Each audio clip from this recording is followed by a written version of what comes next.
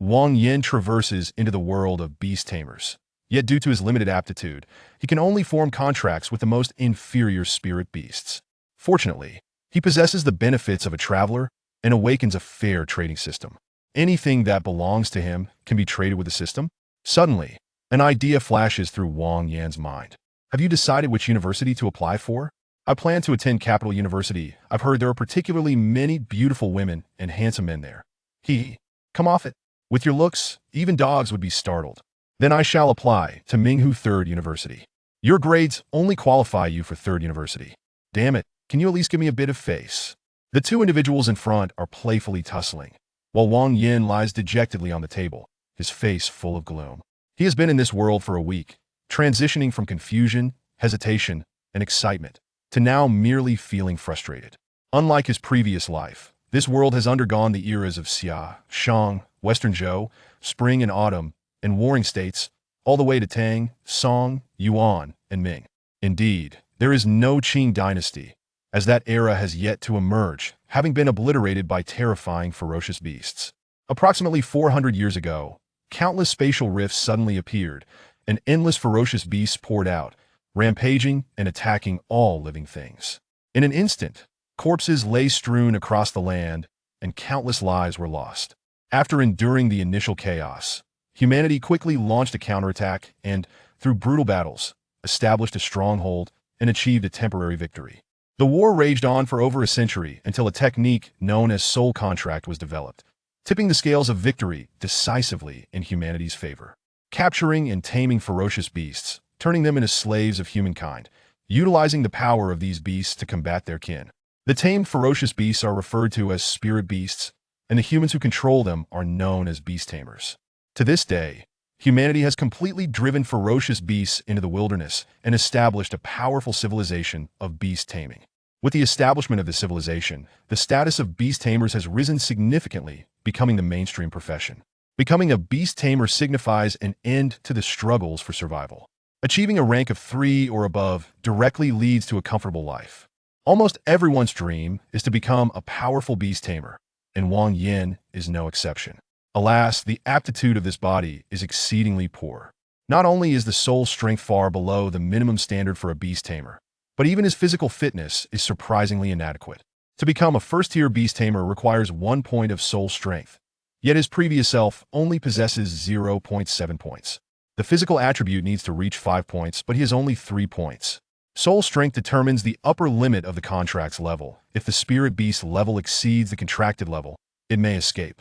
Those that are inherently ferocious might even retaliate against their tamers. The physical attribute determines the quality of the contracted spirit beast, as the spirit beast will bestow its bloodline power back to its tamer after the contract is signed. If the physical attribute is insufficient, there is a risk of being assimilated by the spirit beast's bloodline. Wang Yan's family is quite wealthy, yet due to his aptitude, he can only barely contract the lowest tier spirit beasts. With a thought, the spirit beast is summoned. It is a grass snake, which differs from the usual brightly colored varieties. This one is entirely green, as beautiful as jade. The small snake's large, innocent eyes are filled with naivety. Upon seeing Wang Yan, it immediately coils around his wrist, licking him incessantly with its tongue. Cool and slippery, the sensation is quite peculiar.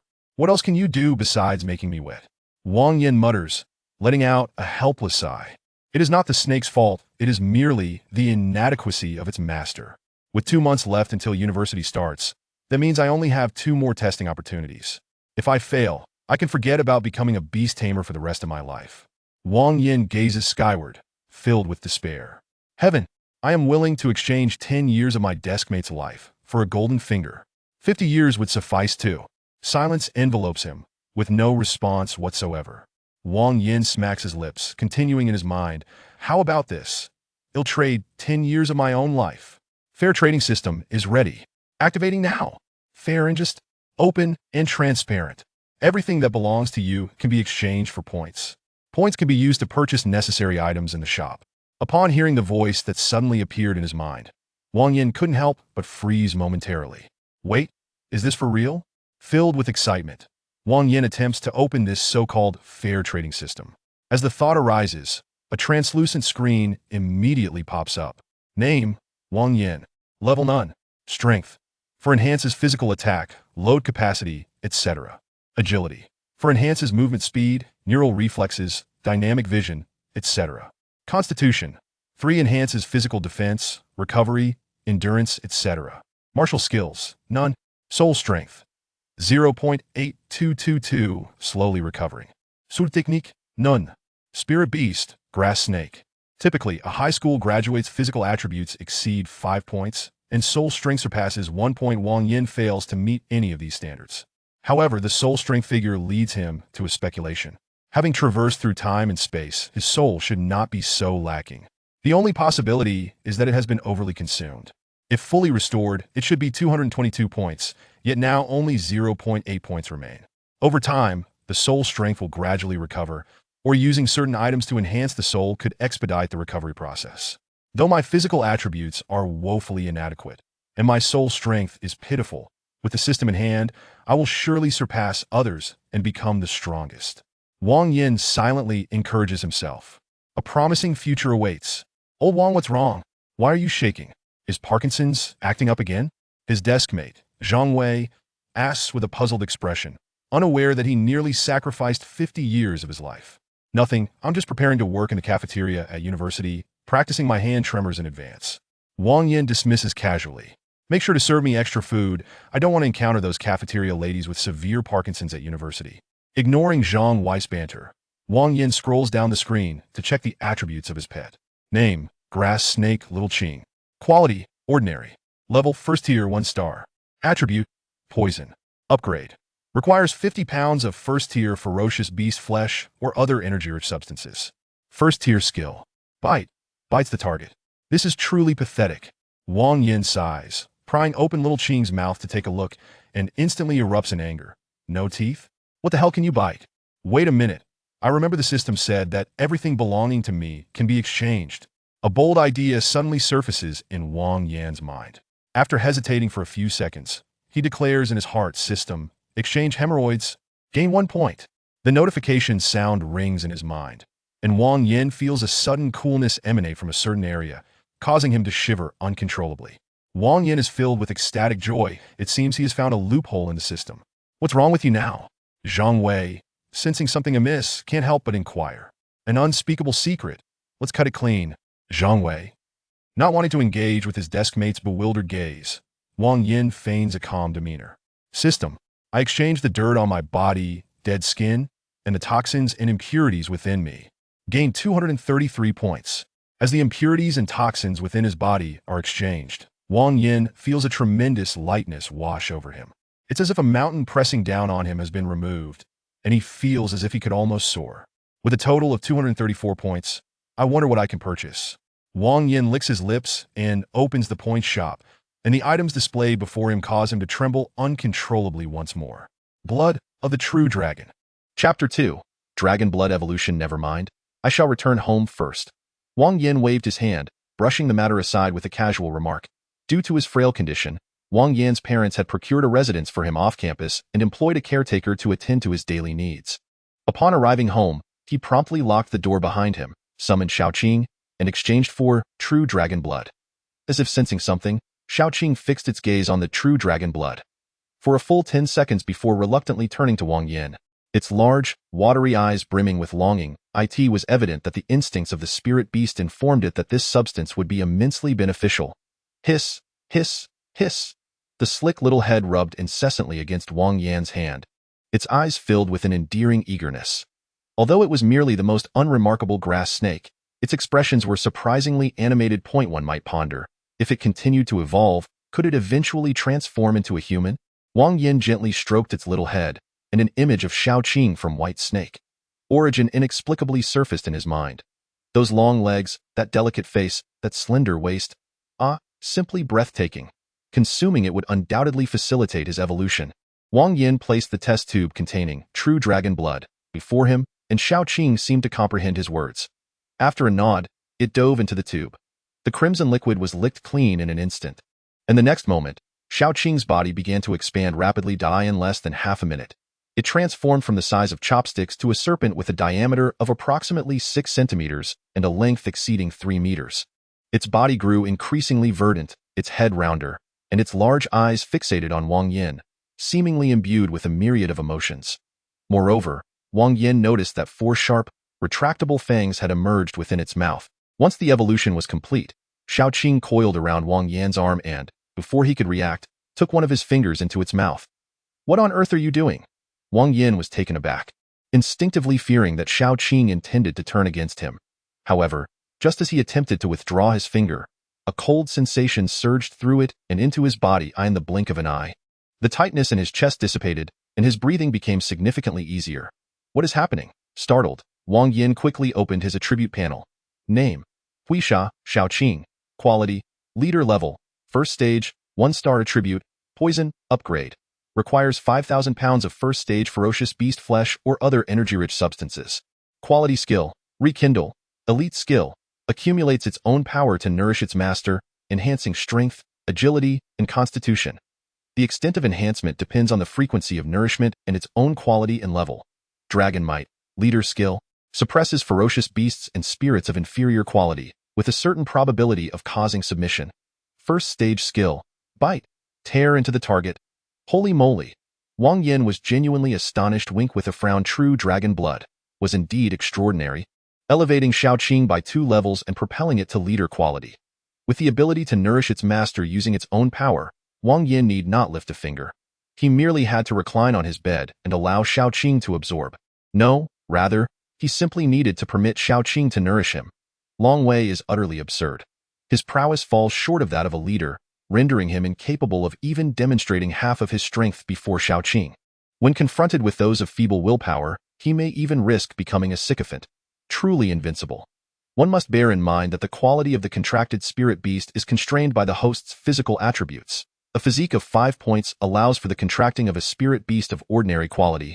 20 points permits the contracting of an elite quality spirit beast, and only with a physique of 100 points can one contract a leader quality beast. Except for those exceptionally gifted individuals born into wealth, a staggering 99.999% of students can only contract ordinary quality spirit beasts upon graduating from high school. The challenge of achieving a physique of 20 points prior to contracting a spirit beast is exceedingly formidable, and the notion of reaching 100 points is laughable. Not a single individual has accomplished this feat in over 4 centuries. Wang Yan has fortuitously benefited from his lineage being devoured by the spirit beast, leading to a successful advancement that ultimately nourished him in return. As Xiaoqing's level and quality continue to ascend, Wang Yan too shall evolve into a superhuman. Oh, what bliss! The sensation of being free from affliction is simply exhilarating. According to the memories inherited by Wang Yan, his predecessor was poisoned at a tender age. Although he narrowly escaped death, his body suffered considerable harm. Despite consuming a plethora of restorative herbs, he remained in a state of near death. With such a frail constitution, he could only select the smallest spirit beasts for contracting, as these would impose a lesser burden on his body, preventing a fatal backlash during the bloodline contract. Yet, despite all calculations, the predecessor ultimately succumbed. Merely a day after signing the contract, he gasped his last breath, inadvertently granting Wang Yan an unexpected advantage. Initially, he exchanged all toxins within his body for system credits, and subsequently, with Xiaoqing advancing to leader quality and providing nourishment, Wang Yan's ailments finally dissipated, and his physical condition gradually improved. After approximately 5 minutes had elapsed, following the completion of the nourishment, Wang Yan accessed his status panel and discovered that his attributes had doubled compared to before. Name: Wang Yan. Level: None. Strength: 8, enhances physical attack, load capacity, etc. Agility: 8, enhances movement speed, reflexes, dynamic vision, etc. Physique: 6, enhances bodily defense, recovery, endurance, etc. Martial skills: None. Soul strength: 0.8222, recovering slowly. Soul techniques: None. Spirit beast: Huashi. The soul strength remained unchanged. It seems that recovering it will require some special measures.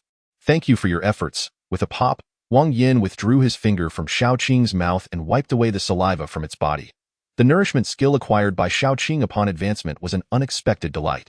Long Wei had yet to experiment with it and was unaware of its workings. As for the requirements for star advancement, the amount of ferocious beast flesh needed had escalated from 50 gene to 5,000 gene.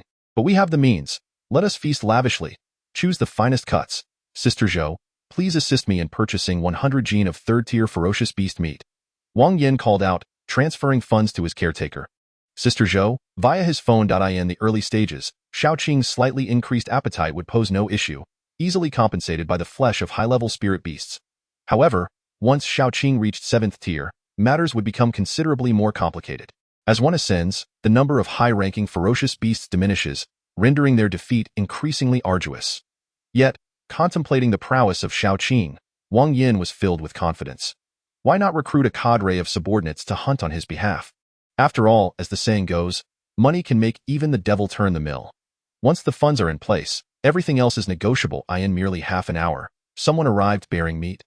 The flesh of 3rd-tier ferocious beasts is replete with abundant nutrients, thus commanding a steep price, unaffordable for the average person. However, fortunate was Wang Yan, for his family possessed wealth. Not only could he afford 3rd-tier beasts, but even 5th and 6th-tier ones.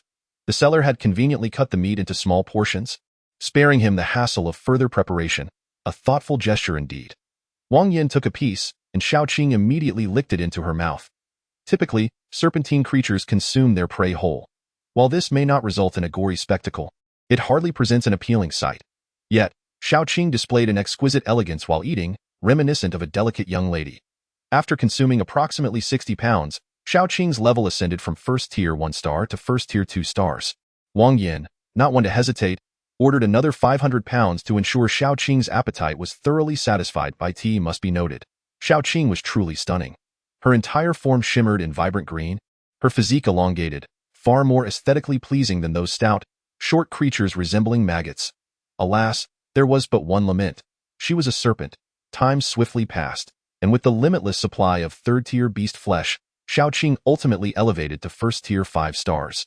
Wang Yan refrained from utilizing the 2nd-tier spirit crystal to elevate her to 2nd tier 1 star, for the second assessment was imminent. Unlike the rigid examination system of his previous life, this world's college entrance examination offers 3 opportunities, each assessing 2 subjects, with the overall performance determining one's eligibility. In the 3 months leading up to university, one may take the exam once each month. The first assessment measures attributes, while the second evaluates practical combat skills. A soul strength of 1 point and a physical attribute of 5 points denote passing. The practical assessment requires a comprehensive evaluation of at least AB grade, with higher scores being preferable. Should the contracted spirit beast reach 2nd tier status prior to the exam, the practical assessment automatically garners AB grade, exempting the candidate from testing and ensuring qualification. Wang Yan purposely stunted Xiaoqing's level to secure an A-grade reward. The precious resources offered by the Beastmaster Association cannot be purchased with mere currency. Even if one cannot utilize them, they can exchange them for points with the system. Apart from Wang Yan, nearly all graduates would make such a choice. Even in the face of failure, another opportunity awaits. Chapter 3. I am wealthy. The second assessment arrived as scheduled, with Wang Yan arriving in a luxurious Dongfeng supercar valued at 88 million, coming to a smooth halt before the examination venue. The combination of a luxury vehicle and a handsome young man immediately elicited gasps of astonishment, with several infatuated admirers unable to resist approaching him for contact information. It turns out to be that sickly one from the Wang family. A patient with conjunctivitis scoffed, prompting a chorus of agreement from those nearby. I recall the results of the last assessment were apparently unsatisfactory. With a physical attribute of merely 3 points, he probably couldn't even stand up in the morning. Ha ha ha. Indeed, he pales in comparison to our super brother, with a physical attribute of 8 points, as robust as an ox. The trio's mockery was not lost on Wang Yan. In his previous life, he would have hastily departed, preferring to remain oblivious and untouched by their words. However, Wang Yan is not one to possess a gentle temperament. Could he truly ignore the jibes directed at him? If he does not reduce his adversary to a state of utter defeat, he might as well rewrite their surname in reverse. Casually shutting the car door, Wang Yan approached the trio with an ostentatious gait, surveying them from head to toe before disdainfully remarking, "You impoverished wretches! How dare you insult me?" The recipient of his scorn could hardly believe his ears. The typically meek and timid Wang Yan had taken on such an audacious demeanor. "Huh?" A smirk played upon Wang Yan's lips as he continued, "3 destitute fools. My attributes stand at a commendable 8 points. What do you have to compare?" The man referred to as Chao Gu let out a cold snort, brandishing his own advantages. Upon hearing his words, Wang Yan maintained his composure, replying, "I am wealthy. My spirit beast, Little Fist Stone, is a 1st tier 5 star. Chao Gu reiterated his claims. Unfazed, Wang Yan remained nonchalant, asserting, "I am handsome. You should just keep your mouth shut." "You impoverished and unattractive fool."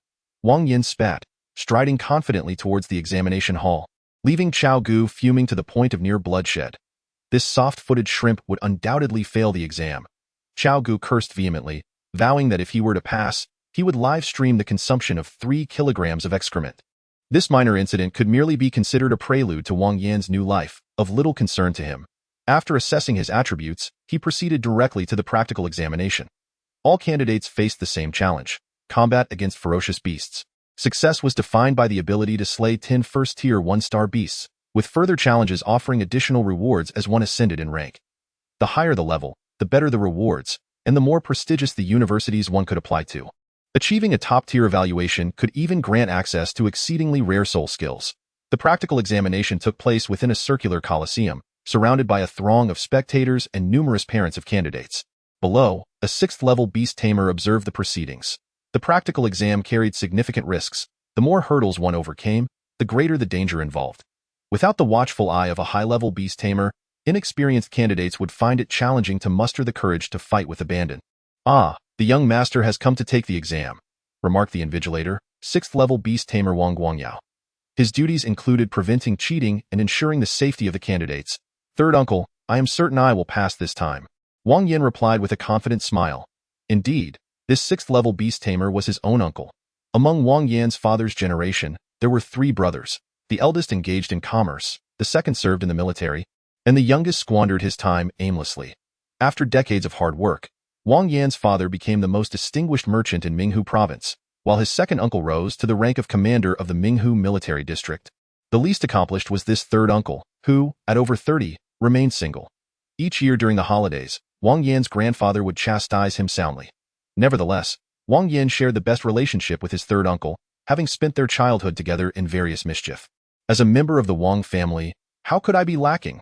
Uncle San gently patted Wang Yan on the shoulder, as a slender object, akin to the size of a finger, slipped down his neck and into his clothing. The first challenge presented a ferocious beast known as the wild rabbit. If one were to cast aside the jade-like radish, it would no longer pose a threat. A faint voice reached Wang Yan's ears, stirring a wave of emotion within him. Assisting a candidate in cheating during an examination as an invigilator was akin to jesting with one's own future. However, one must ponder. Do the Wang family truly require a promising future? The eldest is wealthy, while the second wields power, as long as one can withstand the patriarch's reprimands. Languishing at home, waiting for the inevitable, poses no concern. "Fear not. I am confident in my capabilities." Wang Yan chuckled. Retrieving the jade-like radish and taking a hearty bite, it was delightfully crisp, which explained the rabbit's fondness for it. Wang Guangyao. Though a lingering sense of unease pervaded, the examination must proceed. Wang Guangyao opened the enclosure of the examination arena, and immediately, 10 wild rabbits bounded forth with exuberance. Their fur was a pristine white, adorned with long ears, and they appeared exceedingly adorable, seemingly lacking any formidable combat prowess and truth. As the most inferior first-tier, 1-star ferocious beast, the wild rabbit's sole purpose was to serve as sustenance for other beasts. Nonetheless, one must not underestimate them. Encountering a horde of wild rabbits could still pose a challenge. A powerful kick from their hind legs could lead to severe bruising, or even fractures, presenting a tangible difficulty for candidates. Of course, it was merely a slight challenge. Any moderately sized spiritual beast could easily dispatch them with ease. Once the 10 wild rabbits emerged, they quickly fixated their gaze upon Wang Yan. Observing this, Wang Yan remained unfazed, summoning Shaoqing with a wave of his hand. The stunningly green Shaoqing did not evoke fear. Rather, its beauty was strikingly extraordinary. Upon its appearance, it incited a wave of astonishment from the spectators. Yet the most astonishing event was yet to unfold as Shaoqing materialized. The 10 rabbits, who seemed intent on avenging their stolen radishes, obediently lay flat upon the ground. Without hesitation, Shaoqing ambled over at a leisurely pace, devouring them as if indulging in a buffet. If the previous reaction was one of astonishment, the current one was sheer horror. What was happening? Why were the rabbits all lying still? Even if one of their companions had been consumed by a snake, they remained docile? Despite Shaoqing's delicate appearance while eating, its speed was anything but slow. In less than half a minute, all 10 wild rabbits had vanished into its belly, leaving it to relish a satisfied burp. "Well, I must admit, I underestimated you." Witnessing Wang Yan breeze through the challenge so effortlessly, Wang Guangyao nodded in satisfaction and promptly released the second wave of ferocious beasts. These were the burrowing moles, a first-tier, 2-star beast, renowned for their prowess in digging and burrowing. However, the examination ground had been fortified by magical formations, rendering escape impossible. The reward for successfully clearing the challenge was a martial skill of one's choosing. Uncle San briefly outlined the characteristics of this beast, seemingly concerned for Wang Yan's well-being. Understood. Wang Yan nodded, unfazed. After all, Shao Qing had achieved the quality of a leader. Unless faced with a 3-tier beast, it would effortlessly subdue any number that came its way. Chapter 4. The pig licking as anticipated. Upon sensing the aura of Shao Qing, the 10 gophers immediately crouched down, trembling in fear. One timid creature was so startled that it lost control of its bladder. Observing this, Shao Qing disdainfully sidestepped and devoured the remaining 9. Wang Yan felt a twinge of helplessness. Could it be that even his spirit beast was picky? Nonetheless, one must indulge their own spirit beast. So he crushed the timid rodent beneath his foot. The first-tier 3-star ferocious beast, the wild dog, the first-tier 4-star ferocious beast, the dull-headed pig, and the first-tier 5-star ferocious beast, the fire fox, all lay prostrate on the ground, thoroughly subdued by the dragon's might, trembling uncontrollably in an oddly effective manner. Shao Qing traversed 5 barriers without hindrance. While Wang Yan found this entirely normal, the spectators in the stands erupted in chaos. Accusations of Wang Yan's cheating and Wang Guangyao's lawlessness filled the air. Silence. Wang Guangyao bellowed, his presence as a 6th-tier beast tamer sweeping through the crowd. The sound of his fury, the onlookers fell silent, like frightened cats. Wang Guangyao, though somewhat eccentric, was a formidable figure outside the confines of the Wang family. A renowned 6th-tier beast tamer in his youth, he had engaged in petty thievery and brawls, never committing any grave misdeeds, though minor transgressions were frequent. Once, an elderly woman attempted to swindle him, only to be berated by him for 2 hours, which nearly caused her to suffer a cerebral hemorrhage from rage. Though he had tempered his behavior over the years, it was merely age that had softened him. His true nature remained unchanged. As for whether there was cheating, I alone shall decide. You lot can chatter all you want, if you have the guts. Come down and challenge me one-on-one. Wang Guangyao pointed at the people in the stands, and as his gaze and fingers swept across the crowd, all those who met his eyes lowered their heads, none daring to meet his gaze. Third uncle, please do not be angered. I will handle this from here, Wang Yan sighed. He too wished to maintain a low profile, but circumstances would not permit it. Very well. Wang Guangyao nodded, taking a few steps back to relinquish his commanding position. He was eager to see how his mild-mannered nephew would navigate the situation amidst the crowd's accusations. As the saying goes, 3 men can create a tiger, and a chorus of voices can melt gold. Once the crowd believed him to be cheating, no amount of explanation would suffice. Wang Yan's words settled. The previously quiet stands erupted into a cacophony. So, does that mean you admit it? A sultry voice rang out from nearby. Wang Yan turned to find, to his astonishment, his ex-girlfriend, Li Yiliang. To be precise, she was the former girlfriend of his previous incarnation, with whom he shared no connection. Li Yiliang was the 56th young lady of the Li family. Yes, you read that correctly, the 56th. The patriarch of the Li family was a mere shadow compared to Wang Yan's grandfather, yet possessed one remarkable ability: procreation.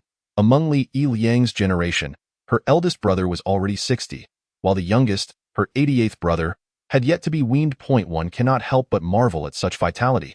The reason for her prior entanglement with his former self was not due to any genuine affection, but rather a scheme to pilfer the Wang family's business secrets. The Li family was no weakling. They could engage in a competitive dance with the Wang family, each scoring victories and defeats. Provided both parties maintained their boundaries, a healthy rivalry could flourish. Alas, the Li family chose a treacherous path, sending Li Yiliang to seduce him.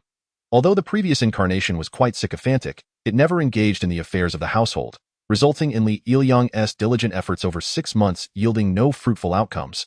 As she received not a shred of useful information, in a fit of anger, Li Yiliang kicked the previous incarnation and publicly proclaimed his incompetence. Which of your ears heard me admit that? Wang Yan scoffed, regarding Li Yiliang with the disdain one might reserve for a mere wild chicken. Are you too cowardly to acknowledge your own actions? Upon hearing Wang Yan's words, a flicker of derision crossed Li Yiliang's eyes. This fellow was naturally endowed with striking looks, yet alas, he was but a spineless shrimp, with a fragile physique and weak spirit. He had not even taken the initiative to study business management. Utterly pathetic. I did not do it. Why should I confess? Wang Yan, disinterested, surveyed his surroundings and declared, "Since you all doubt me, then come down and give it a try. If you can defeat me with a spirit beast of the second rank or lower, I shall concede to your claim of cheating." "You said it." Upon hearing Wang Yan's challenge, Li Ilyang promptly descended from the stands. After being cast aside, the previous incarnation had succumbed to despondency for quite some time. Seeing his son in such a state, Wang Yuanwen began an investigation, quickly uncovering the machinations of the Li family, and thus initiated a commercial war in collaboration with his uncle Wang Yi to eradicate the Li family's elite. Had it not been for the fear of public gossip, the Li family would have long been obliterated. Now, confronted with Wang Yan, the amalgamation of old grievances and fresh enmities left Li Ilyang seething with resentment. "I shan't bully you. If you can endure for 3 minutes, I will acknowledge that you did not cheat." Li Ilyang firmly bit down on the 3-minute challenge and summoned her spirit beast. It was a pig, but unlike any ordinary domestic swine, it was encased in a thick layer of armored hide. "What? It's actually a second-rank, 3-star armored wild boar." The appearance of Li Ilyang's spirit beast incited a renewed uproar among the spectators. Not only them, but even Wang Guangyao beside them grew solemn. The armored wild boar was a spirit beast of elite quality, known for its formidable offense, high defense, and sheer ferocity. Beast tamers in the wild would prefer to encounter tigers or leopards rather than face a wild boar head-on. For while the former might flee when injured, the latter would only become more ferocious. The summoning of the armored wild boar by Li Ilyang was as transparent as Sima Zhao's intentions. Everyone could see it. What a clever ploy! Truly an impressive scheme. Under the watchful eyes of the crowd, Wang Yan had no choice but to stand his ground, for how could a freshly graduated student possibly contend with an armored wild boar? A glint of murderous intent flickered in Wang Guangyao's eyes as he contemplated whether to dispose of this woman. The old master had once remarked that in the face of life, one's facade held no significance. Wang Guangyao, having endured scorn for so many years, was entirely indifferent to the stigma of bullying the weak. However, the ensuing events left Wang Guangyao utterly dumbfounded. Not only him, but even Li Ilyang was bewildered. The armored wild boar suddenly lay down on the ground, sluggishly inching towards Xiaoqing like a maggot while emitting soft grunting noises. What was happening? Li Ilyang was utterly perplexed. The armored wild boar, while boorish in reputation, was notoriously low in intelligence in battle. It either sustained severe injuries or inflicted them upon its adversaries. But what was this? Lying on the ground, wagging its tail? "You're a pig, not a dog." Li Ilyang's heart screamed in turmoil, yet she found herself powerless to prevent the actions of the armored wild boar. In that fleeting moment of distraction, the boar had already slithered its way to Xiaoqing's side, nudging her tail with its snout. The audacity of its demeanor was simply unbearable. Alas! Wang Yan let out a resigned sigh, unable to restrain himself from covering his face with his hand. It was an affront to the eyes. A perfectly fine armored wild boar had transformed into a lovesick fool. Oh no! A lovesick pig! Hiss, hiss, hiss. Observing the boar's antics, the round, expressive eyes of Xiaoqing revealed a hint of human-like disdain. She let out a couple of calls directed at the boar, prompting it to immediately rise. Witnessing this turn of events, the bewilderment in Li Ilyang's heart dissipated. How could such a brutish creature as the armored wild boar simply lie there and allow itself to be attacked? Its previous behavior was undoubtedly a guise of weakness, a tactic to approach before launching a lethal strike. Although it was somewhat perplexing why the boar had suddenly grown shrewd, for Li Ilyang at that moment, as long as she could slay that serpent, everything else could be postponed. Her thoughts were commendable, yet reality was far more brutal than she could have imagined. Upon hearing Xiaoqing's shrill cry, the armored wild boar lifted its head defiantly and then forcefully slammed it into the ground. Bang! The dull thud was accompanied by the sharp sound of cracking. The boar had even broken its own tusks. This is simply, looking at the boar's foolish demeanor, even Wang Guiyao found it hard to believe. The armored wild boar was notoriously unruly, disregarding even its master's commands when enraged. Yet what was happening now? Breaking its own tusks? Was it pretending to be weak? Was it a farce turned real? This was absurd. What unfolded before their eyes was utterly inconceivable. Yet even more incredible events were yet to come. The armored wild boar stood upright, mimicking a stilt walker, and subsequently was slowly consumed by Xiaoqing. At that moment, everyone finally grasped the situation. The boar had broken its tusks to prevent harming Xiaoqing, and had risen to facilitate her consumption. A perfectly good pig had shown such reckless abandon, willing to sacrifice itself in devotion, truly a tale of both heroism and tragedy. Li Ilyang pointed at Wang Yan, her face etched with terror. With the boar swallowed, it was evident it could not survive. The portion of the soul contract belonging to the boar dissipated, causing Li Ilyang to be violently rebounded, leaving her grievously wounded and spitting blood. You really are quite the glutton. Ignoring the pale-faced Li Ilyang, Wang Yan affectionately rubbed Xiaoqing's smooth head, his tone filled with indulgence. Xiaoqing seemed to shy away, wrapping her tail around Wang Yan's thigh and gently rubbing against him.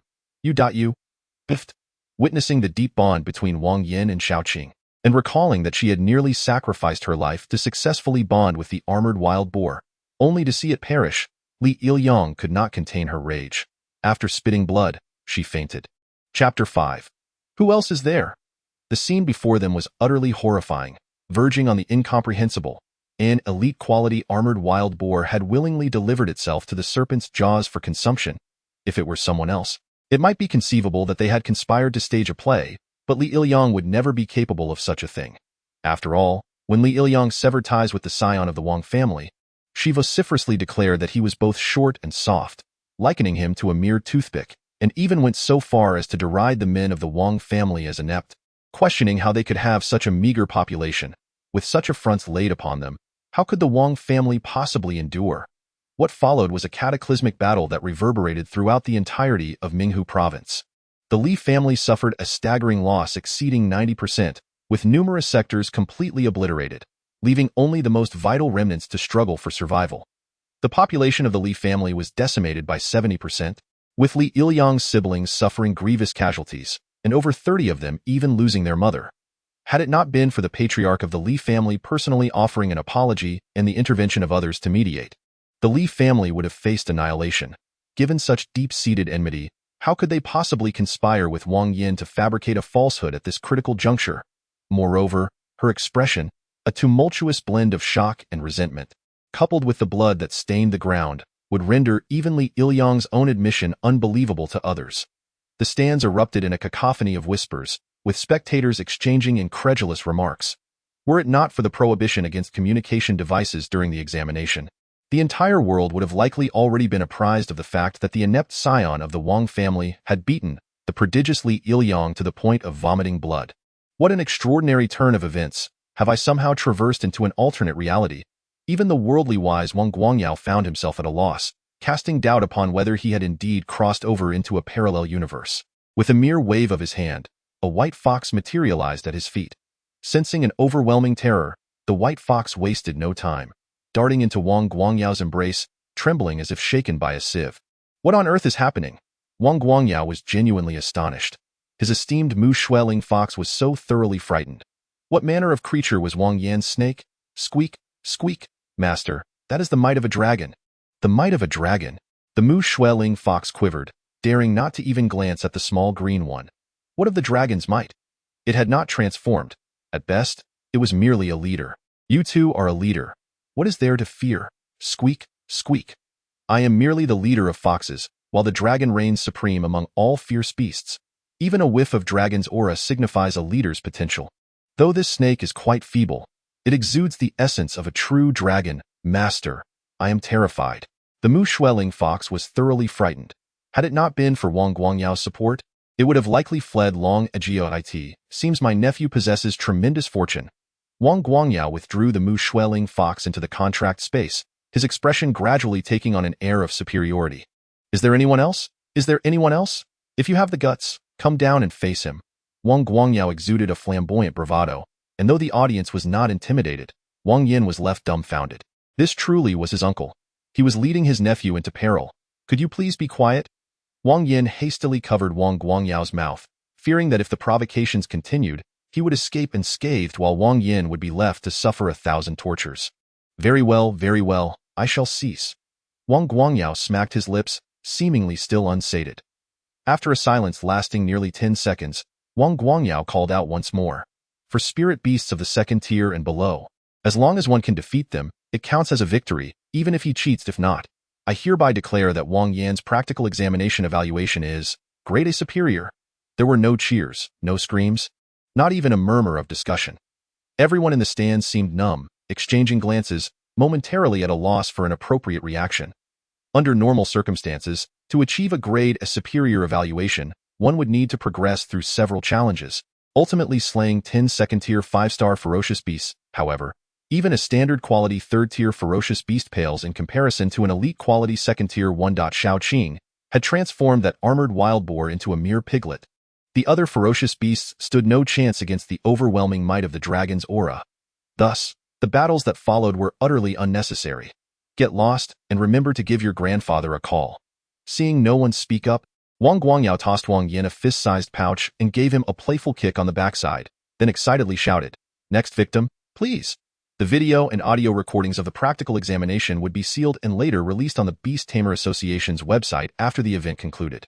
Seizing the moment before the news spread, Wang Yan planned to make a hasty exit. Otherwise, if he encountered those foolish skeptics and frenzied fans, he would be trapped here. As it turned out, Wang Yan had somewhat underestimated his own ill fortune. Just as he opened the car door, preparing to head home, he suddenly found himself facing a pair of long legs. "What are you doing in my car?" Wang Yan glanced over, feeling a headache brewing. The girl named Ruan Mei was the child of his neighbors, a childhood friend, charming and adorable, the very embodiment of a beauty. She was stunning, from a wealthy family, and even the class flower, an ideal girlfriend.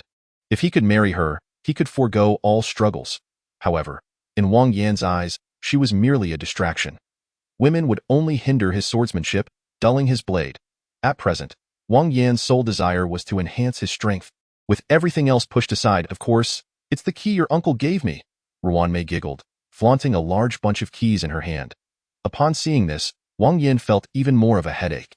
In addition to keys for 3 cars, there were also keys for the house he rented, and even 2 for his family home. Wang Yan suspected that the keys in her possession might surpass his own. "By the way, I've been feeling a bit of pain in my left chest lately. It doesn't hurt unless I touch it. What should I do?" Ruan Mei blinked her large eyes, her delicate face inching closer without him noticing. "Then don't touch it." Wang Yan huffed in annoyance. "You're saying it doesn't hurt, brother? Do you think I'm sick? Prostatitis?" The conversation between the two was rather trivial, merely playful banter. Under normal circumstances, Wang Yan would have the support of both families, marrying Ruan Mei, having children, perhaps even a second child, inheriting the family fortune, and then a third, 4th child. With insufficient aptitude to achieve success as a beast tamer, he could only rely on inheriting family wealth. Of course, given his previous physical condition, even having a second child would be a challenge. However, the situation has changed. Wang Yan has traversed through time and is now aided by a system. How could he possibly be hindered by matters of familial affection? His ambition is to become the strongest. Subsequently, he will marry, bear children, have a second child, inherit wealth, and even welcome a 3rd and 4th child. Upon reflection, it seems unnecessary to go through all that turmoil. He could simply achieve his goals in one fell swoop and retire in glory. Chapter 6. I truly am a genius. Sighing in resignation, Wang Yan instructed Ruan Mei to drive while he settled into the passenger seat. He was eager to discover what rewards awaited him from the practical examination. Upon graduating high school, defeating 10 ordinary beasts of the 2nd tier and 5 stars is a formidable challenge. Yet not entirely impossible, as long as one's physical attributes reach 20 points. One can form a contract with an elite quality spirit beast. If nurtured to 1st tier 5 stars, acquiring a decent skill, combined with exemplary strategy, the chances of success exceed 30%.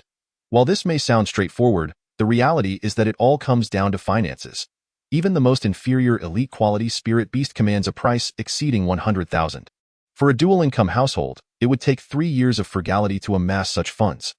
Furthermore, even if one acquires an elite quality spirit beast, the skills may not necessarily align with one's needs.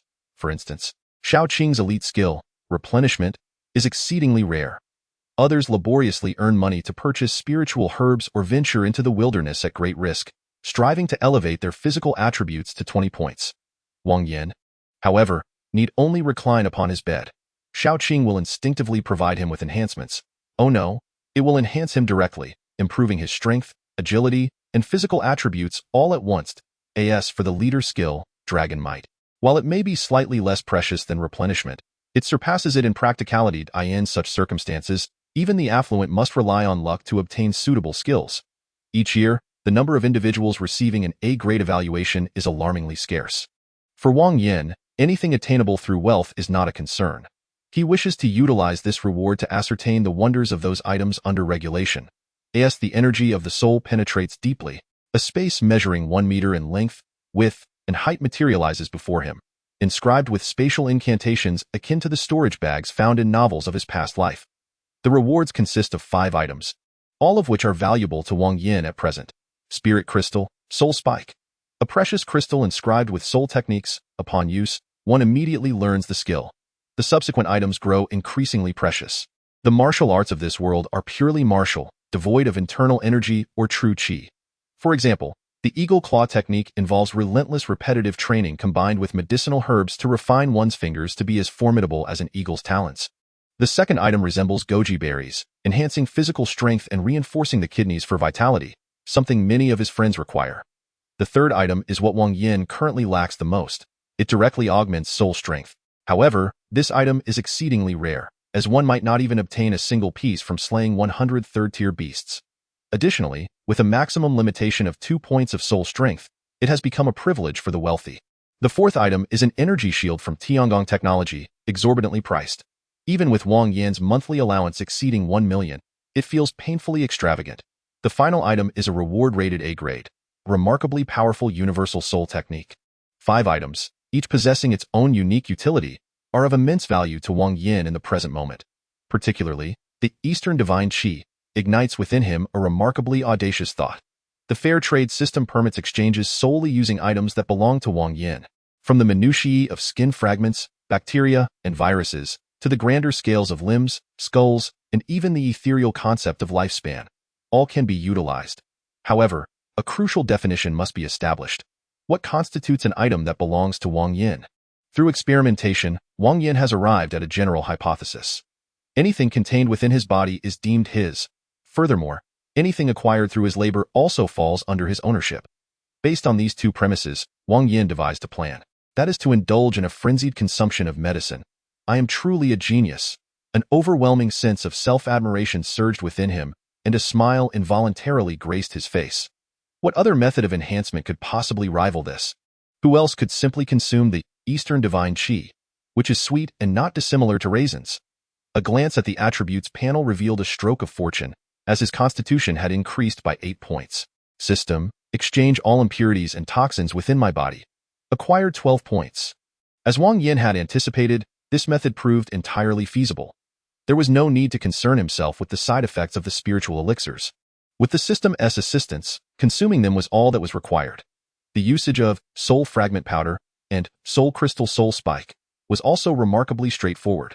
Simply pressing them to his forehead would cause them to be absorbed autonomously. With this motion, the items in his hand transformed into sparkling motes of light and vanished, and Wang Yan felt a surge of vitality as a wealth of knowledge materialized in his mind. Unlike physical attributes, the enhancement of soul strength occurs at a glacial pace. After utilizing the soul fragment powder, it would take at least 2 hours to fully absorb. Wang Yan opened his attributes panel, and thanks to Shao Qing's relentless efforts, his attributes now stood in stark contrast to his previous state. Name: Wang Yan. Level: None. Strength: 27, enhances physical attack, carrying capacity, etc. Agility: 28, enhances movement speed, neural reflexes, dynamic vision, etc. Constitution: 35, enhances physical defense, recovery, stamina, etc. Martial arts: None. Soul strength: 1.0222, recovering slowly. Soul technique: Soul spike, soul spike. A manifestation of soul power coalesced into a spike, targeting the soul of the intended victim. The higher the soul strength, the greater the number and potency of the soul spikes. Point 1 cannot help but commend Shao Qing as an exemplary companion. He has dedicated himself tirelessly to Wang Yan's physical enhancement, to the point of self-sacrifice. Through his unwavering efforts, Wang Yan now possesses the strength of a formidable bull. He could now deliver a single punch capable of slaying a bull. Setting aside the energy shield and martial arts for the moment, Wang Yan accessed the Beast Tamer Union's website, intending to purchase some medicinal herbs. Previously, his body had been burdened with a plethora of toxins, rendering him unable to absorb any nourishment. Many spiritual elixirs were unusable, but now, circumstances had changed, and he was ready to thrive. What spiritual or demonic medicines could he procure? Let us fill the basket to the brim. By the heavens, are they robbing me? Upon seeing the prices displayed, Wang Yan could not help but curse. Eastern Divine Qi, 660, 000. Six-eyed flying fish, 880, 000. In a dual-income household of 3, it takes 3 years of frugality to save up 100,000. Yet, this single goji berry astonishingly sells for 660,000. If it were merely expensive, that would be one thing. But it is also toxic. Chapter 7. Fiery Palm. What's wrong? In response to Wang Yan's words, Ruan Mei inquired a fish is selling for 880,000. It's outrageous. Is 880,000 really that expensive? Your car costs over 80 million. Ruan Mei retorted with a dismissive pout. From a different perspective, every time you go out, you're driving 100 fish. Isn't that quite impressive? Riding a fish I can understand, but driving one? What nonsense is that? Wang Yan muttered to himself, suddenly reminded that he was no longer the impoverished soul of his past life. He was, after all, the sole heir of the Wang family. A mere 800,000 was nothing, not even enough for a tire. With this thought, Wang Yan promptly called his father, revealing his intentions. Unsurprisingly, the negotiation fell through. His thrifty father, Wang Yuanwen, made a demand. If he were to be engaged to Ruan Mei this year, he would receive 1 million immediately. Upon their wedding at year's end, 10% of the Wang family business would be transferred to him. Should a child be born, he would retire and enjoy a life of leisure. To this, Wang Yan resolutely declined. His ambition was to become the strongest in this world. Personal affairs could not hinder his path. Consequently, Wang Yuanwen was enraged. Starting this month, your allowance will be reduced to 500,000. Let us see how you manage. The roar of Wang Yuanwen echoed through the phone, but Wang Yan calmly discarded the device. Truly absurd, my dear father. How could one survive on 500,000? He had endured the hardships of living on $50 a month in his past life. As a man, would he truly starve? His physique had fully recovered, stronger than that of an average person, complemented by Shaoqing, a pet with leadership qualities. A simple venture into the wilderness would yield thousands, if not tens of thousands. In earnings, brother, tell me honestly, am I beautiful? Ruan Mei pressed the brakes, then turned her head to Wang Yan, enunciating each word. Exquisitely beautiful, like a celestial being. Then why won't you marry me? You know well that's not what I desire. I see, you simply think my chest is too small. It's not that I find your chest small. It's that you hardly have one at all. Wang Yan massaged his temples, contemplating how such a beautiful girl possessed only the slightest protrusion on her chest. Otherwise, it might as well be concaved. A man can endure hardship, but he cannot let his children suffer. You? Ruan Mei's face flushed with anger, and after a moment of silence, she could only vent her frustration on the car. With a roar, the engine erupted, propelling them forward like a rocket. Straightaway, acceleration. Drifting, accelerating. Faster, faster, faster. Ruan Mei, embodying Schumacher reborn, completed a journey that would typically take 15 minutes in less than a third of that time. With a bang, she flung open the car door, causing Wang Yan to stumble and nearly collapse onto the road. Terrifying. This girl is an absolute maniac. She drove the sports car as if it were an aircraft. Had it possessed wings, it would surely have soared into the sky. After crouching by the roadside for a full 3 minutes, Wang Yan finally regained his composure. He vowed never to allow Ruan Mei to drive again. Absolutely not. Upon returning home, Wang Yan closed the door behind him and casually opened the website of the Imperial Library. Centuries ago, the invasion of ferocious beasts had jolted the decaying Ming dynasty into a harsh reality. The reigning emperor ceased his obsession with trivial crafts, and both eunuchs and officials, in a bid for self-preservation, halted their infighting. Unlike the upheavals of dynastic change or foreign invasions, the ferocious beasts do not engage in reasoned discourse with humanity, nor would they ever accept human submission.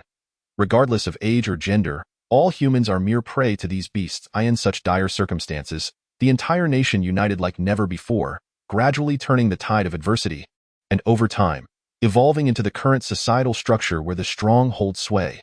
Power equates to voice. The strong dictate the future. The Yanhuang Empire stands as the undisputed sovereign of Earth. The Imperial Library, a collective creation of countless formidable beings, serves as a testament to this strength. At regular intervals, new martial arts are introduced and incorporated after rigorous evaluation. This is the Empire's glory, a shared resource for all. The library comprises 3 levels. The first dedicated to various martial arts, the second to a wealth of knowledge across numerous fields, and the third housing a vast array of soul techniques.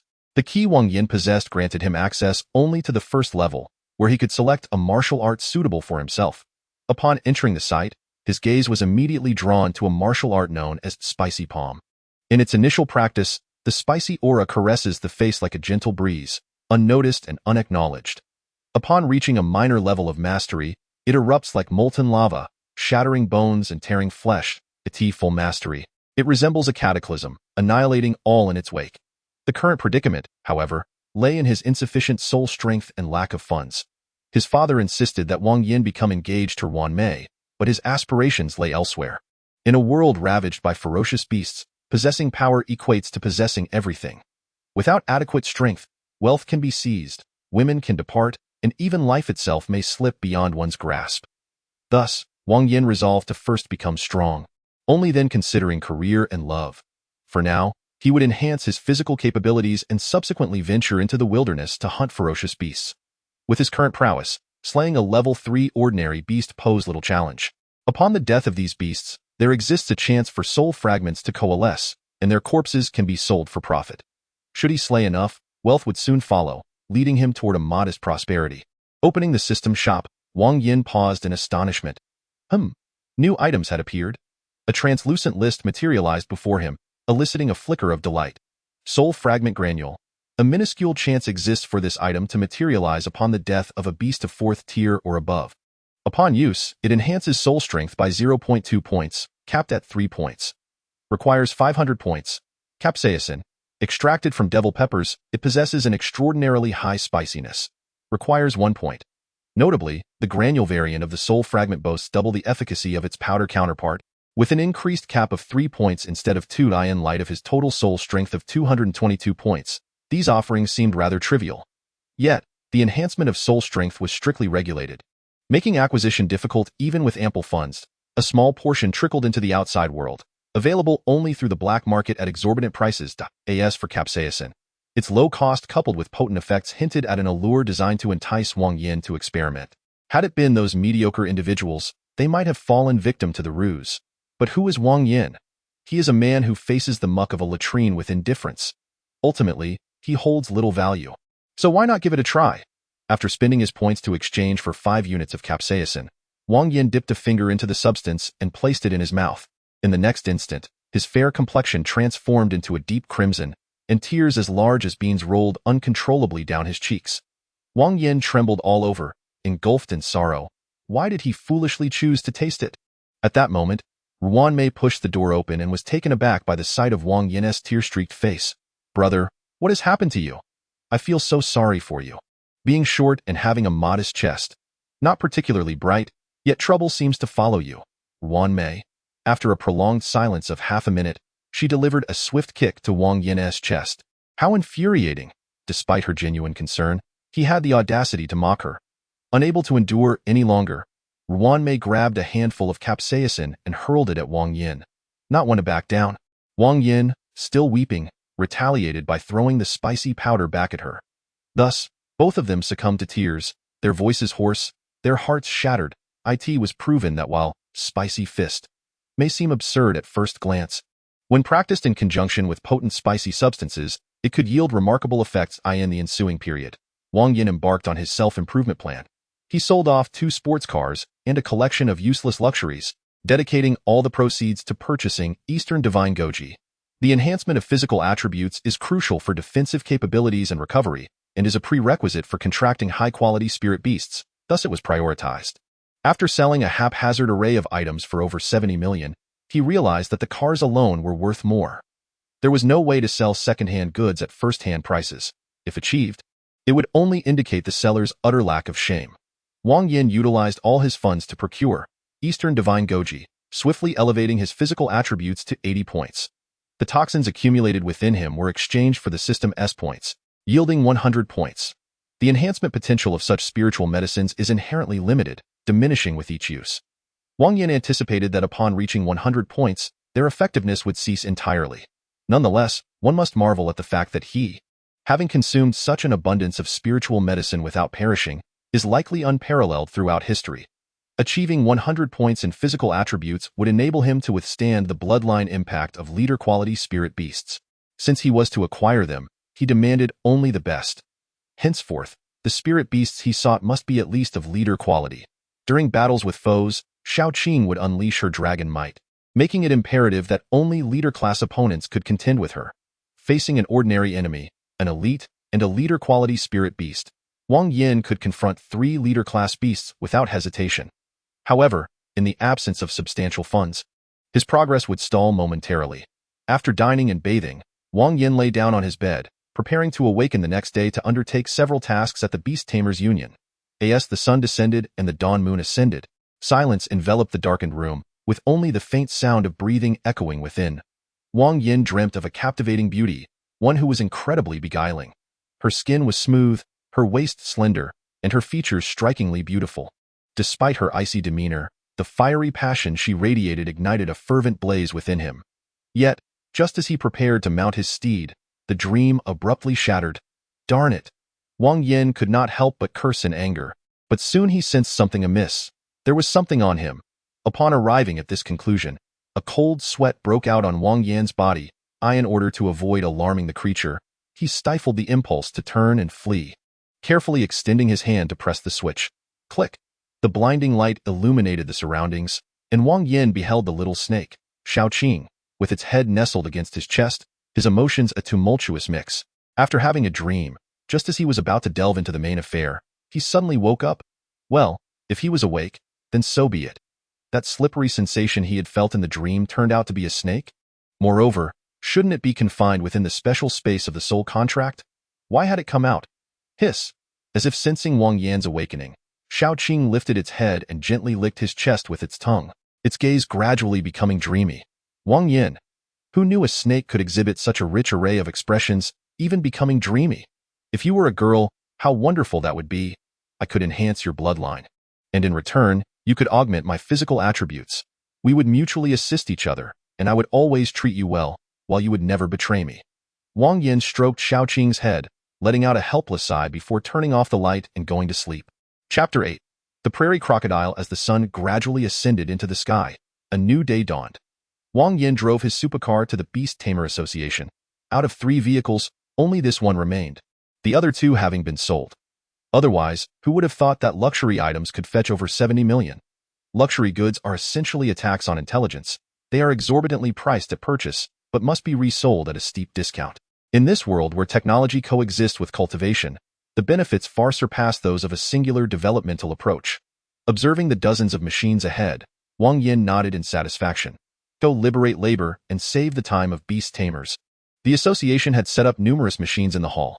Here, beast tamers could independently inquire about and accept tasks, and most verifications upon completion could also be conducted through the machines. The tasks issued by the Beast Tamer Association broadly fall into 3 categories. The first category consists of extermination tasks, issued by the association in conjunction with various universities. These have low entry barriers and minimal rewards, yet can be repeated. For instance, if a task requires the extermination of 10 second-tier ferocious beasts, and one kills 1,000, it counts as having completed 100, thus enabling the collection of a 100-fold reward. The second category encompasses gathering tasks, typically released by alchemists and blacksmiths from various factions. These tasks are of high difficulty, and naturally, the rewards are substantial. Such tasks can be accepted by multiple individuals, but only the first to submit the completed task can claim the full reward. The third category consists of special tasks, which vary widely in nature. The tasks from the Beast Tamer Association do not impose identity restrictions, nor are there any level distinctions. Whether one is a 1st level or a 9th level Beast Tamer, anyone can undertake them. However, apart from extermination tasks, most others require a deposit. Upon task completion, the deposit is fully refunded. Failure results in its forfeiture. As the saying goes, excessive joy brings sorrow, and extremes inevitably lead to reversals. Not long ago, he had mocked Brother Chow for being poor, yet here he was, treading the same path of poverty. This is what they call retribution. After a brief glance, he noted that within 100 miles, there were over 70 extermination tasks, spanning ferocious beast groups from 1st to 6th tier, with quantities ranging from 10 to 1,000. Wang Yan searched for a while and ultimately accepted a task titled Eradicate the Black Crocodiles. He was to venture into the northern grasslands and eliminate 100 ordinary 3rd-tier ferocious beasts known as grassland crocodiles. Unlike their aquatic and swamp-dwelling counterparts, the grassland crocodiles resembled land turtles. They moved with remarkable swiftness, traveling in packs and leaving barren wastelands in their wake. Both flora and fauna fell victim to their insatiable appetite. Among 3rd-tier ferocious beasts, the grassland crocodiles faced virtually no rivals, and even elite-quality 3rd-tier beasts preferred to avoid confrontation with them. These marauding crocodiles had severely disrupted the ecological balance and posed a significant threat to humans venturing outdoors, prompting the Beast Tamer Alliance to issue a bounty. For every 100 grassland crocodiles slain, a reward of 100,000 yuan would be granted, with no upper limit. Ordinary individuals lacking beast taming qualifications could only toil diligently for meager wages, while beast tamers effortlessly accrued tens of thousands. However, with every advantage comes a disadvantage. Despite their lucrative earnings, beast tamers also faced a perilous fate, in the treacherous wilderness. Even powerful 7th-tier beast tamers could meet their demise, let alone those of lower ranks. The engine roared ferociously, propelling Wang Yan past countless weaker ferocious beasts. Although the Dongfeng supercar came with a hefty price tag, it was undeniably worth the investment. Constructed from ultra-heavy metals, its chassis could withstand attacks from elite-quality 3rd-tier beasts. Equipped with an energy shield and rocket boosters, among other advanced technological components, it could escape with ease from lower-tier beast assaults. However, such capabilities were limited to lesser beasts. Materials capable of withstanding attacks from higher-tier beasts were classified items, unattainable by mere monetary means. After more than 2 hours of relentless travel, Wang Yan finally encountered his target. Clad in armored scales with serrated teeth, the pack of grassland crocodiles was viciously attacking a group of clumsy turtles. Despite also being 3rd-tier ferocious beasts, the clumsy turtles stood no chance against the grassland crocodiles. Crack, crack. One grassland crocodile seized a clumsy turtle in its jaws, the thick shell crumbling like paper before the crocodile, resulting in a spray of blood. Hundreds of clumsy turtles, under the onslaught of the grassland crocodiles, resembled helpless radishes on a platter. Suddenly, as if sensing an intruder, the crocodiles paused their feast and turned their heads towards Wang Yan. The oppressive aura emanating from the hundreds of 3rd-tier ferocious beasts was utterly terrifying. Having experienced many storms in his 2 lifetimes, Wang Yan could not help but shudder in the presence of these grassland crocodiles. It was no wonder the Beast Tamer Alliance offered such a generous bounty. Without a formidable backup, even a 4th-tier beast tamer would likely meet their end. Wang Yan gasped in astonishment and summoned Shaoqing without hesitation. Sure enough, as the dragon's might unfurled, the once ferocious grassland crocodiles transformed into obedient creatures, their hostility dissipating as they lay submissively on the ground. Witnessing this turn of events, Shaoqing wasted no time and opened her wide maw, devouring one of the smaller grassland crocodiles whole. Having ascended to a 1st-tier 5-star rank, Shaoqing's appetite had significantly increased, allowing her to consume food exceeding 5 times her body weight. Nevertheless, even with her enhanced capacity, there was a limit. After swallowing 2 grassland crocodiles in quick succession, Shaoqing was sated. Wang Yan, observing the language Shaoqing sprawled on the ground, found himself at a loss for words. A snake lay in close proximity to a multitude of crocodiles, and something felt fundamentally amiss. Perhaps I too should partake in a meal. As soon as this thought crossed Wang Yan's mind, he swiftly dismissed it. An adult savanna crocodile measures 3 meters in length and weighs approximately 600 pounds. The 2 juveniles devoured by Shaoqing appeared not yet fully grown, yet their combined weight must have been no less than 500 pounds. Wang Yan was not a snake. His capacity for consumption was not so vast, and to devour 3 pounds of meat would be quite impressive. The smallest of these savanna crocodiles weighed at least 100 pounds, and if Wang Yan were to rely on his own appetite, he would likely be feasting until the new year. No, it was imperative that I, the master, take matters into my own hands. Wang Yan flicked away an imaginary fringe and strode forward with an air of indifference, envisioning himself as a towering figure destined to save the world. With a swift motion, he brought his hand down upon the nearest savanna crocodile's face. Thwack! The sound was a dull thud, laced with a crisp note, as if something had fractured. Wang Yan rubbed his slightly numbed palm and was astonished to find that the crocodile was indeed weeping. Its mouth agape, the creature's body trembled slightly, and tears, the size of soybeans, cascaded down its scaly visage. Wang Yan sensed an indescribable sorrow, intertwined with pain and despair, which evoked a profound sense of empathy within him. This savanna crocodile, too, had its own unspoken grief. As the monarch of its kind, it possessed ordinary attributes, yet its combat prowess rivaled that of elite 2nd-tier beasts. Alas, it had encountered Wang Yan. With a staggering physique attribute of 80 points, his slap had shattered its skull. Moreover, an excruciatingly intense spiciness coursed through its skin, swiftly infiltrating its eyes and nostrils. The sensation of heat and pain amalgamated, amplifying the fiery sting. After enduring that slap, the crocodile's tears flowed uncontrollably, giving the impression that it was indeed crying. And in truth, it was. Once a formidable ruler in this desolate expanse, it now found itself inexplicably besieged by a snake of leader quality, which had devoured 2 of its offspring, as if that were not enough. The audacious human had shattered its skull. Who could it turn to for justice? The more the savanna crocodile king pondered, the deeper its sorrow grew, compounded by the relentless stimulation of the spiciness, causing its tears to flow incessantly. Remarkably, Wang Yan seemed to grasp the utility of this spicy slap. Observing the crocodile in tears, a rather amusing image sprang to his mind. During battles with foes, a single slap would leave them weeping profusely. Upon witnessing such a spectacle, the morale of allies would plummet, and their combat effectiveness would plummet correspondingly. Truly invincible. What he had initially perceived as a mere trick had surprisingly proven to weaken enemies collectively. Indeed, there exists no such thing as a worthless martial art, only those who wield it ineptly. With hands on his hips and a triumphant expression, Wang Yan, now enlightened to the potential of his spicy slap, turned his attention to another matter, the motionless savanna crocodile on the ground. However, this posed no challenge for him. Under the imposing presence of Shaoqing, the crocodile appeared as a lamb awaiting slaughter. Having acquired soul techniques, he was eager to experiment upon them. With a mere thought, he concentrated his soul energy into a sharp spike, which instantaneously struck a crocodile 3 meters ahead. Invisibly formless and utterly silent, the fear in the eyes of the prairie crocodile dissipated, leaving behind only a hollow void. Its soul shattered, leaving a hulking mass of over 600 pounds. Insects gnawed and rodents bit, while the elements rained down upon it, yet it would respond no more.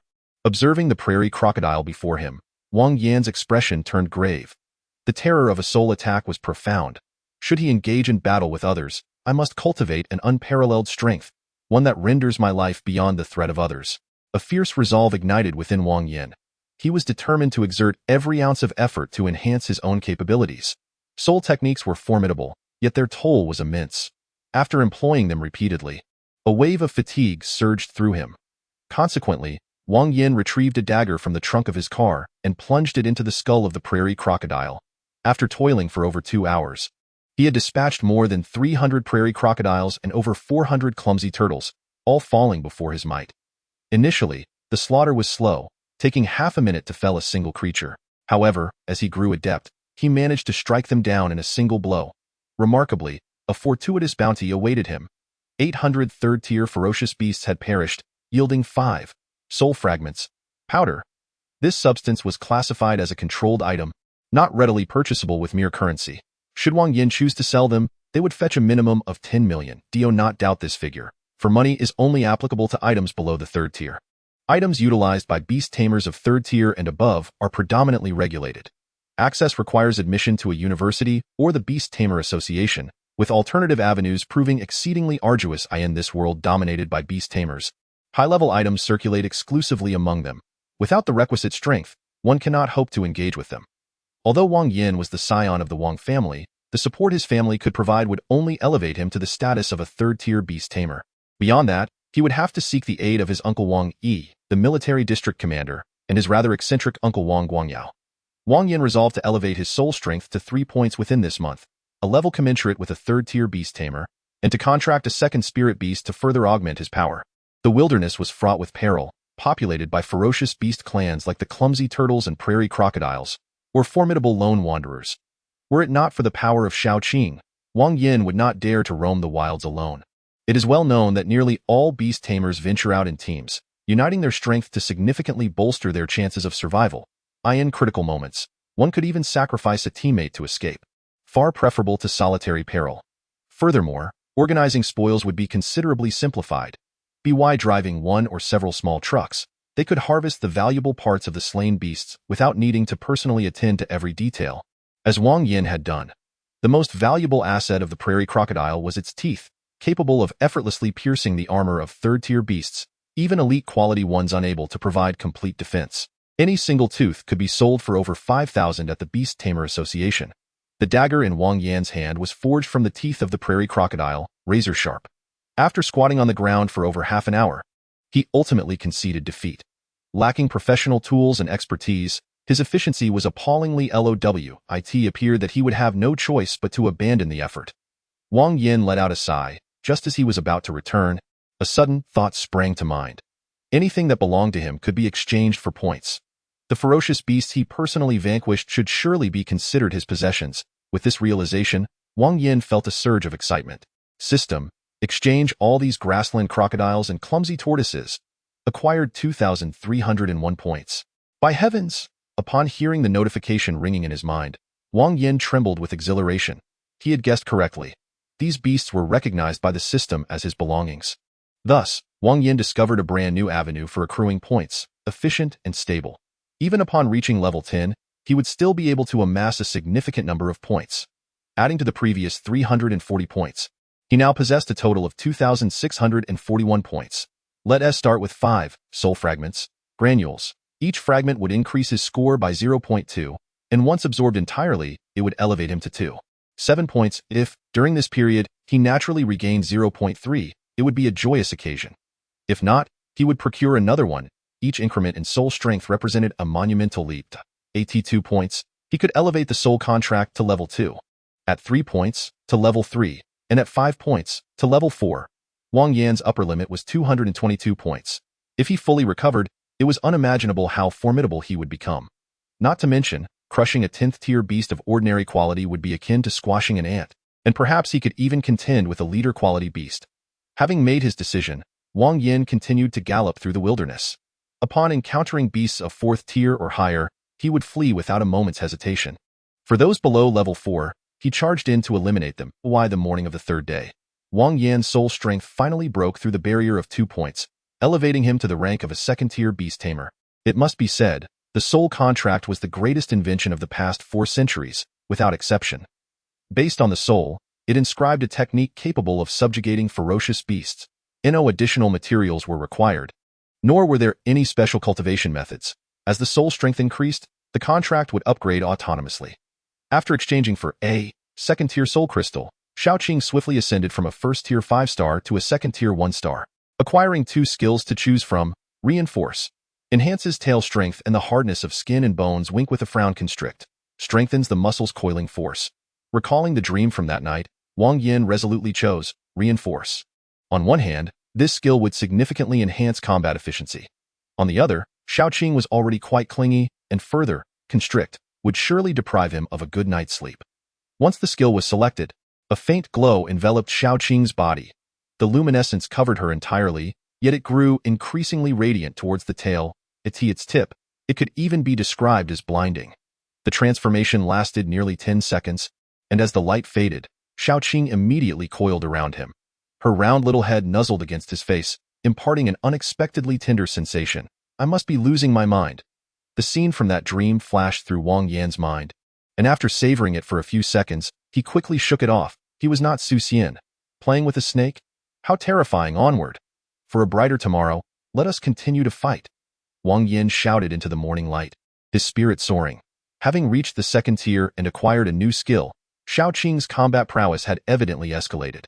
With a single sweep of its tail, the 3-tiered spirit beasts were sent reeling, bloodied and lifeless, while those below the 3rd tier were reduced to mere puddles of flesh. The might of the leader was indeed fearsome. In Chapter 10, the beast tide, Shaoqing's efficiency in dispatching foes surged dramatically, allowing Wang Yan to refrain from engaging directly.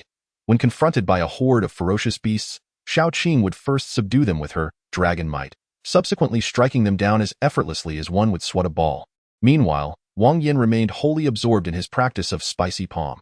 The deeper he delved into this martial art, the more he found it to be remarkably intriguing. However, one significant drawback was that he could not use that hand to grasp food, rub his eyes, or pick his nose. One need not inquire how he came to this knowledge. After experiencing a few stinging mishaps, he naturally learned to remember. Let us proceed to the next location. After trading all the beast carcasses to the system, Wang Yan secured Shaoqing around his waist and continued driving forward. As the number of transactions increased, he began to uncover numerous characteristics of the system. True to its name as a fair trade system, it adhered to the principles of equity, justice, openness, and transparency. In addition to the beast carcasses, harvested spiritual herbs and mind ores could also be exchanged. In simpler terms, anything acquired through his own labor was rightfully his. Through this period of slaughter, Wang Yan amassed 4,200 points. He intended to reserve them for enhancing the quality of new spirit beasts or to discreetly employ them for Wan Mei. Despite his words of ferocity, he held a deep affection for the young girl. Ever since childhood, she had followed closely behind him, never looking down upon him due to physical differences. Rather, she often shared her delectable treats with him. Had he not been blinded by the lofty and arduous goal of becoming the strongest, he would have long since returned to Ruan to start a family. Life can be so monotonous. With a sigh, Wang Yan pressed down hard on the gas pedal. Accelerate, for heaven's sake, accelerate. Why on earth have you stopped? A furious roar exploded in his ears as the driver slammed his fist onto the steering wheel. His face contorted with rage. Damn it, I knew this useless vehicle from Santian would fail. It's only good for fuel efficiency. The driver trembled with indignation. Under normal circumstances, he might have sought a way to repair the vehicle. But now, the ferocious beasts outside would not grant them any opportunity. Get out, prepare for battle. With a shout, the driver leapt through the window. Outside lay a pack of vile wolves, accompanied by countless beast tamers and their dreaded companions. These ferocious beasts were notoriously cruel and cunning, always opting for teamwork rather than engaging in one-on-one confrontations. Typically, an assault by ordinary beasts would see them swarm together, relying on sheer numbers to overpower their foes. However, the vile wolves were distinct. They specifically targeted the weakest points of their enemies' defenses, especially male beasts and men, whom they loathed with a passion. Damn it, it's those repulsive creatures. A hefty figure jumped down, his face as dark as the bottom of a cooking pot. The vile wolves were, without a doubt, the epitome of shamelessness. Once, a solitary 5-tier elite-quality giant-tooth elephant cub had been besieged by these wolves after being discovered. The giant-tooth elephant possessed thick skin and robust flesh, being elite quality, and typically, ordinary 4-tier beasts could not even breach its defenses. Yet the vile wolves were different. They specifically attacked weaknesses, amidst the harrowing cries of the colossal mammoth calf. Its innards were gradually extracted from behind. Fear not, for we shall surely be saved. I possess a secret weapon. The driver patted the stout man's shoulder in a gesture of reassurance. Really? You are not deceiving me. Are you? I would never deceive you. Then look into my eyes and say, the sons and daughters of Yin and Huang do not deceive one another. The stout man's expression grew exceedingly grave. Enough chatter. The savage beasts have already encircled us. The driver barked, summoning forth both of his spirit beasts. One was an ordinary quality fire fox, and the other, an elite quality porcupine. Upon their summoning, the two spirit beasts immediately entered a state of combat readiness. Alas, the number of savage beasts surrounding them was overwhelming, far beyond what the two could contend with. Let us fight to the end. Slaying one would be no loss, and two would be a gain. The stout man gritted his teeth, his eyes filled with fierce determination. The feral beasts are devoid of reason and would never accept human submission. An encounter in the wilderness would inevitably result in casualties. Sigh, I'm only 23 and have never even had a boyfriend. The last woman in the group lamented, summoning forth her own spirit beasts. 3 ordinary quality and 3 elite quality beasts brought forth a commendable fighting force. Yet against the hundreds of savage beasts, it would hardly make a difference. Typically, beast tamers at level 3 could stack their physical attributes to 20 points, enabling them to withstand the bloodline pressure of elite spirit beasts. As for those of leader quality, one would require at least level 6 and a physical attribute of 100 points. Under such circumstances, the majority of beast tamers would possess an ordinary spirit beast at level 1, an elite spirit beast at level 3, and a leader spirit beast at level 6. Individuals like Wang Yan, who possessed a leader quality spirit beast at level 1, have not been seen in 4 centuries. 3 elite spirit beasts should hold off the onslaught for 2 minutes. We might as well fire a shot now, lest you depart this world with regrets. The stout man raised an eyebrow, speaking in a teasing manner. To hell with you. Even if I were to be ravaged by a dog, I would not let you take advantage of me. The woman, equally fierce, retorted with an outburst of curses. The stout man chuckled twice, his expression swiftly turning serious. Having known each other for many years, they understood each other's tempers well. Such words were clearly not intended to imply a genuine desire for a final encounter, but rather to alleviate the heavy atmosphere. As expected, this exchange of banter eased the tension among the three. Though we may not have been born on the same day, in the end, dying together would honor our friendship. The stout man retrieved a box from the back seat of the car. Upon opening it, he revealed a 2-meter-long Miao Dao. The blade was slender and resembled young rice shoots, hence the name. Given the stout man's physique, he typically favored heavier weaponry, relying on brute force to overpower his foes. It was quite rare to see him wielding a weapon known for its agility. If we manage to escape this ordeal, I shall grant you an opportunity. The woman glanced at the stout man and whispered, "You can forget that. If I survive, I'll certainly indulge myself to the fullest." The stout man scoffed, swinging the meow dao forward. "Kill, kill, a woo, a woo." The thunderous roars and howls erupted almost simultaneously as 3 humans and 6 spirit beasts immediately confronted a horde of malevolent wolves. Third-tier ordinary ferocious beasts. The combat prowess of each individual wolf was rather mediocre. However, once their numbers exceeded 100, they became an insurmountable challenge for even a handful of individuals. Whoosh, whoosh, whoosh. The porcupine trembled, unleashing a barrage of hundreds of quills that instantaneously transformed the approaching dozen or so malevolent wolves into a sieve. The anaconda encircled the trio, erecting a formidable barrier with its massive body. The armored hyena bravely plunged into the throng of beasts, viciously sinking its teeth into the throat of the enemy. The 3 elite spirit beasts were undeniably powerful, while the 3 ordinary spirit beasts maintained a vigilant stance, guarding against any breaches in the anaconda's defenses. The battle was exceedingly brutal, with numerous wolves falling victim to the onslaught, while the 3 beast tamers and their spirit beasts sustained continuous injuries. Suddenly, the driver jolted, his face, previously flushed from the intensity of the fight, turning ashen as he spat a mouthful of blood. The porcupine lay lifeless, torn to shreds by a pack of malevolent wolves. With only 2 elite-quality spirit beasts remaining, the combat effectiveness of the team had diminished by at least 30%. The surrounding malevolent wolves multiplied rapidly, their numbers now surpassing 200. If that weren't alarming enough, they also spotted several armored wild boars and ferocious wolves mingling among the horde. Armored wild boars were quintessential brutes in the wilderness, charging at anything that crossed their path.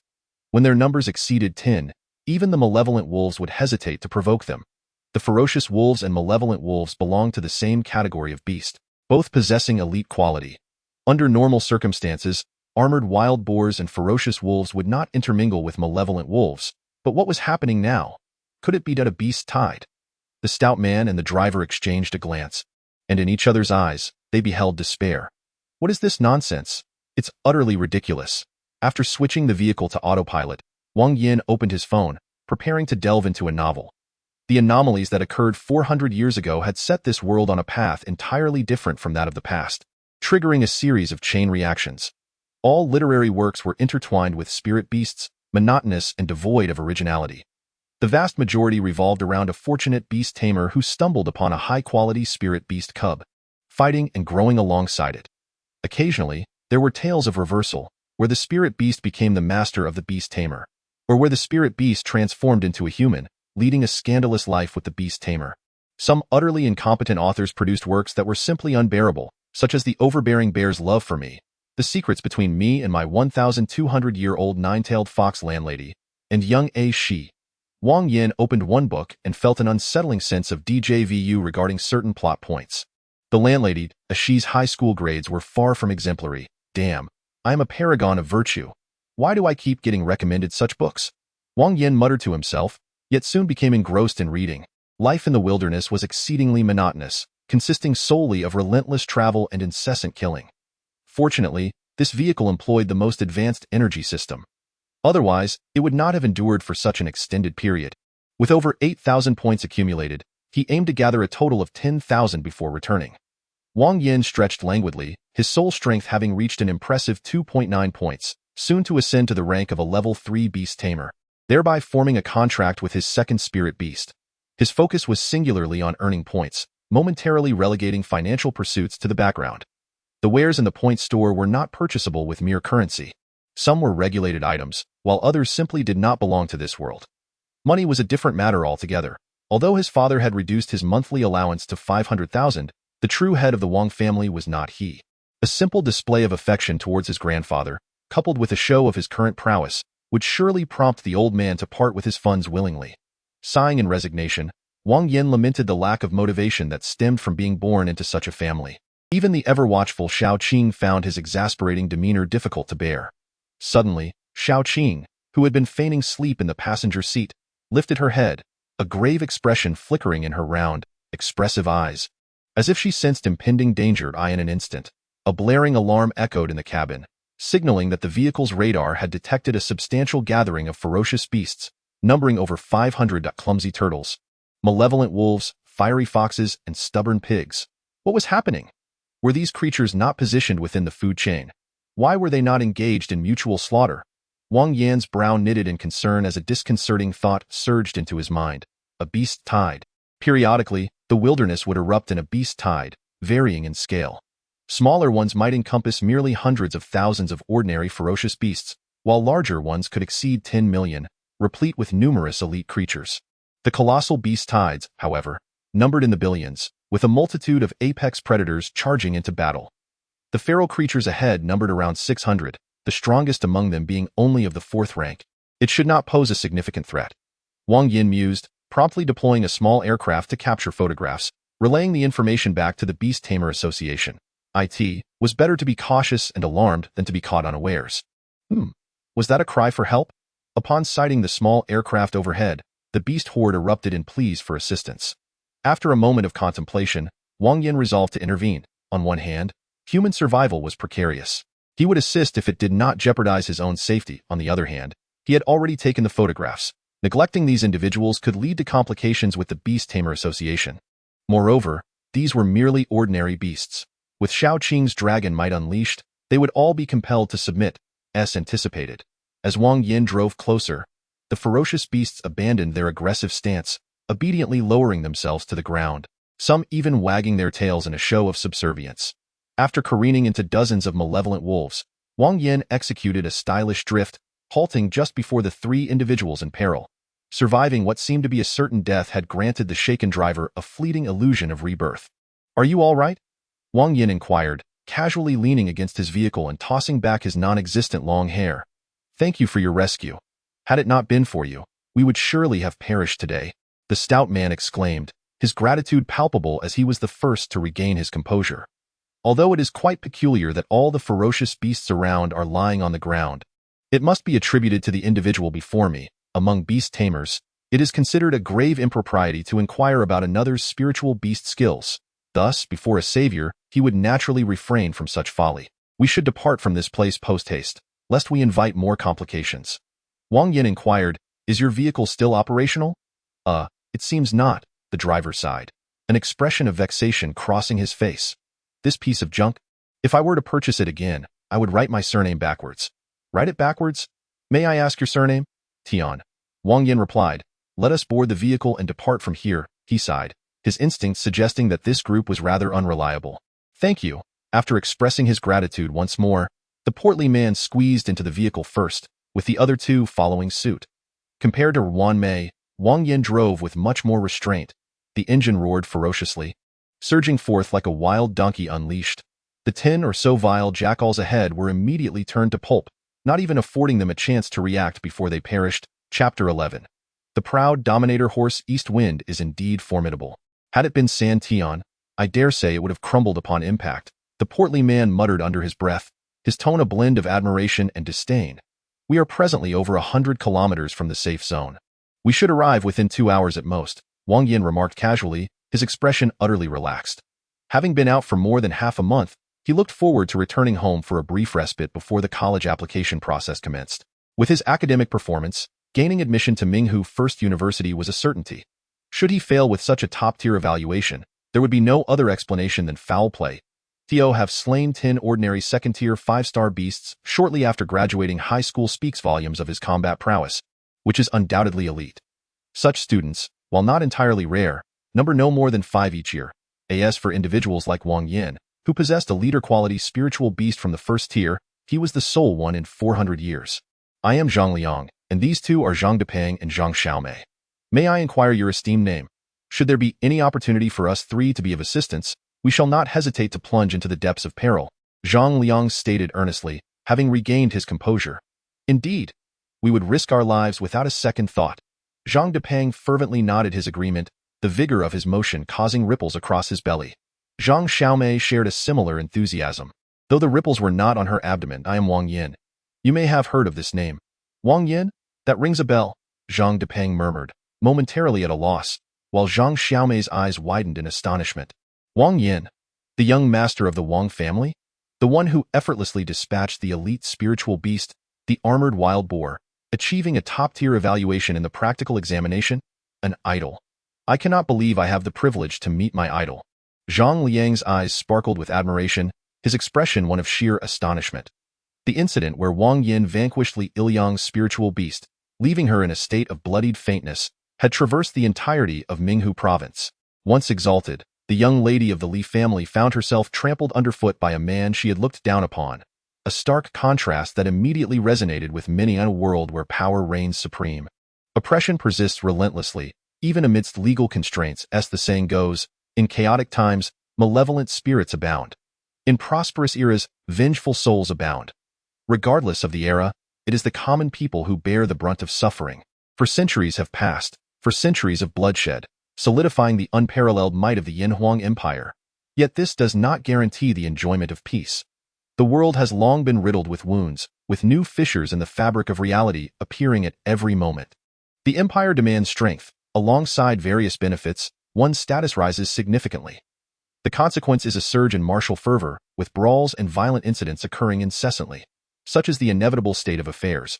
However, despite the dire circumstances, the empire still abides by principles of justice. Anyone, be they ordinary citizens or beast tamers, who contravenes imperial law will face severe punishment.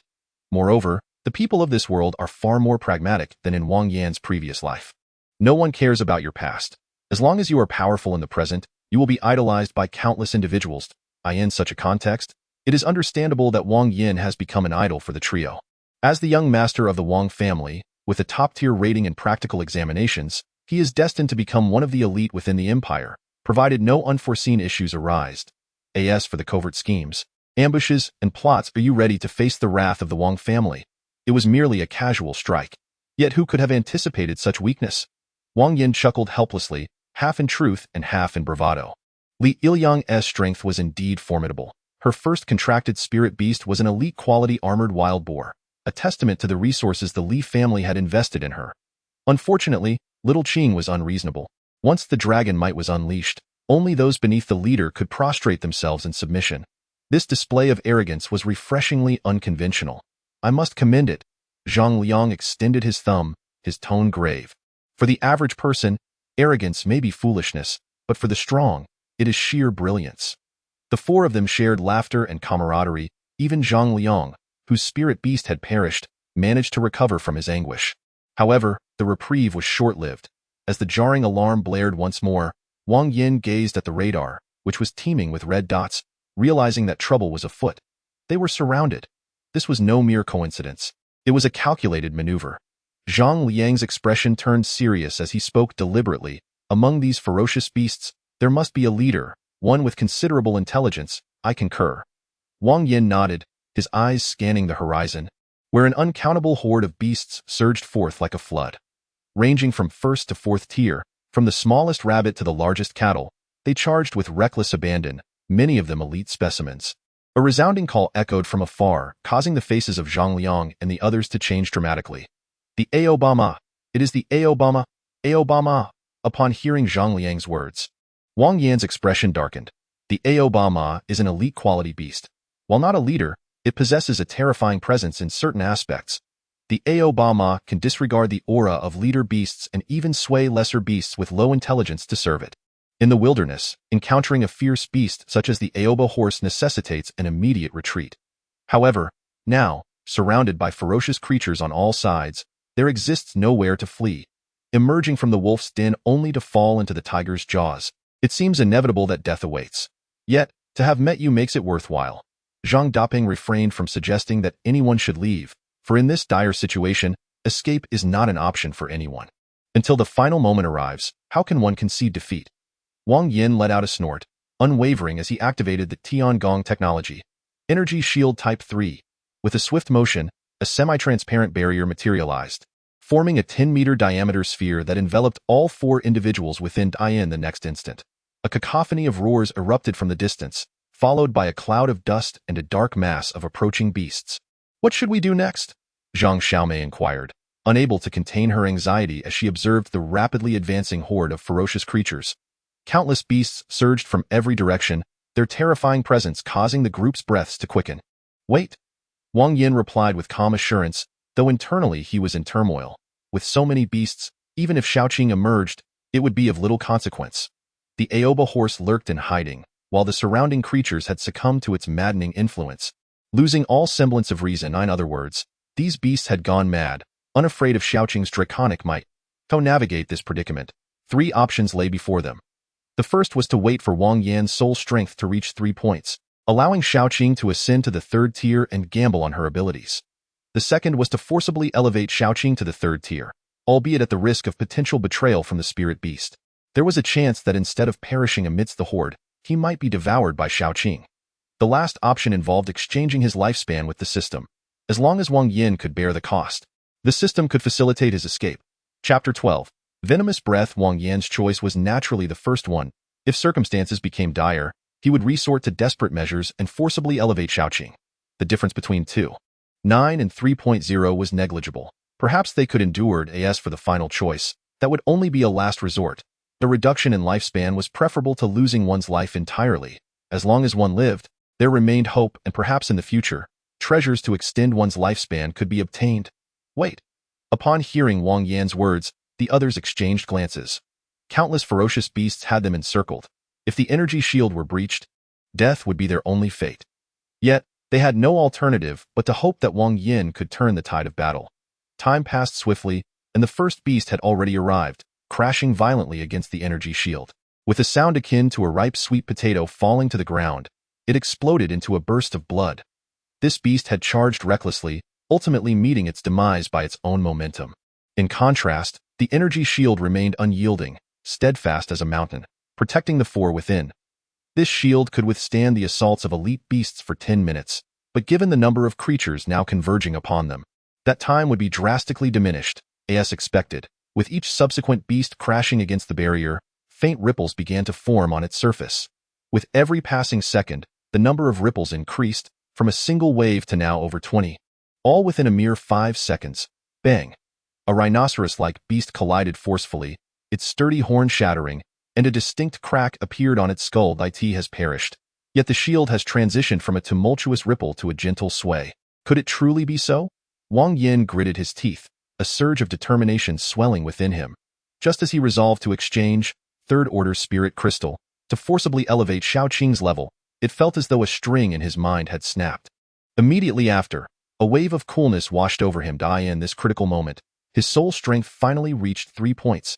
Xiaoqing, consume it. Without a shred of hesitation, Wang Yan promptly exchanged for the 3rd-order spirit crystal and placed it into Xiaoqing's mouth. A burst of radiance erupted, this time concentrating on her head. Wang Yan glanced at the attribute panel, his anxious heart instantly easing. The Dongfeng car was renowned for its safety, despite enduring the trampling and scraping of numerous fierce beasts. The windshield was shattered, its surface riddled with dents, and the primer had begun to show, yet the overall frame remained largely intact. If the damage were not exceedingly severe, it should be reparable. He pried open the car door for an attempt. And true to its reputation as a product of the Yanhuang Empire, the Dongfeng indeed ignited. Let us proceed and report today's events to the Beast Tamer Association. It is likely that significant matters are about to unfold. Wang Yan's expression turned grave, the silhouette of the Aoba horse persistently flickering in his mind, refusing to fade. He understood that high-level fierce beasts possessed intelligence rivaling that of humans. Yet to think that a mere 5th-order elite could achieve such feats left Wang Yan astounded. The quality of fierce beasts may not be elevated, but their levels could continuously rise, akin to humans. Should the Aoba horse continue to grow, reaching 9th or 10th order, it would be a formidable challenge to capture it.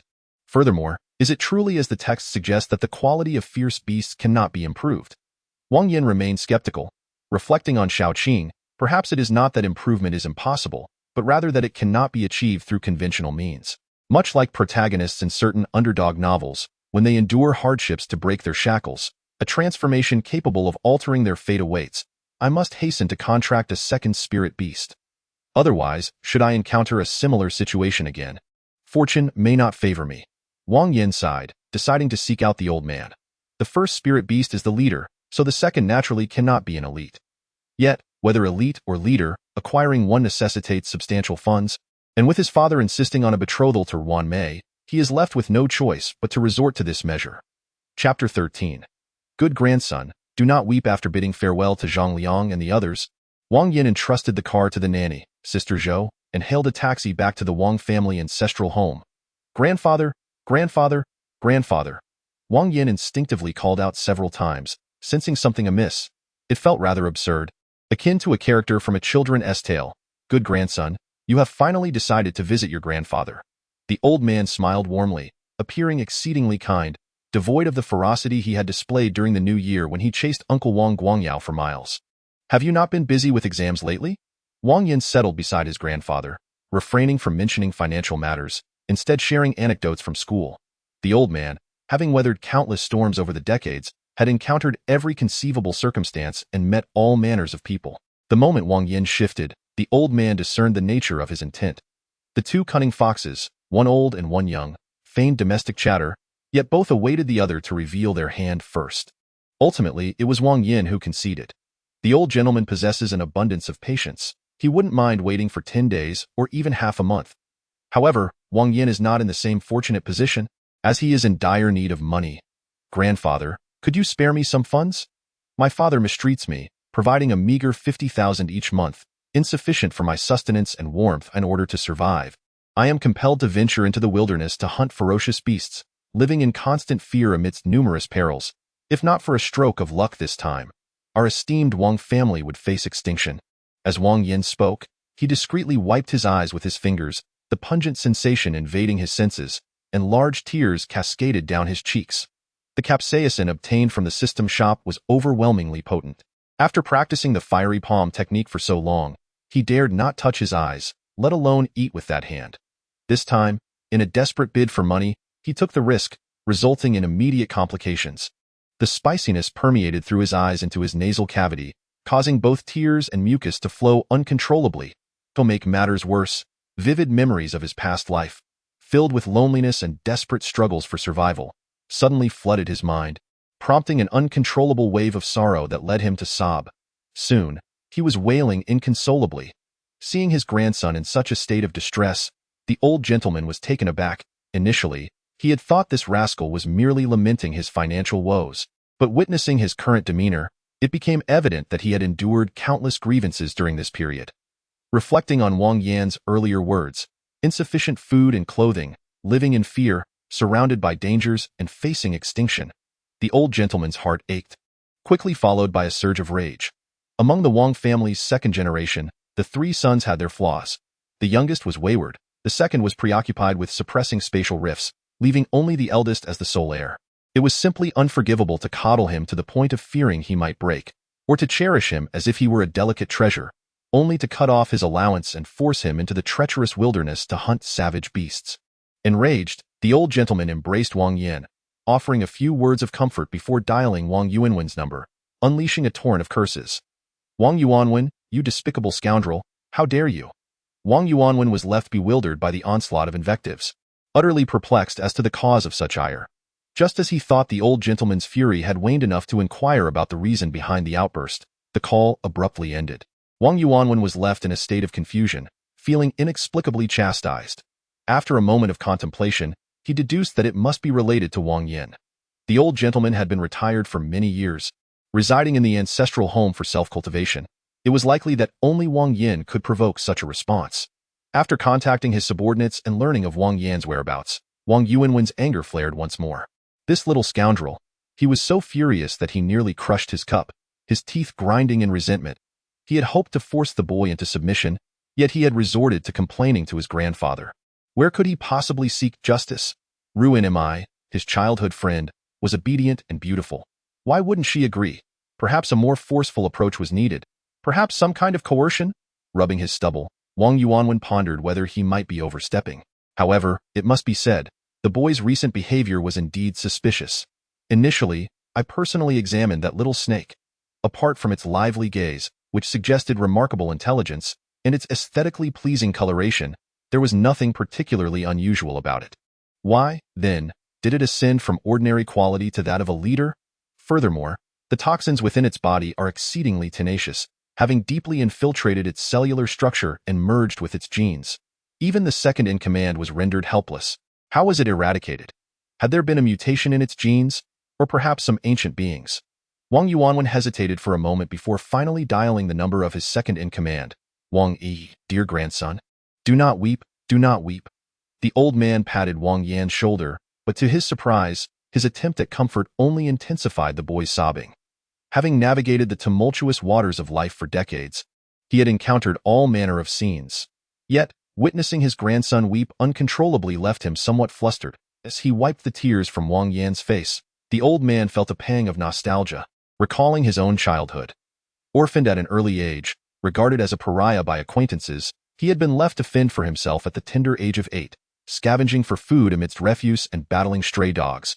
Enduring untold hardships. My dear boy, I have wronged you over the years.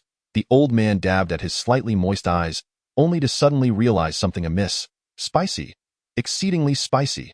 The heat caused tears to uncontrollably stream down his face. Sensing a shift, Wang Yan raised his head, only to behold the tear-streaked face of his grandfather. The two locked eyes, one in astonishment, the other in solemnity, rendering the scene distinctly bizarre. The old man remained silent, while Wang Yan found himself at a loss for words. After nearly 2 minutes of silence, Wang Yan's eyelids began to twitch uncontrollably. He sensed danger. An exceedingly terrifying danger. Grandfather. Wang Yan called out, preparing to make his escape. Matters of money had become inconsequential. The pressing concern was whether he could make a clean getaway. You little rascal, you are my grandson, the old man bellowed, removing his leather shoe and swatting it towards Wang Yan's backside. Old fellow, that was rather severe. Wang Yan clutched a bank card in one hand while the other shielded his rear, grimacing in pain. This was merely a localized contusion, not the result of any foreign substances like energy or toxins infiltrating his body, thus rendering it non-exchangeable with the system. Of course, Wang Yan could opt for certain remedies known for their rapid effects but with significant side effects, healing before exchanging them. Although he had been caught off guard, the objective had been achieved. Wang Yan tucked the bank card into his pocket and strode confidently towards the heartfelt pet breeding base, in a world dominated by beast tamers and spiritual creatures. The trading and breeding of spiritual beasts are naturally thriving industries. After centuries of development, countless shops have emerged, dedicated to the trade of spiritual beasts. Among them, the heartfelt pet breeding base stands out as a premier establishment. Whether for close combat, ranged attacks, or a balance of both offensive, defensive, or healing types, as long as one can afford it, anything can be obtained. Even many obscure spiritual beasts can be found here. Wang Yan intended to try his luck. If he found a suitable creature, splendid.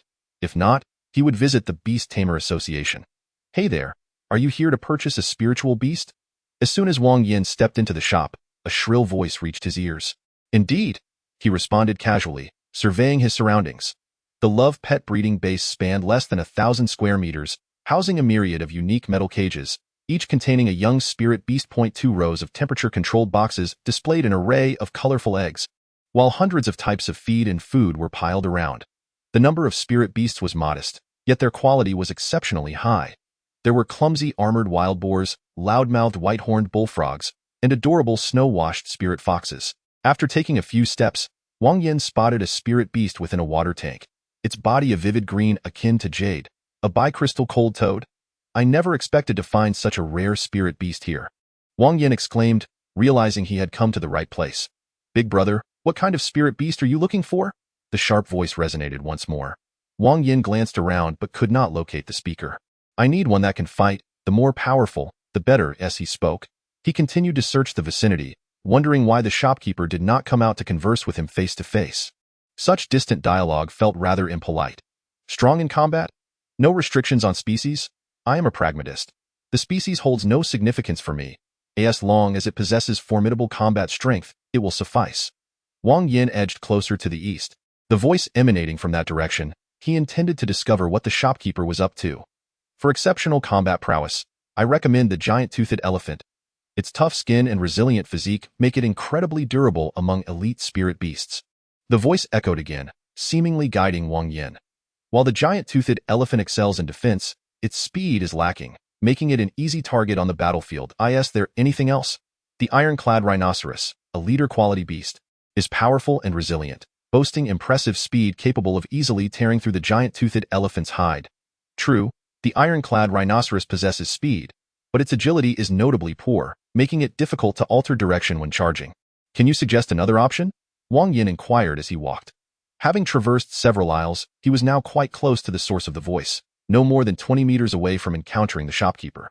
To balance attack, defense, speed, and agility, the choices were limited. Most elite spirit beasts excelled in one aspect, While leader-class beasts could manage 2 or 3 to achieve versatility, one would likely need to seek the legendary dragon species. The sharp voice spoke again as Wang Yan turned 2 corners and navigated around a large water tank, finally laying eyes on the shopkeeper. It was a vividly colored parrot, about the size of a fist, plump in stature, with a small tuft of feathers atop its head. At that moment, the parrot reclined sideways atop a pile of nuts. Before it lay several kernels.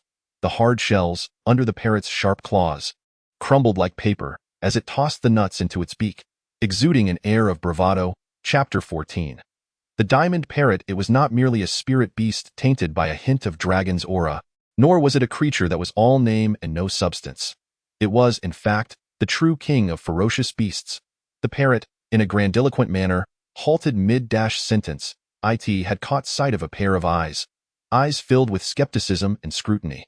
After a brief moment of hesitation, the parrot tentatively remarked, I am the shopkeeper. Do you believe that? Indeed, I do. Wang Yan responded with a solemn nod, his expression grave. I've changed my mind. I wish to purchase a diamond parrot, one that stays within 1 meter of my person and can articulate human speech. The parrot, taken aback, pondered, 1 meter away, capable of speaking human language. Why not be more direct? After a full half-minute of silence, it turned its head to glance behind, raising its voice to emit a heart-wrenching scream. Boss, someone wishes to buy your bird. In response, a series of heavy footsteps approached. The shopkeeper finally emerged, towering at 2 meters. With a robust physique, his arms, protruding from his half-sleeves, were as thick as Wang Yan's thighs. His unruly, coarse beard and greasy, curly hair gave him a disheveled appearance. Yet, his eyes sparkled with intensity. Do you desire this bird? The shopkeeper scrutinized Wang Yan from head to toe, his brows knitting together slowly. Very well, state your price. Wang Yan nodded in agreement and elaborated. The diamond parrot is an elite spirit beast, adept in close combat. Its agility is remarkable, its offensive capabilities formidable, and its defense commendable, truly among the pinnacle of elite spirit beasts. Initially, Wang Yan had intended to acquire a leader, but upon encountering this diamond parrot, he promptly altered his decision. This was not solely due to its intelligence comparable to that of a human, but also because of its self-acquired skills. Throughout the span of 4 centuries, numerous spatial rifts had manifested, some teeming with ferocious beasts, others desolate and lifeless, while others still yielded rare spiritual herbs or minerals. Of course, the majority contained both ferocious beasts and spiritual herbs coexisting. Take the Diamond Realm, for instance. Due to the presence of Diamond Bodhi, the beasts within that spatial rift boasted extraordinary defenses and exhibited a fiercely aggressive temperament. Upon detecting an enemy, they would swarm forth, relentlessly tearing their adversary to shreds without respite. The exceptionally high defense and powerful physique of these creatures posed a significant challenge for the upper echelons of the Yin Huang Empire. While the empire possessed the strength to annihilate the Diamond Realm, the cost of such an endeavor to seize a few spiritual herbs seemed rather unwise. Consequently, the empire's leadership revised their strategy, opting to tame the ferocious beasts of the Diamond Realm into spirit beasts, nurturing them to seek out Diamond Bodhi. In doing so, the Yin Huang Empire established a stable channel for gathering resources. However, due to the brevity of this plan's implementation, Diamond Bodhi remained scarce in external circulation, accessible only to those who had made notable contributions to the military district and the Beast Tamer Association. As a result, the path for the Diamond Parrot was effectively sealed. Unless unforeseen circumstances arose, it would likely never attain the second tier. The Diamond Bodhi, a precious spiritual herb originating from the Diamond Realm, was classified as a controlled substance. Without Diamond Bodhi, this bird would remain unable to level up for the entirety of its life. Are you prepared to occupy a contract slot for it? The robust man fixed his gaze upon Wang Yan and spoke deliberately. Since I have chosen it, there must be a reason behind my decision. Your inability does not imply that I am incapable. Wang Yan chuckled softly, reaching out to caress the head of the macaw. Boss, someone is petting your bird, the macaw remarked with evident displeasure, tilting its head to one side. Such confidence? It seems you are no ordinary person. The burly man disregarded the macaw's comment, scrutinizing Wang Yan once more, increasingly convinced that he recognized him. Are you by any chance a member of the Wang family? I am Wang Yan. I see. The man nodded knowingly. The eldest son of the Wang family. No wonder he exuded such confidence. This bird is a gift for you, and please convey my regards to your father. Wang Yan nodded, promptly seizing the macaw. Without needing further inquiry, it was evident that this shopkeeper shared a history with his father, or had received some favor from him. Matters of the previous generation should be resolved by those of the previous generation. Wang Yan had no desire to intervene. Boss, you no longer want your bird. The macaw wore a woeful expression, attempting to struggle free, but Wang Yan's strength was insurmountable, and it could not escape despite its efforts. His father is the wealthiest man in Minghu province, and his uncle is the commander of the Minghu military district. If even he cannot acquire the macaw's seeds, then your life is destined for utter failure. The burly man waved his hand dismissively. Take good care of it. This silly bird is fine in every regard, except for its sharp tongue. Thank you very much. Wang Yan nodded and turned to leave. Once outside the love pet breeding base, the macaw's sorrowful demeanor vanished instantly. It leaped onto Wang Yan's shoulder, cocking its head to inquire, Hey, brother, can you truly obtain the macaw seeds? What do I need macaw seeds for? I possess something even better. Wang Yan chuckled lightly, shutting the car door behind him. There's something superior to macaw seeds. You certainly have a flair for exaggeration, the macaw scoffed, hopping beneath the windshield and pawing at a nearby trinket. Whether I am exaggerating or not, you shall find out shortly. As Wang Yan spoke, he began to channel his soul energy to inscribe the ritual. The minimum standard for a beast tamer is to inscribe a soul contract independently. Typically, once one's soul strength reaches a point of 1, with practice, it becomes achievable. Wang Yan's previous incarnation had poor aptitude. When contracting with the little green creature, he had relied on the assistance of his third uncle. Wang Guangyao, step inside. After spending a little over 10 seconds completing the soul contract, Wang Yan gestured towards the softly glowing inscription, indicating for the macaw to enter. The macaw did not refuse. As a spiritual beast, it was destined to remain stagnant, with the best outcome being to serve as a small steward in the shop. Though it would not admit it, the macaw felt immense gratitude towards Wang Yan. Even if it could not be elevated to the second tier, given your size, you resemble a chick, so I shall call you Chick 2. Chick 2? Upon hearing Wang Yan's designation, the macaw paused momentarily before erupting in fury. You are the chick, and your entire family are chicks. While cursing under his breath, he simultaneously pecked at Wang Yan's head. Though agitated, it did not lose its composure, merely disheveling Wang Yan's hair. Oh? Reluctant to be called Chicken 2? Wang Yan spent 200 points to exchange for a second-order spirit crystal, tossing it lightly into the air before catching it with ease. Seemingly sensing something, the macaw fixed its gaze intently on the second-order spirit crystal, raising and lowering its head in sync with Wang Yan's movements. Subsequently, after several exchanges, Wang Yan tossed it towards the macaw. Boss, I am indeed your Chicken 2. The macaw caught the spirit crystal and affectionately rubbed its head against Wang Yan's face. The crystal was nearly the size of its head. If swallowed, it would likely choke. One must admit, the system's service was remarkably considerate. The macaw pecked at the crystal, which then transformed into a mist. Seeping into its 7 orifices, the macaw emitted a peculiar sound, clearly indicating that the shopkeeper had indulged in some adult entertainment, and this foolish bird had partaken as well. I find myself regretting this. Wang Yan rubbed his temples, an instinctive feeling suggesting that this bird might not just be frivolous in speech, but also somewhat mentally unhinged. The macaw's rate of advancement was swift. Within approximately 10 seconds, 2 options appeared on the panel. Wing blade, using wings as blades to tear apart the target. Gale, rapidly flapping wings to create a whirlwind. After a brief contemplation, Wang Yan opted for wing blade. Since it was a melee-type spirit beast, he decided to fully commit to that path. For area attacks, Shaoqing would suffice. The macaw could be developed into an assassin. Slap. After 2 minutes of incessant squawking, Wang Yan, unable to endure any longer, smacked the macaw against the car window. After receiving the slap, Chicken 2 became considerably subdued, lying listlessly to one side. Wang Yan chose to ignore it. This foolish bird was merely putting on an act.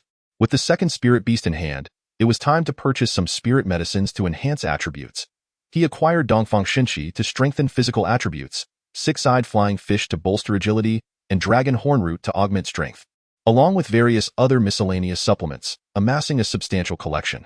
The inheritance from the old man would ultimately be passed to Wang Yuanwen, who upon retirement would transfer the family business to Wang Yan. All things considered, it was effectively his own money being spent. Not a trace of regret. After parking the car he had driven from his hometown at the entrance, Wang Yan returned to his room and locked the door. Having purchased such an array of spirit medicines, it was time to elevate his strength to a new realm. Furthermore, Shaoqing and Chicken 2 needed to advance as well. The Bloodline Advancement Stone required 500 points for exchange, and Wang Yan currently had exactly 10,000 points, allowing for a maximum exchange of 20 stones. Upon summoning Shaoqing, It immediately coiled its tail around Wang Yan's thigh and gently rubbed its head against his chest. Wow, what a splendid little snake. The macaw whistled mischievously, tilting its head and asking, Boss, are you contemplating a romance between human and beast? Wow, charming little parrot, do you wish to starve for 3 days? Wang Yan casted a sidelong glance, replying nonchalantly, I was mistaken, boss. Although the macaw possesses a sharp tongue, it exhibits an admirable attitude when it comes to acknowledging its mistakes. As for whether it will change, Wang Yan harbors no expectations. The purchased elixir will take at least half an hour to arrive, and Wang Yan intends to elevate the macaw to the rank of leader in the meantime. Consume this. Wang Yan tossed the bloodline advancement stone, causing the macaw's eyes to widen in astonishment. Although it would not admit it verbally, deep down, it felt as if Wang Yan were akin to its own father. Nay, even closer, gently pecking at the stone. It instantly transformed into mist and entered through its 7 orifices. Almost visibly, the macaw's body swelled, its claws sharpened, and its feathers became more resplendent. Boss, do you have any more?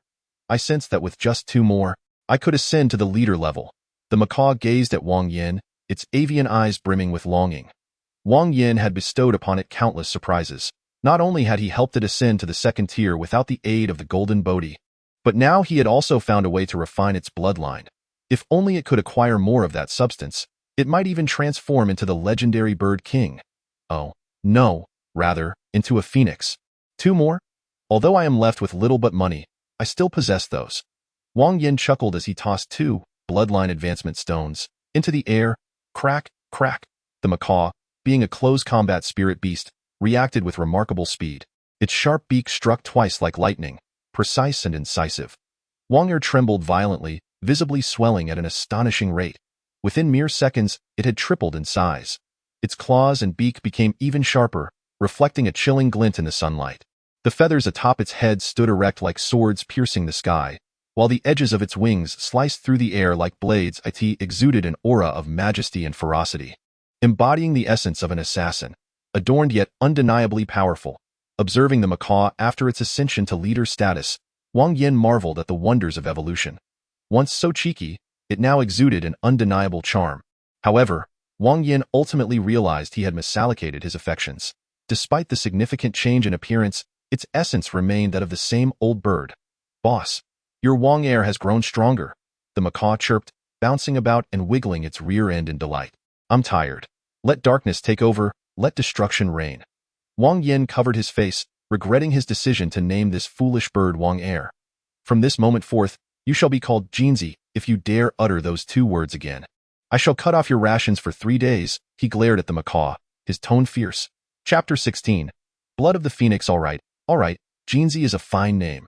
The macaw nodded, obedient beyond belief. As long as I stick with you, I shall enjoy the finest delicacies. There's no way I'll come to harm. Wang Yan scoffed, opening the panel to examine Jinzi's new skills. Excellent, Jinzi nodded enthusiastically, hopping onto the bookshelf and extracting a novel about a love affair between a human and a serpent, engrossed in its reading. Can you read? Wang Yan was taken aback. This bird was already impressive for speaking human language, but if it could recognize Chinese characters, it would be a scholar among birds. I cannot read the words, but I can understand the illustrations, came the reply. Jinzi spoke with utmost seriousness. Illustrations? Wang Yan was momentarily taken aback. The memories he inherited from his predecessor were incomplete, lacking in certain trivial details, such as the contents of the books on the shelf. Casting a glance over his shoulder, Wang Yan was astonished to find indeed that they were illustrations. This foolish creature not only had a sharp tongue, but was rather lascivious as well. Wang Yan sighed, exchanging 10 bloodline refinement stones and presenting them to Shaoqing's beak. Hiss, hiss, hiss. Shaoqing licked Wang Yan's face a few times, then opened its mouth to swallow 5 stones in one go, after which it coiled up on the bed, motionless.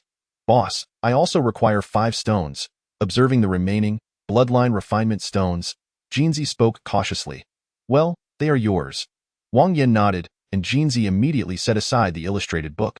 Bouncing over, the advancement of the 2 spirit beasts was remarkably swift, concluding in under 3 minutes. Name: Jiao Snake, Shaoqing. Quality: Lord, requires the bloodlines of 5 types: Zhoulong, Qilong, Jiaolong, Yulong, and Panlong. Level: Tier 3, 1-star attribute. Poison, upgrade. Requires the flesh of ferocious beasts above Tier 3 or other energy-rich substances. Quality skills. Replenishment. Elite skill that accumulates its own power to nourish its master, enhancing strength, agility, and constitution. The extent of enhancement is determined by the frequency of replenishment and the creature's quality and level. Dragon might. Leader skill that suppresses ferocious beasts and spirits of no greater quality than its own, with a certain probability of inducing submission. Unity of heart and mind. Lord skill that allows the Beastmaster to utilize all skills of the spirit beast, with energy consumption borne by the spirit beast. First tier skill, bite. To rend the target. Second tier skill, strike. To enhance the power of the tail and the hardness of skin and bones. Third tier skill, toxic breath. To expel toxins forward, which enter the target's body through respiration. Name, Xian bird, Jinzi. Quality, Lord, requires the bloodlines of 5 types. Feng bird, Yuan chicks, Ke Zua, Qing Wan, and Hong Hu. Level, Tier 2, 1-star attribute, gold upgrade. Requires various nutrient-rich nuts. Quality skills. Bone reinforcement. Elite skill that significantly enhances bone hardness, fortifying bone defense, and increasing the attack power of claws and beak. Feather reinforcement. Leader skill that greatly enhances feather flexibility, bolstering body defense, augmenting wing attack power, and reducing air resistance. Eagle eye. Lord skill that condenses killing intent into a point, instilling a deterrent effect on enemies. First tier skill, heart-rending claw, to execute 3 consecutive attacks on the target. Second tier skill, wing blade, to use wings as blades, tearing the target apart. Following their advancement from leaders to lords, both Shaoqing and Jinzi acquired new skills, though their evolutionary paths were temporarily obstructed.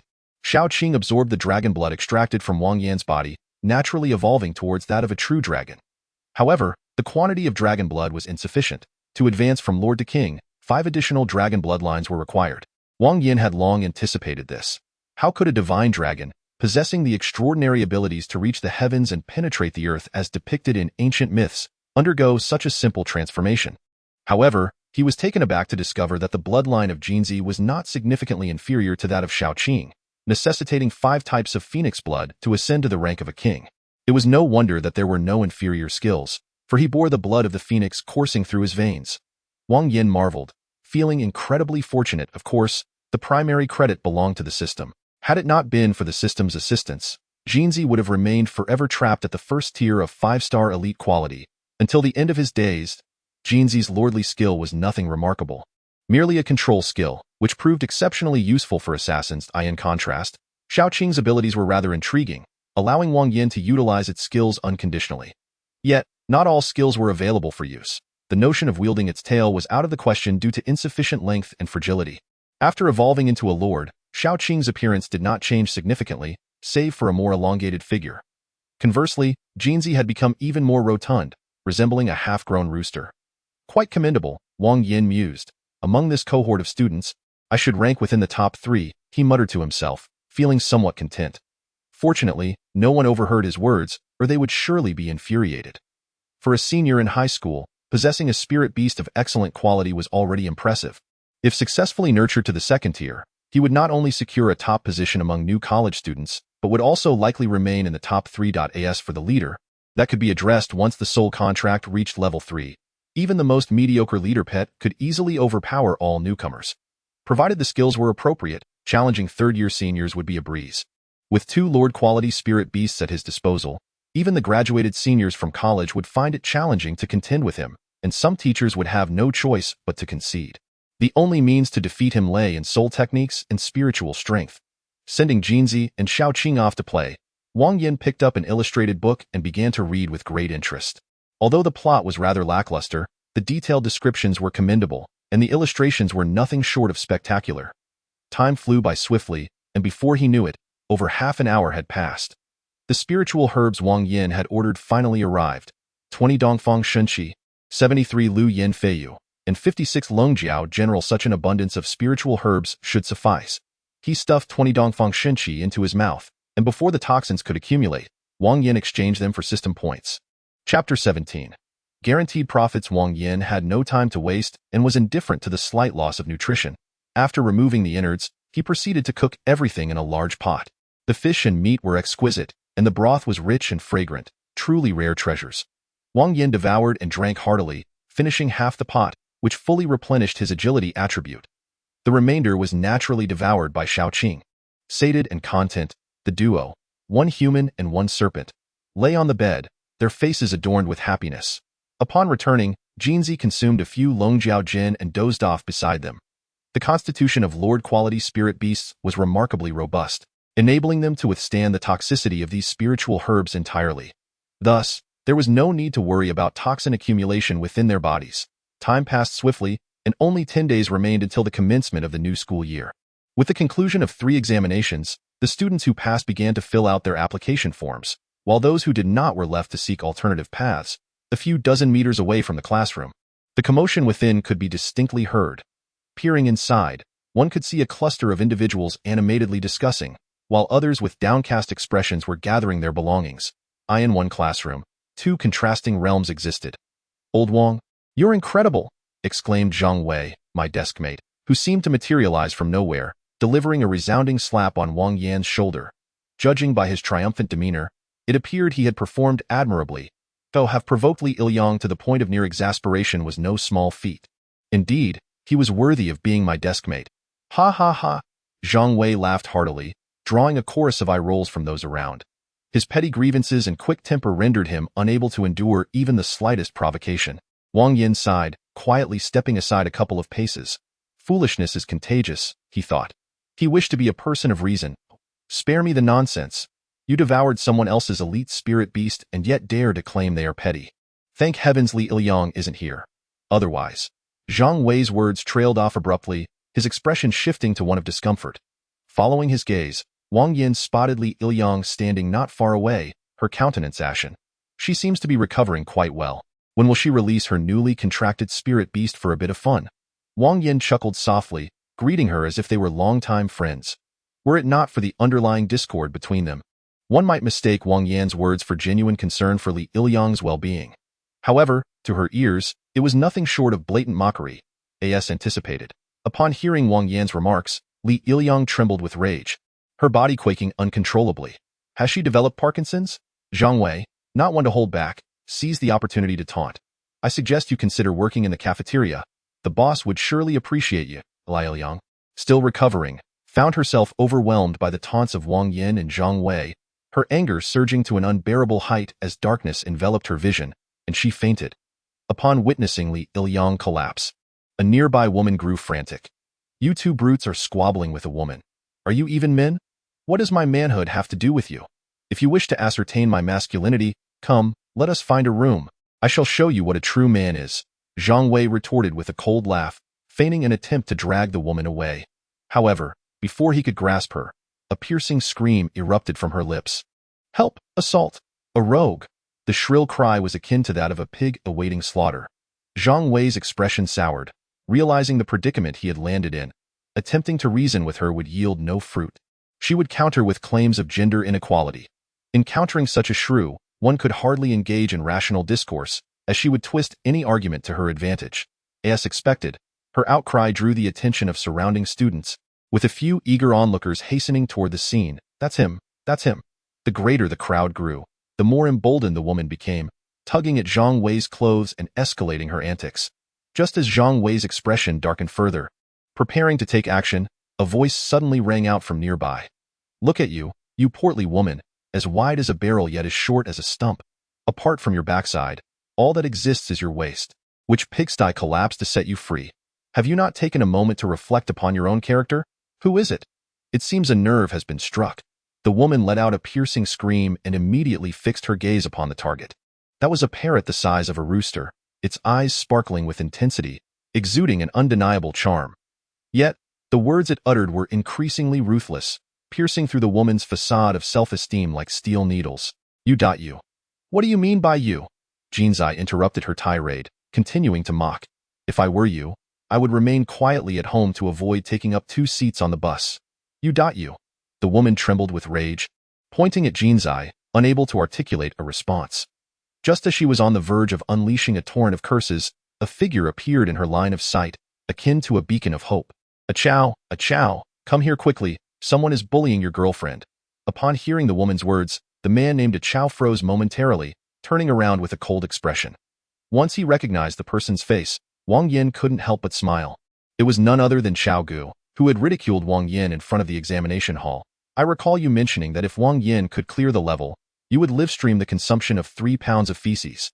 Now that Wang Yan has not only cleared the level but also achieved a grade A evaluation, shouldn't you fulfill your promise? Zhang Wei, reveling in the spectacle, unceremoniously shoved the shrew aside. Upon hearing Zhang Wei's words, the crowd erupted in uproar. What is the point of a woman cursing? Watching someone eat feces is far more entertaining. You. Chao Ji's face darkened, and he inwardly cursed his girlfriend profusely. While being labeled a liar would earn disdain, it was certainly preferable to consuming feces. Nevertheless, Chao Gu was unwilling to concede defeat. He decided to challenge Wang Yan to a bet. If he won, the prior events would be forgotten. If he lost, he would merely have to add 3 more pounds to the tally. A risk-free gamble. Chapter 18. A person of dignity. I admit I made such a statement, and I also confess that I do not wish to fulfill my promise. Chao Gu looked at Wang Yan, enunciating each word. I propose another wager. If I win, the past will be erased. If I lose, then I shall kneel and call you daddy.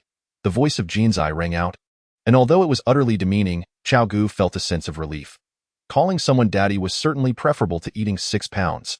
Speak, what shall we wager? Wang Yan, intrigued, wanted to see if Chao Gu would truly kneel and call him daddy. Let us engage in a bare-handed fight, without the use of spirit beasts or soul techniques. Chao Gu regarded Wang Yan with utmost seriousness. He was certain Wang Yan would accept, just as he had during the practical exam when he had slain Li Ilyang's elite spirit beast in front of thousands. All right, as expected, Wang Yan acquiesced. However, before Chao Gu could assume a fighting stance, a crisp sound erupted in his ear, followed by a searing pain. Chao Gu was bewildered, utterly caught off guard. A resounding slap had completely shattered his confidence. This was merely bare-handed. What if weapons were involved? What if soul techniques were employed? Moreover, Wang Yan possesses a spirit beast capable of annihilating elites in an instant.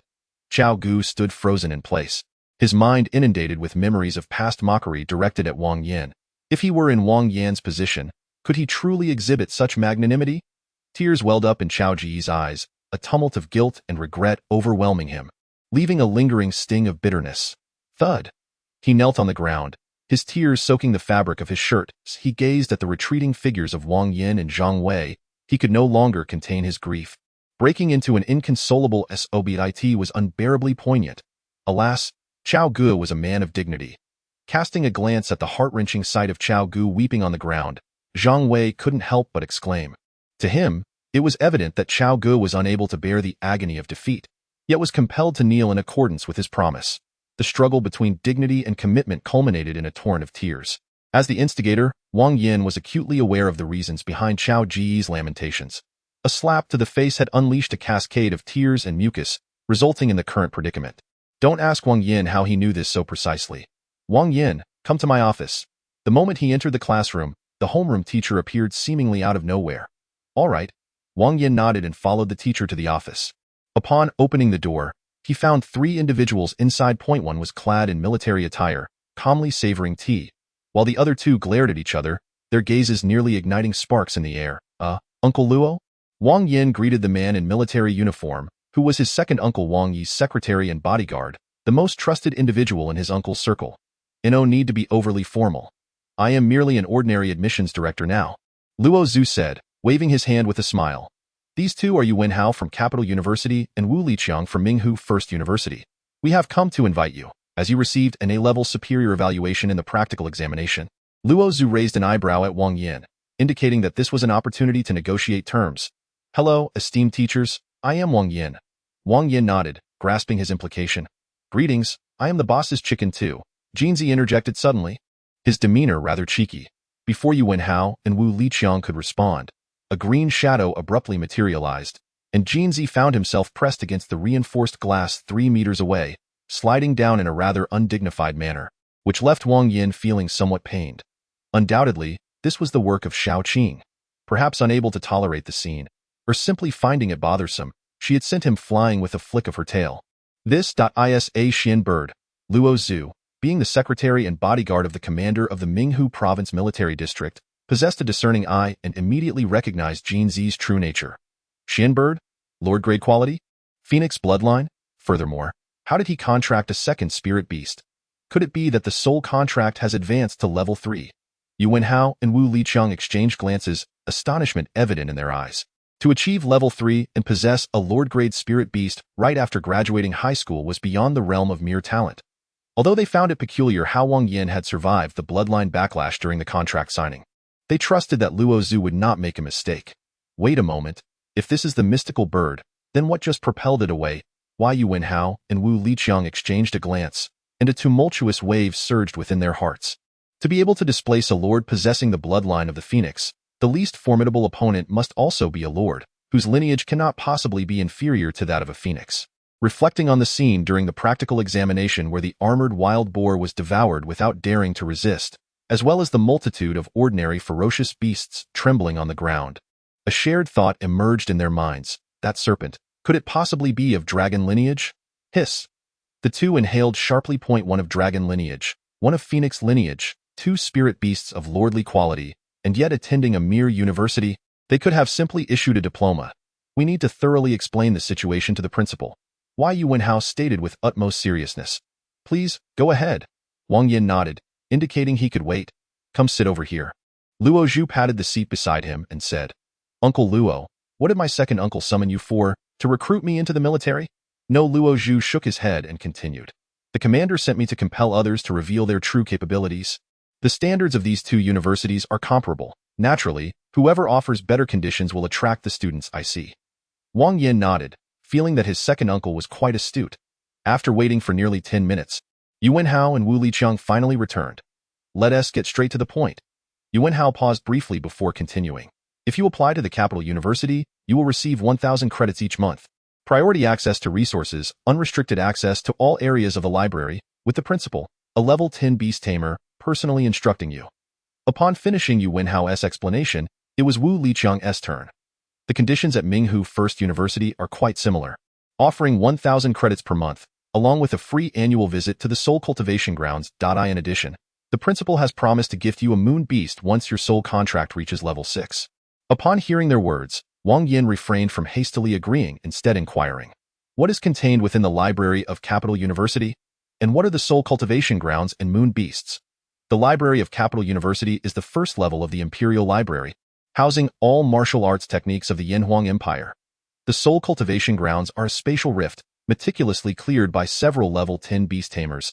Designated as a sacred training ground, it is exceptionally suitable for cultivating soul techniques and significantly enhances soul strength. The Moon Beast is a special spirit beast of the Yin attribute, adept at healing, even surpassing that of the Wood attribute. Luo Zhu clarified Wang Yan's inquiries, then fell silent. Chapter 19. Ground chicken. It suffices to clarify. Wang Yan will make his own choice. His task is to strive for the best benefits for Wang Yan, yet given the current circumstances, it seems unnecessary. Uncle Luo, which school do you think would be better for me? Wang Yan asked. It depends on your needs. If you wish to enhance your own strength, then attend Capital University.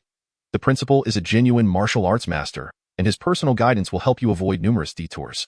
Luo Zhu hesitated for a moment before continuing. If you wish to enhance your soul strength, you should choose Minghu First University. The unique energy within the Soul Cultivation Grounds replenishes at a sluggish pace. Therefore, only 3 slots are available each year for sustainable development. Moreover, the Moon Beast is no ordinary spirit creature. It can significantly safeguard your well-being. I understand. Wang Yan nodded, already resolute in his decision. He need not invest excessive effort in martial prowess, as Shaoqing would assist him in augmenting 3 fundamental attributes. What would be toxic herbs for others would serve as a tremendous boon for him. When battling foes, standing still would render him impervious to their attacks. Was there still a need for rigorous training? Furthermore, Wang Yan could utilize Shaoqing's skills, greatly amplifying his combat strength. Under such circumstances, all he needed to focus on was enhancing his soul's intensity. Everything else was mere trifles. I shall attend Minghu First University. Wang Yan declared his choice. Wu Liqiang beamed with delight, while Yuanhao sighed in resignation.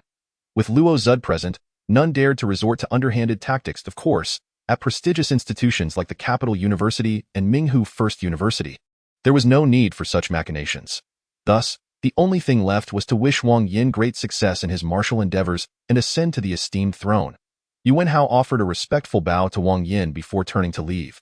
I shall take my leave as well. Please convey my regards to your father. Oh, by the way, when you meet the principal, you. At this juncture, Luo Zhu's expression suddenly twisted in uncertainty. After hesitating for a dozen seconds, he ultimately chose not to finish his sentence, waving his hand as he exited. Wang Yan, what is going on? Is it not common knowledge that leaving a thought half-finished invites misfortune at night, or that stepping out carelessly may lead to a dog bite? Wang Yan pondered, feeling apprehensive that the principal of Minghu First University might not be an amiable character. Prepare yourself, we shall depart in 3 days. Wu Liqiang patted Wang Yan on the shoulder, grinning from ear to ear. Achieving level 3 before even enrolling in the soul contract, with spirit beasts of dragon and phoenix lineage, both of superior quality, this level of prowess already surpassed many third-year students. With diligent cultivation, he would undoubtedly ascend to the throne in the future. Additionally, his background would provide immense support. His father was the foremost businessman in Minghu province, and his uncle held the position of commander in the military district. There would be no need to fret over finances or engage in treachery. Coupled with the protection of the principal and instructors, he could focus solely on enhancing his soul's intensity. Such a student was exceedingly rare, and Wu Liqiang could hardly contain his joy. Indeed, Wang Yan replied, clutching the withered gold as he departed. Minghu First University was situated in Haixian City, approximately 2,000 kilometers away from this location. With ferocious beasts roaming and monsters rampant, even with the military conducting regular purges, numerous ferocious creatures still lingered on the roads. Consequently, each year, prior to the commencement of classes, universities dispatched enrollment directors and teachers to escort the admitted candidates back to school. To minimize the wastage of human and material resources, only 5 universities across the Yanhuang Empire possessed the qualification for interprovincial recruitment, and they were divided into specific regions. For instance, the capital university could only recruit from the entire northern region. 3 days may seem neither too long nor too short. Wang Yan discovered a troubling issue. He seemed to have been deceived. Hence, are you merely a ground-dwelling chicken? Wang Yan gazed at Jinzi, his eyes brimming with scrutiny. Initially, upon seeing Jinzi bouncing about, he assumed it did not enjoy flying, or that the confined indoor space was unsuitable for such an endeavor. However, he soon realized it was simply incapable of flight. Boss, I can indeed fly, albeit not far or high, Jinzi declared, spreading its wings and feigning a sense of helplessness, yet inwardly feeling a profound sense of insecurity. As the saying goes, gold cannot be pure, and no one is perfect. The same holds true for birds, with exceptional defensive and offensive capabilities, as well as agile movements and commendable speed. If it could also fly, it would be utterly extraordinary. Though it had undergone bloodline refinement and ascended to the rank of lord, its essence remained that of a golden parrot. Unless it were to devour the bloodlines of 5 fierce phoenix species and completely evolve into a phoenix, flight would remain an impossibility. Its range was barely 50 meters, rendering it less capable than a rooster. In the future, refrain from claiming you are of the phoenix lineage. It would be quite embarrassing. Wang Yan covered his face, feeling somewhat unable to confront the absurdity. A bird that cannot fly is akin to a fish that cannot swim. Ridiculous. Nevertheless, it must be noted that ostriches and penguins also seem incapable of flight. Alas, if it must be a ground-dwelling chicken, then so be it. It is not the end of the world. Wang Yan sighed, gently ruffling the head of Shaoqing, which peeked out from his clothing. Both spirit beasts were disinclined to be confined within the special space of the soul contract, prompting Wang Yan to carry a backpack while allowing Shaoqing to coil most of its body around him. Jianzi, on the other hand, simply ran along the ground. Soon after, another individual arrived. Upon seeing Wang Yan, Wu Liqiang smiled and remarked, this time, the number of new students is rather limited, only a little over 200, easily accommodated by a few buses. Naturally, Wang Yan was seated at the forefront, alongside the enrollment director, Wu Liqiang. To speak rather cruelly, in Wu Liqiang's eyes, all the others combined were of lesser importance than Wang Yan. Should danger arise, Wu Liqiang would prioritize taking Wang Yan to safety, leaving the others to fate. The Yanhuang Empire was in dire need of formidable individuals. Each day, new spatial rifts appeared, giving rise to countless crises.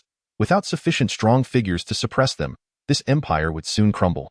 Apologies, I was caught in traffic, a voice called from a distance. Wang Yan looked up to find it was Zhang Wei. Your grades are barely sufficient to gain admission to the second university. How did you end up here? Wang Yan inquired, perplexed. Zhang Wei had only achieved a B-level rating in the recent practical examination, placing him towards the bottom even at the second university. Under normal circumstances, it was improbable for him to enter the first university. What can I say? Luck is on my side. Zhang Wei replied with a sly grin. Why Spirit Beast has advanced to the second rank and acquired a fantastic skill that can swiftly restore its energy. Is that so remarkable? Wang Yan exclaimed in astonishment.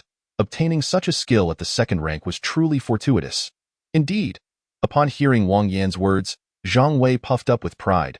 waving his hand to summon his spirit beast. This is a hen, adorned with feathers as white as snow, plump as a ball. Upon being summoned, the hen gazed affectionately at Zhang Wei and, with an upward tilt of her rear, laid an egg. Cluck! It seemed to be a display of pride. The hen fluttered her wings, exuding a sense of self-importance. Wang Yan, Wu Liqiang, a multitude of students. While the act of a hen laying an egg is quite ordinary, for some inexplicable reason, Wang Yan felt that something was amiss. Chapter 20. Lying is not the trait of a good child. Before Wang Yan could react, Jinzi approached. She raised her wings to stroke the crest atop her head, her rear twitching slightly, exuding a rather flamboyant demeanor. Greetings, beautiful lady. I am Jinzi, the boss's hen. Whoosh, bang. A jarring sound suddenly erupted, and Jinzi's body vanished into thin air, only to reappear splattered against a nearby tree. Wang Yan, Wu Liqiang. A throng of students.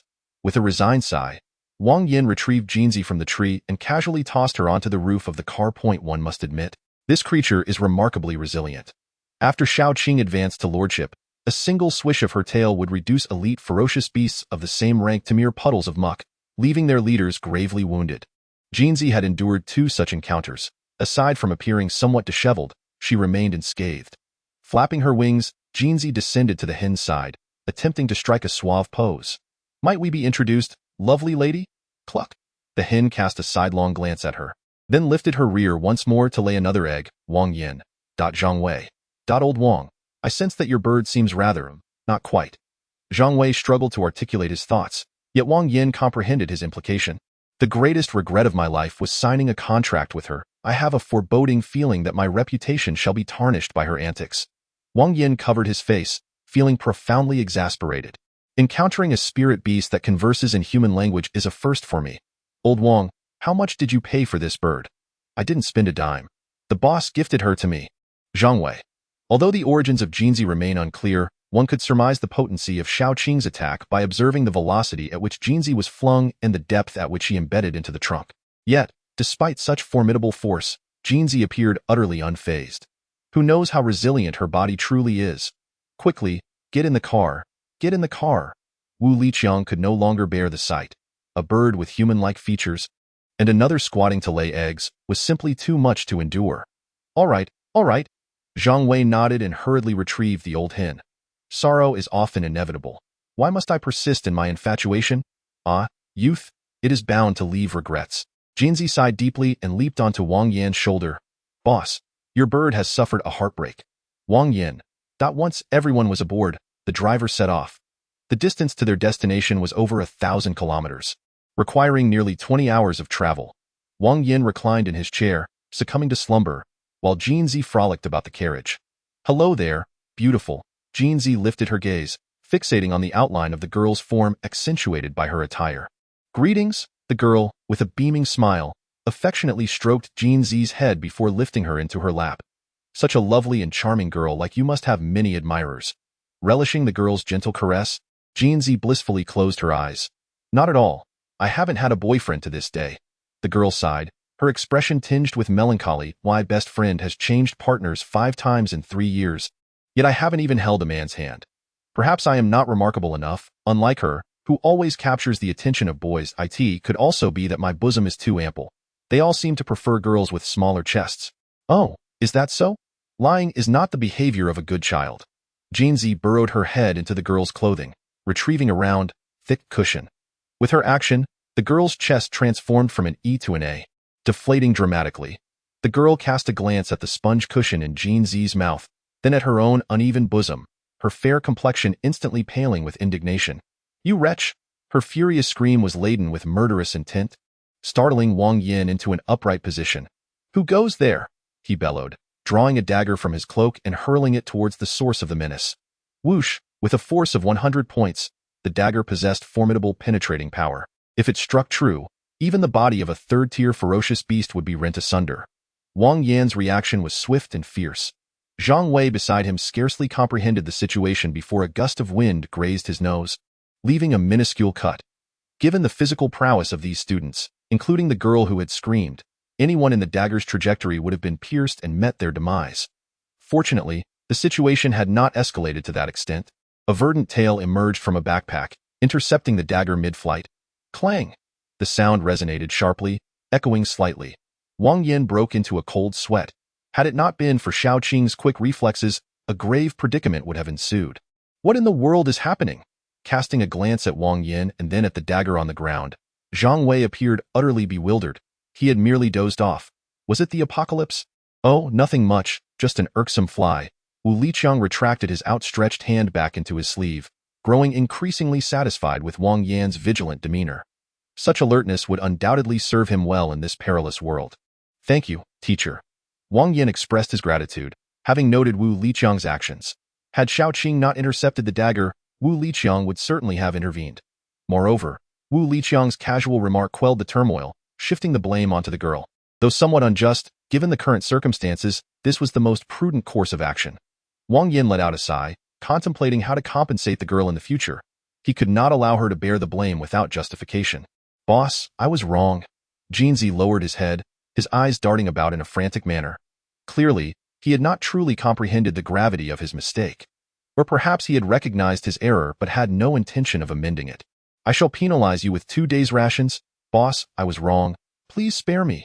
Jinzi cried out in despair, wrapping his wings around Wang Yan's calf, wailing pitifully.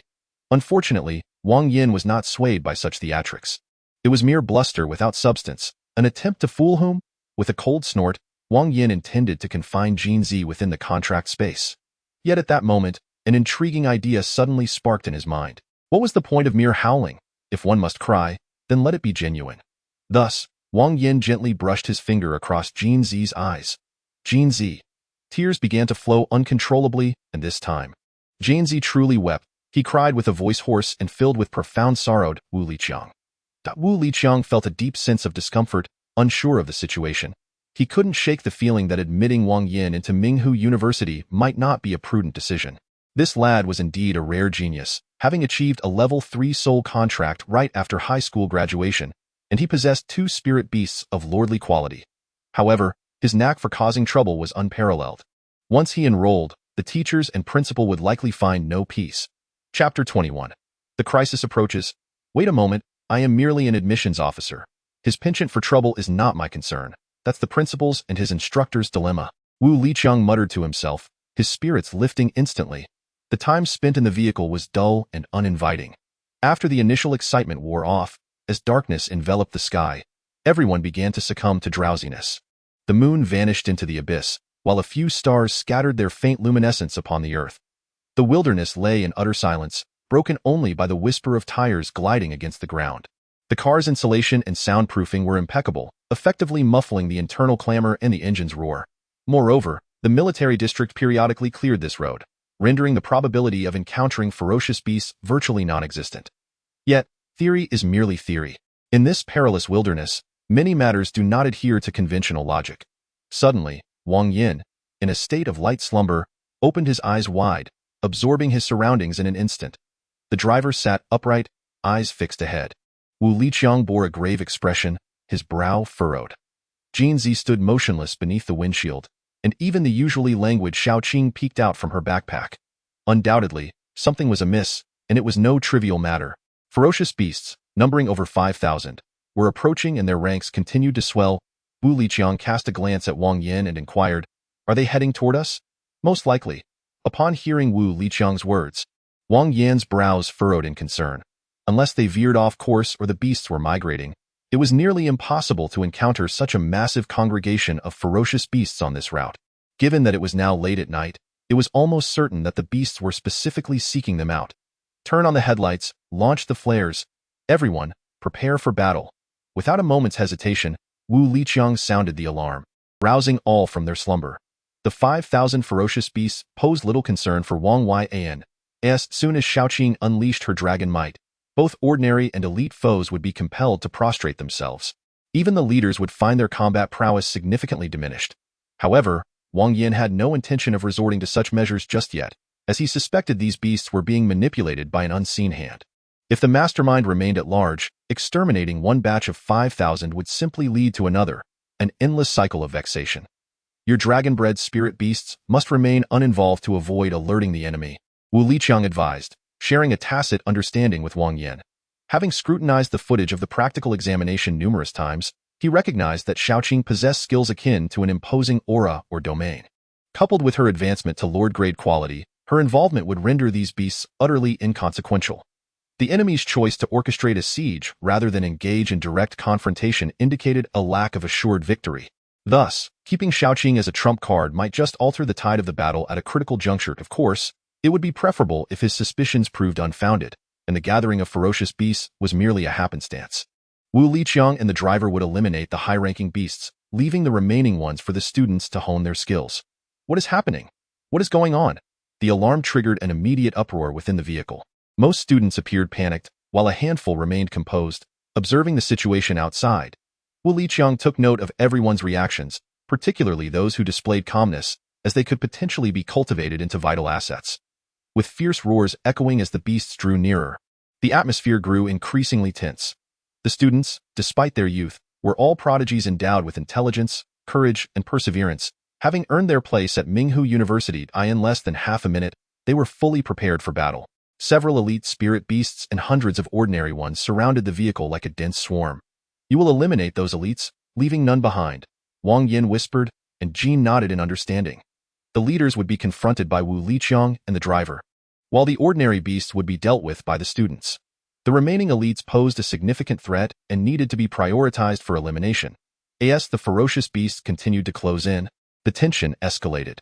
The students were filled with fervor, eager to plunge into the fray. Commence battle, Wu Liqiang shouted fiercely, igniting the clash. Hundreds of spirit beasts collided with the oncoming tide of ferocious creatures.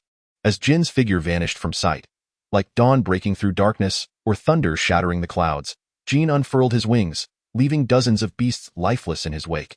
Sharp and fierce, elegant and dashing, Jin danced like a blade's edge, akin to an assassin lurking in the shadows. In an instant, enemies fell before him. A deep, resonant roar erupted from the throng of beasts as an armored rhinoceros locked onto Jin and charged with reckless abandon. The heavy-set creature, once it initiated its charge, could only surge forward, nearly incapable of altering its course. Yet, its formidable defense and terrifying offensive power rendered it nearly unmatched among the leaders. A brute? Upon witnessing the armored rhinoceros charging towards him, Jinzi let out a derisive laugh and promptly pecked a hole into the head of the monkey beneath his feet. Not to mention a higher rank, even against a fellow leader, Jinzi could easily dispatch this fool. With dual weapons in hand, his figure flickered. Jinzi moved like a specter, each appearance resulting in the demise of at least two ferocious beasts. Beast, I have come to confront you. The commotion caused by the armored rhinoceros quickly drew the driver's attention. With a thunderous roar, a massive, fiery red gorilla was summoned, hurling its fists towards the armored rhinoceros. Wu Liqiang was not idle either. He single-handedly restrained two leader-level ferocious beasts, plunging the battle into a stalemate. Old Wang, I sense something is amiss. Zhang Wei leaned against Wang Yan, shield in his left hand and spear in his right. His contracted spirit beast possessed poor combat prowess, and its first-tier skills leaned towards support, leading him to develop the embryonic form of his current strategy, spirit beasts aiding while he fought. Though human strength paled in comparison to that of spirit beasts, as long as he could hold his opponent at bay, he could subsequently await his comrades' assistance after they dealt with their foes. Of course, he could also opt to wear down the enemy. During the practical examination, he achieved a commendable B-level rating through this very tactic. Steady and cautious, he focused on defense, refraining from counterattacking unless he was completely assured of victory. 10 First-tier 1-star ferocious beasts took him 10 minutes to defeat. 10 First-tier 2-star beasts consumed half an hour of his time. 10 First-tier 3-star beasts required 2 hours. The audience in the stands grew drowsy, and Wang Guangyao was nearly driven to curse in frustration. What was amiss? Wang Yan kicked a charging leopard aside and swiftly severed the neck of a nearby duck. A 4th-tier duck. One could only wonder how delectable it would be roasted. Tell me, is it possible that our misfortune in encountering these ferocious beasts is no mere coincidence, but that they are specifically targeting us? You have guessed correctly, Wang Yan nodded, lopping off the head of another duck. Chapter 22. 5,000 ferocious beasts, is that true? I was merely guessing, Zhang Wei exclaimed, disbelief etched across his face. A blind cat stumbled upon a dead mouse. You hit the nail on the head. Wang Yan sighed, dispatching a third duck's head. There seems to be an excessive number of ducks among these ferocious beasts. Be sure to protect yourself. With so many beasts around, I may not be able to look out for you. Wang Yan surveyed his surroundings, taking in the entirety of the battle. The driver was engaged with one leader-level beast, while Enrollment Director Wu Liqiang was occupied with two. Jinzi rampaged like a harbinger of death. Many elite ferocious beasts not even having a chance to react before their skulls were crushed or their necks severed. Over 200 students faced off against ordinary ferocious beasts.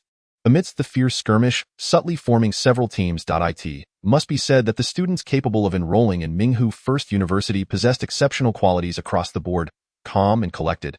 They executed their strategies with precision. Those injured or exhausted were shielded, while the robust defended the front lines. Initially, their movements appeared somewhat clumsy and inexperienced, but as time passed, their coordination became increasingly adept. Hundreds of ferocious beasts were slaughtered. Yet not a single student or spirit beast met their demise. Is this the first of the examination? The formidable beast of the third tier could not withstand even a single round against him. Several students, upon witnessing Wang Yan, could not help but exclaim, "Those who achieve a top-tier A grade are certainly not weak." A companion beside him gasped heavily and remarked, "Whether it be spirit beasts or martial prowess, they are the pinnacle of excellence. But what of his spirit beast?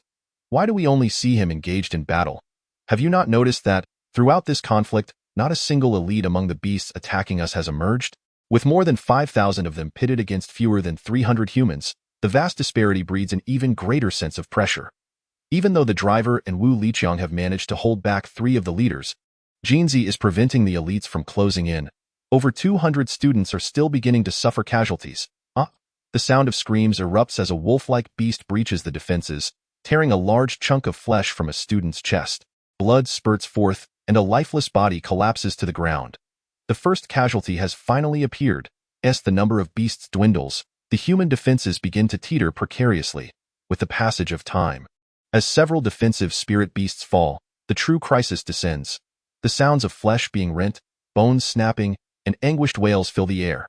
The entire battlefield morphs into a meat grinder, with beasts and humans alike perishing with every passing moment.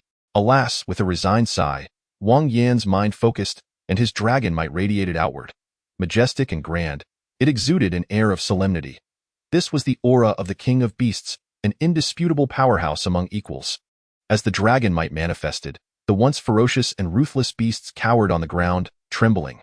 Some of the lesser beasts were so frightened that they lost control of their bowels, while the more formidable ones cautiously wagged their tails.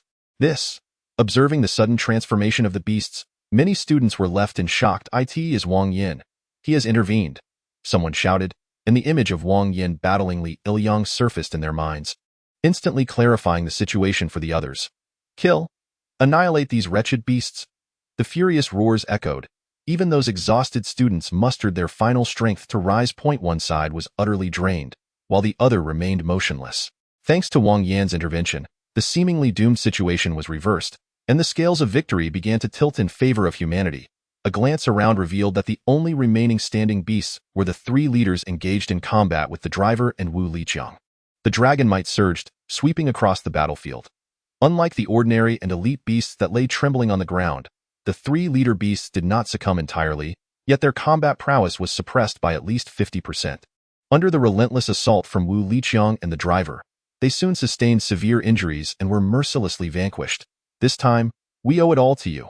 Wu Liqiang wiped the blood from his face, his wildly racing heart gradually calming. When it comes to leader versus leader, unless there is a bloodline or racial suppression, the battle cannot be swiftly resolved. However, his struggle against the leader beast was a different matter entirely. A beast tamer, an ordinary spirit beast, and an elite spirit beast joining forces against a leader beast was akin to a dance on the edge of a blade, with each moment teetering on the brink of death. Furthermore, surrounded by numerous elites, had it not been for Wang Yan, they would undoubtedly have faced dire consequences this time. In the future, should there be any opportunity to be of service, they would willingly offer their lives. Several student representatives approached, expressing their heartfelt gratitude. Wang Yan single-handedly held back all the elite ferocious beasts while simultaneously suppressing the remaining ordinary and leader-level beasts in a critical moment. Such terrifying prowess left everyone profoundly astonished. As fellow students, there was no need for excessive formality. Wang Yan nodded, his gaze fixed upon the encroaching darkness ahead. An instinctive feeling warned him that the crisis had not been entirely averted. The true adversary would soon make their appearance. Indeed, accompanied by a sinister and arrogant laughter, A pair of crimson eyes emerged from the shadows. Following this was a grotesque head emblazoned with the character for king in deep black, atop a powerful and imposing body. This was a tiger-like spiritual beast, a paragon among its kind. Blood-pupiled demon tiger, you are a member of the Annihilation Brotherhood. The driver exclaimed, disbelief etched across his face. Indeed, indeed, you possess a modicum of discernment. I am the Earth Demon Star, ranked among the 72 earthly fiends. The sinister voice echoed once more. Astonishingly, it was the blood-pupiled demon tiger speaking. Are you man or beast? Wang Yan retorted sharply, his brow furrowing into a deep scowl. This spiritual beast evoked a peculiar sensation within him. Brutal, ruthless, insane, chaotic. It resembled a ferocious beast in every conceivable way. Yet, instead of launching an immediate attack, it spoke, referring to itself as the Earth Demon Star. Does it matter whether one is man or beast? In this world governed by the law of the jungle, both humans and beasts are merely struggling for survival. The Earth Demon Star sneered, seemingly intent on imparting life lessons to Wang Yan. This was a member of the Annihilation Brotherhood, who had transferred their soul into the body of a ferocious beast through a technique. Thereby seizing the beast's power, Wu Liqiang took a step forward, subtly positioning himself to shield Wang Yan. The Annihilation Brotherhood was a nefarious anti-human organization comprising 4 factions: the 7 stars of the Northern Dipper, the 6 stars of the Southern Dipper, the 36 celestial stars, and the 72 earthly fiends. Among these, the Northern Dipper and Southern Dipper remained shrouded in mystery, lurking in the shadows, while the 36 celestial stars and 72 earthly fiends wreaked havoc openly. The influence of the Annihilation Brotherhood spanned the globe, with reports indicating that the 36 celestial stars possessed power at the kingly level, while the 72 earthly fiends were comparatively weaker, with their might peaking at the lord level. So, they are merely a band of lunatics intent on world destruction. Wang Yan nodded, responding with derision. I initially thought an important figure had arrived, but it turns out to be just a minor lackey. You are riding a gourd across the river, pretending to be significant. Chapter 23. Earth Demon Star. Ha, foolish humans, only capable of boasting empty words. The Earth Demon Star chuckled coldly, its blood-red eyes glinting with murderous intent. The higher the biological rank, the more challenging the ascent becomes. For instance, the Diamond Parrot requires the Diamond Bodhi from the Diamond Realm even at the first tier. Subsequent advancements grow increasingly arduous. And this is merely for elites. What of leaders, lords, or even more formidable kings? At this stage, both Shaoqing and Jinzi require immense energy to ascend a single star level. Were it not for the system's resolution of the formidable challenge posed by rank, they would likely remain stagnant at the second tier for an extended duration. The Blood-Eye Demon Tiger, being a beast of lordly quality, is no exception. Despite its formidable combat prowess, it is merely at the 5th tier. 5 stars. The resources and effort required to elevate to the 6th tier are uncertain. Nevertheless, it suffices to contend with 2 leaders and a low-ranking lord. Humans, perish, roared the Demon Star, its lordly aura radiating outward.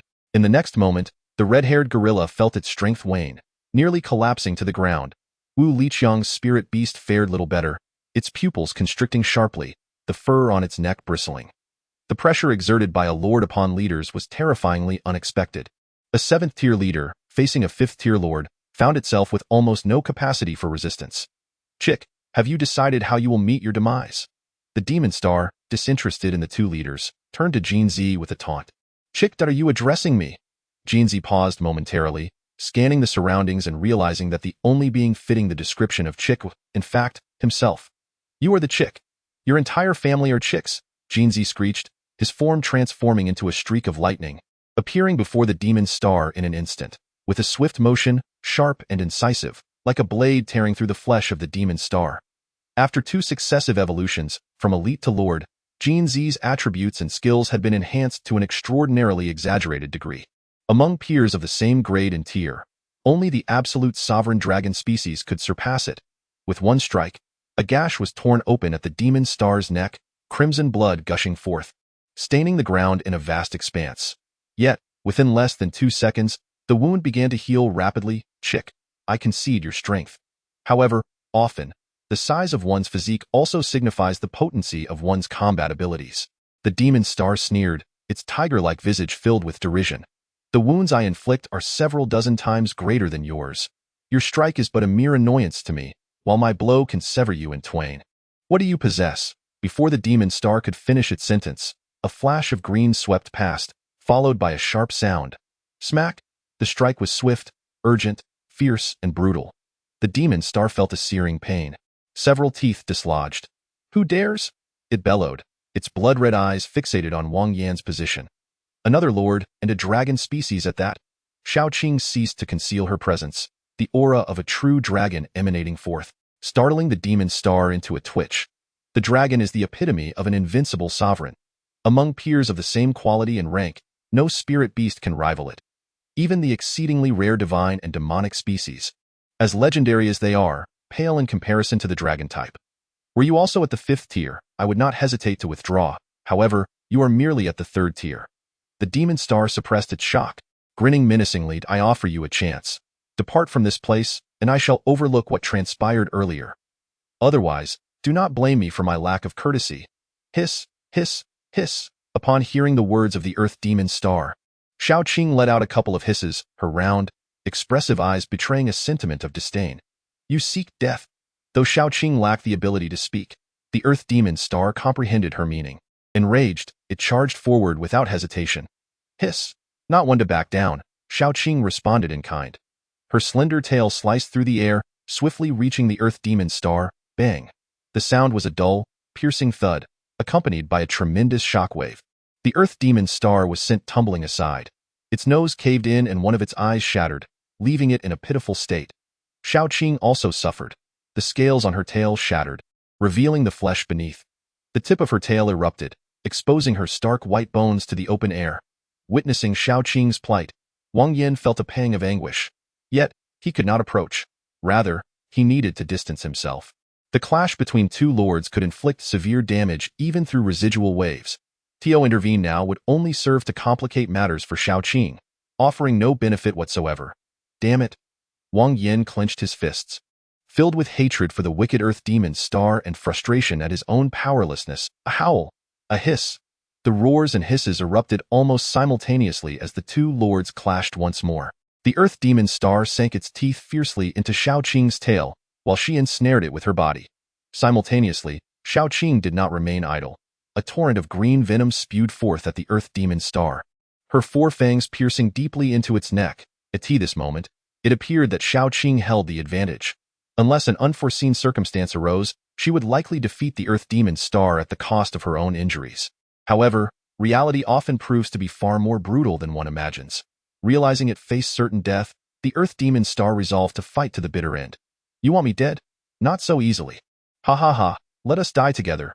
A maniacal laughter echoed from its maw, and without warning, the earth demon star unleashed an unknown skill, causing its body to swell rapidly, forcefully stretching Xiaoqing's form. Rip, rip. The sound of tearing fabric resonated as Xiaoqing's scale shattered, her sturdy body gradually being rent apart. If this continued, Xiaoqing's form would break into several pieces. Even if she miraculously survived, full recovery would be nearly impossible. Without a moment's hesitation, Wang Yan forcibly recalled Xiaoqing into the special space of their soul contract. "Ha! Is this all there is? Where is your pride? Your courage? Gone?" The earth demon star sneered, dark energy swirling around it as its body continued to expand. "I will not toy with its life. At most, it will simply perish." Wang Yan's expression remained impassive, yet his heart braced itself for escape. If he did not intervene, Xiaoqing faced the risk of death, and he would be compelled to confront the earth demon star directly. Whether he retained Xiaoqing or engaged the earth demon star head-on, the outcome would be the same. Why allow Xiaoqing to perish in vain? Moreover, a deeper reason lay hidden within his heart. Xiaoqing bore his bloodline, making her the closest thing to family he had in this unfamiliar world. He wished for her to survive, to live alongside him. How profound the bond between master and servant. The earth demon star emitted a series of mocking clicks, its face a mask of derision. If it were that little chick, would you still make the same choice? Chapter 24. The Phoenix. Upon hearing its words, Jinzi remained silent, yet its small ears perked up quietly. It was quite intelligent, an anomaly among the group of the King Kong parrots, possessing wisdom that surpassed that of ordinary individuals. Aware of its status as a newcomer, it understood that its standing in Wang Yan's heart could never rival that of Xiaoqing. Consequently, it never contested with Xiaoqing nor harbored any jealousy. Even when struck by Xiaoqing, it maintained an air of indifference. Of course, the primary reason was that it could not hold its ground. Nevertheless, Jinzi yearned for care and affection, desiring to hold the same esteemed position as Shaoqing. Yet, from the moment it forged a pact with me, it became my most loyal companion. It would sacrifice its life to protect me, just as I would exert every effort to safeguard it. Wang Yan's response was resolute, devoid of any hesitation. The words reached Jinzi's ears, causing its crest to tremble uncontrollably. Well said. Since you are willing to give your all, I shall grant you this opportunity. The Earth Demon Star bellowed, launching itself towards Wang Yan. One cannot deny that the Earth Demon Star was a formidable adversary, brave, decisive, and unencumbered by hesitation. Upon realizing it could not overpower its opponent, it swiftly altered its strategy. Its earlier conversation with Wang Yan was merely a tactic to buy time, allowing itself to acclimate to its surging power. At this moment, the Earth Demon Star had set its sights on Wang Yan with lethal intent. Possessing two spirit beasts of lordly quality, one a dragon and the other a phoenix. Once they matured, they would undoubtedly rank among the pinnacle of powerhouses, akin to the 7 stars of the Big Dipper and the 6 stars of the Southern Dipper. No.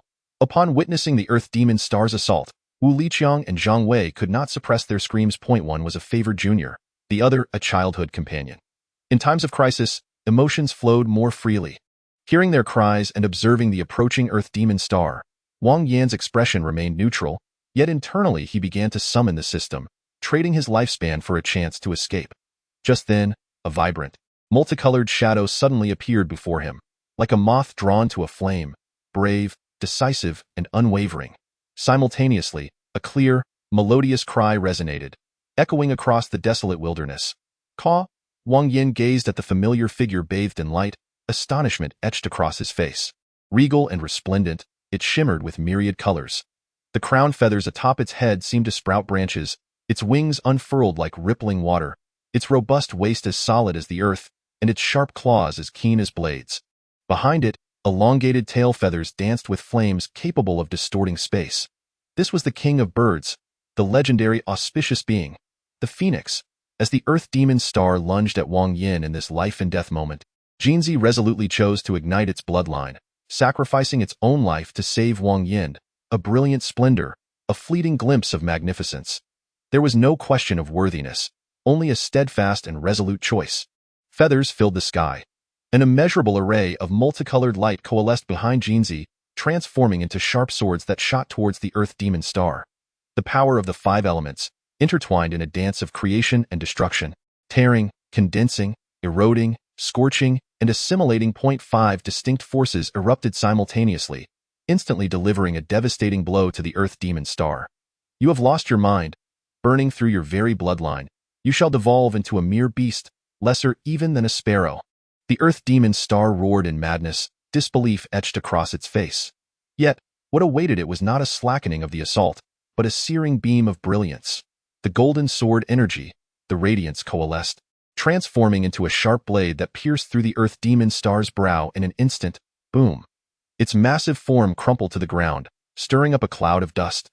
The resplendent 5-colored light in the sky, akin to a flame extinguished, dwindled to a mere remnant plummeting toward the earth. Wang Yan reached out to catch the golden figure, his eyes misting over. Boss, your bird has broken down. The golden figure uttered weakly before succumbing to complete unconsciousness. Fear not, for as long as I am here, you shall not perish. Wang Yan recalled the golden figure into the soul contract, his face already a mask of murderous intent. I vow to eradicate the World Annihilation Brotherhood, to annihilate every force associated with them. Thunder roared. Crack! The sound of thunder exploded suddenly, dark clouds having enveloped the sky unbeknownst to them. The ghastly white lightning illuminated Wang Yan's face, rendering him fearsome and terrifying. No one dared to speak. Instead, they silently assisted their injured comrades back into the vehicle. This battle had been extraordinarily brutal, with over 30 students dead and more than 100 severely injured, nearly all bearing wounds. Over half of the spirit beasts had perished, with only a breath of life remaining in the survivors. The driver and Wu Liqiang's spirit beast were gravely injured, in urgent need of treatment. Even Wang Yan's 2 spirit beasts were in dire straits, one severely wounded and the other on the brink of death. Fortunately, the soul contract offered significant restorative benefits for spirit beasts. Even if they could not be restored to their former glory, it could prevent further deterioration. For Wang Yan, as long as the golden figure survived, nothing else mattered. What of falling to first tier? What of returning to ordinary quality? It was merely a trifling matter of points. Before long, Wang Yan would transform the golden chick back into a phoenix, robust and vigorous once more. The atmosphere within the vehicle was heavy, silence prevailing, save for a few students skilled in healing who quietly tended to the wounds of their peers. Darkness loomed, bleak and torrential rain poured down. This battle hung over their hearts like a shadow. Go falter now would mean an eternal nightmare from which they could never escape. Go endure, however, would signify a step onto the path of the strong. This threshold must be crossed alone. No one could assist them. In contrast, Wang Yan remained remarkably composed. Upon a thorough inspection confirming that the golden figure was out of immediate danger, he finally felt a wave of relief wash over him. Once we return, I will request a supply of resources from the school. Wu Liqiang clapped Wang Yan on the shoulder, gratitude evident in his voice. We owe you our lives this time. Without you, we would all have perished. I acted merely in self-preservation. Wang Yan shook his head, replying, You could have chosen to retreat entirely, yet you chose to remain. Should you ever require assistance, do not hesitate to ask. I believe my fellow classmates would also be willing to exert themselves for you. Wu Liqiang smiled, his gaze drifting behind Wang Yan. Following his line of sight, Wang Yan discovered admiration and gratitude reflected in the eyes of his classmates. Stirring something deep within his once cold and hardened heart. In his past life, he had been utterly alone, struggling against beasts for sustenance, competing with humans for profit, and contending with nature for survival in order to survive. His heart had long since turned as cold as ice, considering only his own interests in all matters. Ultimately, it resulted in nothing but a page filled with absurdity, a grand dream lost in this life. He was blessed with loving parents and relatives, accompanied by an adorable spirit beast, a quirky neighbor girl, and a rather foolish childhood friend seated beside him. This existence was a far greater happiness than in his previous life. Wang Yan gazed ahead as the torrential rain poured down and the cold wind howled. Yet, his heart continued to beat, burning with an intensity akin to fire. Chapter 25. The end of Father. The subsequent journey was rather uneventful. Scattered ferocious beasts posed no significant threat, and the group arrived at Minghu First University with little to no peril. Thanks to the advance notice from the admissions director, Wu Liqiang, 3 fully staffed medical teams awaited them at the entrance. Those in need of treatment were attended to, while others rested. Within half an hour, everything was arranged satisfactorily. By the following noon, the compensations were also distributed. Wang Yan was unaware of the others' rewards, but his compensation was quite commendable. 10,000 credits and a chance to enter the soul-nourishing grounds. According to Luo Zhu's account, there were only 3 slots available each year, and now he had claimed 2 for himself, provoking envy in many. Wang Yan paid little mind to such sentiments. This opportunity was rightfully his, and he felt no guilt. The credits functioned similarly to the points in the system store, serving as a special currency to exchange for regulated items. Xiaoqing's injuries were not severe, and after a brief treatment, she was healed. Jin Zi, however, suffered a degradation in quality due to the burning of her bloodline, falling from Lord level to ordinary, though her rank remained unchanged at second tier 3 stars. These were minor issues, and she would soon regain her former quality. Due to the uproar caused by the Earth Demon Star incident, the school's higher-ups were engaged in meetings, and coupled with other matters, the official start date of the semester was postponed by half a month. With time on his hands, Wang Yan logged into the Minghu First University website, intending to explore what items could be exchanged for credits. To his surprise, there were indeed many valuable items available. A variety of energy-rich spirit medicines, cutting-edge technological products, and numerous ingredients suitable for feeding spirit beasts were listed. Naturally, what captivated Wang Yan the most were the items capable of enhancing soul strength. After musing briefly, he decisively chose live fish. Finding a place to sit, Wang Yan and Xiaoqing awaited the proprietor to prepare their meal, while Jin Zi could not remain still, peering around curiously. Soon enough, she spotted her target. A stunning woman with an expansive presence. Just how expansive, one might ask? She could easily nurse 4 children without breaking a sweat. Unlike Ruan Mei, who would likely be cursing and scrambling to cook a couple of dishes the moment her child was born. This beautiful lady, allow me to formally introduce myself. Jin Zi shook her feathery backside and gently stroked her head with her wings, striking a rather flamboyant pose. My name is Jin Zi, the most beloved spirit beast of the strongest genius in 4 centuries, a descendant of the Phoenix lineage with untold wealth. Might I have the pleasure of making your acquaintance? Hee, how amusing is it that your master lacks the courage to approach me, thus sending you in their stead? The woman scanned the surroundings but found no sign of Jin Zi's master. Not at all, Jin Zi shook his head, recalling how he had once perused your magazine. It was so exquisitely enchanting that it felt as if a beam of light had pierced through to my heart.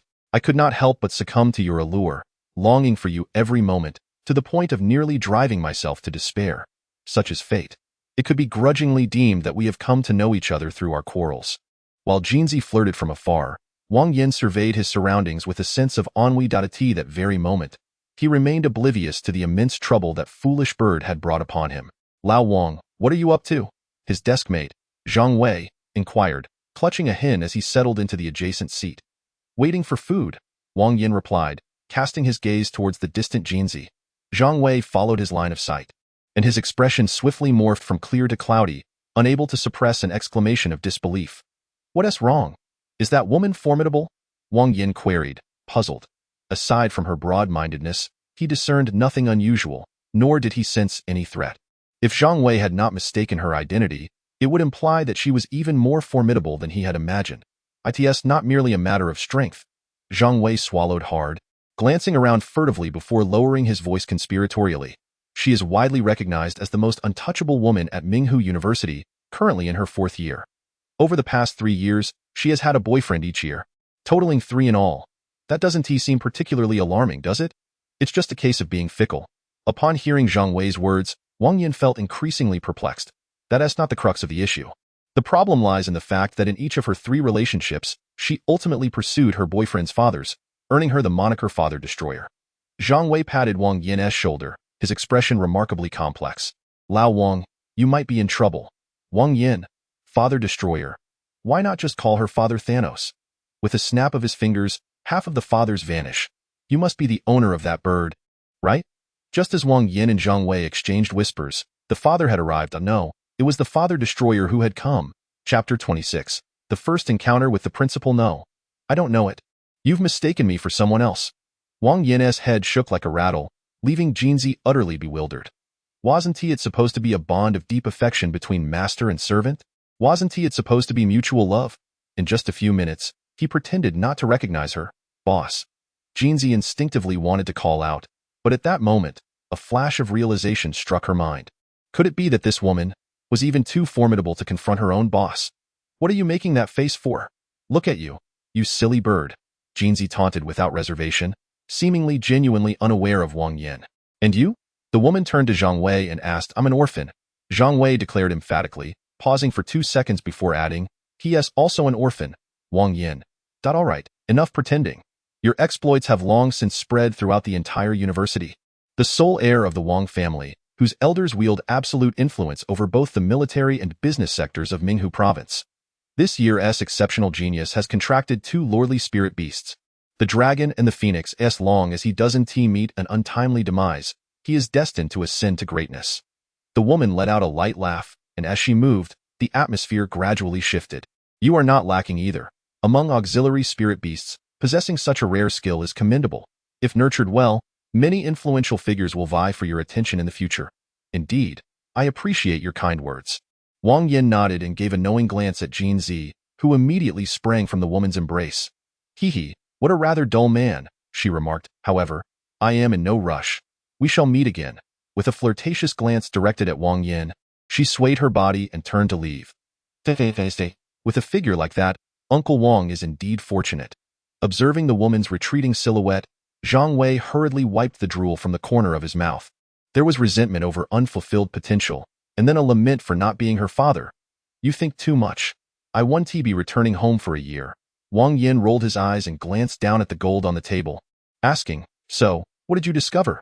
Though Jinzi appeared somewhat foolish, Wang Yan suspected that its intelligence might slightly surpass that of Zhang Wei. The eagerness to approach that woman indicated that it had likely uncovered something significant. Boss, that woman is quite extraordinary. She emanates a blend of various special spirit beast auras, faint yet pure. I sensed an aura that resonated with my own bloodline. Jinzi explained, and Wang Yan suddenly understood. The mingling of multiple spirit beast auras, particularly one that could resonate with Jinzi's bloodline, must undoubtedly be the blood of a phoenix. How intriguing, truly intriguing. Just when he was at a loss for where to seek phoenix blood, it had unexpectedly come to him. A smile tugged at the corners of Wang Yan's mouth. He had changed his mind and decided to engage with this woman further, to see what tricks she might possess. Not long after the woman departed, the boss prepared 3 servings of fish. One must admit, despite his eccentricities, the boss had remarkable culinary skills. The rich aroma danced tantalizingly around, even drawing in a little greedy cat. Such a sweet and adorable creature, Wang Yan was more than willing to share. He deftly extracted the fish bones for the cat, while he and Jinzi savored the flesh, leaving nothing but the broth for Xiaoqing to clean up. After a satisfying meal, Wang Yan wiped his mouth with the cat and made his way to the principal's office. Previously, the admissions director, Wu Liqiang, had called him to meet with the principal regarding an important matter. Recalling Luo Zhu's conflicted expression when mentioning the principal, Wang Yan felt a twinge of apprehension. His instincts warned him that this principal might not be an easy person to deal with. However, Wang Yan reassured himself that as long as he acted with integrity, he had no reason to fear an unjust confrontation. Calm and unhurried, he arrived at the principal's office. At that moment, a man exited. He appeared to be in his 20s, slender, with a gloomy demeanor. Upon spotting Wang Yan, a glint of malice flickered in his eyes. Wang Yan maintained a stoic expression, suppressing the urge to retaliate and sidestep the man. He was unaware of this individual's identity or their grievances, yet the palpable hostility provided ample justification for Wang Yan to strike if necessary. Knock, knock, knock, come in. Gazing at the figure of the other gradually receding into the distance, Wang Yan rapped lightly on the door, and immediately a gentle feminine voice emanated from within as he pushed the door open. The principal happened to look up. Upon seeing that familiar face, Wang Yan could not restrain himself from exclaiming, "Auntie?" No, that was not correct. It was not his aunt. His aunt had perished in battle many years ago, and she had a tear mole beneath her left eye, which this woman did not possess. Wang Yan's thoughts raced. He now understood why Luo Zhu had appeared so conflicted earlier. It was not that the principal was difficult to interact with, but rather it was related to his aunt. Unless something unforeseen had occurred, it was highly probable that they were sisters. You are not mistaken. I am indeed the younger sister of your aunt, and you may call me your little aunt, the principal said, gesturing for Wang Yan to take a seat beside her. Thanks to you, we have avoided a significant calamity. Otherwise, we would not only have lost a considerable number of exceptional students, but also have fallen prey to the machinations of the Annihilation Brotherhood. It was merely a matter of self-preservation, Wang Yan replied modestly, not wishing to bask in glory. By the way, what exactly transpired during this attack? And regarding the previous beast tide, I have a nagging feeling that something is amiss. This beast tide was merely a ruse. The true objective of the Annihilation Brotherhood lies in the molten fire domain. The molten fire domain? Upon hearing the principal's words, Wang Yan felt a wave of confusion wash over him. This was the first time he had encountered this name, and an instinctual sense told him. Never mind, he decided to ignore it. His earlier intuition had proven incorrect. The molten fire domain was a secret realm under the control of the military district of Minghu Province, renowned for its abundant molten fire ore, which could be utilized to forge battle armor and weaponry. It was essentially the lifeblood of the military district and a place of utmost importance to his uncle. Such secret realms were scarce, only accessible to major powers. For instance, there was the sole cultivation ground of Minghu University and the Spirit Beastmasters United Association's Wailing Forest. After a moment of contemplation, the principal continued, members of the Annihilation Brotherhood possess the ability to inhabit the bodies of both humans and beasts, enabling them to exert control over low-tier ferocious beasts to a certain extent. They incite beast tides under the guise of attacking various towns, yet their primary aim is the molten fire domain. Should they succeed in seizing it, the military district of Minghu Province would effectively be severed from its lifeblood, leading to a drastic decline in strength and an inability to maintain stability across the cities. At that point, the entire province would find itself in a precarious position. I see. Wang Yan nodded. Grasping the situation at hand in this battle, even the elusive Beidou 7 stars and the Nandu 6 stars had made an appearance. After an intense clash, the Annihilation Brotherhood was repelled, with a few members slain, marking a temporary victory. As the principal paused, she then inquired, "What are your plans moving forward?" "I intend to go to the Soul Cultivation Ground to expedite my power enhancement. If it were not for Jin Zi burning his bloodline, I might have perished at the hands of the Earth Demon Star. That mere Earth Demon Star possesses such terrifying strength. Should I encounter the Beidou 7 stars or the Nandu 6 stars, I would not even have the right to retaliate." Wang Yan lifted his head, his gaze resolute. The sense of helplessness he felt when facing the Earth Demon Star had deeply pierced his heart. Wang Yan was determined to become the strongest and to acquire the power necessary to protect himself. Indeed, that is a commendable choice. The principal nodded thoughtfully, gesturing with a wave of his hand, conjuring 2 white flowers that appeared out of thin air. These were the keys to enter the soul-nurturing grounds. Upon reaching the entrance, one could crush them to gain entrance. Thank you, Aunt, Wang Yan said as he took the keys. Seemingly recalling something and inquired, I happened to encounter someone earlier who seemed to harbor some grievances against me. According to the plan, one of this year's 3 slots was initially intended for him. But since you vanquished the Demon Star and safeguarded the lives of hundreds of students, I have decided to grant the slot to you, as the benefits of the Soul Nurturing Grounds are the most significant at this stage. The principal waved his hand dismissively, assuring him, do not worry. This is my domain, and no one dares to voice any objections. Understood. The ensuing conversation revolved around mundane family matters. The principal inquired extensively about his second uncle, but Wang Yan had little knowledge to share, mostly offering vague responses to evade further questioning. By the time he exited the office, darkness had already enveloped the sky. Wang Yan did not waste any time. Having spent the past half-month idly, he felt as though he was on the verge of hatching from his inactivity and wished to delay no longer. As he departed, the principal pulled out his phone. The soul and body were in perfect harmony, showing no signs of rejection. There were no traces of decay or decline. Unlike the half-dead old beings, it could be firmly established that no tampering had occurred with the soul. It merely seemed to have encountered some fortuitous opportunity. Thank you for your hard work. What good is mere gratitude? Will you not invite me for a meal? He remarked. Recently, the Annihilation Brotherhood has begun to stir once more. We shall discuss it further when the opportunity arises. Chapter 27. The Black Claw Phantom. On the way to the entrance of the Soul Nurturing Grounds, Wang Yan called Luo Zhu, seeking to clarify the intricate relationships involved. His second aunt and the principal were twin sisters, both having fallen in love with his second uncle. In a fierce battle over a decade ago, his second aunt was ambushed and killed by the nefarious members of the Annihilation Brotherhood, leading his second uncle to extinguish all feelings of love, dedicating his life to vengeance. Over the years, countless enemies have perished at his hands, and with each confrontation, his heart has grown increasingly cold. The principal wished to mend his second uncle's emotional turmoil, yet each attempt was met with rejection, resulting in a stalemate. Luo Zhu, serving as both the bodyguard and secretary to his second uncle, secretly hoped for a reconciliation, but his second uncle's obstinate nature left no room for opportunity. Alas, they are all unfortunate souls, Wang Yan sighed, unable to suppress a wave of melancholy. What is love? That it compels one to pledge their life and death? How tragic! How lamentable! The entrance to the Soul Nurturing Grounds lay behind the office building, and with the principal, a 10th-level beast tamer, personally overseeing it, no one could approach unless 3 from the Northern Dipper or Southern Dipper were to arrive. Wang Yan crushed the keys in his hand, and with a surge of spatial energy, his body vanished without a trace. The process of transportation was remarkably serene. Once the dizziness in his mind dissipated, Wang Yan found himself in an entirely different realm. It was dim and gloomy, devoid of animals, plants, wind, or even the sun, moon, and stars. A peculiar substance pervaded the air, elusive and indefinable, yet it enveloped Wang Yan in an exquisite sense of comfort. This truly was a sanctuary for the soul. Wang Yan marveled, feeling a subtle enhancement in the strength of his spirit. Though minuscule, the sensation was profoundly genuine. Summoning Shaoqing and Jinzi, the 2 little creatures curiously surveyed their surroundings, their inquisitiveness palpable. Boss, where are we? It feels so delightful, Jinzi exclaimed, scratching the ground with its claws, seemingly unaware of what it sought, merely driven by a whimsical desire to dig. Such a mundane action ought not to provoke any unforeseen consequences. However, reality often defies expectations. A white shadow emerged from the pit, leisurely burrowing its way out. What the heck?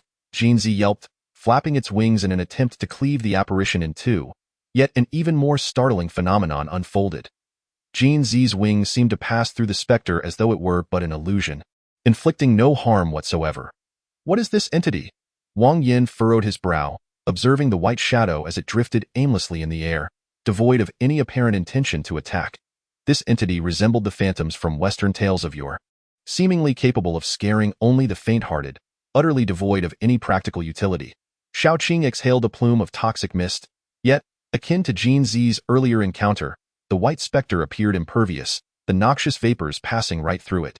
Hiss, filled with confusion, Shaoqing withdrew its tail from the backpack, intending to strike, but was halted by Wang Yan. This is a soul entity. You cannot touch it, nor can you inflict harm. Upon uttering these words, Wang Yan unleashed a soul spike, as anticipated. The soul energy coalesced into a spike that made contact with the specter, which instantly dissipated into a wisp of white smoke, leaving no trace behind. Simultaneously, Wang Yan sensed that the soul energy he had expended was rapidly recuperating, fully restored in less than 10 seconds. Additionally, he perceived a slight enhancement in his soul energy. Truly, this was a remarkable place.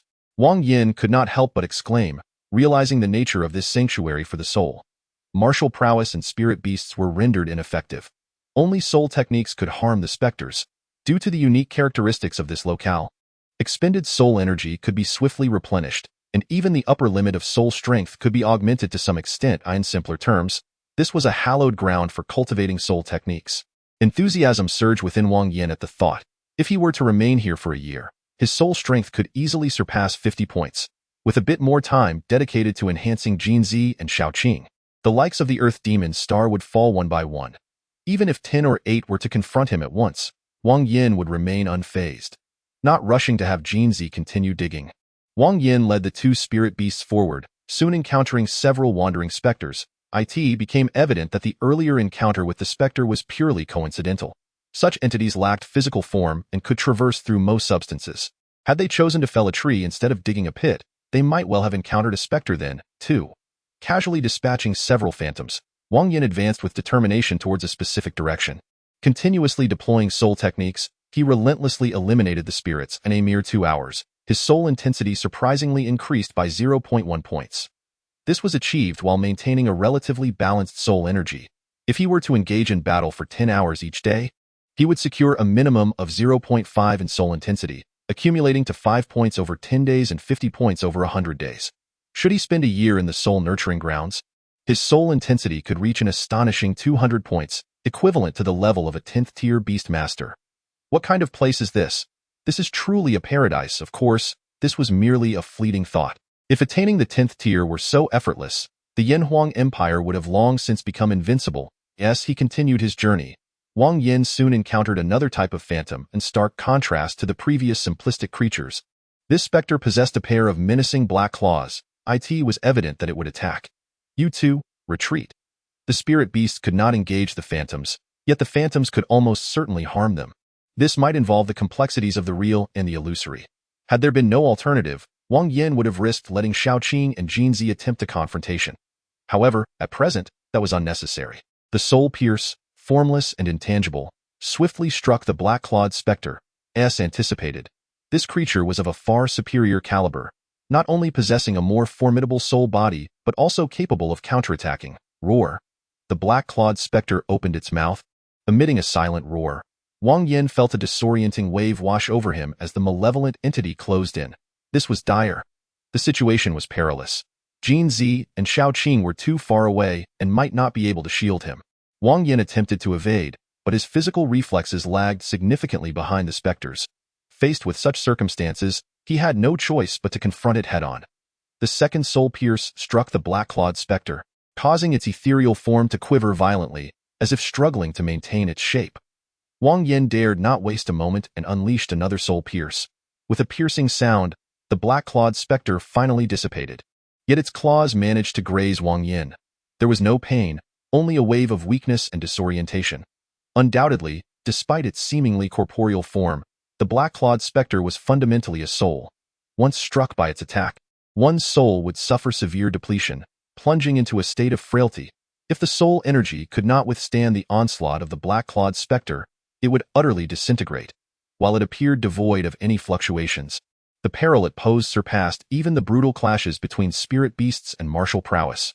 Wang Yan wiped the non-existent cold sweat from his forehead.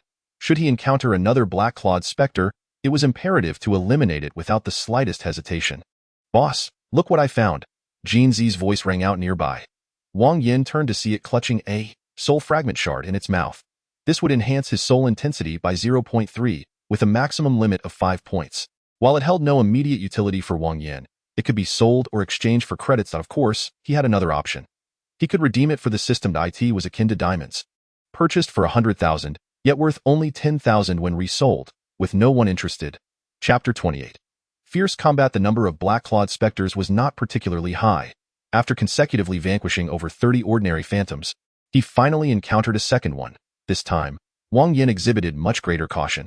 He unleashed his soul piercing from a considerable distance and successfully eliminated the black-clawed specter before it could arrive. The absence of soul fragments indicated that his previous success had merely been a stroke of luck. Nevertheless, Wang Yan was undeterred. After all, the more foes he vanquished, the greater his chances of success would become. If the drop rate was merely 1%, then slaying 100 would effectively yield 100%, wouldn't it? Apart from mealtimes and essential rest, Wang Yan remained in a state of constant battle. Time seemed to stretch indefinitely until finally, his soul strength reached 5 points, and he had accumulated enough points to elevate his golden companion back to Lord quality. Moreover, throughout the course of Wang Yan's skirmishes, his golden companion had been indulging in a veritable feast. Various energy-rich nuts replenished its vitality, allowing it to ascend from a second-tier 4-star to a second-tier 5-star. He spent 300 points to exchange for a third-tier soul crystal, and with a gentle glow, the golden companion finally attained a third-tier 1-star status and acquired new skills. As time passed, the black-clawed specters dwindled nearly to extinction, and the number of ordinary specters also plummeted. After meandering for over half an hour, he astonishingly failed to encounter a single one. This was quite perplexing. Could it be that there was a limit here? Wang Yan recalled Luo Zhu's words, stating that the soul nurturing grounds could accommodate at most 3 participants each year. It was likely not the principal deliberately withholding access, but rather that the recovery rate of soul energy in this location was too slow to sustain more than 3 ordinary beast tamers. Consequently, he had been recklessly slaughtering, effectively consuming the quota meant for 3 individuals. Tio put it simply, this year's allocation in the soul nurturing grounds had been entirely depleted. If he wished to continue utilizing it, he would have to wait until next year. According to the law of conservation of energy, energy cannot be created from nothing, nor can it simply vanish. It merely transforms from one form to another or transfers from one object to another. In such circumstances, there must be a source of soul energy within the soul nurturing grounds. If only he could locate it. Wang Yan licked his lips, his eyes sparkling with a glint of avarice. He did not require much. An additional 2 points of soul strength would enable him to contract a 3rd spirit beast. At that point, his combat prowess would surge, and should he encounter a foe akin to the Earth Demon Star, he would be able to utterly annihilate it. Thus, the pressing question arose. How could he find the source of soul energy?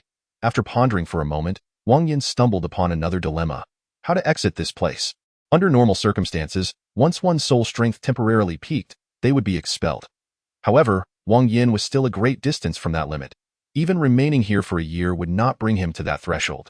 If there were ample soul energy, he would undoubtedly choose to stay indefinitely, but now, not only was soul energy becoming increasingly scarce, but his supplies of food and fresh water were also dwindling. It seemed he had to devise a way to leave, Wang Yan muttered to himself. Preparing to continue his search, the golden companion suddenly let out a fierce shout. Who? Ah, truly worthy of its phoenix bloodline. Its senses are remarkably keen. A gentle and alluring voice floated from a short distance away. Wang Yan looked up to find it was none other than Mieba. How did you get in here? Wang Yan instinctively inquired, only to realize immediately after asking that the answer was obvious. He must have entered using a key. Each year, there are 3 coveted positions in the soul nurturing grounds, and he holds 2 while the remaining 1 lies in another's grasp. Ah, how swiftly one has recovered. Observing the appearance of Jinzi, a look of surprise flitted across Mieba's enchanting visage, which soon shifted to a scrutinizing gaze directed at Wang Yan. Dear brother, you truly delight me. For reasons unbeknownst to him, Wang Yan felt a sense of peril as Mieba's gaze settled upon him. Indeed, it was danger. Like prey under the watchful eye of a ferocious beast. The mere act of being scrutinized caused his body to instinctively tense. Who exactly are you? Wang Yan queried, drawing forth 2 daggers from his spatial storage pouch, readying himself for battle in a mere breath. Ever since acquiring the system, he had adopted a carefree attitude, believing himself to be above all beings with the system's assistance. As long as he did not court disaster, reaching the pinnacle seemed an inevitable outcome. Even when confronted by fearsome creatures such as the Earth Demon Star, his thoughts were solely centered on utilizing the system to nurture Shaoqing and Jinzi. However, in this moment, Wang Yan found himself fully alert. For Mieba's spirit beast was no less formidable than himself. It was a Cheng Huang. Wang Yan's expression turned grave, as he had not anticipated encountering such a powerful and rare divine beast so soon after entering Minghu First University. The Shan Haijing, Western Regions Records. In the land of the white people, north of the dragonfish, there is the Cheng Huang, resembling a fox, with horns upon its back, living for 2,000 years. The Cheng Huang, resembling a fox with horns, is said to grant an extension of life by 2,000 years to whomever rides upon its back. Much like the 9-tailed fox, It is an auspicious beast in Huaxia mythology, and any entity associated with such legends is bound to possess significant authority. The creature of Cheng Huang's caliber boasts an unimaginably high potential. Wang Yan was uncertain of the full extent of the Cheng Huang's strength, but judging by the tense demeanor of Jinzi and Shaoqing, it was clear that it was no weakling. Such pure dragon blood is indeed a rarity. This little chick's lineage, though slightly inferior, must belong to a branch of the Phoenix clan. Miaba licked her lips, her alluring demeanor infused with a hint of seduction, stirring something within Wang Yan's heart. She was the most beautiful woman he had ever encountered. Regrettably, Wang Yan hesitated, provoking Miaba's curiosity. Regrettably, what? Regrettably, I have yet to experience the taste of my sister. Upon hearing Wang Yan's words, Miaba paused momentarily before bursting into a fit of laughter. The atmosphere surged, flowers swaying, her beauty transcending the ordinary. Yet, rather than succumbing to her charm, Wang Yan grew increasingly vigilant. This woman was exceedingly dangerous, far more complex than she appeared. A glint of coldness shone in Wang Yan's eyes, ready to strike at any moment. However, before he could make a move, Miaba's figure seemingly vanished from sight. No, it was not disappearance. It was sheer speed. Bang! A dull sound reverberated around him as Wang Yan felt a heavy blow to his chest, forcing him to stumble back 3 steps uncontrollably. Dear brother, how strong you are. I do adore a man of such firmness. Miaba beamed, her face adorned with a smile, devoid of any murderous intent. Yet, the more she feigned innocence, the more perilous Wang Yan felt. Damn it, what is it about me that attracts you? Can't I change? Wang Yan cursed angrily, and after stabilizing his stance, he immediately lunged forward. Since a confrontation was inevitable, he deemed it better to attack proactively rather than passively retaliate. I relish this hard and unyielding brother of mine. You always leave others in agony.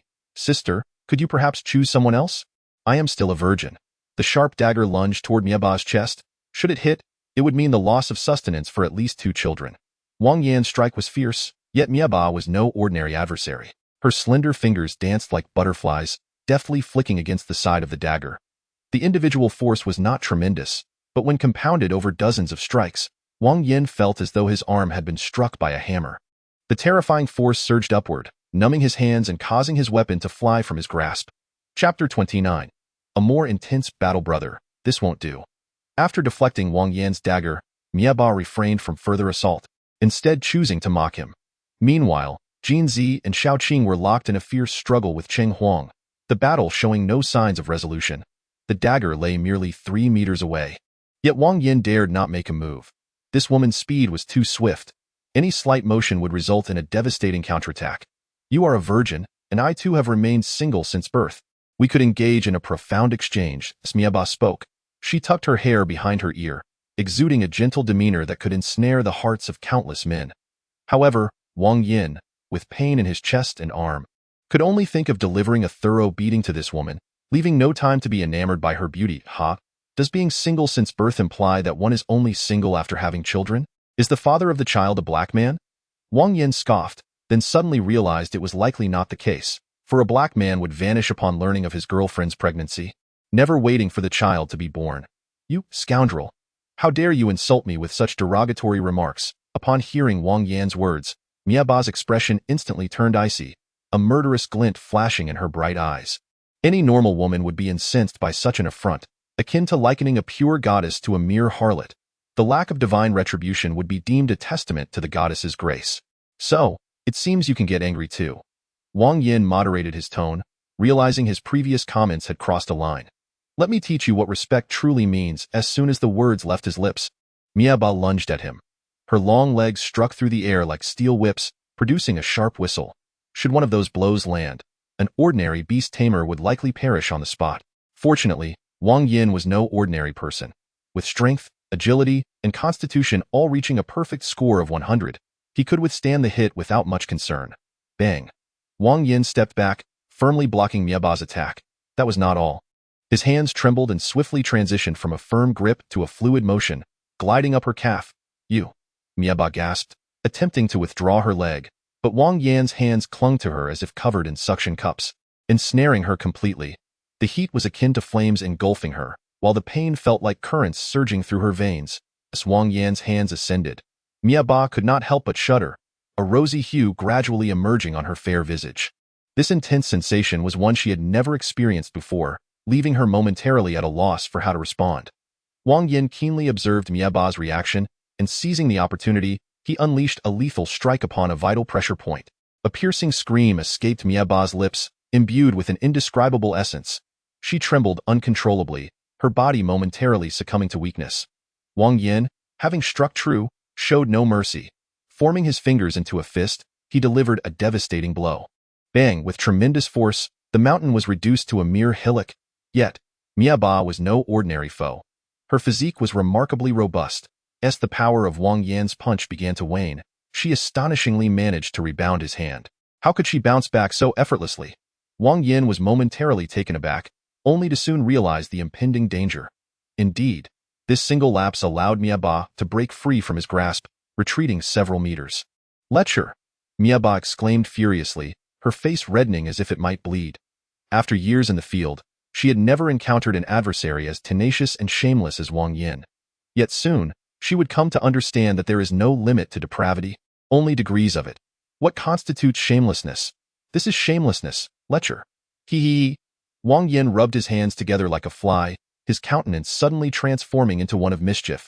This woman's physique was extraordinarily powerful, her martial prowess surpassing his own. Moreover, the combat strength of the spiritual beast, Cheng Huang, was astonishingly formidable. Without employing some extraordinary tactics, it would be utterly impossible to subdue her. "Come forth, little vixen." Wang Yan cackled, his demeanor shifting dramatically. "Behold my dragon claw. Witness the black tiger prying heart-crushing palm, infant's wailing fist. As the saying goes, a tree without bark will undoubtedly die, and a person without shame is invincible." Once Wang Yan resolved to forsake all semblance of decency. The previously dire situation was instantly reversed. His unscrupulous and unprincipled techniques forced Mieba into a relentless retreat, leaving her in a state of despair. Her garments were torn asunder, her skin marked with evidence of the ordeal. Those were the swollen patches left by the searing energy that had invaded her body, destined to be metabolized in due course. "Lecher," Mieba gasped, her words stumbling. "What do you mean, I? Try this move." Pocket prying hand. With a swift motion, Wang Yan snagged her clothing and yanked fiercely, causing the ominous clouds shrouding the towering peaks to dissipate in an instant. The azure sky emerged, bathed in radiant sunlight, breathtakingly beautiful. By heavens! Wang Yan swallowed hard, feeling a pang of hunger. If this were real, he would devour it all. "Lecher, I shall fight you to the end." Mieba, grievously wounded, emitted a piercing shriek, disregarding her injuries as she lunged toward Wang Yan. As the adage goes, when a woman becomes fierce, men are rendered irrelevant. Blinded by rage, Mieba completely cast aside her sense of shame, resorting to the very same tactics as Wang Yan. Bang, bang, bang. Slash! The sharp nails tore the shirt apart, leaving 3 bloody streaks across the chest. The sturdy leather belt was snapped, and a gash appeared in the trousers. "Madwoman, do you wish to render me childless?" Wang Yan shouted in anger. Before he could retaliate, Mieba delivered a powerful kick. The force was tremendous and exceedingly fierce. In any other circumstance, Wang Yan would have chosen to withstand the blow and then counterattack. However, this was not the place for such bravado. A man must safeguard his younger brother, ensuring he suffers no harm. With a contraction of his abdomen, he dissipated much of the kick's force, then thrust his waist forward, pushing back against it with sheer determination. "Brother, your foundation is quite robust." Mieba licked his lips, a sinister expression adorning his face. "Today, I shall claim your foundation, so you won't wreak havoc elsewhere." In the office, the principal wore a troubled expression, his brows furrowed into a tight knot. Generally, an individual would reach their limit within 10 days and be automatically transported out. Yet, Wang Yan had been inside for nearly a month, and there was not a hint of activity. He was the sole heir of the Wang family, the beloved nephew of Wang Yi. There could be no margin for error. Thus, the principal resolved to forcibly extract him. His hands fluttered like butterflies, as a series of incantations materialized in the air. After approximately 30 seconds of fervent activity, a sudden light burst forth from his eyes. He had found him. As the words left his lips, the space ahead twisted, and 2 unclothed figures were expelled, engaged in a fierce struggle. Chapter 30. "I have smelled the scent. Go to hell." Mieba straddled Wang Yan's abdomen, relentlessly pummeling his face. Wang Yan, however, did not abandon his resistance, his body writhing in a desperate attempt to break free from Mieba's hold. Both were locked in a fierce battle, their minds consumed with nothing but the fight. Yet, to the principal observing this scene, it appeared quite different. Mieba was covered in red handprints, his hair disheveled, eyes bloodshot, tears streaming down his cheeks. Wang Yan lay beneath him, his waist thrashing wildly, his body marked with scratches. Are the youth nowadays so extravagant in their pursuits? The principal muttered, silently stepping out of the office, thinking to himself, I have seen nothing. You may continue. With a bang, the doors slammed shut, jolting the two into awareness. Just as they were in a state of disarray, uncertain of their next move, the door swung open once more. The principal peeked his head in, conspiratorially asking, Shall we pause? No, 2-0. The principal nodded and closed the door again. At this juncture, continuing the fight held little significance. The physical prowess of the two was evenly matched. Although Mieba possessed slightly greater skill, killing Wang Yan would not be an easy feat. Prolonging the standoff risked serious consequences. I will count to 3. Let us cease hostilities simultaneously, Wang Yan declared with a serious expression. All right. Mieba readily agreed. 1.2.3. Slap, slap, slap. Neither of them halted. Instead, their combat intensified. The principal, listening from outside, couldn't help but exclaim, the stamina of youth is truly remarkable. Nearly half an hour had passed, and the two individuals were finally exhausted from their exertions. Mieba gently brushed her hand, and an entire outfit materialized seemingly out of thin air. Without any pretense, she donned the clothing right before Wang Yan's eyes. All that was meant to be seen was seen, and all that was not meant to be touched was touched. It was only a matter of time before she would have gone so far as to indulge in further intimacy, with no need for modesty. Witnessing a woman so unabashedly confident, Wang Yan felt no inclination to be bashful himself. Wretched scoundrel, the next time we meet, I shall take your life, Mieba scoffed, opening the door to leave. But just before departing, she abruptly turned her head and left behind a cryptic remark. Remember this well, my name is Bai Ningxin. Call me whatever you wish. Wang Yan, infuriated, hurled his shoe in her direction. Since his rebirth, he had never suffered such a humiliating defeat. To be bested by a woman was utterly disgraceful. Should this incident become known, his lifelong reputation would be tarnished in an instant. Anger surged within him, and just as he prepared to pursue her for a rematch, the principal unexpectedly entered the room. He scrutinized Wang Yan from head to toe, emitting a series of mocking clicks with his tongue, his expression rife with ridicule. Young man, I must say, I never would have guessed you possessed such a fine physique. Aunt, spare me the jest. Did you not see the humiliating defeat I just endured at the hands of that woman? Wang Yan was seething with indignation. He was neither able to fight back nor escape, and his curses elicited no response, rendering him utterly powerless. Don't be foolish. If you could win her over, it would spare you a century of struggle. The principal smirked, settling onto a nearby sofa. Give me a break. Don't forget her infamous reputation. I fear for my father's safety. Wang Yan huffed, recalling how she had dated 3 boyfriends, each time with designs on their fathers. He had no desire to become the 4th. Ha ha ha, you foolish lad. You believe everything you hear. Upon hearing Wang Yan's words, the principal couldn't help but laugh aloud. Do you know what a person is capable of when they are driven by unrequited love? Turning to hatred? Unrequited love, turning to hatred. Wang Yan murmured, a flood of phrases suddenly erupting in his mind. Rage from humiliation, slanderous accusations, baseless attacks, the sequence of violation and murder. What on earth have I done? Wang Yan buried his face in his hands, utterly incredulous. He had lost his clothing, and yet had been preoccupied with thoughts of conflict. What was Lu Xiaohui compared to him? He, Wang Yan, was the true gentleman. That girl came from a family with strict morals, where ordinary men could scarcely approach her, and yet here he was, caught up in a scandalous encounter. The principal chuckled, my boy. This simply won't do. You squandered such a splendid opportunity. Just a woman. With my own strength, I could easily become an invincible force. Spare a century of effort? I could surpass others in just a decade. Wang Yan retorted dismissively, unconcerned with the principal's words.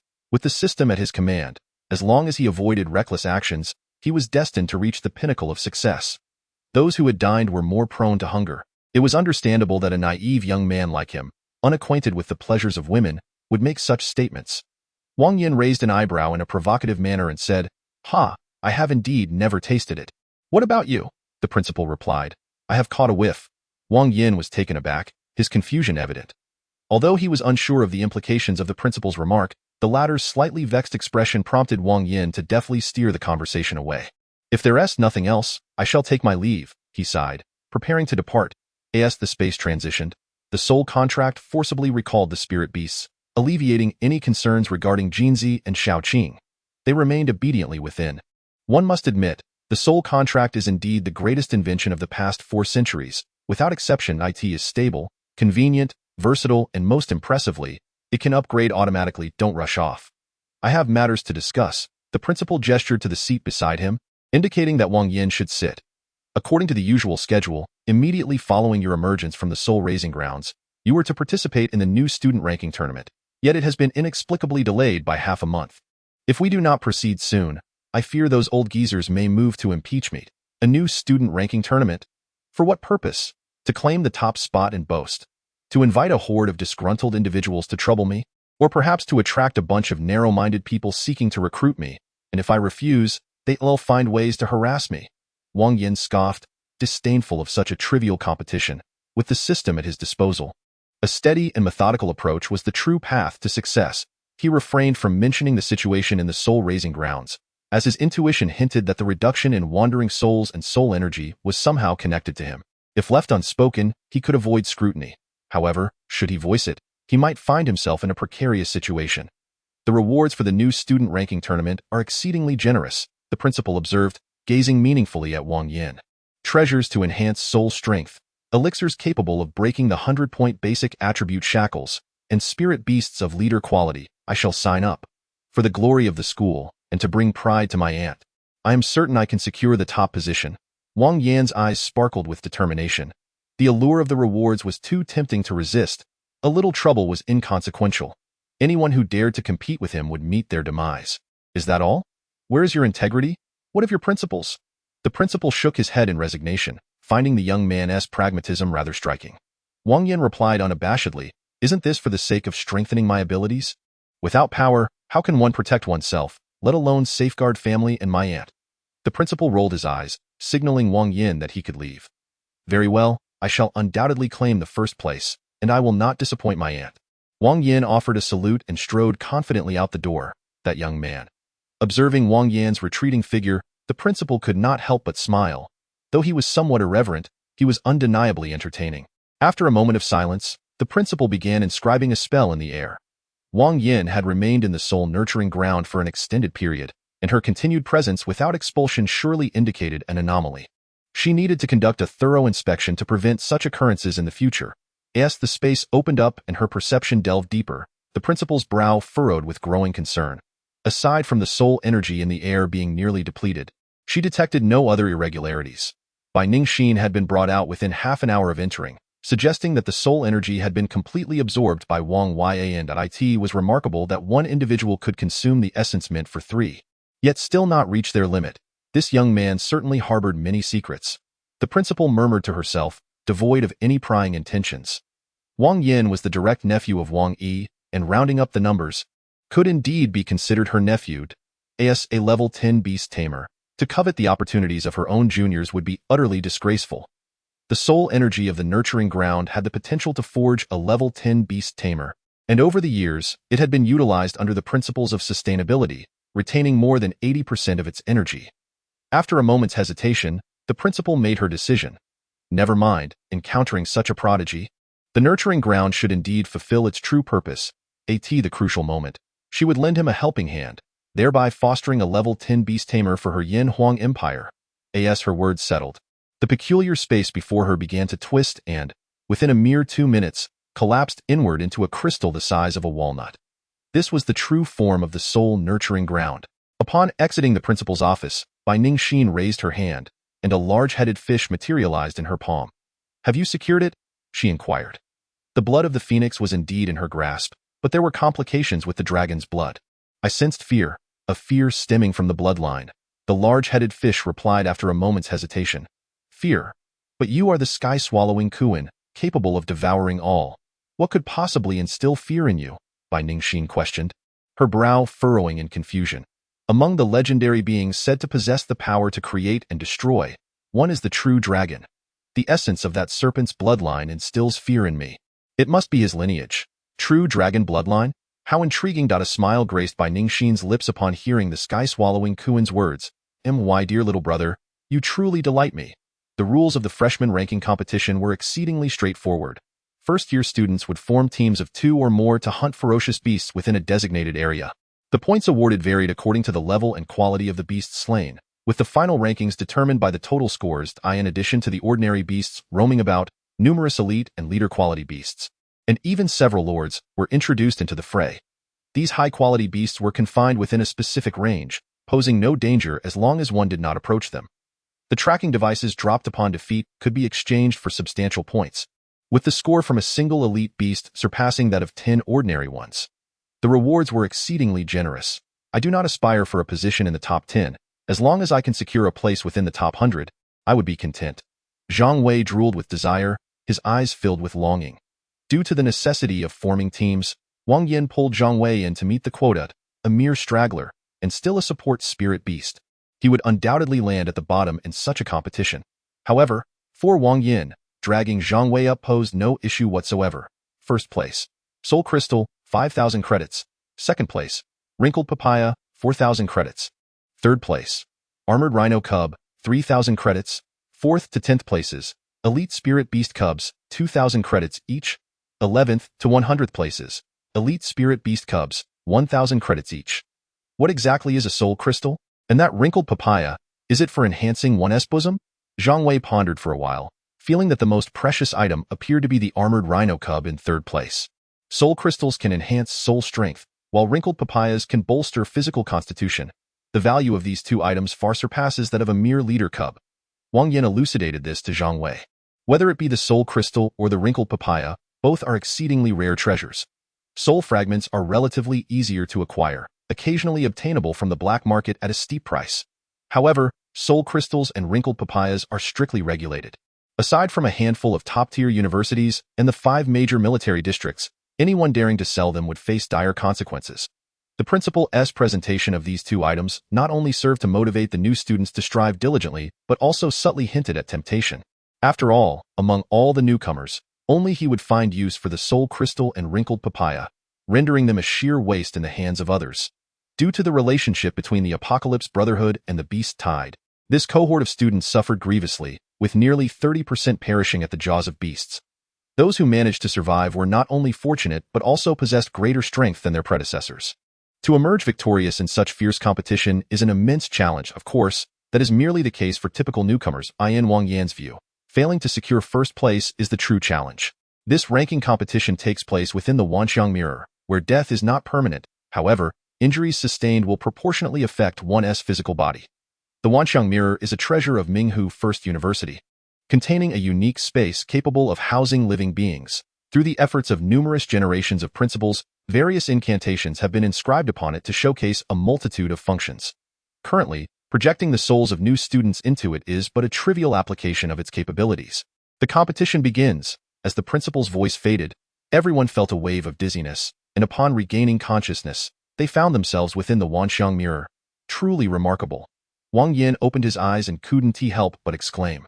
Over 400 years, countless spatial rifts emerged, and humanity, through its battles against ferocious beasts, developed numerous incantations, gaining significant insight into the mysteries of space. The abilities to open, seal, and shift spaces are not particularly difficult. What truly astonished Wang Yan was the projection of souls. With this capability, exploring new spatial rifts becomes significantly safer. Although death results in proportional feedback to the physical body, it is certainly preferable to actual death. Chapter 32. Blazing Wind Gale. Just upon entering the Wanxiang Mirror, a voice immediately resonated in his ears. Additionally, a map slowly descended. Eliminate a first-tier 1-star ferocious beast to earn 1 point. Eliminate a first-tier 2-star ferocious beast to earn 2 points. Eliminate a second-tier 1-star ferocious beast to earn 10 points. Eliminate a second-tier 2-star ferocious beast to earn 20 points. As the level increases, so too do the scores. Moreover, the score for elites is 10-fold that of ordinary foes, while the score for leaders is 10 times that of elites. To vanquish a single leader is tantamount to slaying 100 ordinary beasts. As for the score associated with lords, it escalates to a truly terrifying extent. Defeating one is equivalent to dispatching 10,000 ordinary ferocious beasts. The map is sparsely annotated. Aside from a few lines of ambiguous significance, there are merely 6 crimson. If all goes as expected, these 6 points should each harbor a lord-quality beast. The drop of a locator upon slaying a ferocious beast and the subsequent exchange of that locator for points is indeed a remarkable notion. Wang Yan squinted his eyes, a bold idea forming in his mind. If successful, he would claim all the rewards for the top 3 positions. Old Wang, where are we headed? With your prowess, taking down a leader should pose no challenge. Zhang Wei expressed unwavering confidence in Wang Yan. Although they had once nearly been annihilated by the demon star, it was essential to remember that was a lord, far beyond the caliber of a mere leader. There's no need to waste time. Let us first eliminate these 6 lords. After uttering these words, Wang Yan proceeded towards the nearest red. What? No need to waste time. Zhang Wei found himself momentarily stunned by Wang Yan's declaration. To confront the lord seemed utterly reckless. However, understanding Wang Yan's stubborn nature, he realized that once the latter had set his mind on something, it was unlikely to change easily. Oh well, it's merely a numbers game. We might as well face the music, Zhang Wei muttered, hastening to catch up. Little did he know that Shaoqing and Jinzi had fully recovered, which would have undoubtedly bolstered his confidence even more than Wang Yan's. The space within the myriad mirror was vast, teeming with countless ferocious beasts. In less than 50 meters, the duo stumbled upon a large pit where an unsettling mass of beasts was congregated. Indeed, it was a mass. Countless ants had formed an ominous ball, engaged in some malevolent ritual. These ants, the size of peanuts, were a fiery red. Their disproportionately large mandibles clashed, producing a piercing hiss. Army ants, Zhang Wei exclaimed, recognizing the perilous creatures. Army ants? Wang Yan recalled a certain type of ant from his past life, known for leaving devastation in their wake, obliterating all life and consuming everything edible until only barren land remained. Indeed, they were army ants. Although of ordinary quality, their danger surpassed that of over 90% of leaders. Zhang Wei's expression grew serious as he lowered his voice and began to retreat cautiously. Each swarm of army ants numbered in the tens of thousands, exhibiting high resistance to flames and toxins, making them exceedingly troublesome. I suggest we retreat immediately. We should not engage with them. Zhang Wei's words were abruptly cut off, his expression gradually turning blank. Shaoqing unleashed a plume of toxic mist, and the once formidable army ants began to perish en masse in less than 10 seconds. The once mighty ball of ants transformed into a crimson carpet, completely decimated. What were you saying just now? Wang Yan inquired. Nothing. Zhang Wei replied, taken aback. Oh. Wang Yan nodded, continuing onward as Jinzi retrieved the locator. Although the number of army ants is substantial, the scores on the tracker are not calculated individually but rather regarded as a collective entity. A first-tier, 3-star beast is assigned a score of 3 points for a common variant, 30 points for an elite variant, and 300 points for a leader. Thus, the score displayed on this tracker is 300, equivalent to that of a first-tier, 3-star leader beast. To the average individual, the army ants are indeed terrifying. However, under Wang Yan's command, they are scarcely more than refuse. The duo continues their advance, unimpeded by either common or elite foes. Outside the myriad mirrors, the entire faculty and student body of the school are captivated by this grand spectacle. Countless images flicker, with most being fleeting, transitioning away post-battle. Yet, a select few teams are broadcasting live throughout, with Wang Yan and Zhang Wei being among them. Is this the owner of the Dragon Seed? Truly, he is formidable, as expected of Commander Wang Yi's nephew. One teacher nods in agreement, attributing Wang Yan's efforts and the system's nurturing to Wang Yi with just a few phrases. One cannot help but commend the skillful flattery. The Dragon Seed indeed lives up to its reputation, exhibiting extraordinary strength. The defensive prowess of that colossal shell turtle ranks among the pinnacle of leaders, yet it could not withstand even a single blow, being instantly annihilated. Indeed, the might of the Dragon Seed is evident, overshadowing even the divine and demonic varieties. Regrettably, the cultivation of dragon seeds is exceedingly arduous, and their inherently proud nature often leads them to reject potential masters they find unworthy, even at the cost of their own lives. Were it otherwise, we, as descendants of dragons, would have long since dominated the world. Let us be content. Although the dragon seed is haughty, it at least remains willing to engage in dialogue with us. Have we forgotten the events of 2 years past? That king-quality dragon seed devoured over 18,000 bears from the Tsar's kingdom, left behind a mound of excrement, and then took residence at Mount Tai, even promising to assist us in training spirit beasts. The Tsar's kingdom has lodged numerous protests. To whom should they appeal for redress? Indeed, to whom can they turn for justice? Ha ha ha. A few teachers, increasingly engrossed in their discussion, transitioned from the topic of dragon seeds to global affairs, and from global affairs to the 400-year-long war. They ultimately reached a profound conclusion. The Yin Huang Empire is truly formidable. Old Wang, are we truly going to confront this creature? Is it still possible for me to flee? Within the myriad mirrors, Zhang Wei gazes at the beast ahead, his body trembling uncontrollably. The old hen in his arms reacts similarly, nearly rolling its eyes in terror. The monster is known as the Blazing Wind Fury, nicknamed the Three-Headed Dog. Standing at 2 meters tall, it is entirely black, with a robust neck supporting 3 heads, each possessing the attributes of wind, fire, and poison. Its blood-red eyes and menacing fangs are fearsome. At this moment, the Blazing Wind Fury lies sprawled on the ground, asleep, with viscous drool trickling from the corner of its mouth. An overwhelming stench permeates the air, mingling with charred remnants and disarray. The combat prowess afforded by its 3 attributes is not as simple as the sum of 1 + 1 + 1 = 3. The Lord quality beast is such that only a select few top-tier categories can hope to contend with the Blazing Wind Fury directly, such as the divine beasts, divine entities, or demonic types, of course. If one does not engage it head-on, the Blazing Wind Fury's chances of victory become rather average. As the saying goes, with gain comes loss. Formidable combat strength inevitably results in deficiencies in other areas. If everything were to be overwhelmingly strong, it would have already led to an overabundance. Perhaps the challenges lie in the difficulty of advancement or the low reproductive capabilities. The most vulnerable aspect of Chifengbio is undoubtedly its intellect. Its IQ remains perpetually offline, occasionally requiring a recharge. When confronted with Chifengbio, even a modicum of strategic finesse can leave it utterly bewildered. In Chapter 33, does the Wang family truly wield such omnipotence? Despite its lackluster intellect, Chifengbio's combat prowess is undeniably formidable. This particular Chifengbio is at the 3rd tier, comparable to Jinji and Shaoqing. In a one-on-one encounter, it could likely endure for a considerable duration. Boss, allow me to take this on. It's the perfect opportunity for some practice.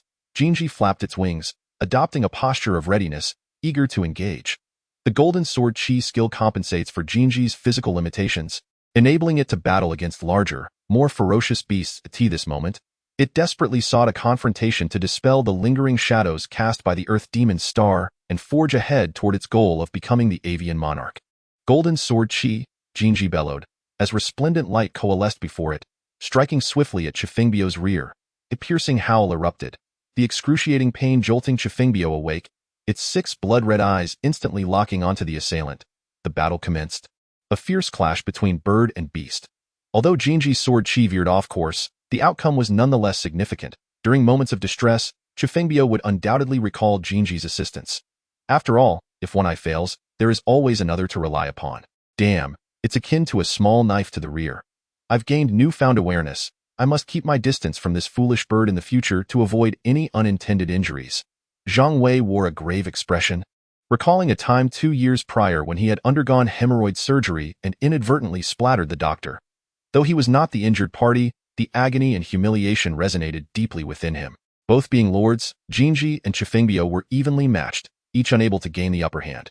Chifengbio, despite its low IQ, could easily be lured into traps, yet Jinji was eager to prove itself, and Wang Yan refrained from intervening. Even if it could not emerge victorious, Shaoqing was still available.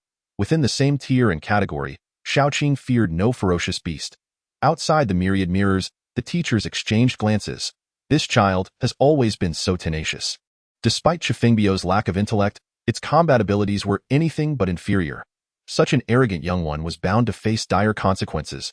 A teacher clad in black let out a cold snort, his gaze toward Wang Yan imbued with disdain. Even if he were to lose, your disciple would not seize first place. Failure is failure. Regardless of how many others falter, he shall not prevail. Admissions Director Wu Liqiang sneered, his eyes regarding the black-clad elder as if he were a fooled. Wu Liqiang, you must be tired of living. The black-clad elder smashed the armrest with a fist, rising abruptly, his demeanor suggesting he might strike at any moment. Although Wu Liqiang lacked the elder's strength, he possessed an audacity that was not to be underestimated. If you have the guts, kill me. If not, keep your mouth shut. Wu Liqiang glanced at him, disinterested in further wasting time. I advise you to behave. Wang Yi is not one to be trifled with. Should anything happen to Wang Yan, I will not conduct an investigation. All potential targets will be executed on the spot. Furthermore, there is Wang Yuanwen. If you desire to consume cabbages priced at several hundred yuan per pound and meats costing tens of thousands per pound for the next few decades, and wish to be relentlessly pursued, you may as well throw caution to the wind. Damn it. Has the Wang family truly established an omnipotent reign? The elderly man clad in black cursed vehemently, his countenance instantly darkening to a shade of iron. In Minghu province, the Wang family indeed wields unparalleled influence. The principal's voice resonated nearby, startling the black-clad elder into a tremor. His beautiful visage was marked by indifference, surrounded by countless soul techniques radiating a faint luminescence. As if stirred by the principal's emotions, these techniques quivered slightly, autonomously enveloping a radius of 100 meters. Should you defeat him through legitimate means, the Wang family would not raise any objections. Even if you were to slay Wang Yan, there would be those who would stand up for you. However, should you dare to engage in despicable and shameless acts, the principal refrained from elaborating. Yet his meaning was abundantly clear. In this world, virtuous individuals abound, yet scoundrels also emerge incessantly. When you engage in fair competition, they resort to cunning schemes. When you employ underhanded tactics, they invoke the code of chivalry. How does one repay virtue with virtue? How does one repay malice with integrity? Excellent. My disciple shall undoubtedly vanquish him with honor. I only hope that you elders do not act rashly in the heat of the moment. The black-clad elder let out a cold snort, concealing his murderous intent deep within. In the empire of Yanhuang, powerhouses are as numerous as clouds. Minghu First University, being the finest institution in Minghu province, is no exception. Besides the principal, there are also 2 other 10th-level Beastmasters stationed here. The elder's name is Lu Sherbin, a character marked by treachery and ruthlessness. Due to his defeat in the contest for the principal's position a decade ago, he harbors a deep-seated grudge and constantly opposes him. Wang Yan saved hundreds of new students, thus the principal withdrew the quota originally meant for his disciple.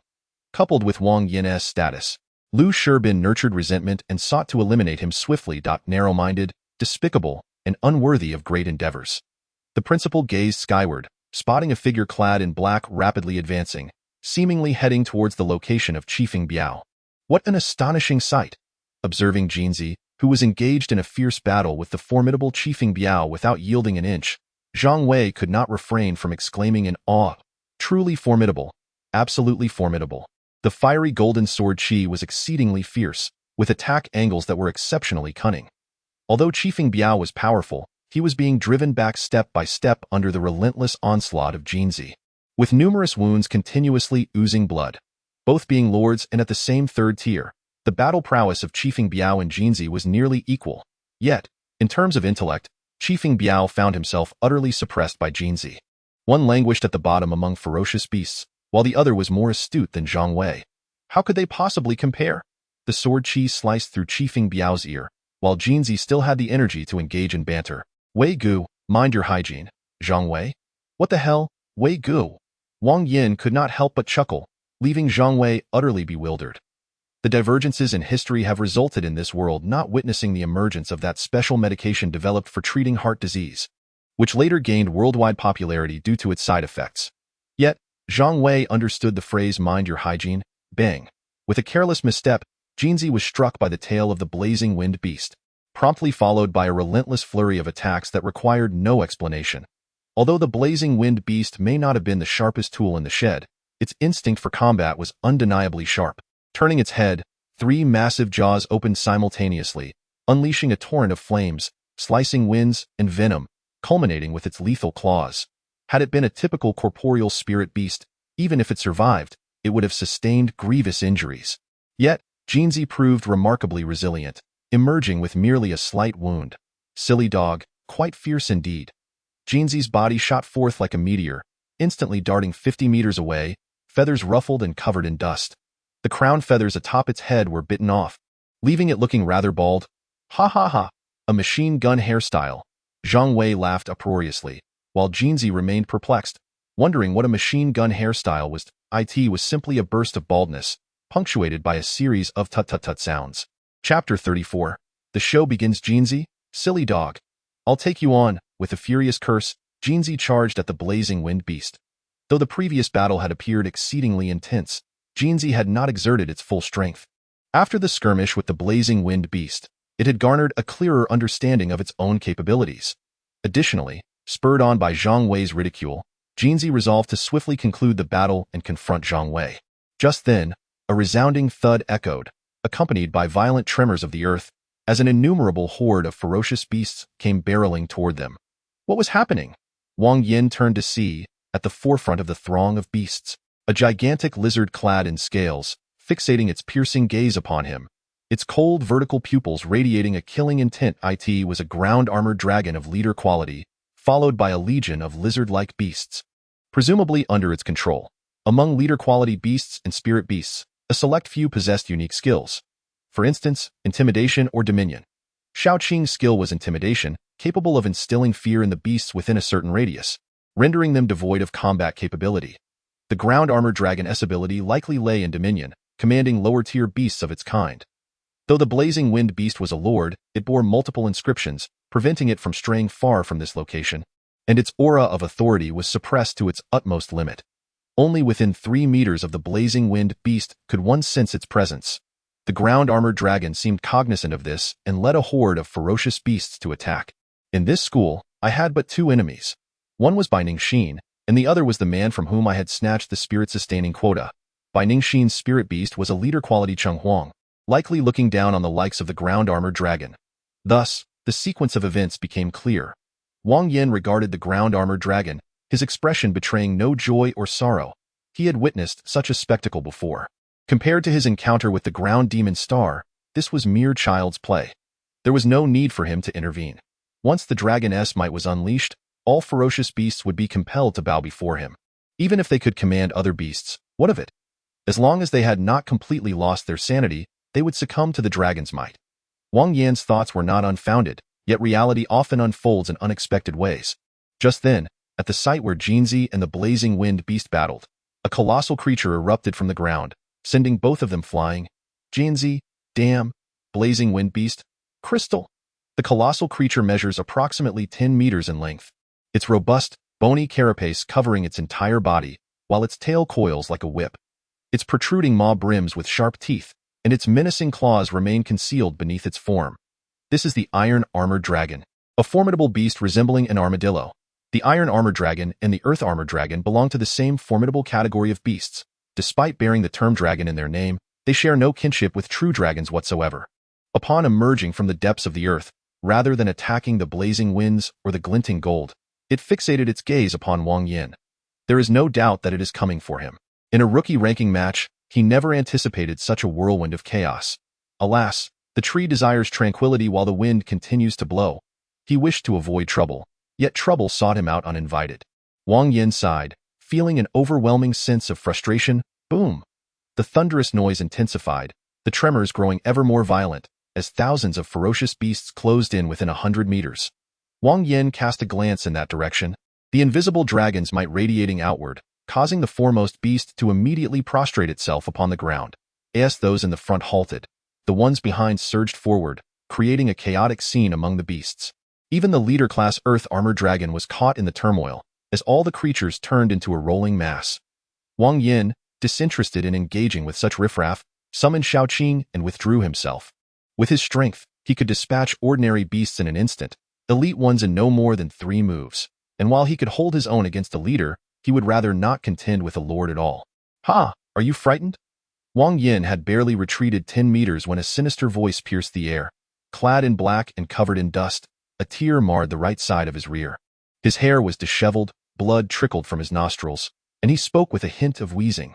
Clearly, he had been mounted on a beast, and Wang Yan's display of dragon might had caused the creatures to suddenly bow, resulting in his unfortunate fall. I have a phobia of colossal creatures. Wang Yan glanced at him, silently retreating a few more steps. A phobia of colossal creatures. The man paused, seemingly taken aback. I fear foolish individuals like you, which is why I must keep my distance. After all, stupidity is contagious, and I have no desire to be like you. Wang Yan retreated several more meters, tightening his clothing. You seek death. Upon hearing Wang Yan's words, the man finally reacted. His swollen face contorted in rage, his eyes filled with murderous intent. He had intended to confront Wang Yan, eager to eliminate him swiftly. Now, upon hearing Wang Yan's taunts, his fury escalated. Charge! Kill that snake, the man bellowed, lunging at Wang Yan. Simultaneously, the Iron Armored Dragon, resembling an armadillo, shifted its focus onto Shaoqing. The blazing wind clashed with gold. The Iron Armored Dragon faced off against Shaoqing, and the black-clad man zeroed in on Wang Yan. Battle was imminent. Outside the myriad mirror, Numerous students and teachers wore expressions of astonishment. What is happening? Wasn't the iron armored dragon ensnared by the spell? Why has it escaped? And is it not under control? Wu Liqiang sprang to his feet, disbelief etched across his face. Although the myriad mirror was overseen by the principal, other school officials and teachers could enter freely.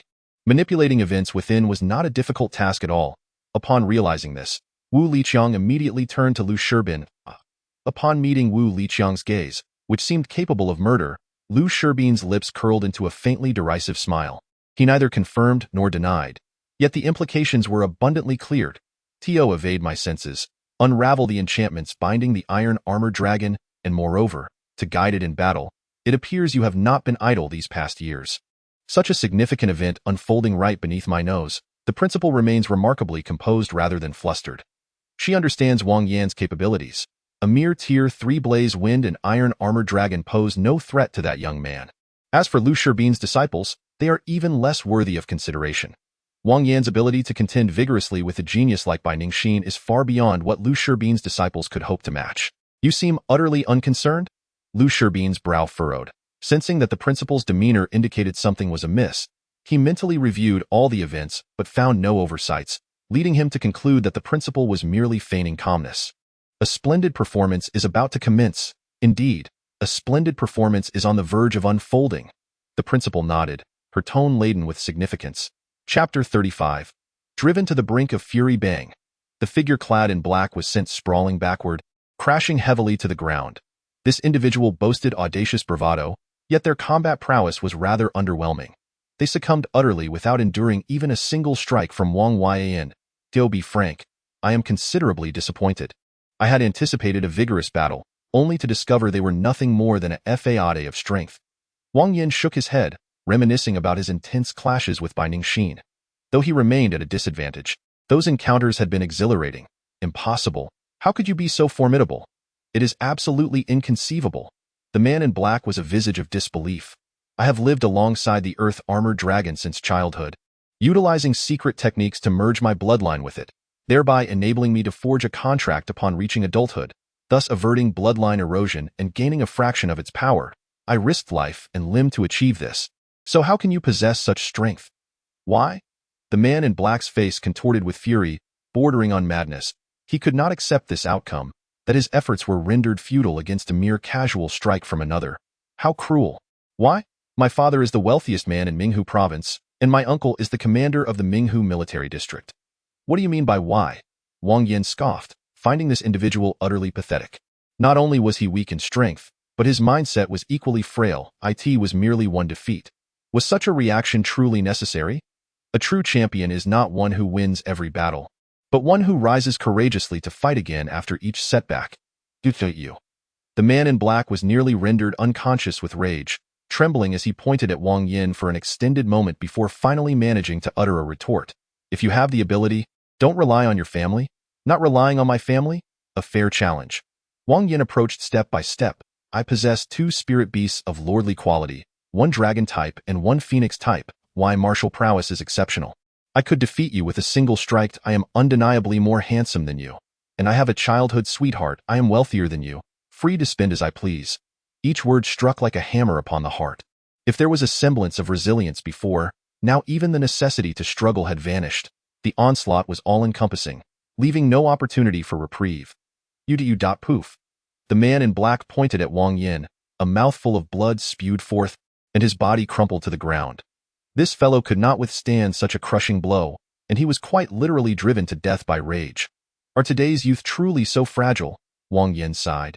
Wearing an expression of innocence, he had done nothing particularly egregious, merely thrown a punch and casually mentioned his family background and possessions. Alas, though he was young, his temper was decidedly fierce. With the death of the man in black, his body transformed into countless specks of light and vanished, along with his spirit beast, the armored dragon.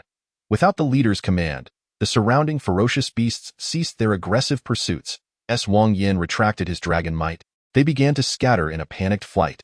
The plans of the man in black had been meticulously crafted, employing some method unknown to Wang Yan to dispel the enchantment upon the armored dragon and lure it here, thereby restraining Wang Yan's spirit beasts. He had sought to encircle Wang Yan with numerous lower-tier beasts for a collective assault, preventing any escape. However, He had underestimated the strength of Shaoqing and Jinzi, as well as overestimating his own prowess against Wang Yan. Especially in regard to Wang Yan, he never imagined he could possess such formidable strength. Clean and decisive, he was vanquished in a single strike, leaving no room for retaliation. All plans lay shattered, compounded by Wang Yan's disdain. The brief span of mere seconds would likely require a lifetime to heal. Following the demise of the man in black, the Lord-class armored dragon began to stir restlessly. While its intellect paled in comparison to that of humans, it surpassed foolish beings like Qi Feng Biao by a significant margin. The armored dragon sensed something amiss, as if danger was encroaching ever closer. Indeed, just as it resolved to flee, a horrific scream echoed through the air as Qi Feng Biao was violently thrown to the ground. Jinzi unleashed his full strength and swiftly dispatched Qi Feng Biao. A dragon type against a phoenix type could hardly stand a chance against an armored dragon, let alone in a group assault. After enduring for only a short while, the armored dragon fell to the combined efforts of Jinzi and Shaoqing. Thus, of the 6 lords, only 4 remained. With the demise of 2 powerful lords, Wang Yan remained largely unfazed, while Zhang Wei was left speechless in terror. How long had it been since Wang Yan, once delicate as a young girl, had transformed into such a formidable figure? Zhang Wei mused, glancing down at the old hen nestled in his arms. Cluck! The hen gazed affectionately at Zhang Wei, then squatted to lay an egg. Zhang Wei, let us move on to the next target. Wang Yan called out, heading toward the nearest location on the mapped eye in the square. The man in black suddenly opened his tightly shut eyes, his face ashen and his mind a swirling chaos. Defeated in a single blow and driven to vomit blood by Wang Yan's words, a fierce desire for vengeance surged within him. He turned his head, scanning the surroundings in search of Wang Yan's figure. Once located, his vengeful nature would undoubtedly compel him to strike. Observing this situation, Lu Shirbin promptly teleported his disciple to his side. It is not out of his magnanimity, nor has he come to a realization. Rather, it is the fear of the principal's wrath that holds him back in such a public setting. To disregard the rules and assault other freshmen, the principal would undoubtedly have the authority to intervene decisively. If he were in the principal's position, he certainly would not spare the disciples of his adversaries. The man in black felt a fleeting blur before he found himself in a different location. "Teacher," he called out, overwhelmed by a torrent of grievances that he could no longer contain. He threw himself into Lu Shirbin's embrace and wept bitterly. "Rest assured, I will not let this go. I shall ensure he suffers a fate most excruciating." Lu Shirbin's eyes brimmed with murderous intent, having already sentenced Wang Yan to death in his mind. He had spent years securing a place for the man in black in the soul-nurturing grounds, aiding him in enhancing his spiritual strength, by breaking the principal's current restraints on the Iron Armored Dragon and utilizing the bloodline of the Earth Dragon of leader quality as a lure. He intended to temporarily blind the Iron Armored Dragon into believing the Earth Dragon was its offspring. In doing so, it would provoke the Iron Armored Dragon to attack other lords, leading to mutual destruction, from which the man in black would ultimately benefit. The enhancement from the soul nurturing grounds, coupled with the rewards from the freshman ranking tournament, would provide ample sustenance for the man in black for an extended period. However, unexpectedly, a wild card emerged. Wang Yan had seized the opportunity meant for the soul nurturing grounds. Enraged and humiliated, the man in black resolved to take action during the freshman ranking tournament. When one has resolved to court disaster, it is often the case that others will appear to aid in their reckless pursuit. Before the freshman ranking tournament commenced, the man in black encountered Bai Ningxin, who presented him with a compass, claiming it could pinpoint Wang Yan's location. Although he found it peculiar that Wang Yan had clashed with Bai Ningxin, the man in black was blinded by his hatred and had no time to ponder such matters. Mounting the Earth Dragon and accompanied by a throng of underlings, he set forth on his quest for vengeance, only to be met with utter frustration. The man in black could be aptly described as more a hindrance than a help. In comparison to Wang Yan, he was a complete failure. Chapter 36. High Tree's 6 ferocious beasts of leader quality were confined in 6 distinct locations, and reaching them would require some time. However, Wang Yan was in no rush. The freshman ranking tournament lasted 24 hours, allowing ample time for methodical elimination. "Old Wang, tell me honestly, have you become invincible?" Zhang Wei suddenly inquired, his expression grave. The recent battle had left him utterly astounded.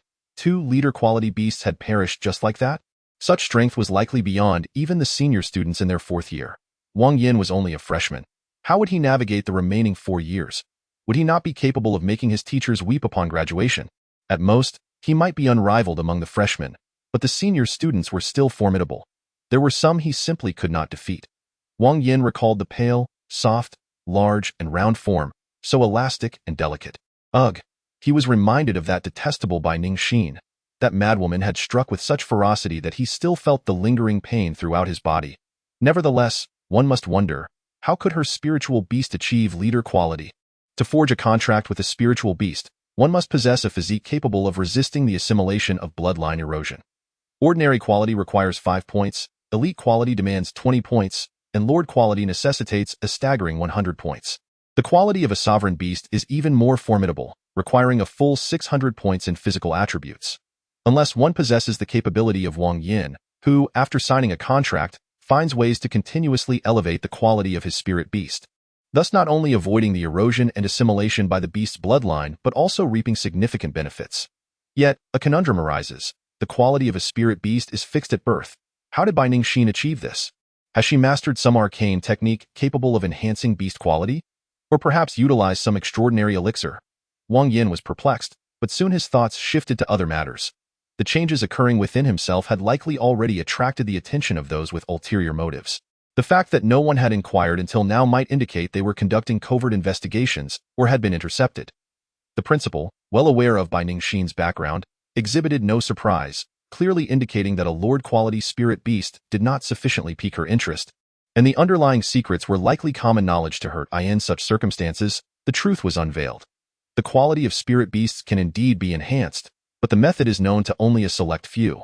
Wang Yan speculated that this method likely requires immense strength or status. Either the difficulty is great, or the prerequisites are exceedingly stringent. The challenge is so formidable that only a level 10 beast tamer could manage it, while the conditions are so harsh that ordinary factions cannot meet them. However, one might wonder, what relevance does this have to me? I am merely a serene and handsome young man. Wang Yan set aside his musings and pressed onward. The map of the myriad reflections is vast, and the number of newcomers is considerable. Although the onslaught of the Apocalypse Brotherhood and the Beast Tide led to the tragic demise of a significant portion of the newcomers, those who survived exceeded 10,000. With so many individuals congregated, friction is inevitable, and this, naturally, constitutes part of the competition. There are only 6 lord-quality ferocious beasts, 50 leaders, and over 300 elite beasts. The remainder consists of various ordinary ferocious beasts. Apart from Wang Yan, no one dares to provoke the lord-quality beasts.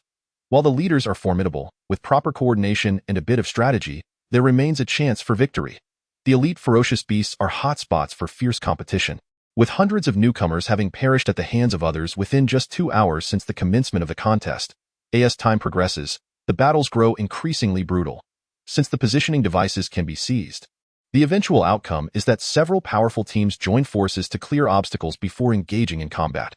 Past competitions have followed this pattern, but with Wang Yan's involvement, the situation becomes unpredictable. 2 lord-quality spirit beasts present an insurmountable chasm for the current crop of newcomers. Unless another lord emerges to counterbalance, it is futile to send more. Having lived 2 lives, Wang Yan had naturally considered this possibility. 1 of his motives for confronting the lord ferocious beasts was to avert such outcomes. If all the lord beasts were eliminated, then even an influx of leaders would be of no consequence.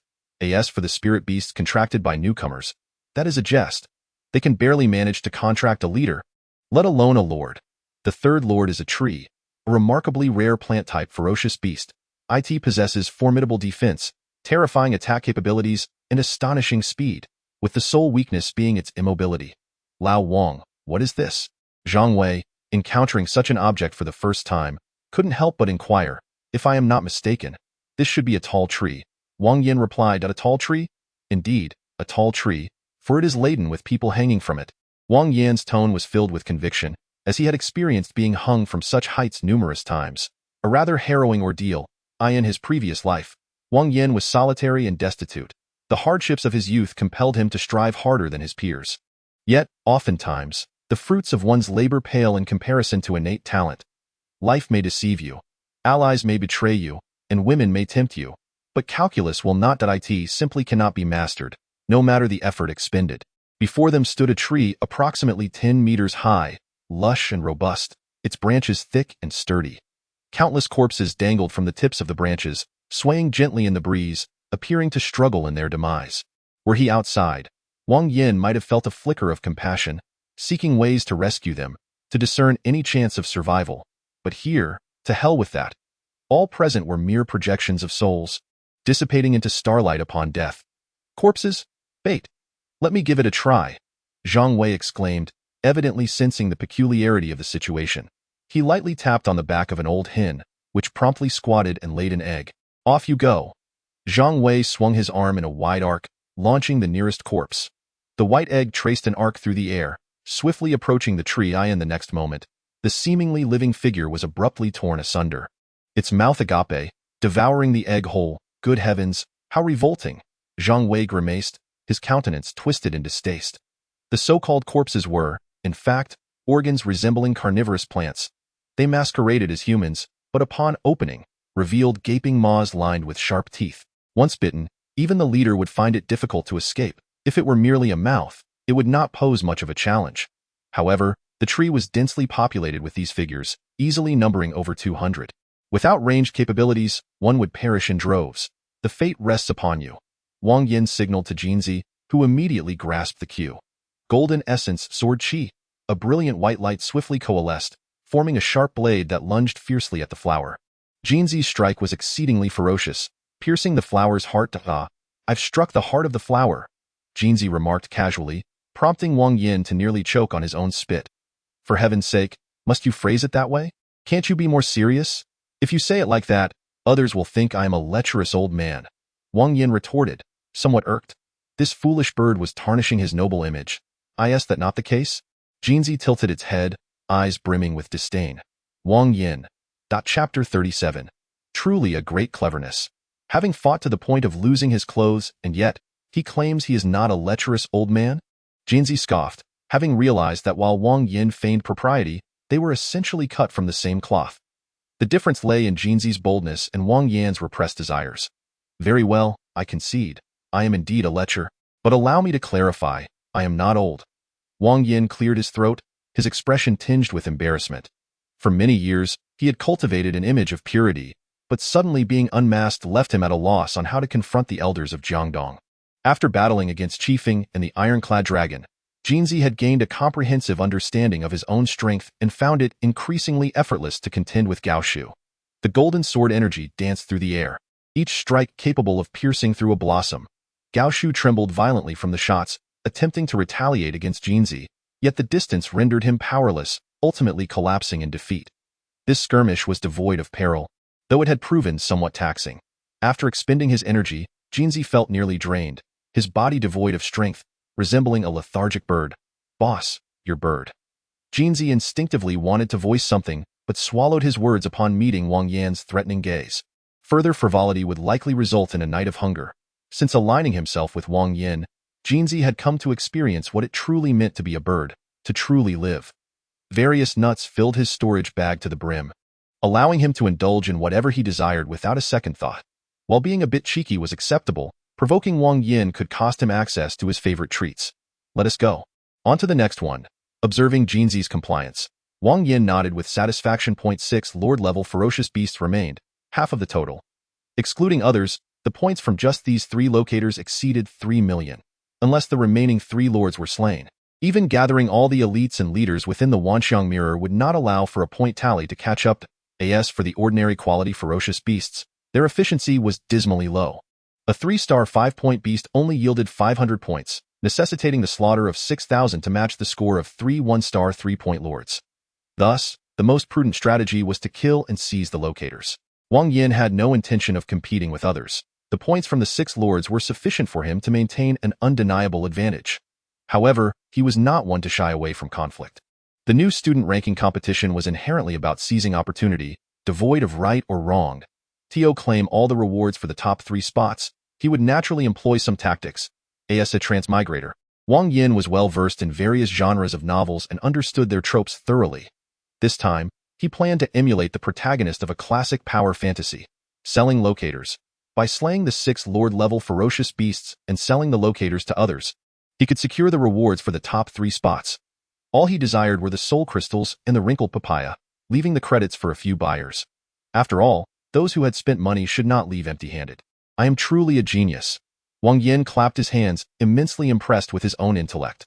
The soul crystals, as their name suggested, were far superior to soul fragments, possibly enhancing his soul strength to 20 points in a short time. At that juncture, he could contract his third spirit beast. The wrinkled papaya could shatter the shackles of 100 points in basic attributes, fortifying his body and enhancing his endurance.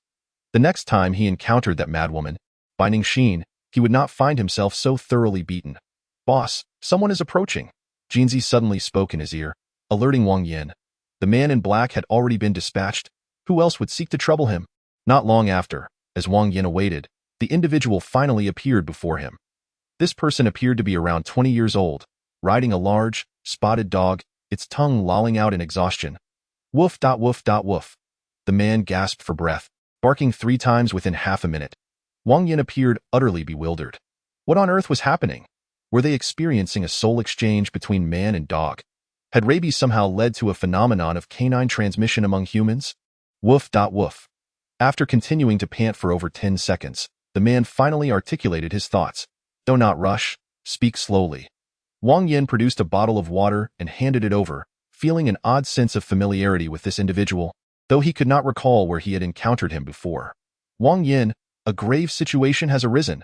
The man gulped down half a bottle of water before regaining his composure. "All the new students, except for those you saved back then, have united against you. They plan to eliminate you first, so they can compete fairly afterward. We oppose this, and as a result, we have become their targets. We endured countless hardships, and dozens of our comrades perished just to escape." As he spoke, his eyes reddened, and tears streamed down his face uncontrollably. "Is that true?" Upon hearing this man's words, Wang Yan furrowed his brows, a flicker of murderous intent rising within him. No wonder he looked somewhat familiar. He was one of the new students who had fought alongside him against the Demon Star. "Lead the way. I wish to see who grants them the audacity." Wang Yan snorted coldly, making a swift decision without hesitation. These individuals were comrades with whom he had once fought for their lives, and their expressions of admiration and gratitude were immensely gratifying to him. Furthermore, their refusal to betray him despite being pressured by thousands of enemies spoke volumes about their character. Wang Yan resolved to rescue them. On one hand, they were suffering due to his burdensome presence, and on the other, he was curious to gauge the capabilities of his peers. Will Wang Yan truly come? Does it matter whether he comes or not? The entire school faculty and students are watching this competition. If he appears, he is surely doomed, and if he does not, he is equally doomed. The only difference lies in the manner of his demise. What are you saying? Why can't I comprehend you? Can't even understand Chinese? Are you no longer one of the Yinhuang people? Am I about to be stripped of my nationality? A cacophony of voices erupted as a group debated, while the surrounded new student wore an expression of fury. Anyone would feel incensed when treated like a spectacle, especially since their original number of over 200 had been reduced by more than half. There comes a point where tolerance runs thin. It was time to fight back. A handsome young man shouted in anger, preparing to make a stand. Yet, just as he lifted his leg, he was forcefully restrained. With less than 100 against at least 2,000, what could they possibly use to fight? Stay put. What then? Shall we merely watch as Wang Yan is deceived by traitors? Otherwise, if there were even the slightest chance of breaking out, I would not be waiting here to meet my demise. Sacrificing oneself without purpose is sheer folly. We will act once Wang Yan arrives. Do not forget his 2 spirit beasts. They single-handedly vanquished a Lord-tier Demon Star. Indeed, as long as Wang Yan arrives, we will be saved. Let us annihilate these scoundrels and make them lose all dignity, so they can never hold their heads high again. The young man lifted his head, a flicker of hope reigniting within him. Chapter 38. A Heap of Troubles. How intriguing! This year's freshman ranking competition is utterly captivating. What unspeakable deeds have incited such wrath among the masses, compelling over 10,000 newcomers to unite? Wang Yan is doomed. Should he manage to endure until the end of the competition, I shall confess my feelings to a dinosaur girl. I suggest you live-stream yourself performing a handstand while suffering from diarrhea. Though it may be humiliating, it pales in comparison to losing a chance at lifelong happiness. A true man must uphold his promises. If he vows to seek out a dinosaur girl to confess to, he will undoubtedly do so. The fluctuations within the myriad reflection mirror caught everyone off guard. No one could have anticipated that a group of individuals, scarcely acquainted, would band together against a freshman. Perhaps it stemmed from jealousy or some other motive. Yet, the current situation appears to be spiraling into uncontrollable chaos. Are these old fogies attempting to provoke me? The principal scoffed coldly, a surge of murderous intent brewing within her. Minghu University boasts 3 level 10 beast tamers. Lon Bowen is an antiquated scholar who largely disregards school affairs. The principal was reassigned from the military district, while Lu Sherbin is a long-standing figure within the institution. Consequently, although the principal possesses greater strength, many of the faculty regard her as an outsider, favoring Lu Sherbin in their hearts. Backed by the Minghu Provincial Military District, the principal's adversaries dare not act openly. Thus, they resort to underhanded tactics. Lu Sherbin has already shattered the restraints on the ironclad dragon, and over 10,000 freshmen have united against Wang Yan. The sordid nature of their schemes cannot be succinctly articulated. If you wish to play, then let us play to a grander scale. The principal snorted coldly, and hundreds of spells manifested around her, shattering one after another. Simultaneously, 3 resounding roars erupted within the myriad reflection mirror. The restrictions binding the lordly beasts vanished entirely. Almost there, just ahead. The leading newcomer ran breathlessly, worry etched upon his face. However, Wang Yan sensed something amiss. Why does his tone sound somewhat jubilant? Brothers, Wang Yan has arrived. We are saved. From a distance of 50 or 60 meters, the individual commenced his exuberant cries, his voice resonating with vigor. Ahead, suddenly, the individual turned, seemingly about to utter more. Yet, in the next instant, a sharp dagger pierced through his heart. Confusion, resentment, bewilderment, regret. The expression on his face ultimately transformed into one of acceptance. As death approached, he appeared to grasp the truth. Betrayers seldom meet a favorable end. Eliminate Jinzi and Shaoqing without hesitation. No negotiations are necessary, nor do I care about their motives. Since they lured him here in such a manner, they must harbor malicious intent. Golden Sword Qi. Upon hearing Wang Yan's command, Jinzi and Shaoqing charged into the throng. 2 lords against a horde of freshmen. This was akin to wielding a sledgehammer to crack a nut. Even if they stood still and allowed the newcomers to strike, they would be incapable of inflicting even the slightest harm. The air was filled with piercing cries of agony as the freshmen fell in droves, their forms dissipating into twinkling lights within less than a minute. Why are there only so few people? Wang Yan furrowed his brow. There were merely 2,500, vastly fewer than the anticipated 10,000. Wang Yan, hurry towards the southeast. They intend to unleash the restraints on the lord-level beasts. These individuals are mere pawns, left behind solely to delay you. A shout erupted from one of the survivors, jolting Wang Yan into immediate awareness. With 2 lord-quality spirit beasts by his side, the combined efforts of all the newcomers would be futile. Even if Wang Yan could not eliminate them all, he could easily make his escape. But what if the same were true for the lord-level beasts? As long as they could hold back Shaoqing and Jinzi, even at the cost of lives, they could ultimately overwhelm Wang Yan. As for whether the beasts would comply willingly, that answer was almost certain.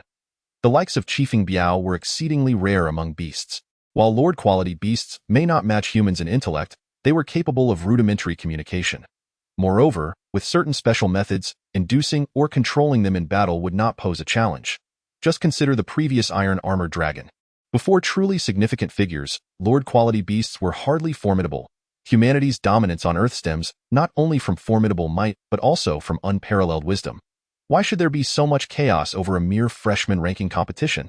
Wang Yan felt utterly exasperated, his instincts suggesting that the principal was likely involved. Aside from the 200 individuals he had rescued, almost all the newcomers had banded together against him. An astonishing revelation. They were all newcomers, strangers to one another. Why would they conspire to create trouble for him? There must be influential figures orchestrating this, capable of shaping the future of Minghu First University. They had gone to great lengths to target him during this highly publicized freshman ranking competition. And their true aim might not be him, but rather the principal in a web of intrigue and deceit. Driven by the relentless pursuit of power and authority, Wang Yan found himself an unwitting victim. After all, he had never concealed his identity. A simple inquiry would reveal his connection to the principal. Damn it, let me not discover who you are. Otherwise, I shall eliminate 1 if I find 1, and 2 if I find 2. Even if I must eradicate the entire school leadership, I will exact my vengeance. Wang Yan seethed with indignation. It had only been a few months since his rebirth, and already he was being schemed against? This was intolerable. The uncle might endure, but the aunt could not. The principal might someday become his aunt, a prospective addition to the Wang family, thus a member of his own. How could he bear to see his own kin suffer such indignities? The upcoming battle is not one you should involve yourselves in. Swiftly retreat to the location where Qifeng Biao is confined and await my return once I have dealt with this matter. With that, Wang Yan immediately set out in search of the nearest Lord-level beast. Those newcomers posed little threat. Although he could not vanquish them all, no one could impede his escape should he choose to flee. With an agility rating of 120 times that of an average person, Wang Yan moved with the grace of the wind. Did a group of newcomers, lacking even the simplest of aids, truly believe they could catch him? Not a chance. Under normal circumstances, 3 Lord-quality beasts would not present a significant challenge to Wang Yan. With Xiaoqing and Jinzi collaborating, they could dispatch them one by one with ease. What truly concerned Wang Yan now was whether those individuals would employ some means to unite the 3 Lord-level beasts. Even in a 3-on-2 scenario, Xiaoqing and Jinzi might not necessarily face defeat. But let us not forget the presence of over 10,000 new students. A dense throng encircled them. Even an Iron Man would be crushed into a pancake. The latest lord was a fearsome beast reminiscent of a gorilla, towering at 3 meters tall and shrouded in a pitch-black coat. When Wang Yan arrived, the liberated gorilla was amusing itself with its excrement. Though somewhat repulsive, it was not entirely out of the ordinary. In Wang Yan's previous life, the zoo had witnessed numerous instances of chimpanzees hurling feces at onlookers, even bizarre cases of younger chimpanzees being fed excrement by their larger counterparts. Chapter 39. The Newcomer Ranking Tournament, Speed Edition Boss. Can we choose another one? Jinzi asked, visibly conflicted upon spotting the gorilla not far ahead. The lump of feces was at least twice its size, and should it hit, it would undoubtedly be utterly nauseating. Hiss, hiss, hiss. Like Jinzi, Xiaoqing was also reluctant. Its slender tail coiled around Wang Yan's thigh, and its round, pleading eyes were filled with entreaty. Time was of the essence. They needed to eliminate the beast with utmost swiftness. Very well, Jinzi sighed, steeling itself for the confrontation. Whoosh! As expected, the moment Jinzi approached, the enormous gorilla swung its arm, launching the feces directly at them. Quick, accurate, ruthless. Had Jinzi not been on guard, it would have been thoroughly besmirched. I'll fight you to the end. Jinzi narrowly evaded the gorilla's assault, yet the stench surged into its nostrils like an invading tide. Enraged, Jinzi retaliated while spitting invectives. The gorilla was powerful. Yet for Jinzi and Xiaoqing, it was merely a touch stronger than they were in a short while. It lay defeated at Jinzi's feet. Without pausing for breath, Wang Yan stowed away the locator and hurried towards the second lord, slaying the fearsome beast and racing onward. The lord had fled, and they pressed on, pursuing and advancing. After a relentless chase, they finally located their target 20 miles off course, accompanied by over 30 new students. What is going on? How did he arrive here so swiftly? Upon seeing Wang Yan, the group fell into disarray. According to their original plan, they intended to employ a certain method to liberate the fearsome beast from its bindings and utilize a pre-prepared incantation to lead it to mistakenly believe they were its offspring. The crucial moment would follow. Several new students, mistaken for offspring by the beast, would rush to sacrifice themselves before Wang Yan, thereby igniting the battle. However, they had not anticipated that by the time they arrived, the beast's restraints had inexplicably been removed by someone, in a flurry of chaotic activity. After the loss of over 100 lives, they finally managed to gain temporary control over the beast. Yet, what transpired next was beyond their wildest imagination. Wang Yan arrived at that very moment. Attack. Without uttering another word, Wang Yan directly commanded Jinzi and Xiaoqing to engage. The battle erupted, and the 30-plus new students could not even endure half a minute before perishing in the aftermath of the clash with the 3 lords. In a 2-on-1 scenario, with the dragon and phoenix bloodlines joining forces, the fearsome beast could hardly muster a response and was swiftly vanquished on the spot. At last, Wang Yan could finally breathe a sigh of relief. What a damned mess! Wang Yan unleashed a furious exclamation, feeling as though he were engrossed in a high-speed racing game. An exhilarating version of the novice ranking competition. He disregarded any side quests, paid no heed to the NPCs or minor adversaries along the way, and focused solely on vanquishing the ultimate boss with utmost haste. What of the storyline? What of the scenery? As for the enjoyment of the game, it was far from his concern. Boss, shall we continue? Jinzi panted, equally exhausted, his feathers in disarray. Yet, given the chaotic situation, if Wang Yan intended to resolve all troubles in one fell swoop, he had no choice but to comply. Continue? Not a chance. I'm utterly spent. Let us take a breather first. Wang Yan couldn't suppress his urge to curse. There was no joy in this accelerated version, and he vowed never to partake in such a manner again. Honestly, I feel these individuals might not be entirely sane. As Jinzi busily preened his feathers with his beak, he remarked, with the vast expanse of the myriad manifestation mirror, if we are resolute in our escape, They could never find us. Wait, what? Before he could finish his sentence, Jinzi involuntarily uttered a curse. Wang Yan turned to see a colossal centipede racing towards them. The glance exchanged between the man and the bird conveyed their mutual understanding. They must flee.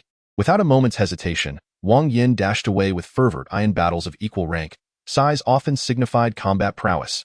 The sheer bulk of the centipede was daunting, and both Jinzi and Xiaoqing had already expended considerable energy.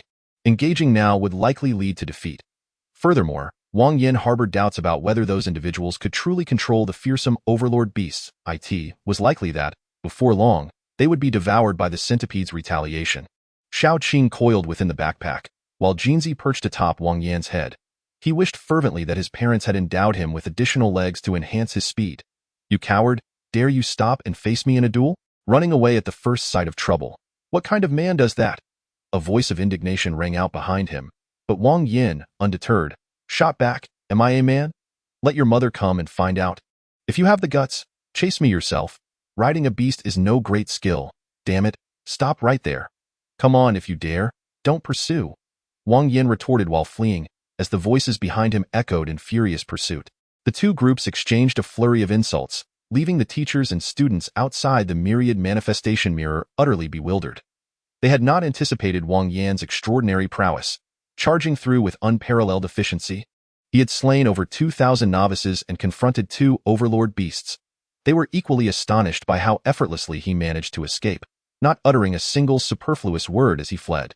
Naturally, they were also caught off guard by his remarkable talent for cursing. He was bold and tenacious, quick-witted, and unpretentious. By observing certain details, he discerned the traitor's blunders, promptly altered his strategy, and dispatched the 2 overlord beasts. Upon realizing the enemy was closing in, rather than engaging in a futile confrontation, he chose to flee instead. He exhibited both valor and wisdom, knowing when to advance and retreat, never seeking to prove himself unnecessarily. Having contracted 2 spirit beasts of overlord quality, his physical capabilities far surpassed that of students at this stage. Indeed, he was a promising talent. With proper cultivation, he would undoubtedly become a pillar of strength for the Yanhuang Empire in the future. An elderly man with hair as white as snow and a long beard nodded slightly, seemingly quite pleased. The principal beside him couldn't help but smile at the sight. Teacher Lon, what do you think of my previous proposal? The rifts in space were multiplying, and the Apocalypse Brotherhood continued to wreak havoc. We cannot afford to expend our strength on internal strife. Lon Bowen furrowed his brows, hesitating for a few seconds before finally making a decision. I accept your terms. After the freshman ranking competition concludes, I shall assist you in resolving your troubles. The future of Minghu University will be determined by you, and I will lend my full support, hoping not to be disappointed. You have watched me grow. Over these years, have I ever erred in the grand scheme of things? If not for the pressing circumstances, I would have preferred a peaceful resolution. The principal sighed, his expression one of helplessness. Yet the situation is as it stands. I have no choice in the matter. The number of formidable humans is still far too few. Otherwise, I hope everything proceeds smoothly. Lon Bowen murmured, his gaze drifting towards the sky and the scene. Wang Yan was on the verge of being caught. Chapter 40. Expulsion from School Run. Keep running. The enormous centipede behind him drew closer, its cacophony growing louder. Wang Yan seized a moment to glance back. The pursuer, though young, should have been brimming with vitality and optimism, yet his face was marred by a sinister expression, exuding malevolence. Fool! Wang Yan spat out dismissively, resuming his frantic dash. Though the centipede was swift, it would require at least 5 more minutes to catch up. 5 minutes, a span neither long nor short, was sufficient for Jinzi and Xiaoqing to regain some strength. After sprinting for a while longer, Wang Yan gradually came to a halt. It was not that Jinzi and Xiaoqing had recovered. Rather, the centipede had broken free from its constraints. Zizz, the sharp sound, whether a scream or a scrape, filled the air as the centipede twisted its massive body sideways, unceremoniously tossing its rider to the ground. Boom.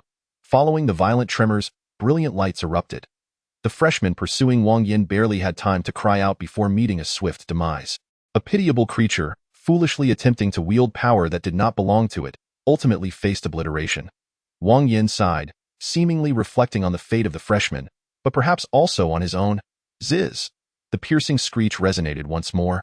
As the centipede fixated its gaze on Wang Yan, poised to launch an attack at any moment. As a beast of lordly quality, its intellect, though significantly inferior to Jin Zi's, surpassed that of Qi Feng by a considerable margin.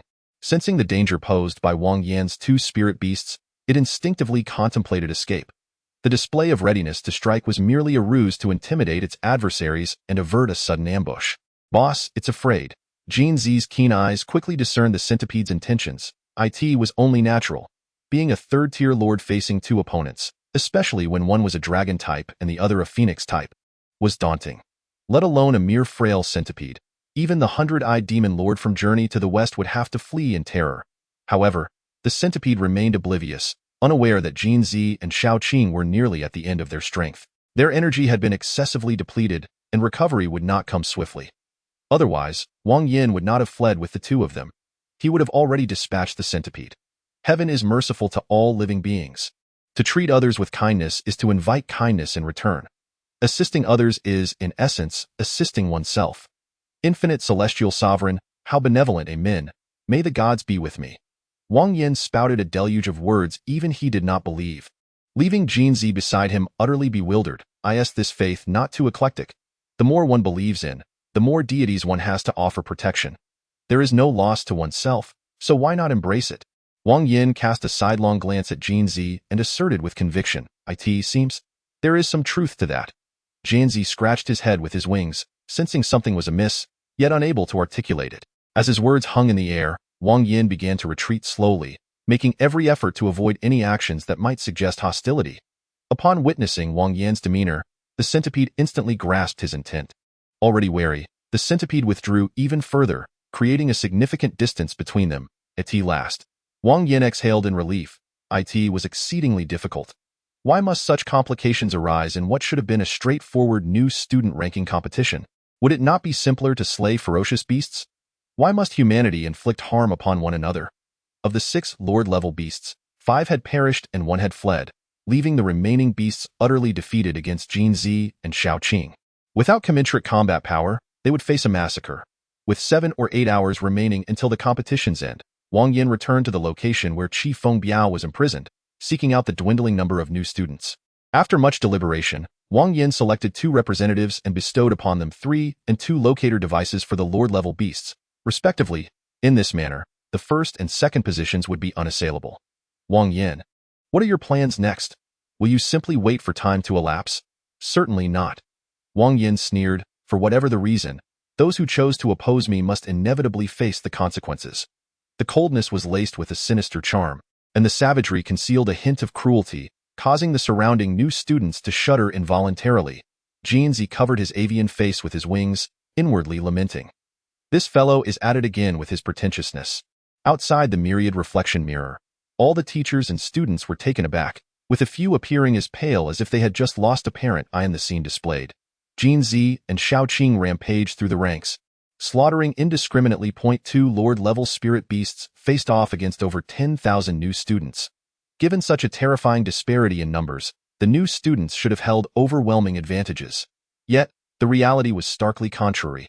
They could not even breach the defenses of Jin Zi and Shao Qing, with countless lives extinguished every passing moment.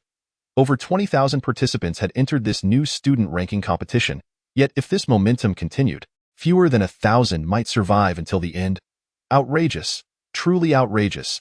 Such brutal and tyrannical individuals are destined to bring countless calamities to my Yin Huang Empire. A teacher, appearing to be in his 40s, abruptly rose to his feet, blood rushing to his face, rendering him nearly as red as a baboon's rear. I propose that his eligibility to compete be immediately revoked, and that he be expelled from the institution. Indeed, this is utterly excessive.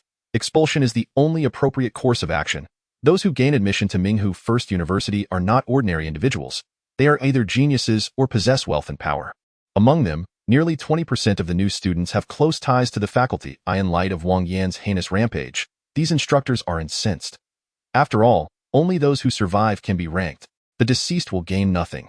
Even if one slays 6 formidable beasts, if they do not endure until the end, they will still return empty-handed. However, I do not share this sentiment. An elderly voice resonated. Calm and unhurried, neither servile nor arrogant. Upon hearing it, all present fell silent. The speaker was Lon Bowen, one of the 3 level 10 beast tamers at Minghu First University. He was known by many monikers: the Old Scholar, the Kind-Hearted Old Man, The befuddled elder, the mischievous old fool, the immortal. Lon Bowen had numerous nicknames, many of which bore derogatory connotations. Yet, it is undeniable that he is also the strongest and most authoritative figure at Minghu First University, ranking among the very elite of the Yanhuang Empire. At this moment, when Lon Bowen spoke, even those harboring resentment had to suppress their feelings. Professor Lon, are you truly going to shield this villain? Lu Shirbin could not restrain himself from speaking. His hatred for Wang Yan ran deep, wishing nothing less than to dismember him. Those who insult others shall invariably be insulted in return. Those who kill shall invariably be killed. He merely retaliated with the same methods that others employed against him. Why then are you so enraged? Lon Bowen's gaze swept the room, and not a single one of the raucous individuals dared to meet his eyes. The scene before him resembled those keyboard warriors from Wang Yan's previous life. They would bark and spray vitriol online, arguing irrationally. Yet when asked to reveal their addresses and names, they fell silent. Not out of an acknowledgement of their wrongs, but from fear of retribution. A mistake remains a mistake. It does not transform into correctness simply because of the number of voices raised. When you band together, this outcome becomes inevitable. Not just for you, but for all. Lon Bowen's words carried an implication, and many instructors lowered their heads, uncertain whether they were contemplating or merely succumbing to fear. Of course, foolishness is never in short supply. Regardless of strength, even the powerful can exhibit folly. I do not share your perspective. Lu Shirbin scoffed, his expression rife with indignation. 3 men can create a tiger. The multitude can distort the truth. When everyone mispronounces a word, even the Chinese language can be altered. A single individual pales in comparison to 20,000 and can be sacrificed without hesitation. You speak correctly. There is indeed no comparison. Lon Bowen regarded his own students with an unwavering gaze. The Yanhuang Empire is in dire need of strong individuals. A mere 20,000 useless souls can be easily sacrificed. As his words echoed, they struck like thunder in the ears of all present. Including Lu Shirbin, every instructor raised their heads to look at Lon Bowen in disbelief. They could hardly fathom that the oldest and most esteemed instructor, a level 10 beast tamer of great repute, would utter such words. The lives of 20,000 new students are worth less than that of a single Wang Yan. Upon witnessing the astonishment etched upon the faces of the crowd, Lon Bowen refrained from further speech, instead lifting his gaze to the chaotic slaughter depicted before him. An eerie silence enveloped the scene, the air heavy with an oppressive stillness. Some were lost in introspection. Others remained mute, while a few simmered with rage, and yet others were consumed by murderous intent. Regardless of their feelings, the outcome had been irrevocably determined. Out of over 20,000 newcomers, a mere 871 survived until the conclusion of the competition. The top 3 positions were claimed by Wang Yan, who dominated the leaderboard with 9 out of the top 10 and 47 out of the top 50. This freshman ranking competition would be remembered as the most catastrophic event in the history of Minghu University, yet simultaneously hailed as the most riveting contest in what was ostensibly just a ranking match. 6 Lord-level beasts met their demise, with only one managing to flee. From the initial 20,000 newcomers, fewer than 1,000 emerged unscathed. This ranking contest served as a stark reminder of the significance of power. Before Wang Yan, the 20,000 newcomers resembled mere poultry, utterly powerless to resist, as Lon Bowen aptly stated. The Yanhuang Empire was in dire need of formidable figures. Sacrificing the lives of 20,000 inept individuals for the sake of one genius was indeed a worthy trade-off. Wang Yan gradually reopened his eyes, his consciousness returning to his corporeal form. This battle had been exhilarating in its intensity. With over 10,000 newcomers slain, he felt a numbing detachment. The results were favorable. Only a handful managed to escape, while the vast majority fell victim to Jin Zi and Xiao Qing, a bunch of worthless fools. Wang Yan's voice, devoid of any pretense, resonated in the ears of the numerous newcomers, eliciting not anger, but sheer terror. They were paralyzed with fear at the thought of Wang Yan's merciless slaughter, leading them to question whether they had indeed descended into hell. Noticing the silence that enveloped the crowd, Wang Yan, feeling disinterested in prolonging their torment, scanned the area until his gaze fell upon the man in black standing behind Lu Shirbin. A sinister expression crossed his face as he suddenly bellowed, "Worthless! Who dares to challenge me in a battle to the death?"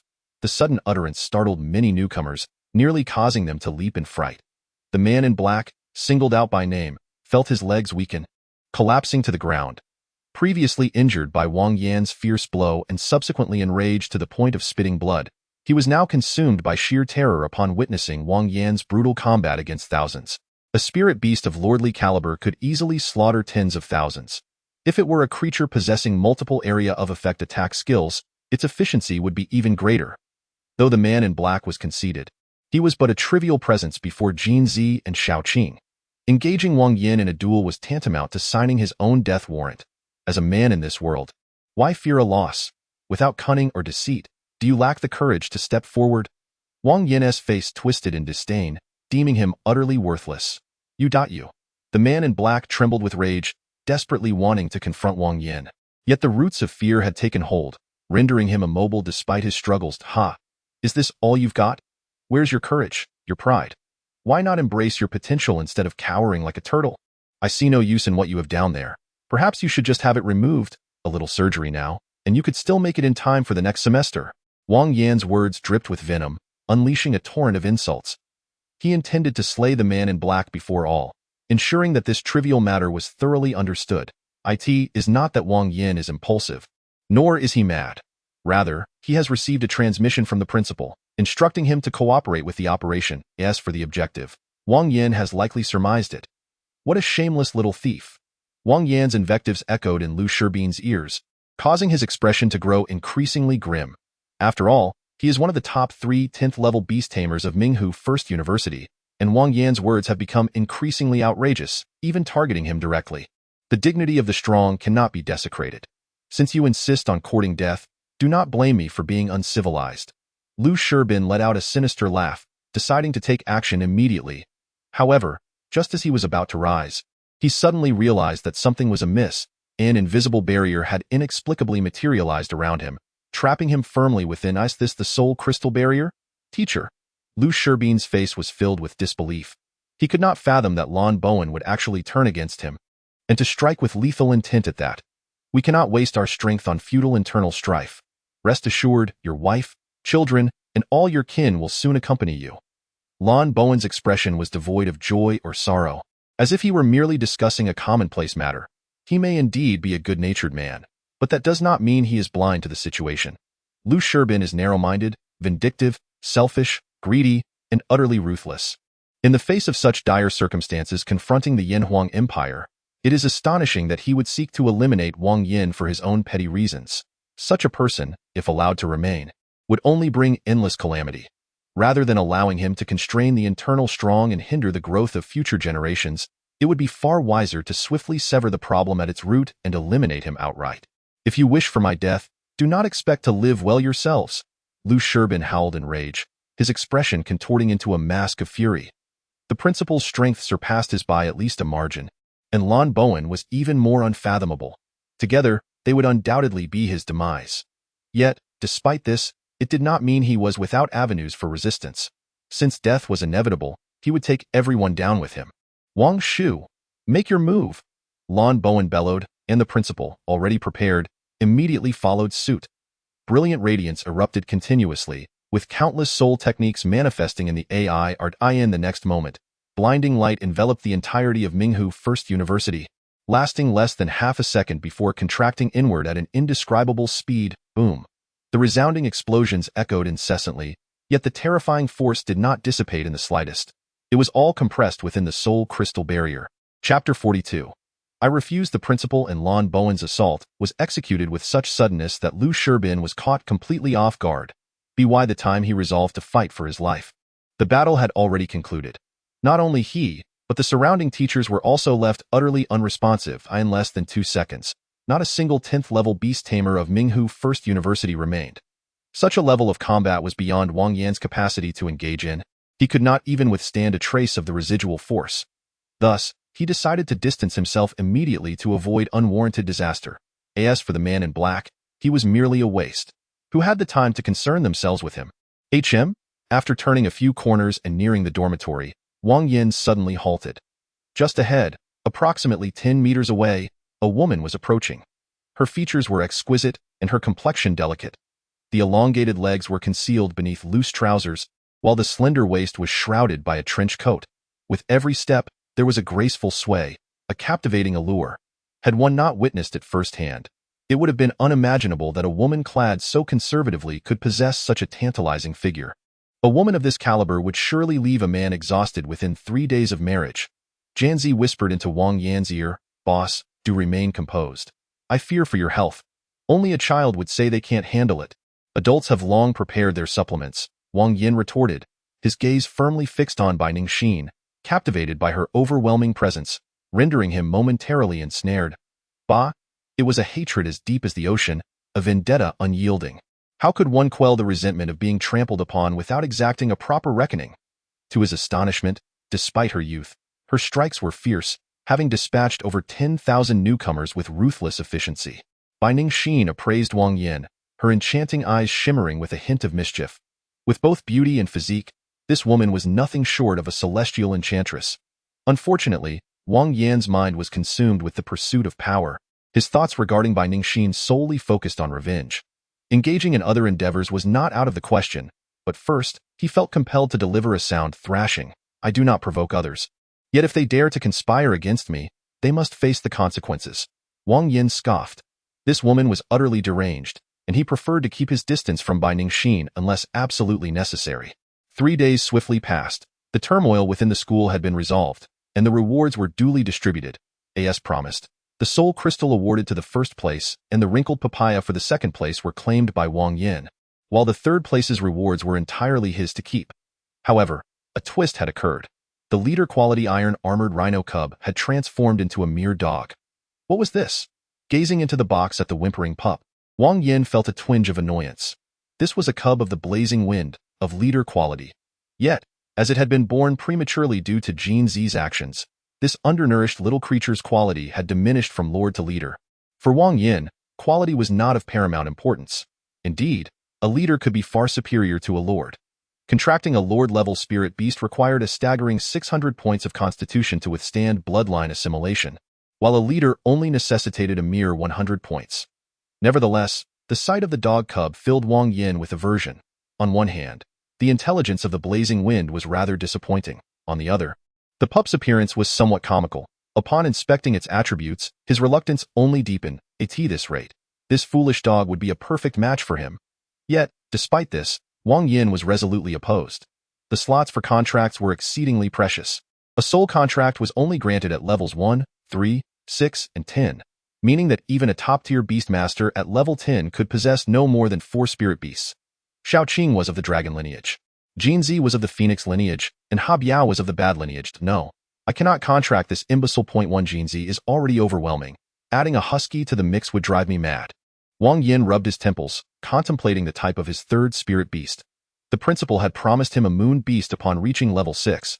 Let us first examine the attributes of the moon beast before proceeding. If it truly aligns with what Luo Zhu has stated, then we shall forge a contract with the moon beast. If it does not meet the requirements, we shall seek alternatives. As for this creature, Ha Biao. Goodness, that name is rather convoluted. From now on, you shall be called Fan Tong. Wang Yan muttered, bestowing a name upon the pup. Whimper, whimper. Fan Tong, oblivious to Wang Yan's words, continued to yelp incessantly, observing its sunken belly. It was evident that it was hungry.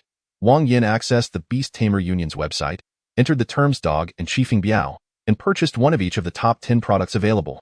With wealth comes indulgence, unsure of what to feed it. Then let us sample them all. Wang Yan decided to raise Fan Tong as both a pet and a steed. Without a contract, it could not be confined within the soul contract space. And should it sustain fatal injuries, stabilizing its condition would be impossible, not to mention the slow recovery. Moreover, failing to sign a contract poses significant dangers for a beast tamer. A single misstep could result in a backlash. After approximately half an hour, the ordered items arrived. In this world, the strong are all well-versed in spatial techniques, and since Wang Yan was a valued client, they directly opened a spatial portal for delivery. After allowing Fan Tong to sample all the food, Wang Yan discovered that the little creature had a particular fondness for milk, especially that of high-tier spirit beasts, which it devoured ravenously, as if competing with an unseen rival. Drinking so quickly, it even choked, but Fan Tong showed no signs of stopping. Observing its messy appearance, Wang Yan let out a helpless sigh.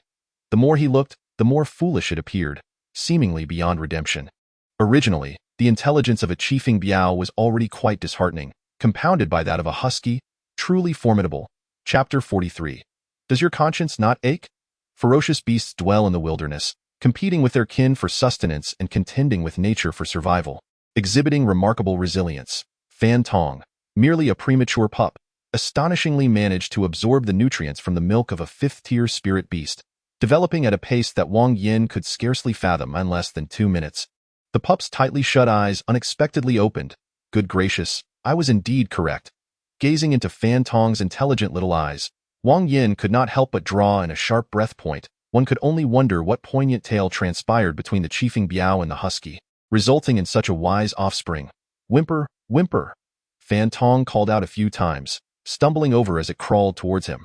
Wang Yan was the first creature it saw upon opening its eyes, and thus, it naturally regarded him as its mother. As for why its mother did not nourish it, why it was not cradled in her embrace, or why her gaze was filled with reluctance, even if Fan Tong were to grow up, its intelligence would likely never comprehend. Alas, with a resigned sigh, Wang Yan placed Fan Tong on his lap, gently stroking its soft fur. Relishing the warmth of maternal affection, Fan Tong contentedly hummed and soon drifted into slumber. Let it be foolish. Perhaps it will grow wiser with time. Wang Yan murmured, retrieving the spoils from this recent newborn ranking competition. Soul crystal small. Upon the death of a beast of 7th tier or higher, there exists a minuscule chance of this item crystallizing. When utilized, it can increase 1 point of soul strength, with a maximum limit of 30 points. Wrinkled papaya. A rare elixir originating from the realm of colossal trees, capable of enhancing one's constitution by 10 to 20 points. This herb possesses toxic properties. Repeated usage may lead to a buildup of toxins, significantly diminishing its efficacy. When consumed by a female during pregnancy, it can stimulate secondary development of mammary glands and accelerate lactation. Caution. It does not enhance breast size. Alas, if only it did, I would have left it for Wan Mei. Wang Yan sighed, his mind conjuring the image of Wan Mei's flat chest, quickly followed by a comparison to Bai Ningxin's ample figure. The disparity was too great to bear. He proceeded to utilize the soul crystal alongside the wrinkled papaya, exchanging the toxins with the system. Acquired 222 points. The toxicity of the wrinkled papaya is formidable. Without adequate constitution attributes, one could easily succumb to its lethal effects. With the aid of the system, as long as he does not perish instantaneously, he can consume as much of this herb as he desires. Of course, that was merely a fleeting thought. The indicated origin in the description revealed just how precious this item truly was. Typically, a newcomer would need to accumulate at least a year's worth of credits to exchange for a single one, alongside expending considerable time devising ways to eliminate the accumulated toxins from the body. While Wang Yan need not fret over the toxins in his system, he lacked expedient methods to acquire such invaluable resources. He decided to rest for a while, intending to elevate Jinzi and Shaoqing to the 4th tier before proceeding. As he carefully placed the food container into the thermos, Wang Yan was about to drift into slumber when the phone rang unexpectedly. Feeling an inexplicable jolt upon seeing grandfather on the caller ID, his heart raced. It was an instinctual reaction, devoid of reason. Sure enough, the moment he answered, a barrage of curses erupted. "You little rascal, can't you stay out of trouble? In just a few days, you've already stripped a girl of her clothes? That old man from the Bai family is at my doorstep. How am I supposed to explain this?" Faced with his grandfather's scolding, Wang Yan dared not utter a word. If the old man discovered that he was the one who had been beaten and stripped, it would surely escalate beyond mere reprimands. 10 minutes later, the tirade ceased, leaving an eerie silence on the line. Just as Wang Yan began to suspect a signal issue, his grandfather's conspiratorial voice returned. "Boy, tell me the truth. Did you really strip that girl?" Wang Yan replied, pondering why his grandfather's tone had suddenly taken on a furtive quality. Yet before he could fathom the reason, his grandfather erupted into laughter. "Ha ha ha. After 50 years, I finally get to avenge my grievances. That old rascal, who reported me to the teacher back in the day, never anticipated that your prized cabbage would be ravaged by my pig. I'm coming for you." A cacophony of noise erupted on the line, leaving Wang Yan utterly bewildered. What was happening? 2 old rascals. They seemed to be having quite the fun. Wait a moment. This situation seemed somewhat amiss. A thunderclap of realization struck Wang Yan. He surmised the rather troubling possibility.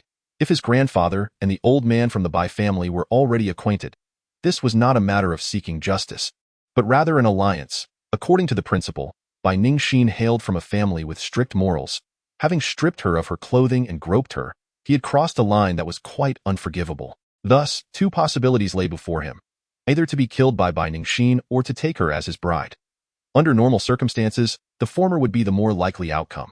However, given the current situation, where the patriarch of the Bai family has known his grandfather for decades and they share a close bond, alas, Could it be that I am truly unable to escape the clutches of that madwoman?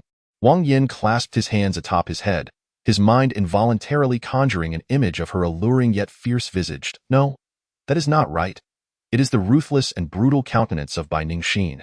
This cannot stand. Absolutely not. Women will only sap my fighting spirit, rendering my blade dull. My ambition is to become the strongest. I cannot afford to be lost in the allure of gentle company. Firm in his resolve, Wang Yan felt saliva uncontrollably pooling in his mouth. Slurp, too enticing. No, it is infuriating. Fine, let it be for now. I shall end this call. Wang Yan sighed, stating, Kid, work hard, and strive to let me hold my great-grandson next year. What nonsense! Wang Yan internally cursed. Just as he was about to hang up, a thought suddenly struck him. Grandfather, fear not. I shall spend your retirement funds wisely. I will not return home until they are fully depleted. You ungrateful wretch, does your conscience not ache? Casually tossing the phone aside, Wang Yan felt a wave of elation. That old man is no match for me. Just as the school year commenced, a series of incidents catapulted Wang Yan into the limelight. Every student and faculty member was aware that Wang Yan possessed two Lord-tier spirit beasts, one of dragon lineage and one of phoenix lineage. They knew well of his ruthless nature. When he struck, it was as if he were slicing through vegetables, showing no mercy. Each time he ventured out, newcomers would lower their heads and hasten away, while upperclassmen cast curious glances his way. Clearly, they were intrigued by this junior who had unleashed a frenzy of slaughter during the freshman ranking competition, even extending olive branches toward him. Wang Yan, finding it bothersome, chose to purchase a residence in the faculty housing area to evade unwanted attention. Why save all this money if not to spoil his grandfather in his old age? Chapter 44. The moon beast time flew by, and with the continuous supply of high-level beast flesh and nuts, Shaoqing and Jinzi finally reached the third tier, 5 stars.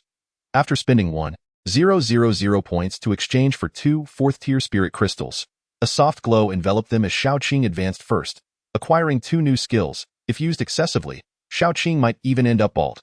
The second skill was an enhanced version of the toxic breath, boasting a larger area and greater potency. Should he employ this skill in the freshman ranking competition, the battle would be over in the blink of an eye. Without a moment's hesitation, he chose the toxic explosion. Jinzi's skills were equally impressive, differing mainly in their focus on single target versus area damage. Sword wings. Jinqi coalesces in the wings, capable of extending or retracting, increasing or decreasing in size at will. All swords return to the sect. Jinqi gathers in the feathers, transforming into sharp blades that shoot forth. Both skills were exceedingly impressive, and Wang Yan decisively opted for the former.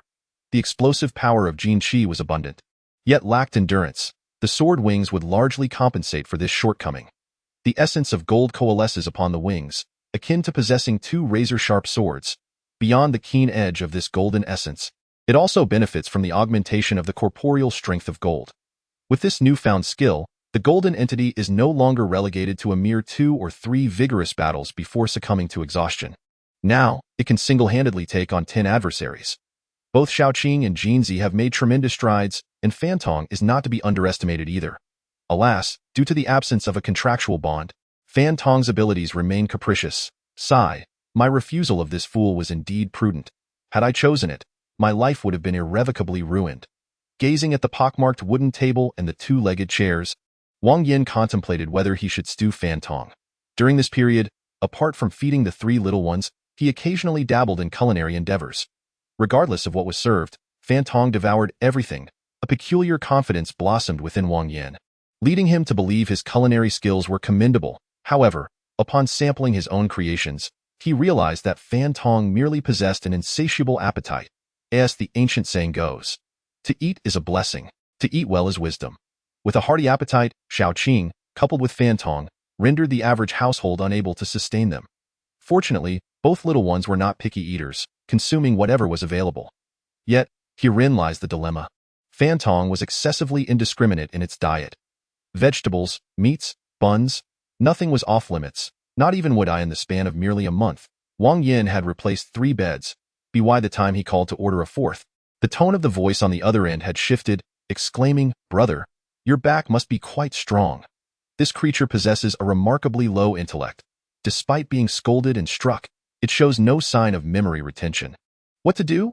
Observing Fantong gnawing at the table leg, Wang Yan felt as though he had been struck by a heavy burden. After some contemplation, he ultimately dialed a mysterious number. "Hello, is it possible to euthanize a pet?" "No, it's not sick. I simply want it to die." Beep, beep, beep. Before he could finish, the call was abruptly terminated, accompanied by a muttered curse of crazy. Fan Tong. Sensing Wang Yan's dismal mood, Fan Tong scampered over, licking Wang Yan's hand affectionately. "Ah, what does it matter? It's merely a few tables and beds. I am the young master of the Wang family. Money is no object." Wang Yan sighed, whistling at Fan Tong to initiate a handshake. It was revealed that the thought processes of a husky are indeed peculiar. Despite having repeated the handshake motion countless times, it had not formed a conditioned reflex. Instead, it turned around and placed a dog bone in Wang Yan's hand. Wang Yan, gazing into Fan Tong's hopeful eyes, a surge of frustration ignited within Wang Yan, and he flicked his finger against the dog bone. A mournful howl erupted from the creature's mouth, as Fan Tong, teary-eyed, scurried beneath the sofa. "Ah, what relief!"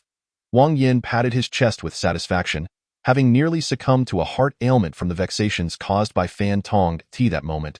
Having successfully regained a measure of control, he felt an overwhelming sense of tranquility. "Keep an eye on it. Do not let this fool gnaw on the television," Wang Yan cautioned Jinzi before changing his attire and stepping out. With the enhancement of his abilities, the restoration of his soul strength has accelerated significantly. The soul contract has ascended to level 6, unlocking the 3rd slot. It is indeed time to consult the principal regarding the Moon Beast. The faculty residential area is a mere 10-minute stroll from the administrative building. Gently knocking on the door, I found not only the principal but also a woman present. Her almond-shaped eyes sparkled with vitality. Her complexion rosy and enticing. At first glance, she resembled a budding flower, waiting to be delicately unfurled petal by petal. "Allow me to introduce you.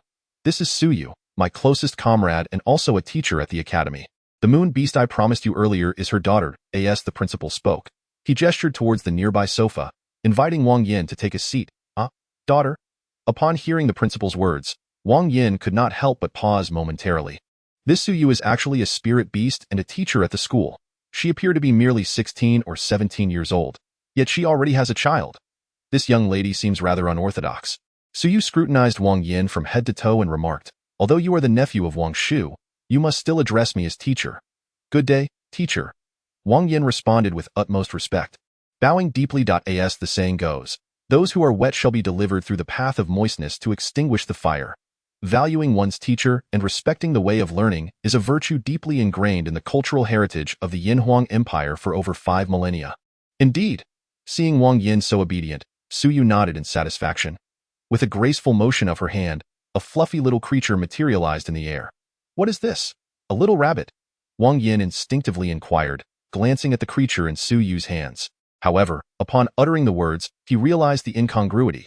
This little fellow was most likely the legendary Moon Beast. The Moon Beast, also known as the Moon Rabbit, could indeed be referred to as a little rabbit. Suyu gently caressed the soft fur of the little creature, saying, "Our Moon Beast clan's favorite food is moonlight, followed by various energy-rich vegetables and fruits. I hope you will treat her well and not tarnish the reputation of my Moon Beast lineage. Rest assured, I shall take care of everything. When we meet again, you will surely be astonished," Wang Yan replied confidently. Regardless of the circumstances, he had to uphold the principal's honor. Even if this little rabbit turned out to be of poor quality, he was determined to nurture her. Carefully taking the little rabbit from Suyu's hands, he simultaneously opened its attribute panel. Name: Moon Beast. Quality: Leader level, 2nd tier 1-star attribute. Upgrade. Requires various energy-rich fruits or vegetables. Quality skills: Moon Dance. Elite skill that attracts moonlight, rapidly restoring its own energy. Purine Body. Leader skill that absorbs surrounding attribute energy for rapid self-healing. 1st tier skill: Moon Dew. Dew prepared with moonlight. Capable of swiftly restoring its own energy. 2nd tier skill: Moon Sprout. Tender shoots cultivated with attribute energy, enabling rapid healing of its own wounds. By the heavens! Upon seeing the little rabbit's attributes, Wang Yan nearly leaped with excitement. "What is a healer, you ask? This is what a healer looks like. Restoring energy and healing wounds. Such a spirit beast is truly a rare find, even when sought with a lantern." The Moon Beast, lacking combat skills, nevertheless offers assistance that far surpasses that of ordinary battle-type spirit beasts. With the Moon Beast backing them, Jinzi and Shaoqing experience a remarkable enhancement in their endurance, enabling them to engage in consecutive battles without issue for 7 or 8 rounds. How splendid! I shall certainly take good care of it. Wang Yan affectionately nuzzled his face against the soft fur of the rabbit, utterly enamored. Let us name her. From this day forth, she shall be your most loyal companion. I hope we do not disappoint her. Su Yu gazed at the little rabbit, a hint of reluctance in her voice. Let us call her Xiao Yu. With my presence, I shall ensure she faces no grievances. Wang Yan patted his chest, fervently assuring her. Indeed, I hope so. Su Yu nodded, falling silent. She had said all that needed to be expressed. Now, the principal had matters to convey. In half a month's time, the Minghu Provincial Military District would open the fiery lands.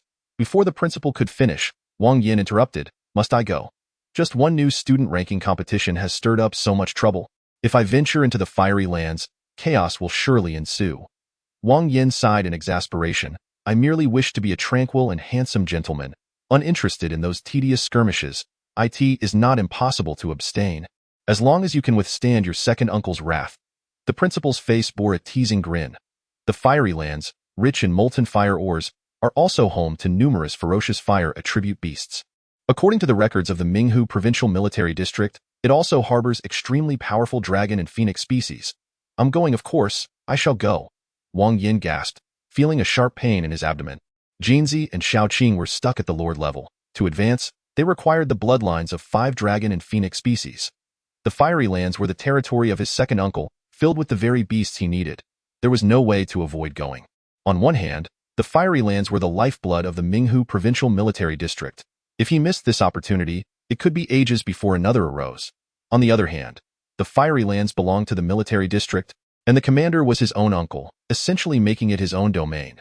To neglect his own possessions, allowing others to benefit, would be akin to inviting disaster. This time, the opening of the fiery lands would be open to all universities in the Northern Combat District, and the competition would be fiercely intense. Thus, prepare yourself adequately. At this point, the principal seemed to recall something amusing, unable to suppress a chuckle that, oh, by the way, that girl from the Bai family will also be attending. Be sure to seize the opportunity to win her over early. Huh.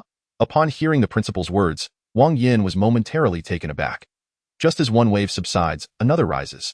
His current strength rendered his chances of defeating Bai Ningxin nearly non-existent. If they were to meet again, he would undoubtedly face a thrashing. With only half a month remaining, he could not afford to give up. Wang Yan gritted his teeth, determined that even if it meant sacrificing his pride, he must give Bai Ningxin, that madwoman, a well-deserved lesson. Chapter 45. Daughter of the Moon. Though Bai Ningxin possessed a fair complexion, stunning beauty, and an alluring figure, making her seem nearly perfect in Wang Yan's eyes, there were times when beauty could not sway his resolve. When it came to a man's dignity, everything else must take a back seat. He could not swallow the bitterness in his heart without delivering a thorough beating to Bai Ningxin. Aunt, I have another question. Wang Yan inhaled deeply, suppressing the rage within him. When will the spirit beasts be able to transform? Transform? Upon hearing Wang Yan's words, the principal smiled faintly, as if he could see right through him. In this world dominated by beast tamers, there is an inescapable topic. Should transformed spirit beasts be entitled to human rights? This premise gives rise to numerous ethical and moral dilemmas. After years of debate, the Empire finally provided a clear answer. Spirit beasts are considered the private property of their tamers and do not possess independent human rights upon transformation. Rather, they are subordinate to their tamers. To put it simply, the rights enjoyed by transformed spirit beasts are those of their tamers. The greater the power of the beast tamer, the greater the rights of the spirit beasts. Furthermore, the Empire's laws stipulate that spirit beasts with human blood enjoy equal rights to humans. In other words, the offspring of spirit beasts and humans are recognized as human by the Empire and entitled to all human rights. When Wang Yan inquired about the timing of the spirit beast's transformation, the principal naturally assumed he harbored some specific thoughts. However, the principal was mistaken. Wang Yan was a man of morals, integrity, principles, and responsibility, a paragon of virtue in the new era who would never engage in such base acts.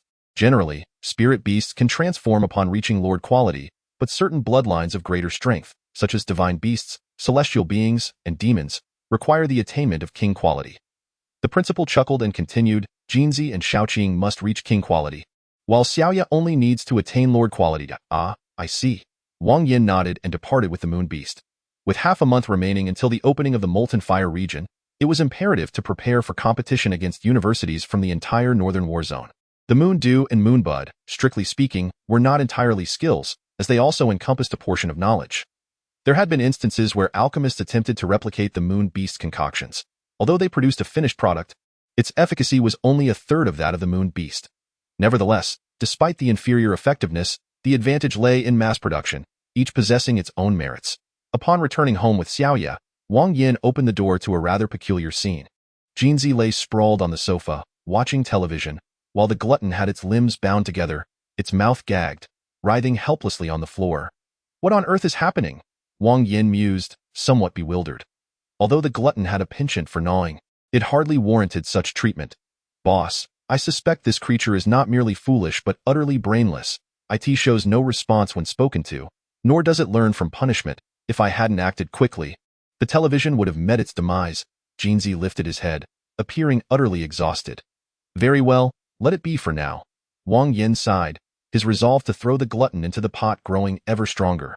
Transitioning from leader quality to lord quality required 5 bloodline refinement stones, equivalent to 2,500 points. Lacking sufficient points, Wang Yan had no choice but to venture out and hunt ferocious beasts. Prepare sufficient provisions and water to last for half a month. Accompanied by Xiaoqing, Jinzi, Xiaoyu, and Fantong, Wang Yan strode forth with confidence, swiftly embarking on his points-earning endeavor. As Wang Yan's level ascended, the corpses of low-level beasts could no longer be exchanged for rewards. Reluctantly, he sought out the elite and the leaders for trouble. 2 fourth-tier lords were virtually invincible in the wilderness, slaying gods and vanquishing Buddhas alike. Unless faced with a 5th-tier lord or a 7th-tier leader, any number of foes would meet their demise. During this time, Xiaoyu was also industrious, producing a plethora of moon dew and moon buds, which Jinzi tested with remarkable results. Each drop of moon dew restored approximately 30% of Jinzi's energy, while the moon buds facilitated the regrowth of his lost feathers. Indeed, Jinzi had once again lost his plumage.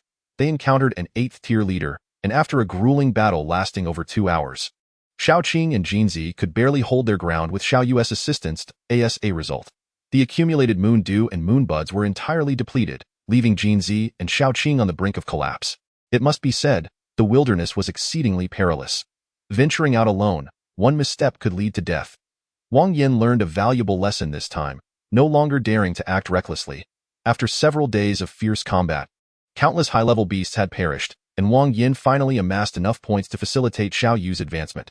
Without a moment's hesitation, upon his return to school, Wang Yan promptly exchanged for the bloodline refinement stone for Xiaoyu's use.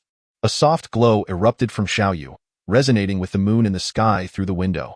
Although the bloodline of the moon beast did not equate to that of divine creatures, it possessed many unique traits. Each advancement enhanced not merely its combat prowess, but also the ancestral knowledge passed down through generations.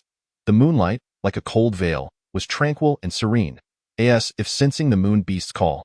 The cascading moonlight began to coalesce, flowing like water into Xiaoyu's being. The advancement of the moon beast took much longer than Wang Yan had anticipated, lasting a full 10 minutes before concluding. The radiance gradually faded, revealing a delicate little girl, exquisitely crafted.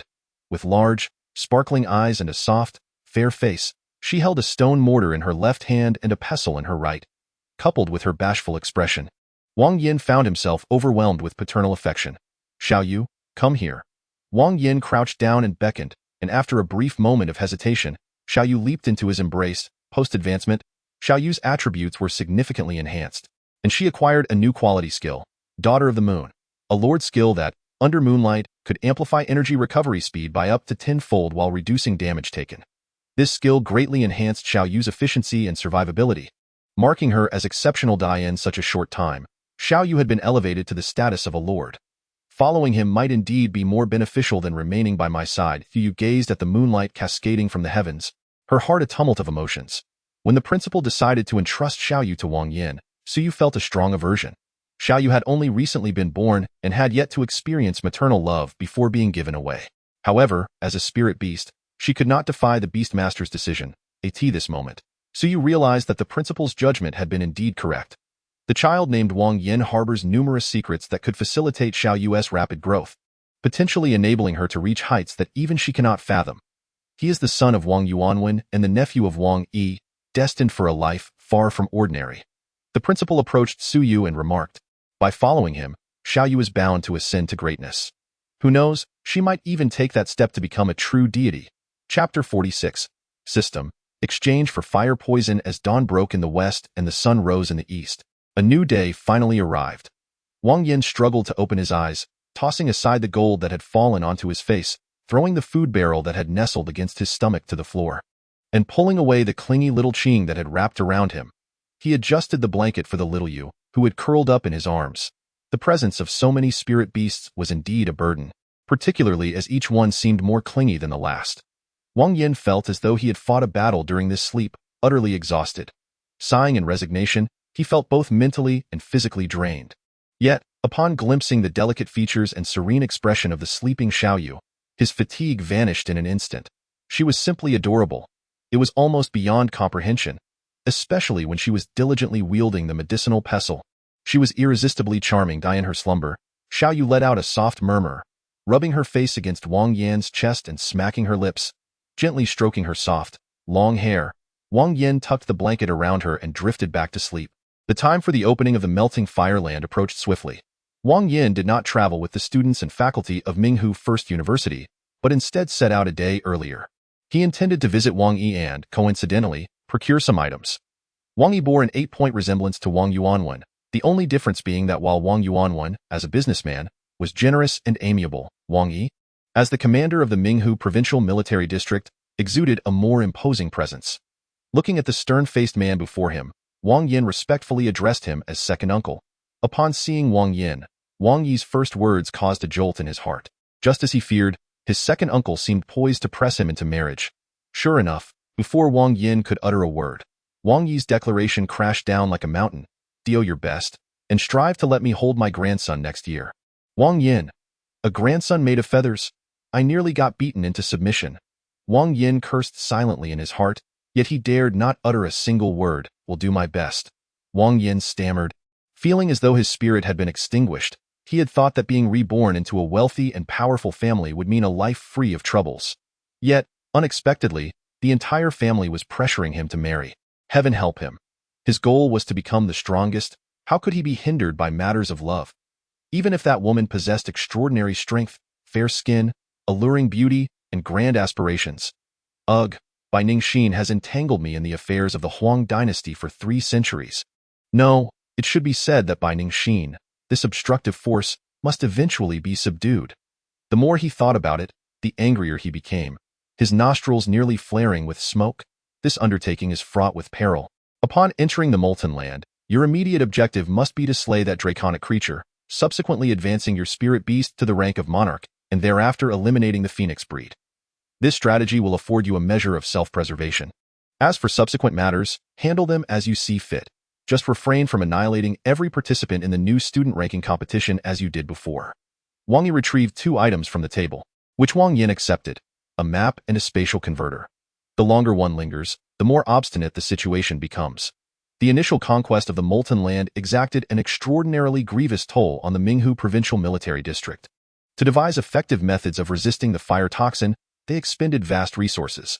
Fortunately, with multifaceted support, the Minghu Provincial Military District endured, ultimately reaping rewards that far exceeded their investments. As they stepped into the Molten Land, a wave of heat immediately engulfed them. Wang Yan felt a prickling itch upon his skin, compelling him to scratch. As time progressed, this sensation would inevitably evolve into a more intense burning itch. And when it escalated to a sharp pain, it would be imperative to retreat. Once the discomfort transformed into a searing agony, one might as well relinquish the effort altogether. After all, death is an eventuality. So why not embrace it swiftly? The fire toxin possesses both fiery and poisonous attributes, demonstrating an exceptionally strong corrosive capability. After consuming the wrinkled papaya, Wang Yan's physical attributes soared to 112 points. Yet he still experienced the itch. Were it another individual, they would likely succumb within 5 or 6 hours. With the fire toxin infiltrating his body, even though it belonged to him, Wang Yan smiled wryly. Suddenly struck by an idea. System, exchange for fire toxin. Gain 2 points. System, continue exchanging for fire toxin. Gain 2 points. Gain 2 points. Gain 2 points. Notifications flooded the screen, rapidly filling it to capacity. Taking a deep breath, Wang Yan felt an unprecedented sense of satisfaction. What does it mean to be impressive? This is what it means. Earning points while standing still is akin to paradise. Were it not for the fear of arousing suspicion, Wang Yan might have considered residing here for several years. The spirit beasts are my personal property. I wonder if the fire toxin within them can be exchanged. Wang Yan summoned Xiaoqing and Jinzi, leaving Xiaoyu temporarily within the soul contract. Xiaoqing and Jinzi, possessing robust physiques and belonging to divine beast species, would not be easily affected by the fire toxin here. It's so hot that even the feathers of birds curl. A featherless bird is called the Qinglong. The pairing of Qinglong and Baihu is indeed perfect. Jinzi murmured as he leaped onto Wang Yan's shoulder. Xiaoqing, disliking the oppressive environment, burrowed down Wang Yan's pant leg, peeking out from the collar of his garment.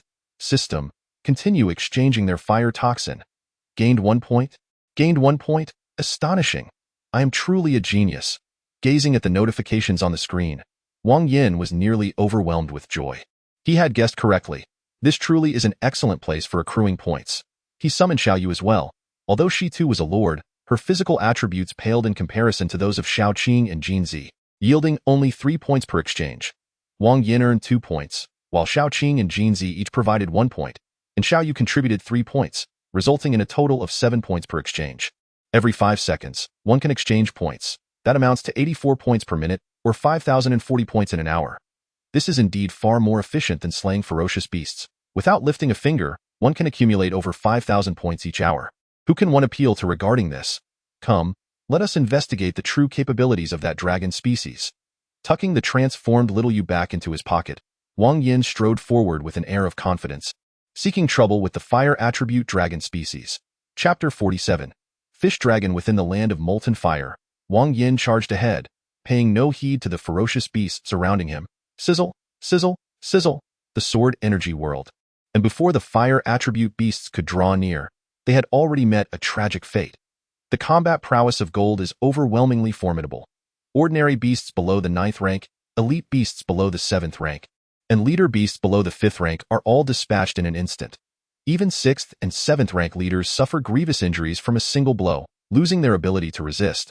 The disparity in quality is an insurmountable chasm. The existence of ordinary ferocious beasts seems only to serve as fodder. Even reaching the 10th rank offers little utility. But is this truly the case? Not at all. Through conversations with his second uncle, Wang Yan uncovered numerous secrets regarding 10th tier beast tamers and 10th rank ferocious beasts.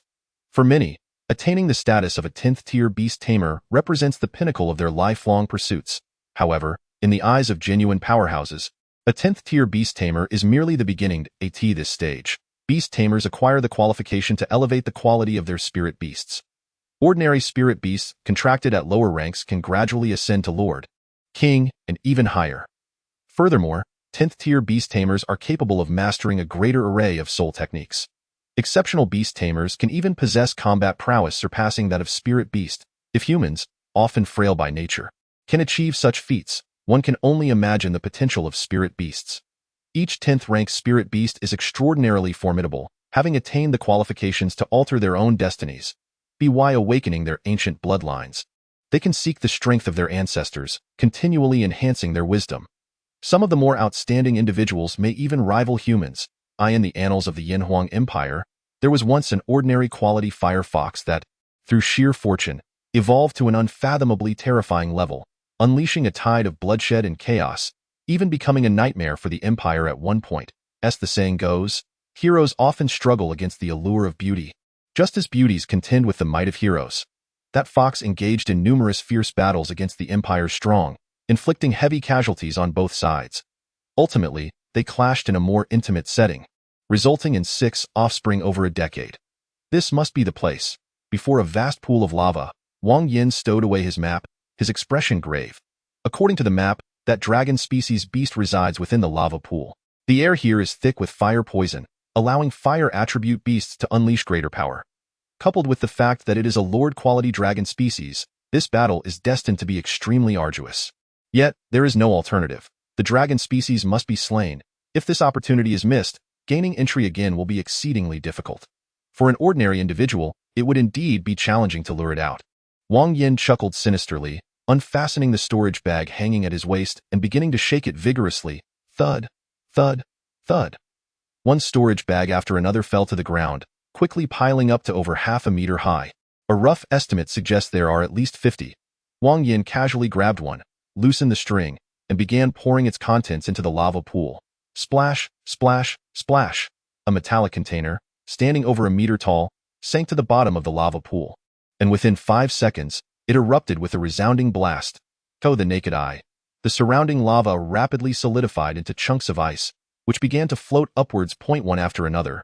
Hundreds of metallic containers were cast into the lava pool, continuously exploding, solidifying into ice, and rising to the surface. One storage bag was emptied. Another followed, then a third. The temperature within the lava pool plummeted swiftly, causing the ferocious beasts dwelling inside to frantically flee.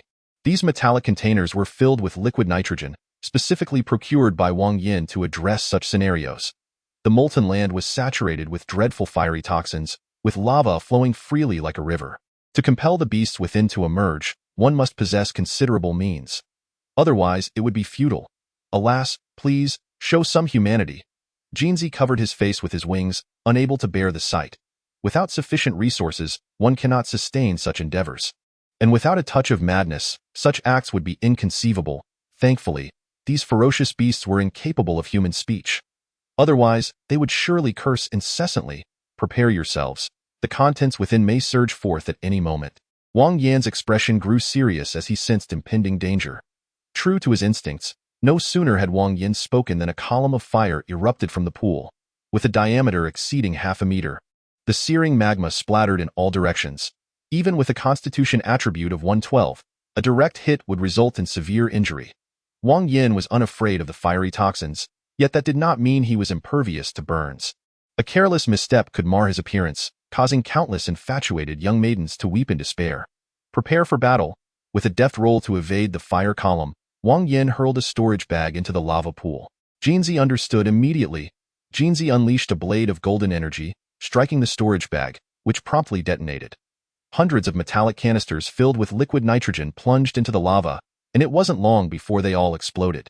The temperature plummeted, the lava crystallized into ice, and the contents within could no longer restrain themselves. A deep roar erupted, resonating like an old bull yet laced with a sharp, piercing note. A creature with a crimson body leaped forth, a massive fish. Goodness, a fish dragon? A fish dragon residing in lava? Upon witnessing the beast's form, Wang Yan was rendered speechless. Given the name fish dragon, it was only natural to assume a connection to water. Wang Yan could scarcely believe that this fish dragon thrived in molten lava. However, one could argue that lava bore some resemblance to water. It could perhaps be deemed water of a sort. As the fish dragon charged, Jinzi sprang into action. Blazing white energy coalesced upon its wings, and with a powerful thrust of its legs, Jinzi darted like lightning above the fish dragon. With a swift slash of its wings, Jinzi executed 6 precise strikes upon the fish dragon. Scarlet blood gushed from the wounds, sending waves of scorching heat radiating outward. Wang Yan retreated sharply, casually tossing several more storage bags into the fray. Jinzi's movements were remarkably swift, yet it could not fly. It could only leverage the surface of the lava, as its claws made contact with the molten rock. Jinzi's earlier grace and poise vanished in an instant, flapping desperately while emitting cries of distress. Simultaneously, the points earned through the exchange surged from 1 to a remarkable 50. Undoubtedly, the fiery poison within these molten streams is far more terrifying. If one were to immerse oneself in it for just a few hours. Wang Yan couldn't help but shudder, quickly suppressing his reckless thoughts. Should he leap into the lava, he would likely not perish, but would certainly shed a layer of skin. Ouch, ouch, ouch! Jinji sprang from the confines of the lava pool, bouncing frantically upon the ground. It was too scorching. Upon mere contact, he felt as though a layer of skin had been stripped away from his feet. Boss, this is rather challenging.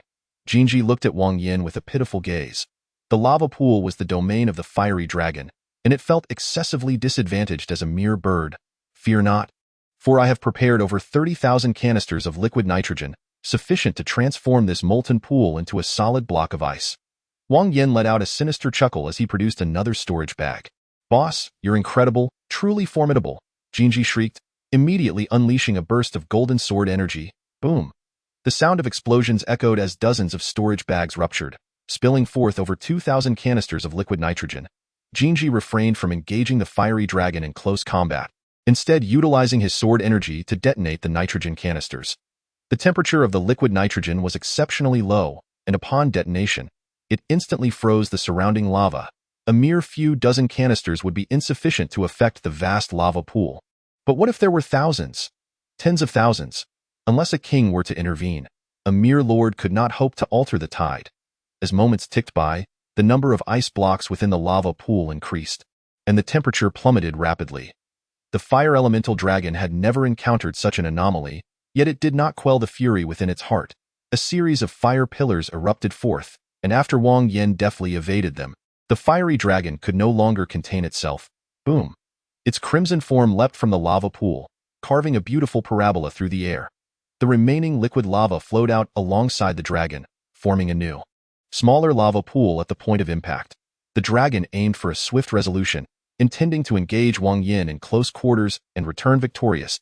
As one of the most formidable beasts of the molten realm, the fiery dragon had engaged in battle with humans no less than 80 times. It understood that those powerful spirit beasts were not the true targets. As long as it eliminated the human, the spirit beasts would vanish as well. The dragon's reasoning was sound. However, Wang Yan was no fool.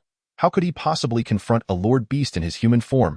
After tossing out the storage bag, Wang Yan began to sprint away. With so many canisters of liquid nitrogen, the fiery dragon was destined to be unable to escape. The battlefield was left to Shaoqing and Jinji. As a beast tamer, it sufficed that he did not hinder the spirit beasts in their endeavor to defeat the enemy. The sounds of rumbling, explosions, and anguished cries filled the air. Stripped of its home advantage, the fiery dragon could not endure for long before being dispatched by Shaoqing's powerful tail strike. The first objective accomplished, observing the beast lying on the ground, no longer resembling a fish, Wang Yan felt quite pleased. A resounding victory in the initial skirmish. The subsequent encounters should proceed without incident. Chapter 48. Stand still. The fiery dragon was rather large, prompting Wang Yan to dismember the corpse for Shaoqing to consume at her leisure. Through the earlier battle, Wang Yan discerned that, despite both being dragons of the same tier, Shaoqing's combat prowess appeared to far surpass that of the fiery dragon. The fiery dragon's fiery pillars inflicted no pain upon Shaoqing, while a single swipe of her tail shattered the dragon's scales instantaneously. Could it be that there is a distinction between dragons and dragons? Wang Yan pondered this thought but, unable to come to a conclusion, decided to abandon it altogether. The Molten Lands are the territory of the Minghu Province Military District, where the ferocious beasts have been cleared out numerous times. All the surviving elites, leaders, and lords have been deliberately left behind, either due to their unique bloodlines or their extraordinary species. For instance, the magma golem has been spared because it harbors within it high-purity molten ore. The primary objective for the numerous students venturing into the Molten Lands is to seek out these creatures. The location of the phoenix-type ferocious beasts is somewhat distant from the Yulong, and Wang Yan sprinted for over an hour before finally entering its domain. The more powerful the ferocious beast, the larger its territory tends to be, were it not for the Yulong's tendency to remain in that lava pool. The distance between the two would likely have expanded several-fold. The phoenix-type ferocious beasts are no less formidable than the Yulong.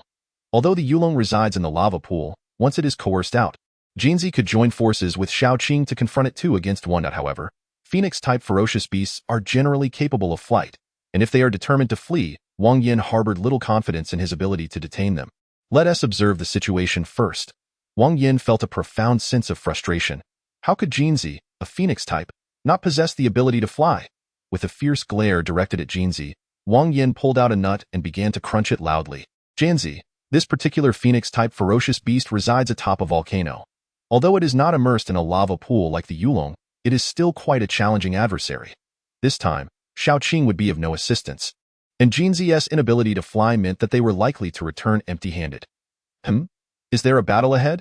Upon reaching the foot of the volcano, Wang Yan was greeted by the sound of a tremendous explosion. He witnessed a cylindrical-shaped volcano being breached, with scorching lava cascading down the slanted stone walls. It seemed he had encountered a fellow traveler. Wang Yan exclaimed in admiration, instantly feeling a kinship with this unknown hero. To confront the Yulong, he had frozen the entire lava pool, while this mysterious individual had blown up the volcano to deal with the phoenix-type ferocious beast. However, one must consider that the phoenix type can fly. What purpose does blowing up the volcano serve? As the saying goes, while the mantis stalks the cicada, the yellow sparrow lies in wait. Perhaps they could seize an opportunity for themselves.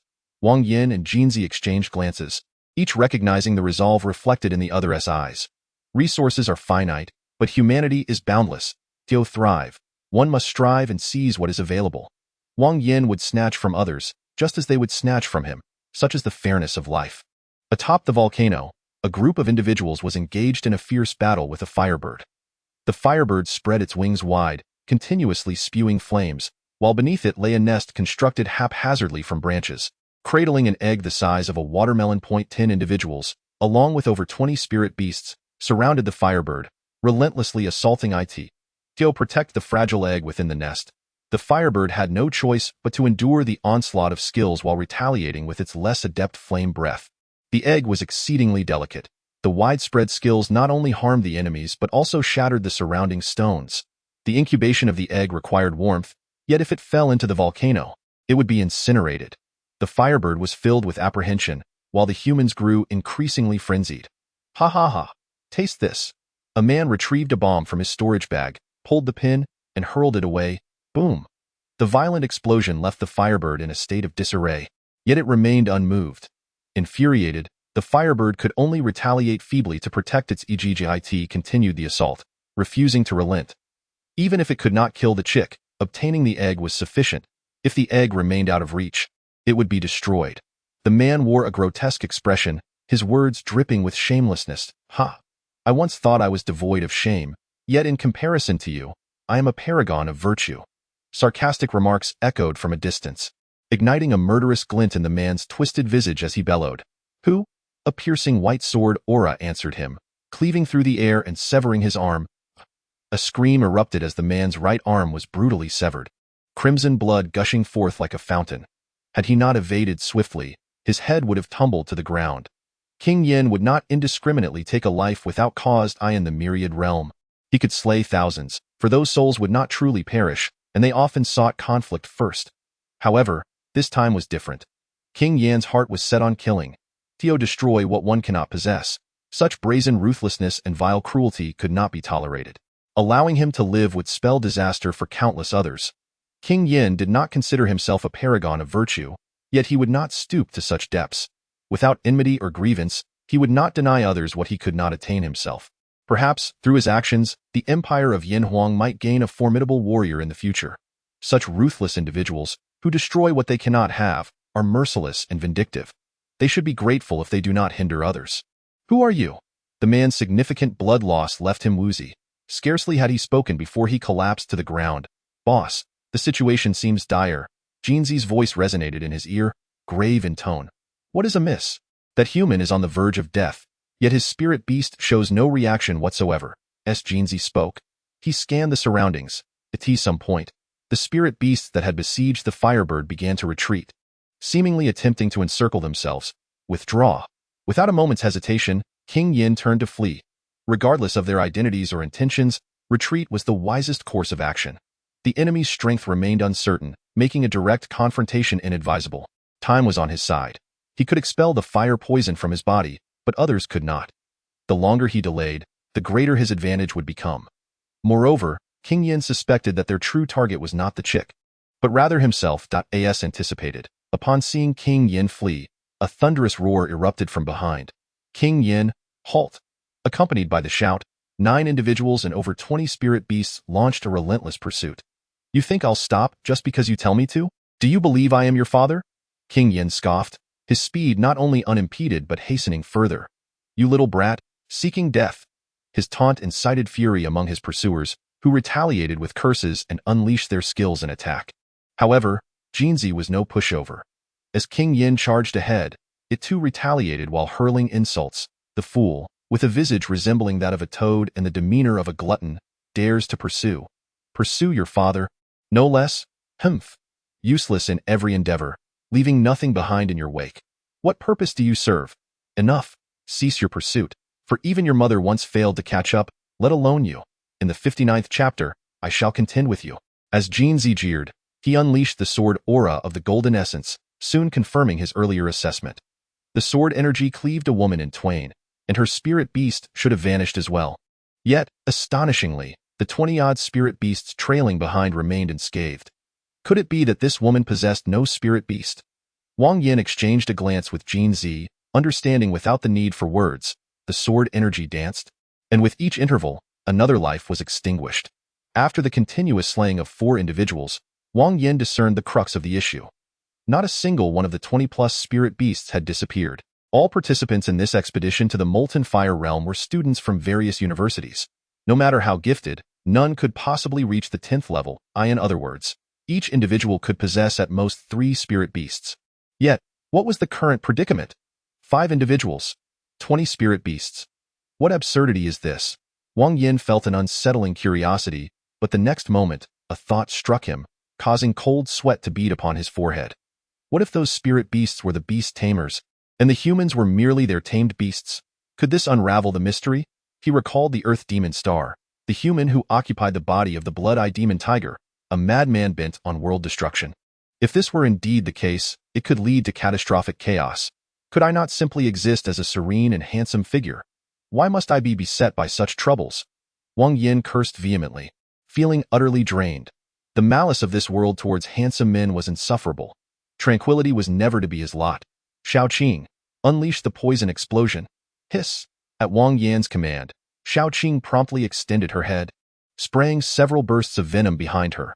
The viscous liquid struck the ground, instantly splattering and vaporizing. In the blink of an eye, 100-meter radius was enveloped in the toxic haze. Those wishing to pursue Wang Yan had but 2 options: circumvent the area or charge through, with no third alternative available. Upon encountering Wang Yan, they immediately called his name, indicating a high probability that they had been awaiting him. Everyone was aware that Wang Yan's 2 spirit beasts were of dragon and phoenix lineage. To ascend to the rank of king, one must consume the bloodlines of other fierce beasts of the same kind.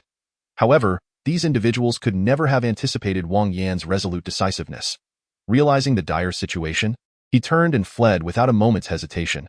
The resounding whinny of horses echoed as several humans and 20 spirit beasts gradually became shrouded in a crimson haze, charging headlong into the poison mist.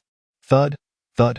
1, 2, 3, 7, 8, 9 within mere seconds. All who inhaled the toxic mist, both human and beast, collapsed, lifeless upon the ground.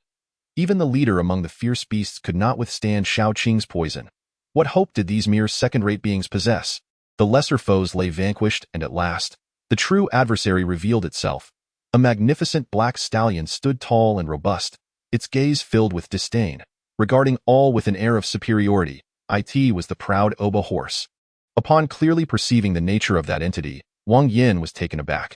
This peculiar elite beast possessed the ability to disregard the authority of its leader and could enchant lower-tier beasts to become its minions. Although the Aoba horse was remarkably powerful, it was still merely an elite creature. Yet, given the current circumstances, it surely had to be at least a lord. Could it possibly be the Apocalypse Brotherhood? A thought surged within Wang Yan. The ability to command beasts and humans alike could only be the work of that nefarious organization. As for elevating an elite to lord status, if soul transfer is achievable, how difficult could it be to enhance quality? Indeed, it may be arduous for an ordinary person, but for the Apocalypse Brotherhood, it was merely routine. They undoubtedly possessed a multitude of sinister artifacts, any one of which could incite tremendous chaos. The Beast Tamers Association sought safety, the 5 war zones desired stability, each university aimed for longevity, while the Apocalypse Brotherhood only cared for results. They were indifferent to how convoluted the process was or how severe the casualties became. Yuan, the Aoba horse, possessing high intelligence, orchestrated numerous beast tamers and spirit beasts to masquerade as a cohesive unit, awaiting Wang Yan's arrival. This entire ruse was executed with near perfection. Even Wang Yan, despite his exceptional intellect, could not discern the flaw in such a short span of time. However, unexpectedly, a single utterance from a minion ignited Wang Yan's wrath. Even more astonishing was Wang Yan's immediate response, which led him to uncover the anomaly. The exposure of their scheme incensed the Aoba horse, prompting it to abandon its minion and pursue Wang Yan. The subsequent events unfolded simply. As Wang Yan ran, he cursed, commanding Shaoqing to unleash toxic fog, resulting in the demise of all the Aoba horse's minions. Had the Aoba horse not reacted swiftly, it too might have succumbed to the poison. Wang Yan, you are even more intelligent and formidable than I had envisioned. When next we meet, I shall certainly claim your head. The Aoba horse uttered this phrase before hastily retreating, as a fellow 4th-tier lord. The Aoba horse was not particularly adept in combat, especially against a dragon breed and a phoenix breed. Thus, it resolved to withdraw, intending to seize another opportunity in the future. Nonetheless, while the Aoba horse wished to escape, Wang Yan was determined not to let this matter rest. Having fled like a dog in utter disgrace for so long, his reputation would be utterly ruined if word got out. Therefore, the Aoba horse could not be allowed to leave alive. Additionally, there was another motive. Wang Yan had vowed to eliminate all members of the Apocalypse Brotherhood and eradicate all factions associated with them. The fact that the Aoba horse, as a beast, could articulate human speech suggested a strong connection to the Apocalypse Brotherhood. Adhering to the principle of better to kill an innocent than let a guilty party go free, the Aoba horse must perish today. The wheel of fortune turns, onward. Wang Yan called out, and Jinzi and Shaoqing immediately surged forward, in a battle of equal tier and rank. They had never feared anyone, especially not in a 2-on-1 scenario. The Aoba horse fled ahead, while Jinzi and Shaoqing pursued relentlessly, turning the tide of the situation. You scoundrel, if you have the guts, don't run. Your father has motors strapped to his waist. And yet you're sprinting like the wind. Your father has 2 motors strapped to his waist. How can you possibly run so fast? Your father has 4 motors strapped to his waist. Are you trying to ascend to the heavens? Jinzi shouted, hurling crude insults as he chased. Wang Yan could no longer tolerate it and retorted angrily, could you possibly choose a different phrase? His father possesses an abundance of motors around his waist. Can he endure such a burden? Upon hearing Wang Yan's words, Jinzi pondered for a moment before swiftly conjuring new phrases. Truly, it resembles an elderly lady burrowing into her blankets, which brings much amusement. Looking like a monkey, are you intending to seek out the second senior brother? The turtle shell is equipped with 4 wheels. You certainly have been quite industrious. Although still spouting insults, the manner has become considerably more civilized than before. Wang Yan nodded in satisfaction, recognizing the potential for guidance. Jinzi was spewing words with fervor, while the proud steed was on the verge of exploding. Remain calm, do not succumb to anger, do not succumb to anger. I have no mother, I have no mother. The proud steed incessantly murmured to himself. In such a predicament, he must not allow rage to cloud his judgment. A phoenix lineage and a dragon lineage. Each could easily defeat him in a 1-on-1 confrontation, let alone in a collective assault. Yet, the more he repeated those words, the angrier he became, the flames of fury within him growing fiercer. After fleeing for a dozen minutes, the proud steed could no longer restrain himself. You wretched bird, I shall face you head-on. Chapter 50. Times have changed with a voice hoarse and rage soaring. The proud steed's reason was drowned beneath Jinzi's curses, leaving only an insatiable thirst for vengeance. Come forth! Delighted at the sight of the proud steed turning to attack, Jinzi reveled in the shift of their dynamic. This incessant game of chase had been utterly exhausting. However, the recent insults had provided a certain satisfaction. Golden essence sword chi, Jinzi bellowed, immediately striking towards the proud steed. Clang! A sharp sound resonated, reverberating through the surroundings as the sword chi aimed directly at the proud steed's brow, only to be halted by an invisible barrier a mere 3 inches away. What is this? Witnessing this scene, Wang Yan's brows furrowed in contemplation. The proud steed's interface did not indicate any skills capable of producing such an effect. Ha, fool! My soul is also human. If you can cultivate soul techniques, why can I not? The proud steed mocked, noting Wang Yan's expression. Aha, so that is how it is. Wang Yan nodded, swiftly grasping the situation. Just as he had surmised, the true proud steed had perished, with its body now occupied by a human. Only the Apocalyptic Brotherhood could achieve such a feat, having remained dormant for so long. It was just the right opportunity to test these. Wang Yan smirked maliciously, preparing to unleash a soul technique. Yet in the next instant, a thought struck him, and the excitement within him vanished entirely. The proud steed had not truly lost its reason. It had deliberately paused.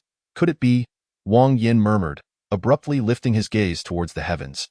Sure enough, a colossal demonic dragon had begun to circle above, its length exceeding 8 meters and its wingspan nearly 10. Its corpulent form was covered in scales, with 3 sharp horns atop its head and several cyclones swirling around it. This was the wind demonic dragon, a dragon of the wind attribute.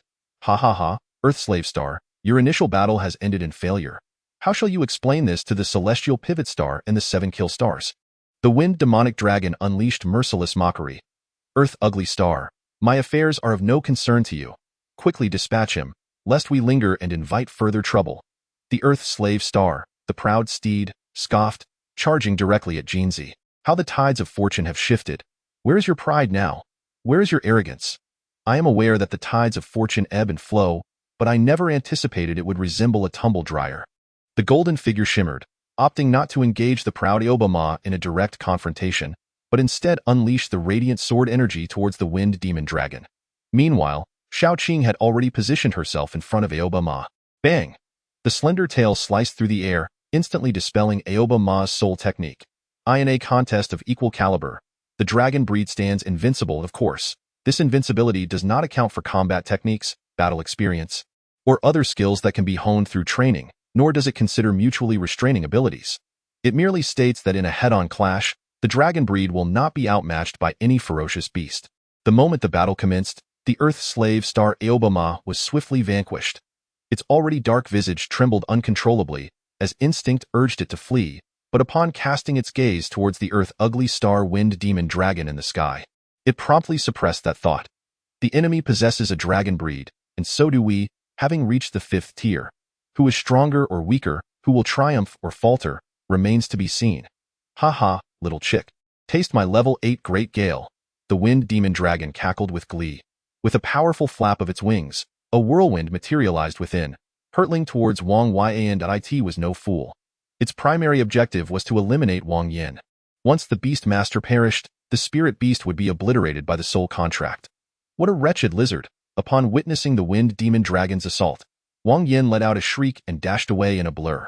Compared to ferocious beasts, humanity is undeniably fragile. However, the reason humans have ascended to dominance in this world has never solely relied on brute force.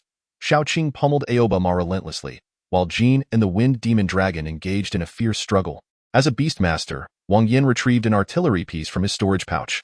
Indeed, it was an artillery piece. Crafted by Tiangong technology, it was specifically designed to target various massive flying beasts. During their conversation, Wang Yi had alluded to a crucial piece of information, that the interior of the molten fireland was exceedingly perilous. Wang Yan, as the sole heir of the Wang family, could not possibly be sent alone without some formidable equipment. Tiangong technology dragon hunting cannon. Equipped with a soul locator, it automatically tracks and inflicts immense penetrating damage upon its target.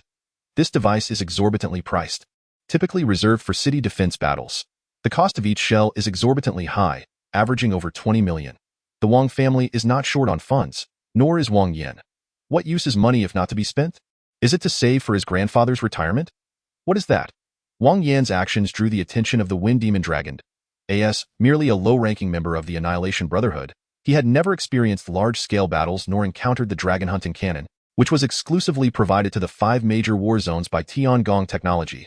Yet, the ever-strengthening sense of crisis within him warned that this weapon could inflict devastating harm. Damn it, the intelligence was flawed. Cursing inwardly, the Wind Demon Dragon dared not hesitate for even a second, flapping its wings in a bid to escape. Alas, it was too late, my dear. The times have changed. Wang Yan charged the dragon hunting cannon, locked onto the target, and firmly pressed the launch button. Come forth and taste my massive cannon. Whoosh! The dark, hefty barrel erupted with ferocity, instantly traversing hundreds of meters to strike the fleeing Wind Demon Dragon.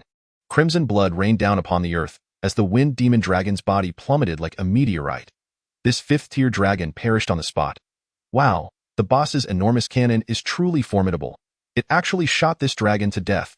Jinzi exclaimed in admiration, declaring the boss as the cannon king of Minghu province, utterly invincible. Enough of the chatter, hurry up and slaughter that horse. Wang Yan's expression darkened. This foolish creature was simply too ostentatious. How could this be? Aobama wore a look of disbelief, wondering how the Fengma dragon could have died in less than half a minute, so suddenly and without any resistance. The thought of such a weapon being mass-produced was too dreadful for Aobama to contemplate. If the dragon hunting cannon could indeed be produced in quantity, it would spell doom for the ferocious beasts, akin to an apocalypse. The ambitions of the Annihilation Brotherhood would be nothing but a fleeting dream. Hiss! Sword energy danced through the air and struck Aobama, instantly carving a deep gash visible to the bone. What time is it, and yet you still dare to lose focus? Jinzi scoffed, as hundreds of sword energies converged around, swiftly engulfing Aobam. If even the diminutive Qing could not stand a chance, how much less so against Jinzi? In despair and resentment, Aobama was reduced to a pile of mangled flesh, beyond salvation. Phew, I am utterly exhausted. Jinzi wiped his forehead with a wing, appearing thoroughly fatigued. Xiaoya. Wang Yan summoned the little rabbit to assist Jinzi and Qing in replenishing their energy. Alas, how fortunate it is that I traversed here. Otherwise, I would have surely faced dire consequences, perhaps even a life sentence. Gazing at Xiaoya's delicate, fair visage, Wang Yan mused. Chapter 51. Another shot. The Fengma dragon was not the bloodline required for Qing's ascension to a ruler, But adhering to the principle that more is preferable to less, and less is better than none, Wang Yan decided to incorporate the Fengma dragon into Qing's diet. After nearly 3 hours in the molten firelands, Wang Yan had slain 3 Lord-tier ferocious beasts, garnering over 14,800 points, a substantial haul. The next target was the Yuanzhu.in, the mythological tales of Wang Yan's previous life. The Yuanzhu was one of the 5 phoenixes. A true phoenix, however, in this world, it was merely a lord-quality beast, albeit somewhat more aesthetically pleasing and powerful. Retracing his steps, he found that the Yuanzhu was no longer within the volcanic crater. This was to be expected. The earlier battle had made it acutely aware that this locale was unsafe. If the enemy could find it once, they could return 2 or 3 times. Thus, as soon as the group of beasts and humans departed, it promptly fled with its EGG.AS for its escape route. It was likely known only to it. Boss, I can sense its location. Observing the barren volcano and chaotic piles of stones, Jinzi suddenly spoke. You possess such a skill? Hearing Jinzi's words, Wang Yan was somewhat astonished. Is this unique to you? Or can every lord sense it? Beasts of lord tier and above can detect bloodlines of the same origin within a certain range. The higher the quality, the greater the range and the more accurate the location. Jinzi hopped onto Wang Yan's shoulder and explained, I see. Wang Yan nodded. Lead the way. Let us go eliminate that bird. In a secluded hollow approximately 30 miles from Wang Yan's location, the young phoenix gently placed its nest down. This was not a volcano, nor was there any flowing magma, rendering it an unsuitable environment for the incubation of eggs. However, in comparison to more exposed locations, this spot undoubtedly offered greater safety. The phoenix resolved to harness its innate powers to hatch the chick before seeking a more suitable habitat. The phoenix's plan was sound and not particularly difficult to execute. Yet, as it had just set down the nest, an unsettling atmosphere enveloped the surroundings. Instinctively, it raised its gaze to the right, where, nestled within a mere half-meter-wide stone crevice, a girl stared with eyes so large they could induce a profound shame in even the likes of Li Ronghao, frozen in place like a statue. The tension in the air was palpable. The phoenix could not fathom why, in such a remote area, a human would be present. The girl, on the other hand, was bewildered as to why a large bird would appear merely while she was attending to nature's call. Oh, and there was an egg. After a silence that lasted a full 10 seconds, a piercing scream shattered the stillness. Without a moment's hesitation, the phoenix unleashed its most proficient skill, boom. The abundant fire elements in the air rapidly coalesced, transforming into a rain of fire that enveloped the area within several dozen meters. Previously, it had refrained from using such power out of fear of inadvertently shattering the stone wall and causing the egg to plummet into the volcanic magma. With no volcano and no magma in sight, the phoenix felt unencumbered by such concerns. The screams continued unabated. With just 2 more seconds, the fiery deluge would descend, reducing her to ashes. However, at that moment, an arm emerged from the crevice behind her, pulling her inside. With a screech, the phoenix's fury ignited upon witnessing the enemy's escape. Having finally discovered such a concealed location, if this human were to divulge its secret, it would face relentless disturbances. Though the phoenix's intellect may not rival that of humans, it was far from foolish and understood precisely what needed to be done. The searing flames compressed into a line and shot fiercely into the crevice. The phoenix's eyes gleamed with murderous intent, resolute in its determination to prevent this human from fleeing. What to do? Inside the crevice, the girl trembled in fear, tears streaming down her cheeks, her whole body shaking, having forgotten to pull up her trousers. How unfortunate! The other girl rolled her eyes, her tone laced with reproach. If you hadn't screamed, perhaps we could have slipped away unnoticed. Now, with that shout, we are both doomed. In such a situation, how could I possibly refrain from calling out? The girl shivered, acutely aware of the chill on her backside. At this moment, she finally remembered that her trousers were still down. This crevice was only half a meter wide, and that large bird should not be able to enter. Alas, we must leave it to fate. Let us hope it departs on its own, or we shall be trapped here to perish.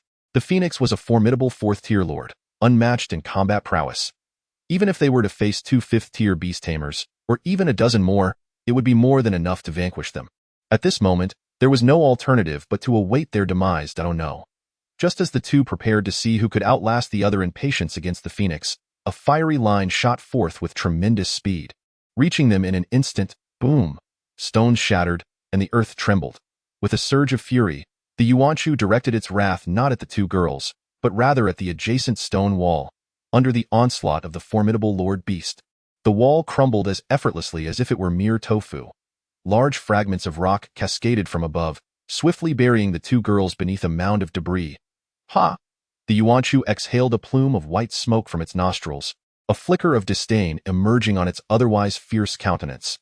Did they truly believe that hiding within the crevices of stone would afford them safety? When it had previously employed this tactic to elude its natural predators, these two humans had yet to be born. The Yuanchu suppressed its thoughts, intending to seek a suitable location to incubate its eggs. However, at that moment, a tremor emanating from its very bloodline startled it into a brief shudder. This was a power of shared lineage, and it was no less formidable than its OWN in times past. It would have welcomed the opportunity to meet this kin, even if the other harbored malicious intent. It had confidence in its ability to retreat unscathed. Yet the circumstances had changed. It now had to safeguard its eggs and could not afford to engage in uncalculated confrontations. The Yuanchu hesitated, pondering that if it departed, finding another suitable hiding place would prove difficult. Conversely, should it remain, and if the newcomer harbored ill intentions, it could encounter grave trouble. After much deliberation, the Yuanchu resolved to make the acquaintance of this kin. Just then, an exceedingly terrifying wave of energy surged into its perception, followed by a deafening roar and a spine-chilling tremor. With excessive penetration but insufficient explosive power, the dragon-slaying cannon stood before Wang Yan. This device was only suitable for defensive city engagements. Employing it for offensive sieges was far too challenging. Moreover, its manufacturing complexity and exorbitant cost rendered it viable only for limited deployment. Beyond these drawbacks, the primary issue with the dragon-slaying cannon lay in its limited efficacy. Indeed, it had a cap on its power. Based on the encounter with the Wind Demon Dragon, it could be surmised that its limit was merely at the Lord level. Should a king arrive, it would likely be an exercise in futility. Rather than squander energy on penetration, it would be wiser to broaden the impact area. Inflicting harm upon a king was inferior to vanquishing several lords. In a clash of soldiers, a duel of generals, the formidable beasts above the king level should be left to the beast tamers to handle. Chapter 52. A reunion with Bai Ningxin, of course. These matters would be analyzed and addressed by specialists, relieving him of undue concern. Wang Yi had entrusted the dragon-slaying cannon to him merely to avoid encounters with powerful and unscrupulous beasts like the Wind Demon Dragon. Perhaps Wang Yi had already anticipated the Wind Demon Dragon's entrance into the magma lands. At this very moment, it might be observing him. This thought brought a mischievous grin to Wang Yan's face. "Second uncle, when will you bring my aunt home? If you don't act soon, she'll be nearing menopause." In the command office of the military district of Minghu Province, Wang Yi, Luo Zhu, Lan Bowen, and the principal sat on the sofa, their attention riveted on the screen before them. Utilizing liquid nitrogen to freeze the lava pool, Shaoqing and Jinzi collaborated to eliminate the fish dragon.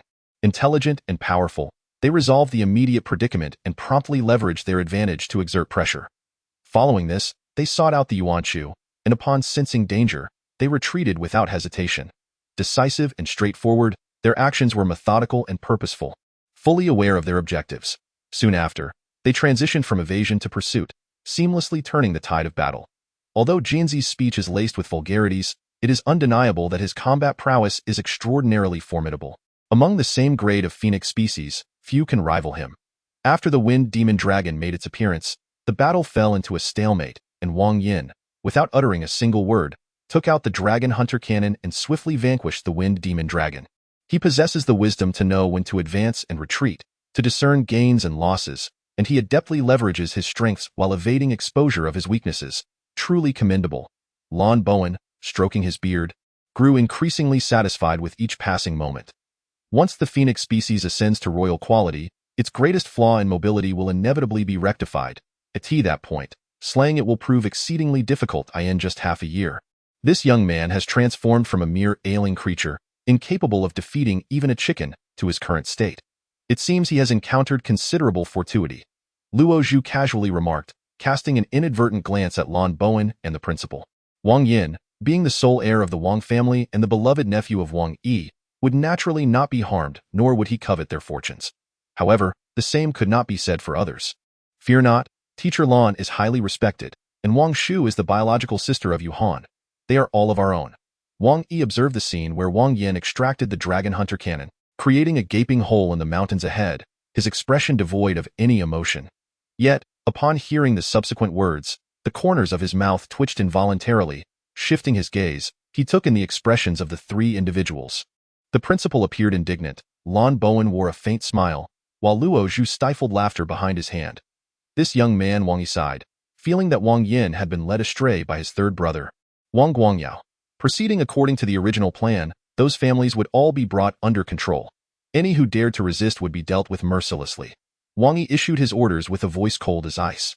The Extinction Brotherhood, masquerading as beast tamers, had infiltrated the molten fireland. Had they not crossed paths with Wang Yan, they could have caused untold chaos.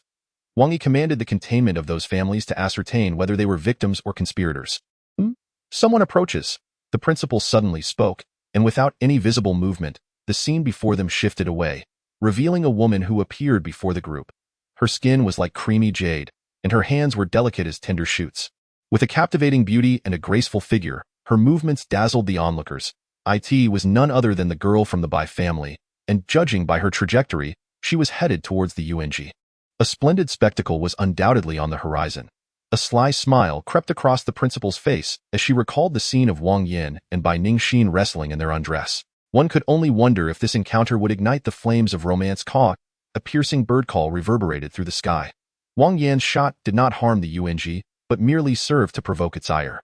Debris rained down from above, leaving the UNG disoriented. Though unable to inflict effective damage, it certainly stung. Coupled with the prior ambush and now encountering others, the UNG was seething with rage. Concealing its egg beneath a large stone, the UNG flapped its wings, transforming into a swift arrow that shot towards the heavens.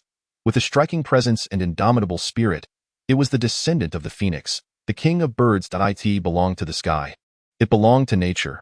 Powerful, beautiful, swift, and unyielding, a column of energy struck fiercely upon the body of the phoenix chick, its crimson feathers mingling with the vibrant red of its blood, interspersed with flesh and shattered bone, slowly descending from the heavens. This shot was exceedingly fierce and remarkably precise. In the very moment the phoenix chick soared towards the sky, it was already firmly locked onto its target. Unlike the wind demon dragon, the weaknesses of the phoenix chick were glaringly apparent. With that egg in existence, it was destined to remain grounded, condemned to fight its enemies to the bitter end. Were it an ordinary beast tamer, it might have had a chance to repel its adversary. Yet, before Wang Yan, it was fated to meet only death. Bang. The body of the phoenix chick began its slow descent. It yearned to embrace the sky, but ultimately returned to the earth. Such is the nature of the world. The more one desires something, the more elusive it becomes. One may believe they have glimpsed the light, but all is merely an illusion cloaked in darkness. I do not wish to slaughter the innocent, yet invisible hands relentlessly push me forward. To advance is to walk a perilous path, while to refrain from moving forward is to court certain demise. We bore no animosity towards one another, yet we are left with no choice but to fight to the death. Wang Yan's side was not a pretense of virtue nor an attempt to mask his sins. It was merely a profound sense of melancholy that enveloped him. Does the esteemed young master of the Wang family also bear troubles? A gentle voice from behind interrupted Wang Yan's thoughts. Turning to look, he discovered none other than the woman he had been obsessively thinking about, Bai Ningxin. Madwoman? Wang Yan gritted his teeth, his eyes gleaming with menace. Lecture. Bai Ningxin's breath quickened, her fists clenched tightly. The events of a short while ago played vividly in her mind. Two single individuals, locked in a fierce struggle in a quiet, secluded corner. Fierce and brutal, they had cast aside their pride, sacrificing their dignity. Their garments lay in tatters, their bodies sore and swollen. The battle had been fierce. Although Wang Yan had been at a disadvantage, it could be deemed a mutual defeat. Madwoman, perish! Wang Yan roared, raising his fist and charging forward. Bai Ningxin, unwilling to yield, retrieved a sphere from her storage bag and hurled it to the ground, following it up with a swift kick aimed at Wang Yan. Shao Qing, Jin Zi, and Xiao Yu. The three spirit beasts stood to the side, while Cheng Huang and a large-headed fish squatted opposite them. Bang! The moment they collided, it was an onslaught of flesh meeting flesh. Wang Yan summoned all his strength and delivered a powerful blow to Bai Ningxin's shoulder. The latter was no mere opponent. She deftly twisted her body to dissipate a portion of the force and retaliated with a kick to Wang Yan's groin. Bang, bang, bang. Fists and feet flew. The wind howled with intensity. Both combatants boasted physical attributes exceeding 100 points, resulting in an extraordinarily fierce clash. Meanwhile, their spirit beasts showed no inclination to intervene, instead opting to enjoy snacks while watching the spectacle unfold. Would you care to try? These are this year's freshly harvested walnuts. Great for brain nourishment, Jinzi said, pulling a bag from her ankle storage gear and addressing Cheng Huang. Squeak. Cheng Huang nodded, politely exchanging his own snacks. The higher the quality of the spirit beast, the greater their intelligence. Those reaching the king level were scarcely different from humans. Of course, this was true for the majority, as some types of spirit beasts remained rather dim-witted even upon attaining divinity. Cheng Huang was a legendary auspicious beast, while Jin Zi herself was an anomaly, possessing no lack of intellect. After the recent events, they have likely discerned the circumstances of their respective masters. Despite the fierce clashes unfolding before them, one can only speculate when the battlefield might shift to the realm of intimacy. The spirit beasts, if one were to phrase it elegantly, are the closest companions of the beast tamers. Yet, to put it bluntly, they merely seek sustenance. Given their masters' current states, what necessity lies in their relentless battles? Ah, what a bold move. What is this? A cup punch. Quite ingenious indeed. This posture allows for a deeper emotional exchange. Jinzi, while munching on sunflower seeds, offered his commentary, laced with crude language.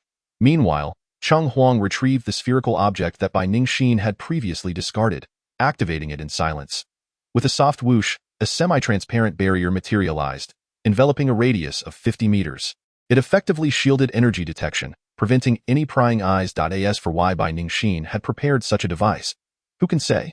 Suddenly, a tearing sound pierced the air, prompting Jinzi and Cheng Huang, along with several other spirit beasts, to abandon their snacks. The spectacle was about to commence, and one could only wonder how far it would escalate. A swift strike left a red, swollen mark on Bai Ningxin's ribcage, simultaneously shredding her clothing. Wang Yan swore to himself that his thoughts were entirely untainted. It was merely that her attire lacked durability, that madwoman. Wang Yan gritted his teeth, yearning to continue the fray, but the scene before him caused him to falter uncontrollably. He felt a wave of dizziness wash over him. No, I can't succumb to this.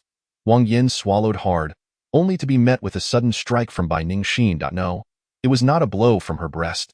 It was an elbow to his face. That deranged woman, her strikes are far too ruthless. Wang Yan spat blood, just as Bai Ningxin's fist came crashing down again. Damn it! Wang Yan cursed vehemently, feeling on the brink of madness. He cast a sidelong glance at Jinzi, Shaoqing, and Xiaoyu, who sat in rapt attention, captivated by the fierce duel between him and Bai Ningxin. Cheng Huang mirrored their focus, and even that large-headed fish blew a bubble. What are you all doing? Watching for entertainment? Wang Yan shouted in frustration, a mix of anger and urgency welling up within him. Well, since the boss is putting forth such effort, we cannot simply stand by and watch. Jinzi replied earnestly, rushing towards Cheng Huang. However, his speed resembled that of an elderly lady on a bus, taking a step and trembling thrice, as if the lice on his body had been propelled away. I'll cut off your rations for 3 days. Wang Yan cursed in exasperation when suddenly, an immense force struck him, toppling him to the ground. With no time to ponder, he instinctively retaliated. What began as a fierce exchange of blows swiftly devolved into a grappling contest. In the midst of the chaos, Wang Yan felt something fragrant and soft thrust into his mouth. Instinctively, he licked it, only to realize something was amiss. Sure enough, Bai Ningxin's body quivered violently, and the arm that had been firmly gripping his neck suddenly loosened. What the hell? Wang Yan thought bitterly. In such a predicament, who could possibly remain composed? Nevertheless, if he did not seize this opportunity to press the attack, it would become increasingly difficult to subdue Bai Ningxin once she regained her composure. Resolutely, Wang Yan decided to take the initiative, lunging forward. Bai Ningxin's face flushed crimson, her body yielding like soft clay. Desiring to resist yet feeling utterly powerless, the younger brother nodded while the sister opened her mouth in surprise. Everything transpired in a bewildering manner, yet it seemed as if it were destined to happen. One could only remark that fate is capricious. Observing the scene before them, Jinzi, who was leisurely practicing Tai Chi, exchanged a glance with Cheng Huang, as if to convey, I knew this would be the outcome. As Cheng Huang pressed the switch, the screen was instantly obscured. The few individuals present exchanged glances, each remaining silent. It was not difficult for them to break through the obstruction with their prowess, but doing so would lead to detection.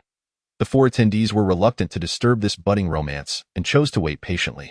Approximately 2 hours later, the barrier dissipated. Bai Ningxin clutched her abdomen, limping away, while Wang Yan lay on the ground, his gaze vacant, exuding an air of desolation. Success. Wang Yi felt a surge of joy within. He was untroubled by this young man's stubbornness or his tendency to evade. When push came to shove, one could not dictate circumstances merely by desire. He had repeatedly proclaimed his ambition to become the strongest, insisting that women would dull his sword. And what was the result? He had faltered. "Oh, brother, you have always criticized my zealous approach, urging me to cultivate my character and let things unfold naturally. Yet here we are, reducing Wang Yan's allowance, forcing him to complain to our father, and receiving a thorough scolding in the process. I did nothing but create an opportunity, and that young man fell right into it." Wang Yi felt a profound sense of contentment, yet upon beholding the principal's autumnal gaze, his heart tightened involuntarily. With his nephew's issue resolved, the next to face the pressure of marriage would inevitably be himself. Wang Yi felt a slight headache brewing but soon devised a plan. Wasn't there still his third brother, Wang Guangyao? If he could be brought to the forefront, it might buy him a few more years. In the molten fire realm, Wang Yan lay on the ground like a lifeless swine, motionless for an extended period. What has happened to the boss? Has he been drained of energy? Jinzi scratched his head with his wings. Perplexed by the situation, as merely a bird, he was oblivious to the intricacies of human emotions. Hiss! Xiaoqing shook her head, indicating her own confusion. Xiaoyu, however, retrieved a tissue from her storage bag, meticulously helping Wang Yin clean the dried blood and water stains. Alas, I am no longer pristine. Wang Yin sighed, gazing at the obedient Xiaoyu with mixed emotions. In his past life, he would have faced the death penalty for this. His aunt was right. Bai Ningxin's upbringing was indeed quite stringent. Wang Yin recalled the 10th-tier fox that had instigated numerous calamities and wondered if its battles against human heroes had been akin to his own experiences, fighting until they ended up in bed together. Life, alas, is so helpless. The more one wishes to avoid something, the more it comes to pass. All I desire is to be a serene and handsome gentleman, yet there are always enchanting beings draining my vitality. Wang Yin gently stroked Xiaoyu's soft hair and playfully pinched her tender face. After wiping away the blood and water stains from his brother's forehead, Wang Yin donned his clothes, intending to search for the egg of the mythical bird. The phoenix of lordly caliber is a treasure trove, and even without the possibility of forming a contract, it promises immense rewards. Not to mention, extracting blood for alchemy or simmering bones for broth are both splendid options. Chapter 54. A great hemorrhage through an instinctive connection within his bloodline, Jinzi swiftly located the egg of the mythical bird. Yuanju, if he successfully brought it back to incubate, he might gain an additional mount. Since entering the fiery land, nearly 6 hours had elapsed. Wang Yin had been preoccupied with slaying ferocious beasts and had not unearthed a single piece of molten stone. However, his initial intention had never been to mine, so he brushed off the absence of 4.6 hours had yielded 30,000 points. What a splendid locale! Alas, the time had come to depart. With such a prolonged stay, the accumulation of fire poison had likely reached a terrifying level. If he lingered any longer, the prospect of exiting would become bleak. Of course, it wasn't entirely out of the question that certain methods could enhance resistance to fire poison. But extending that resistance by merely 1 or 2 hours would be quite remarkable. If the fire poison were so easily remedied, the Minghu Provincial Military District would not expend vast resources and manpower in its eradication. After dawdling and meandering, it took over an hour to reach the exit. The life-saving spatial converter was not to be squandered. It was reserved for critical moments. After nearly 8 hours, all the students from the fiery land emerged. As a favored individual, Wang Yan pretended to discharge the fire poison from his body in a bath-like manner alongside the others before making his way to his uncle Wang Yi's office. At that moment, Lan Bowen and Luo Zhu had mysteriously vanished, leaving only Wang Yi and the principal in the office. I apologize for my untimely arrival. Gazing at the principal's fierce countenance, Wang Yin couldn't help but shudder. No, your arrival is perfectly timed. Wang Yi abruptly pulled Wang Yin closer, visibly relieved. Shortly after the conclusion of the battle between Bai Ningxin and Wang Yin, Lan Bowen and Luo Zhu had concocted excuses to depart. A lone male and female, confined in a room, the atmosphere grew increasingly delicate. The principal's gaze bore into Wang Yi, as if he were a predator eyeing its prey. It was fortunate that Wang Yin arrived just in time. Otherwise, whether he could leave unscathed would have been uncertain. According to the rules, the 3 individuals who collected the most molten stones and the 3 with the highest purity would each receive either an armor piece or a weapon. As you had not unearthed a single stone, you would receive no reward as per the regulations. Wang Yi cleared his throat and continued, however, due to your exceptional performance, I have decided to personally award you some prizes. Oh, Wang Yin maintained an expressionless facade, adopting an air of passive observation that rendered Wang Yi quite awkward. A complete set of fiery armor, a weapon of your choice, 2 wrinkled papayas, and 5 soul crystals. Wang Yi, as the commander of the Minghu Provincial Military District, was indeed generous, presenting only the finest treasures. Yet, Wang Yan appeared unimpressed, raising an eyebrow. Is that all? He realized that the principal had been pressuring his uncle just before his arrival had interrupted their private TT, causing the principal's ire and his uncle's expression to reflect relief at the sight of a savior. Given this situation, how could he not seize the opportunity to extort a hefty sum? Considering his role as an uninvited guest, moreover, sensing Wang Yan's expression, Wang Yi's heart sank.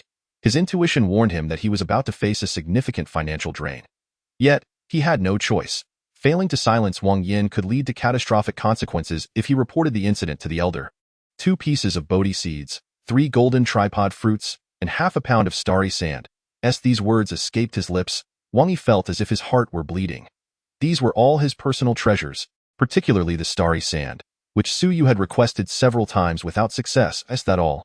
Wang Yan's heart blossomed with joy, yet his face maintained an air of disdain. It had been quite some time since he last returned. He wondered how his grandfather was faring. The latest sniper rifle from Tiangong Technology. Wang Yi retrieved an extravagantly designed gun from his storage bag and tossed it onto the table, turning away to avoid looking at Wang Yan. Take your things and leave quickly. Thank you, second uncle. I shall depart at once. Wang Yan gleefully collected everything, and just as he closed the door, he cracked it open to poke his head in, saying, Second uncle, good luck. I look forward to calling you second aunt. Leave. With a crash, a teacup shattered against the wall, breaking into 4 pieces. If Wang Yan did not leave soon, the next item to shatter would not be a mere cup. Second uncle truly has remarkable treasures. He must find an opportunity to extort another. As Wang Yan walked away, he pondered how to provoke this miserly second uncle. After all, he was the sole heir of the Wang family. His uncle's possessions were essentially his own. Why not simply keep them for retirement? Delightedly, he began to examine each item, growing increasingly pleased with each discovery. Starry sand, the last hope remaining after the shattering of stars, capable of drawing upon stellar power and condensing it into liquid form. Tiangong Technology Jade Crystal Gun, utilizing elemental crystals as a catalyst to gather elemental energy from the air and deliver a fatal blow. Equipment forged from molten ore would take time to produce, requiring patience, but the remaining items were immediately at his disposal. The wrinkled papaya, soul crystal, and Bodhi seeds needed no further discussion. However, the golden tripod fruit and starry sand were truly exceptional. The starry sand could draw upon stellar power and condense it into liquid, making it precisely what Xiao Yu required. Though she arrived the latest with the starry sand, she might very well be the first to achieve the status of a king among spirit beasts. The effects of the golden tripod fruit were also impressive, not only enhancing strength attributes but additionally increasing physical power. This meant that with the same strength attribute, Wang Yan's fists would pack a greater punch. He intended to consume the wrinkled papaya and golden tripod fruit himself, utilize the soul crystal, gift the Bodhi seeds to Jinzi, and bestow the starry sand upon Xiao Yu. An impeccable plan. Wang Yan wore a broad smile. But as he turned a corner, his expression suddenly froze. He spotted someone he least wished to encounter. Bai Ningxin. At that moment, Bai Ningxin had changed into a tightly wrapped outfit, obscuring any glimpse of what he might wish to see. Nevertheless, Wang Yan did not feel disheartened. He had seen what he should not have and touched what he ought not to, even indulging in inappropriate exploration. Hand over the egg of the phoenix chick. Bai Ningxin extended her hand, speaking with unwavering conviction. How do you know the phoenix chick's egg is in my possession? Wang Yan asked, perplexed. Don't concern yourself with that. Simply say whether you will give it or not. I will give it, Wang Yan replied, feeling somewhat guilty. After all, it was the girl's first time, and he had spent a solid 2 hours inappropriately exploring without any fatalities. Quite the achievement. Placing the egg of the rare bird on Bai Ningxin's hand, Wang Yan pondered for a moment before producing a golden ding fruit and a King Kong Bodhi seed. Without uttering a word, he realized that the wound inflicted upon her was far too severe this time. Perhaps he should seek another opportunity to solidify their relationship. Consider yourself fortunate. Observing Wang Yan's flustered demeanor, a faint smile graced Bai Ningxin's face. Stowing away the items, she deftly summoned 3 soul crystals with a flick of her wrist. This is a reward from me to you. Now, be gone. A reward for me? Upon hearing Bai Ningxin's haughty tone, Wang Yan snorted coldly and moved closer. With one arm wrapped around her slender waist, the other hand began to unfasten her attire. What are you doing? There are too many people here. Bai Ningxin's face betrayed her anxiety. Although they had done what ought to be done, Wang Yan's previous roughness still left her feeling sore. Too many people? And what of it? Wang Yan let out a low chuckle. Leaning down to indulge himself. 5 minutes later, Wang Yan departed, leaving Bai Ningxin gasping for breath, clutching her chest. That scoundrel, he certainly possesses a certain masculine charm. Chapter 55. The challenge of ignorance. Upon returning to school, Wang Yan immediately set about converting all his findings into combat prowess. 2 Wrinkled papayas bolstered his constitution by 30 points, while toxins were exchanged for 451 points. The 2 golden ding fruits enhanced his strength attribute by 67 points and granted him the might of 2,000 pounds. 8 soul crystals added an additional 8 points to his soul strength, bringing the total to 30 points upon complete absorption. The King Kong Bodhi was reserved for his golden companion, while the Star River Sand was intended for Xiaoyu. The only items left were a complete set of armor and weapons forged from molten fire ore. Additionally, his points had accumulated to 4,500, sufficient for the time being. This haul was substantial, yet there remained a considerable distance to traverse before Golden and Xiaoqing could ascend to the ranks of kings. As Wang Yan searched for information regarding other dragon and phoenix breeds, he also tended to several spirit beasts. As 2 of the most formidable spirit beasts, dragons and phoenixes, were well documented, yet viable specimens that could be vanquished were exceedingly rare. Wang Yan decided to settle for less, seeking out corpses, younglings, and eggs, and eventually found some. Regrettably, the seller was only willing to trade for spirit herbs that could enhance strength or life-saving artifacts, leaving Wang Yan in a quandary. After consuming the flesh and blood of 2 dragon species, Xiaoqing swiftly ascended to the 5th tier and acquired 2 new skills. Sky-rending Sword Qi.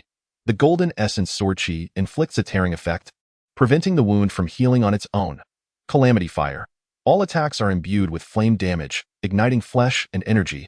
Due to the consumption of the rare bird, Golden also manifested additional attributes. One skill prevented wounds from healing, potentially dragging the enemy to their demise.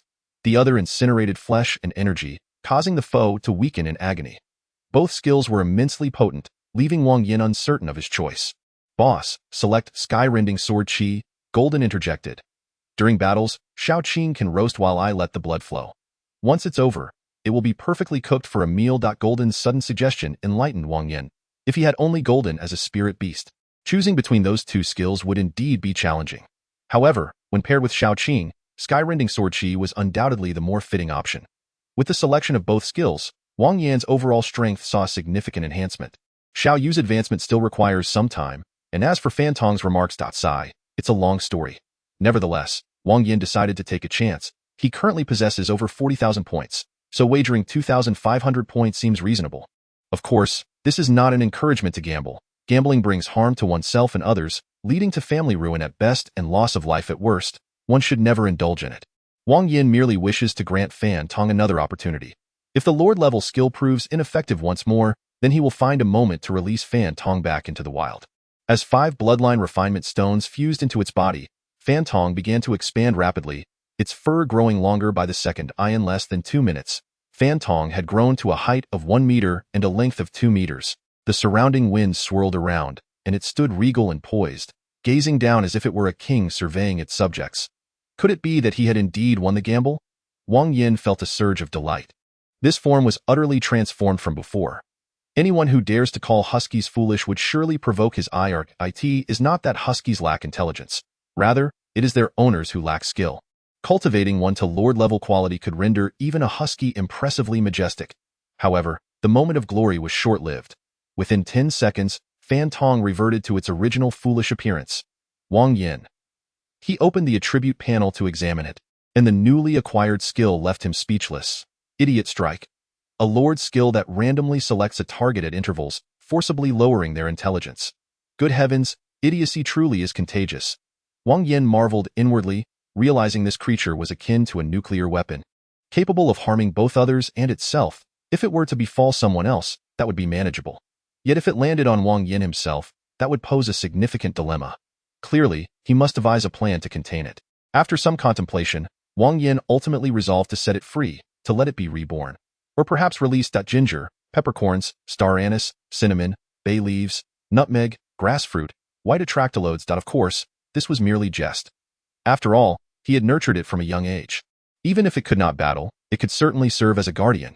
He ordered a set of riding gear from the Beast Tamer Association's website, and upon outfitting Fan Tong, he discovered it fit remarkably well. As long as he managed to avoid letting it crash into walls, its speed was astonishingly swift. Indeed, There are no worthless spirit beasts, only undiscovered potential.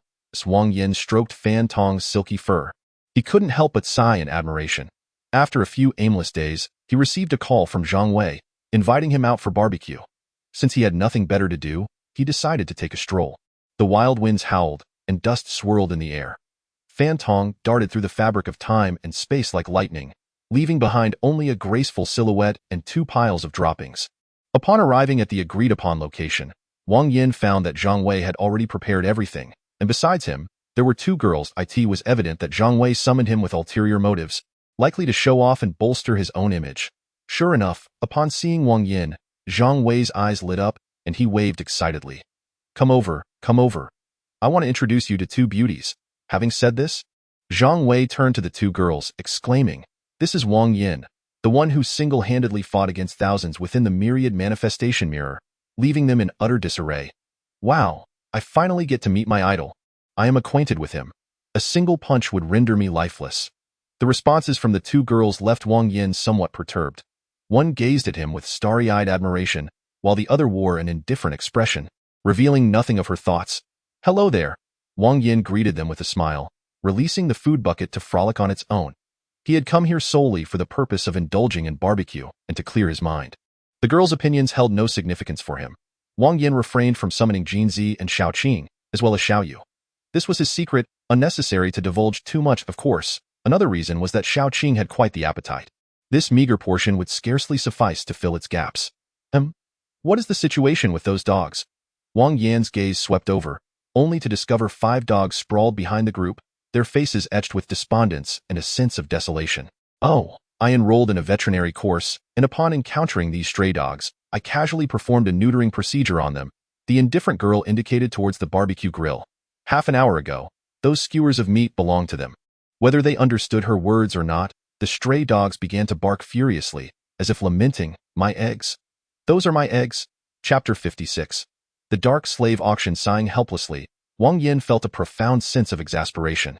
Why were there so few normal people around these days? That said, it seemed that pets tended to become more composed after being neutered. Wang Yan contemplated doing the same for the food bucket, not expecting it to become smarter, but merely wishing to reduce its foolish antics.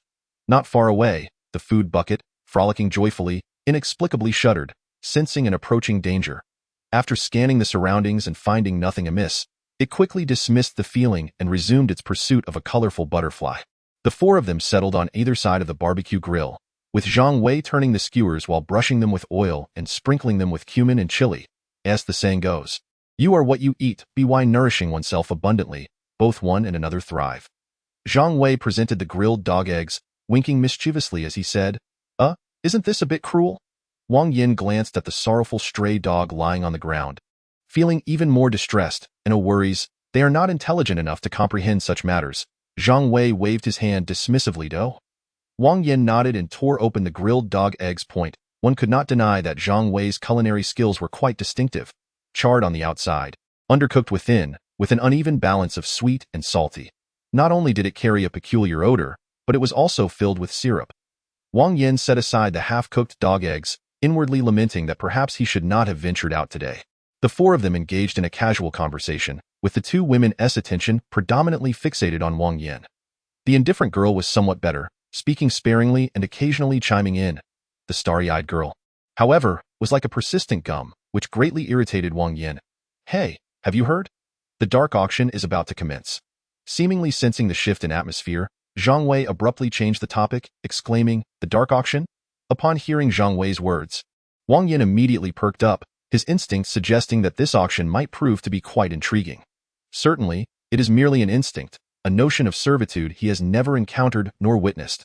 Indeed, the auctions shrouded in darkness are accessible only to those of genuine power and status.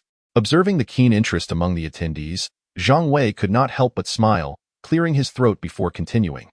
It is said that the least desirable items at these auctions are restricted goods, while the more esteemed offerings include unique treasures from various universities and military equipment, and one might even catch a glimpse of the offspring of formidable beasts of lordly quality.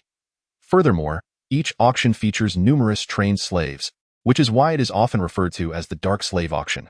Wang Yan, goodness, he truly guessed correctly. The Dark Slave Auction. He could already envision the atmosphere of the venue. Slaves? Are there all kinds of slaves?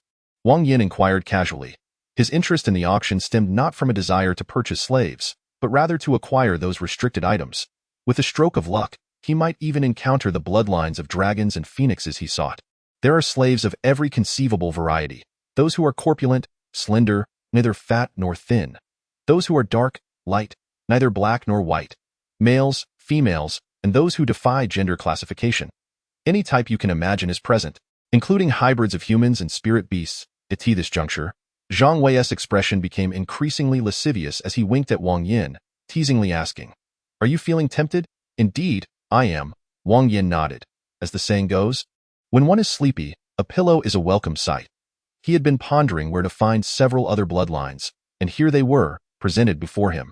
Upon hearing the exchange between Wang Yan and Zhang Wei, the indifferent girl displayed a look of disdain, while the enamored girl exhibited newfound interest. Wang Yan observed their attitudes but chose not to elaborate. Those who are inconsequential may not cross paths with him again after today. What need is there to engage with them?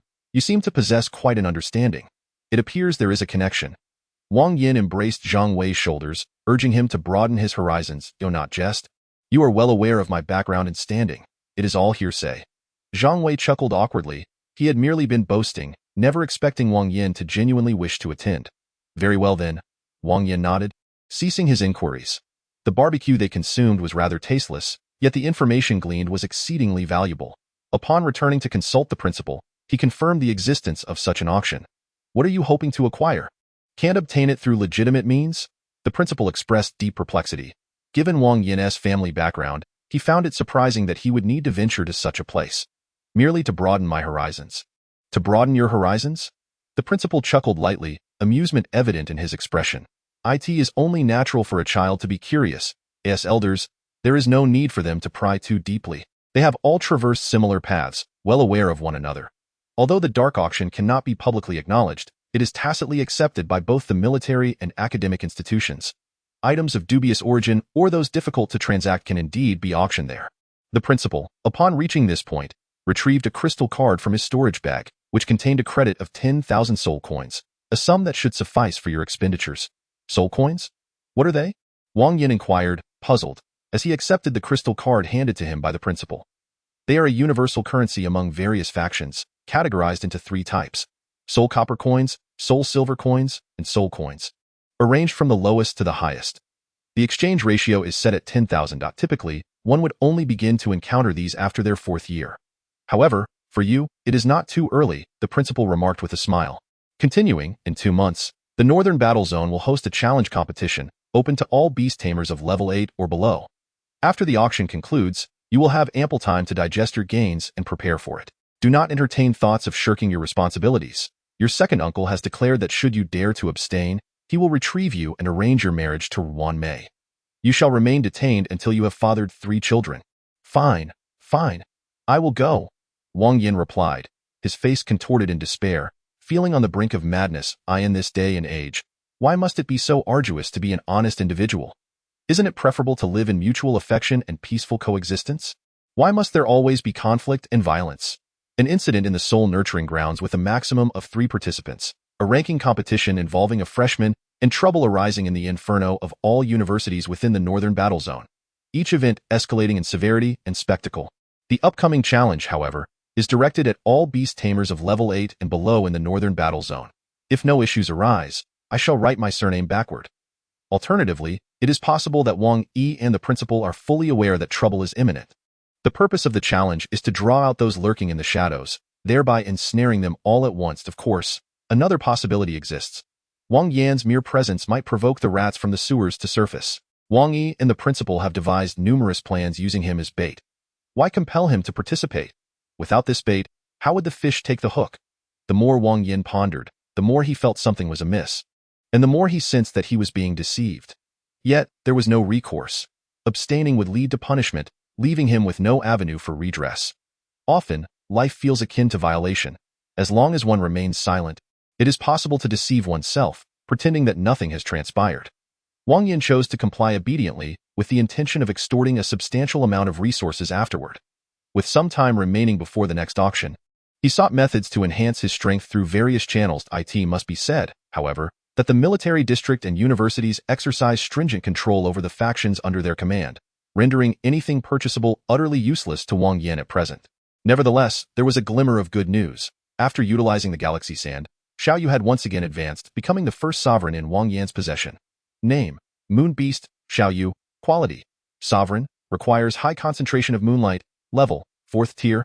1-star attribute: Upgrade, requires various energy-rich fruits or vegetables. Quality skills: Moon Dance, elite skill, attracts moonlight, rapidly restores one's own energy. Purine Body, leader skill, absorbs surrounding attribute energy, facilitating rapid self-healing. Lady of the Moon, Lord skill, under the illumination of moonlight, can enhance energy recovery speed up to 10-fold, while simultaneously reducing the damage taken. Spirit of the Moon, King's skill, each time an alchemical concoction is crafted, there is a probability of summoning the Spirit of the Moon to merge within, significantly amplifying the efficacy of the resultant product. 1st-tier skill, Moon Dew. Utilizing dew crafted from moonlight, one can swiftly restore their own energy. 2nd-tier skill, Moon Sprout. Tender sprouts nurtured with shadow energy can rapidly heal one's wounds. 3rd-tier skill, Osmanthus Brew. Selecting freshly bloomed osmanthus flowers, combined with moon dew, to brew a sweet and fragrant wine. Upon consumption, it instantly replenishes one's energy and calms the mind for the subsequent 30 minutes, alleviating fear. 4th-tier skill, 5-nut mooncake. Carefully selecting premium almonds, peach kernels, olive seeds, sesame seeds, and melon seeds, with the addition of moon sprouts. Consuming it immediately heals one's injuries and continuously restores stamina for the next 30 minutes. Xiaoya's quality has ascended from Lord to King, with her level leaping twice to achieve the 4th tier. The moon beasts are extraordinarily unique. They lack combat capabilities, yet each one excels as an apothecary. With 1 quality skill and 2-tier skills, they can substantially enhance Wang Yan's overall combat prowess. As she continues to level up, Xiaoya will master more formulas, concocting even more potent creations. Truly remarkable. Wang Yan scooped up Xiaoya and planted a hearty kiss on her delicate face, soft and exquisite, tender and beautiful. In a wonder some people delight in raising rabbits. They are indeed remarkably well-behaved and endearing. He procured a generous assortment of her favorite fruits and vegetables, as well as the materials needed for brewing osmanthus and crafting 5-nut mooncakes. Wang Yan dialed a number to contact the seller of spirit beast corpses. After such a lengthy interval, he wondered if the other party had managed to sell them. Well, after a brief exchange, he hung up the phone and sighed. 1 piece of good news and 1 piece of bad news. The good news is that the spirit beast corpses remain unsold. The bad news is that the seller's terms remain unchanged. They can only be exchanged for items that enhance strength or preserve life. Wang Yan negotiated, barely reaching a verbal agreement. If they remain unsold by next Tuesday, he would consent to the transaction. If sold, the agreement would be nullified. The dark auction is set for the following Monday, and it seems he intends to try his luck. Wang Yan felt quite helpless, having traversed into this world for barely half a year. All resources had been expended on enhancing strength, leaving only a few precious regulated items. Should he dare to sell them, his uncle Wang Yi would undoubtedly break his legs. Wang Yan sighed, hoping Xiaoya could provide him with a pleasant surprise. As a loyal customer, the Beast Tamers Association delivered everything within half an hour. After munching on a carrot, Xiaoya began her diligent work. Wang Yan observed with curiosity, eager to discover what the Spirit of the Moon was. Before long, Xiaoya had prepared all the materials. Despite her petite stature, she worked with remarkable efficiency. Her adept movements suggested that this was not her first endeavor. After meticulously cleansing the osmanthus flowers and removing their calyxes, leaving only the delicate petals and stamens, Xiaoya poured them into the moon's dew.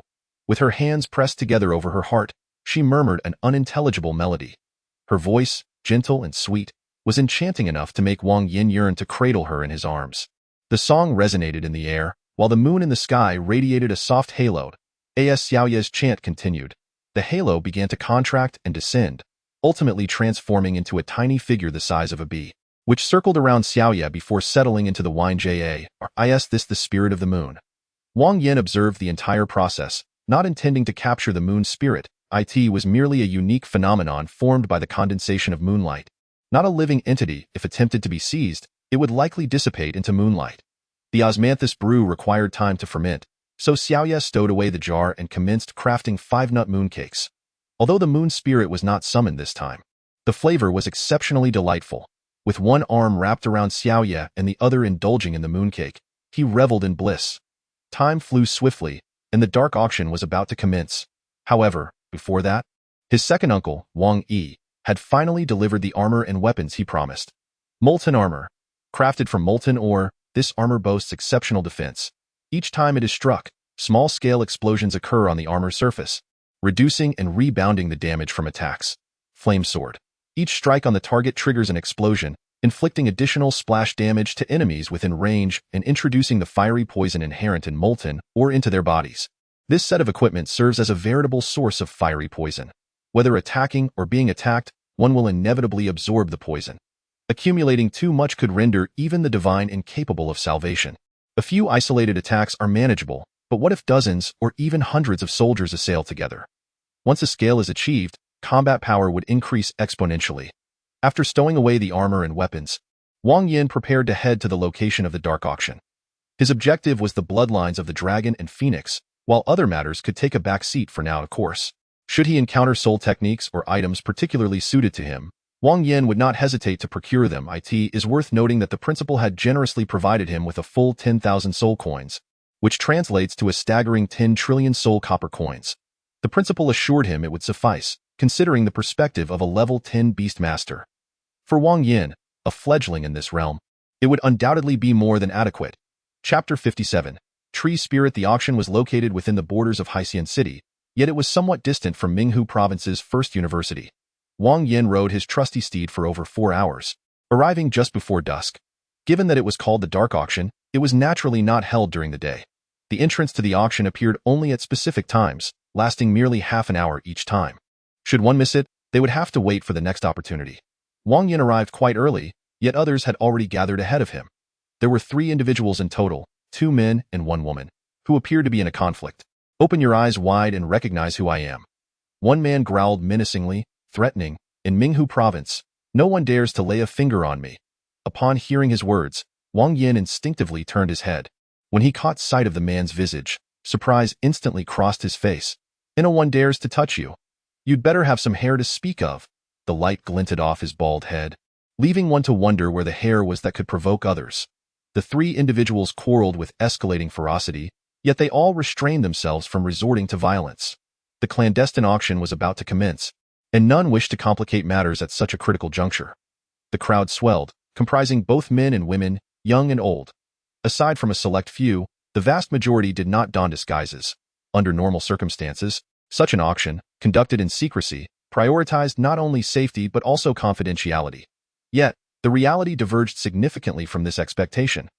The Dark Auction was tacitly sanctioned by the military district and the university, with even the venue's management involving military oversight. Where there is darkness, there is light. Where there is good, there is evil. Merely attempting to suppress it would yield counterproductive results.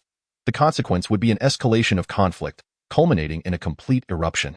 Thus, adhering to the principle that it is better to facilitate than to hinder, the Dark Auction gradually evolved into a rather formal, unofficial event. During the auction, no physical altercations were permitted. Upon its conclusion, all participants were to teleport away independently to avoid ambushes. In such circumstances, hiding served no purpose and would instead be perceived as a sign of guilt. As anticipated, when the masked individuals arrived, all eyes in the vicinity turned towards them, only returning to their previous state after a full 10 seconds. As if nothing had transpired, it was evident that these individuals had drawn scrutiny, suspected of harboring unspeakable secrets, thus their attempt at concealment. To stand out inevitably incurs a price. Wang Yan sighed, continuing to stroke the soft, flowing fur of his canine companion. Dashing and handsome, he was enveloped by a strong aura of wind element. The dog undoubtedly became the center of attention, consequently drawing notice to Wang Yan as well. The son of the wealthiest man in Minghu Province, the nephew of the commander of the Minghu military district, the sole heir of the Wang family. These titles combined were as formidable as a nuclear bomb. Anyone with a modicum of sense would refrain from targeting him. As for how Wang Yan became known, the video of the freshman ranking competition at Minghu First University had circulated throughout the Yanhuang Empire. The crowd's gaze converged on the canine, comparing it to several known spirit beasts from memory. The expected result was a mismatch. After all, a husky was merely an ordinary creature, with no connection to spiritual or ferocious beasts. Its father was a husky, and its mother was a flame-wind beast. Due to being born prematurely, it inherited only the power of the wind and was not particularly bright. Wang Yan provided an explanation, and the crowd immediately understood. No wonder he appeared so suave and carefree. It was due to his lack of intellect. A man marveled, his expression contemplative. Wang Yan, what does being handsome and carefree have to do with a lack of intelligence? He too was charming and composed, and his wits were intact. Truly, the dog of the Wang family heir could manage to impregnate a flame-winged beast. Another voice chimed in, leaving Wang Yan even more bewildered. How was it his concern if the husky had impregnated the flame-winged beast? He hadn't done it. If he had, that would indeed be impressive. My spirit beast is also a canine. Can it mate with yours? I'd be happy to arrange a breeding. It looks so handsome. May I pet it? Go ahead, but do not bite it. How could such an unattractive and fierce creature as Chiefing Biao produce such a handsome offspring? Nevertheless, there's nothing to it. Just strive onward. A myriad of bizarre inquiries flooded in, and Wang Yan's responses were nothing short of nonsensical. Before long, as the brilliance belonging to the sun completely faded, the moon finally claimed dominion over the sky. A silver luminescence scattered, gradually coalescing 50 meters before the crowd. Almost visible to the naked eye, a grand silver door materialized out of thin air, beckoning for deeper exploration. Let us proceed. I know not who called out, but the crowd surged forward en masse. Wang Yan remained unperturbed, only making his entrance when but a few surrounded him. It felt akin to stepping into the realm of soul nourishment or the land of molten fire. A slight dizziness washed over him, yet he soon regained his composure. Looking up, he beheld a vast hall, spacious and radiant. The air was suffused with a delicate fragrance, reminiscent of the rich aroma of orchids. Is this the dark auction? Wang Yan murmured, finding it far more agreeable than he had envisioned. Is it your first time here, dear guest? Would you like me to provide an introduction? A clear, melodious voice chimed from beside him. Turning his gaze, he discovered a diminutive being, akin to the sprites from Western mythologies of his past life, a spirit beast. Wang Yan inquired instinctively, I am not a spirit beast, merely a companion entity of the tree spirit. The little sprite replied with a cheerful demeanor. We are birthed from tree spirits, possessing independent consciousness but lacking independent life. Upon death, we are reborn within the tree spirit. What is a tree spirit? Wang Yan asked. When a world collapses, the residual consciousness may condense into a seed. If the seed takes root and sprouts, it becomes a spirit. Our original realm was called the tree-born world. We are the tree spirits who inherited its will. The sprite alighted on the snout of the glutton, who remained motionless, gradually developing crossed eyes. In addition to our unique kind, there exists a broader category of beings also known as spirits. They are birthed from natural elements and plants, possessing independent life. I see. Wang Yan nodded, comprehending the matter at hand.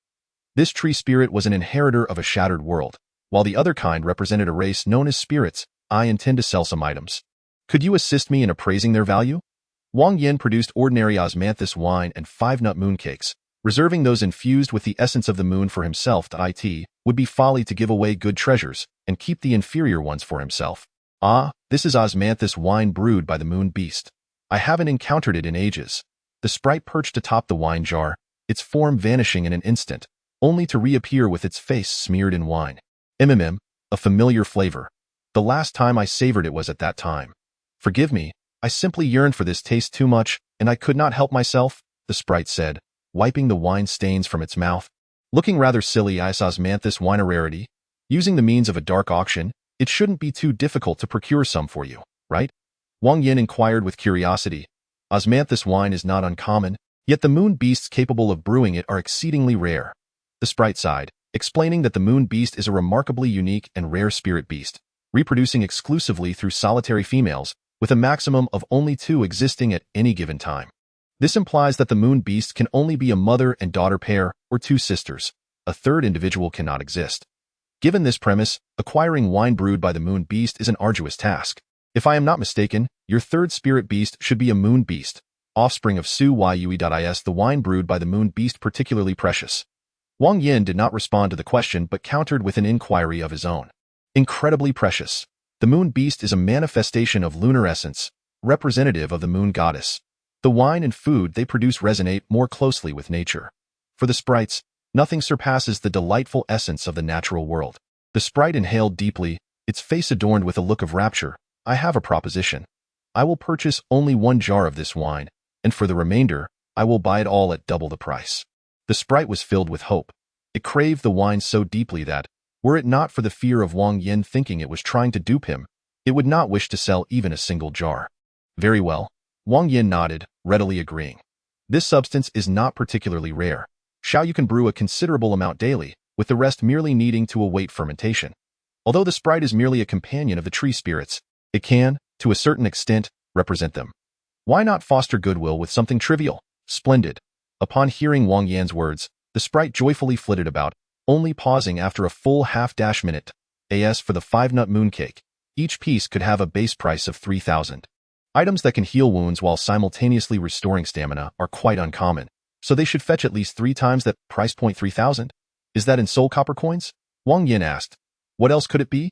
The base quality of a spirit beast is at least 20,000. Do you still wish to settle in gold coins? The Sprite produced a numbered token and pressed it into Wang Yan's hand. Infused with soul energy, it would enable him to bid during the auction. Should there be any questions, feel free to leave a message. I will respond upon receipt. The auction will commence in 10 minutes, so hurry inside. As the words left its lips, the Sprite vanished, and the cacophony of sounds surged into Wang Yan's ears. Following the number on the token, he made his way to his designated spot, casting a sweeping glance around to absorb the surroundings. The venue was expansive, accommodating 3,000 individuals, yet fewer than 1,000 were seated at present. Tio is right. 3 figures cloaked in black robes were communicating through glances. Observing this scene, Wang Yan could not suppress a silent lament. I merely came to purchase a few items. Please let there be no further complications. The large-headed figure of Fat Tub emerged from beneath its seat, peering around curiously, inadvertently noticing the trio of black-robed individuals point. One of the cloaked figures also caught sight of Fat Tub, and their eyes met, as if a spark had ignited in the air. Thump, thump, thump.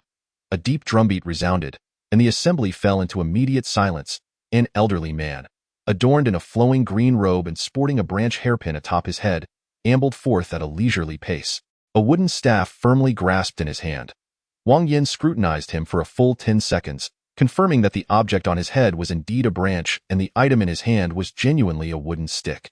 Welcome, esteemed guests. Without further ado, let us commence, the old man declared with a forthright simplicity, promptly introducing the first item for auction. Soul fragments grains, sold in groups of 10, with a total of 10 groups available, each starting bid set at 1,000 soul copper coins. And no sooner had his words settled than eager voices began to call out bids. Wang Yan felt a profound sense of astonishment, realizing that his journey had been worthwhile. The items, which had only a faint chance of dropping from beasts of rank 4 or higher, were being sold here in batches. Truly, it was as if a young calf were knocking on its mother's door. A display of sheer audacity.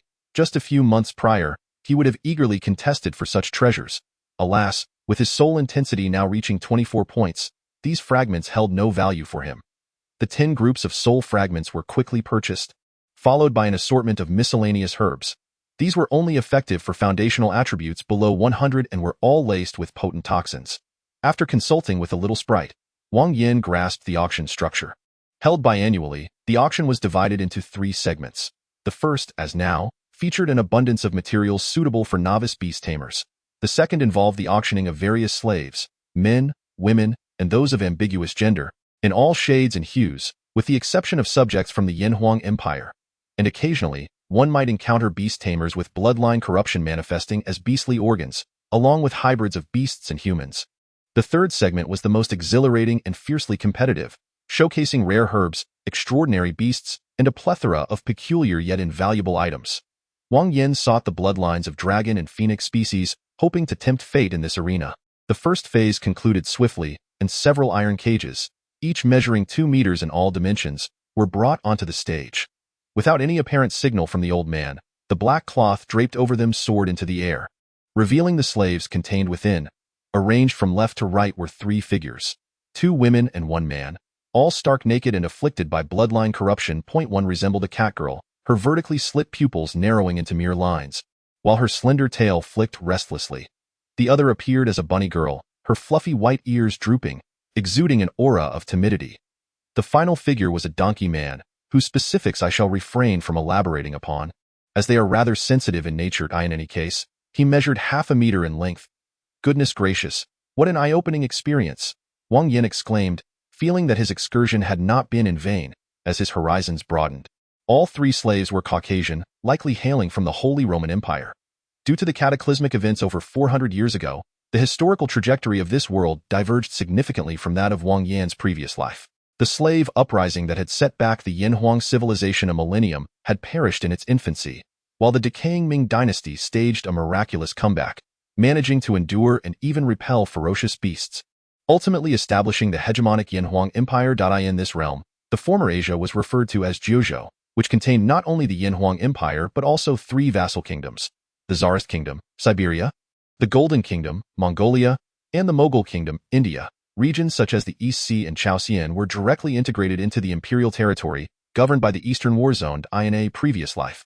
Europe was known as Dechin. A name that bears no relation to It was during the Han Dynasty that Zhang Qian embarked on the Silk Road, facilitating the exchange between Eastern and Western civilizations. The period of the Three Kingdoms saw the establishment of the name Dechin, a title that the Yinhuang Empire continued to uphold. The situation in Dechin mirrors that of Jiuzhou, comprising an empire alongside three vassal states: the Holy Roman Empire, the Duchy of Germania, the Duchy of the Celts, and the Duchy of the Slavs. In the previous world, Oceania, Antarctica, North America, and South America have all succumbed to the dominion of fearsome beasts, while Africa remains in a state of utter chaos. With no accumulation of civilization or sufficient wisdom, a group of beings barely distinguishable from gorillas could hardly stand a chance against these formidable creatures. This world serves as the stage for Jiuzhou and Dechin, with the Yinhuang Empire occupying an unequivocal position of supremacy. The Holy Roman Empire would not dare to engage in conflict with the Yinhuang Empire, yet its subordinate states presented a different scenario, engaging in mutual provocations and seeking quarrels. The white slaves on stage emerged from such rivalries. As the auction commenced, prices soared. The Catwoman and the Bunny Woman were sold for 80 million and 90 million respectively, while the Donkey Man fetched a staggering 120 million. And of course, these were in Yinhuang coins, not Soul copper coins. The purpose of these slaves was for entertainment or labor. No one was willing to expend precious Soul copper coins on them. After several rounds of slave sales, the most exhilarating moment finally arrived. The elder, without any unnecessary words, presented the first item: a prime quality egg from the formidable giant shell turtle, renowned for its efficacy in replenishing energy and enhancing vitality. It is even more potent when stewed with the egg of a phoenix-class beast. Alternatively, one may choose to incubate it. The elder unveiled the cloth covering the tray, revealing the egg beneath. With its formidable defenses, the turtle could only be subdued by beasts of a higher quality or tier. However, what good is such invulnerability if it merely retreats in the face of danger? Where does that leave the beast tamer? Disdainful murmurs arose from the crowd below, as none present were fools. They were well aware of the weaknesses of such beasts. The starting bid was set at 50,000. The elder did not contest this, but directly initiated the bidding. The vulnerabilities of the giant shell turtle were glaringly obvious, as were its advantages, rendering it a cost-effective choice for most beast tamers. The price gradually climbed, ultimately settling at 110,000. Congratulations to this esteemed friend.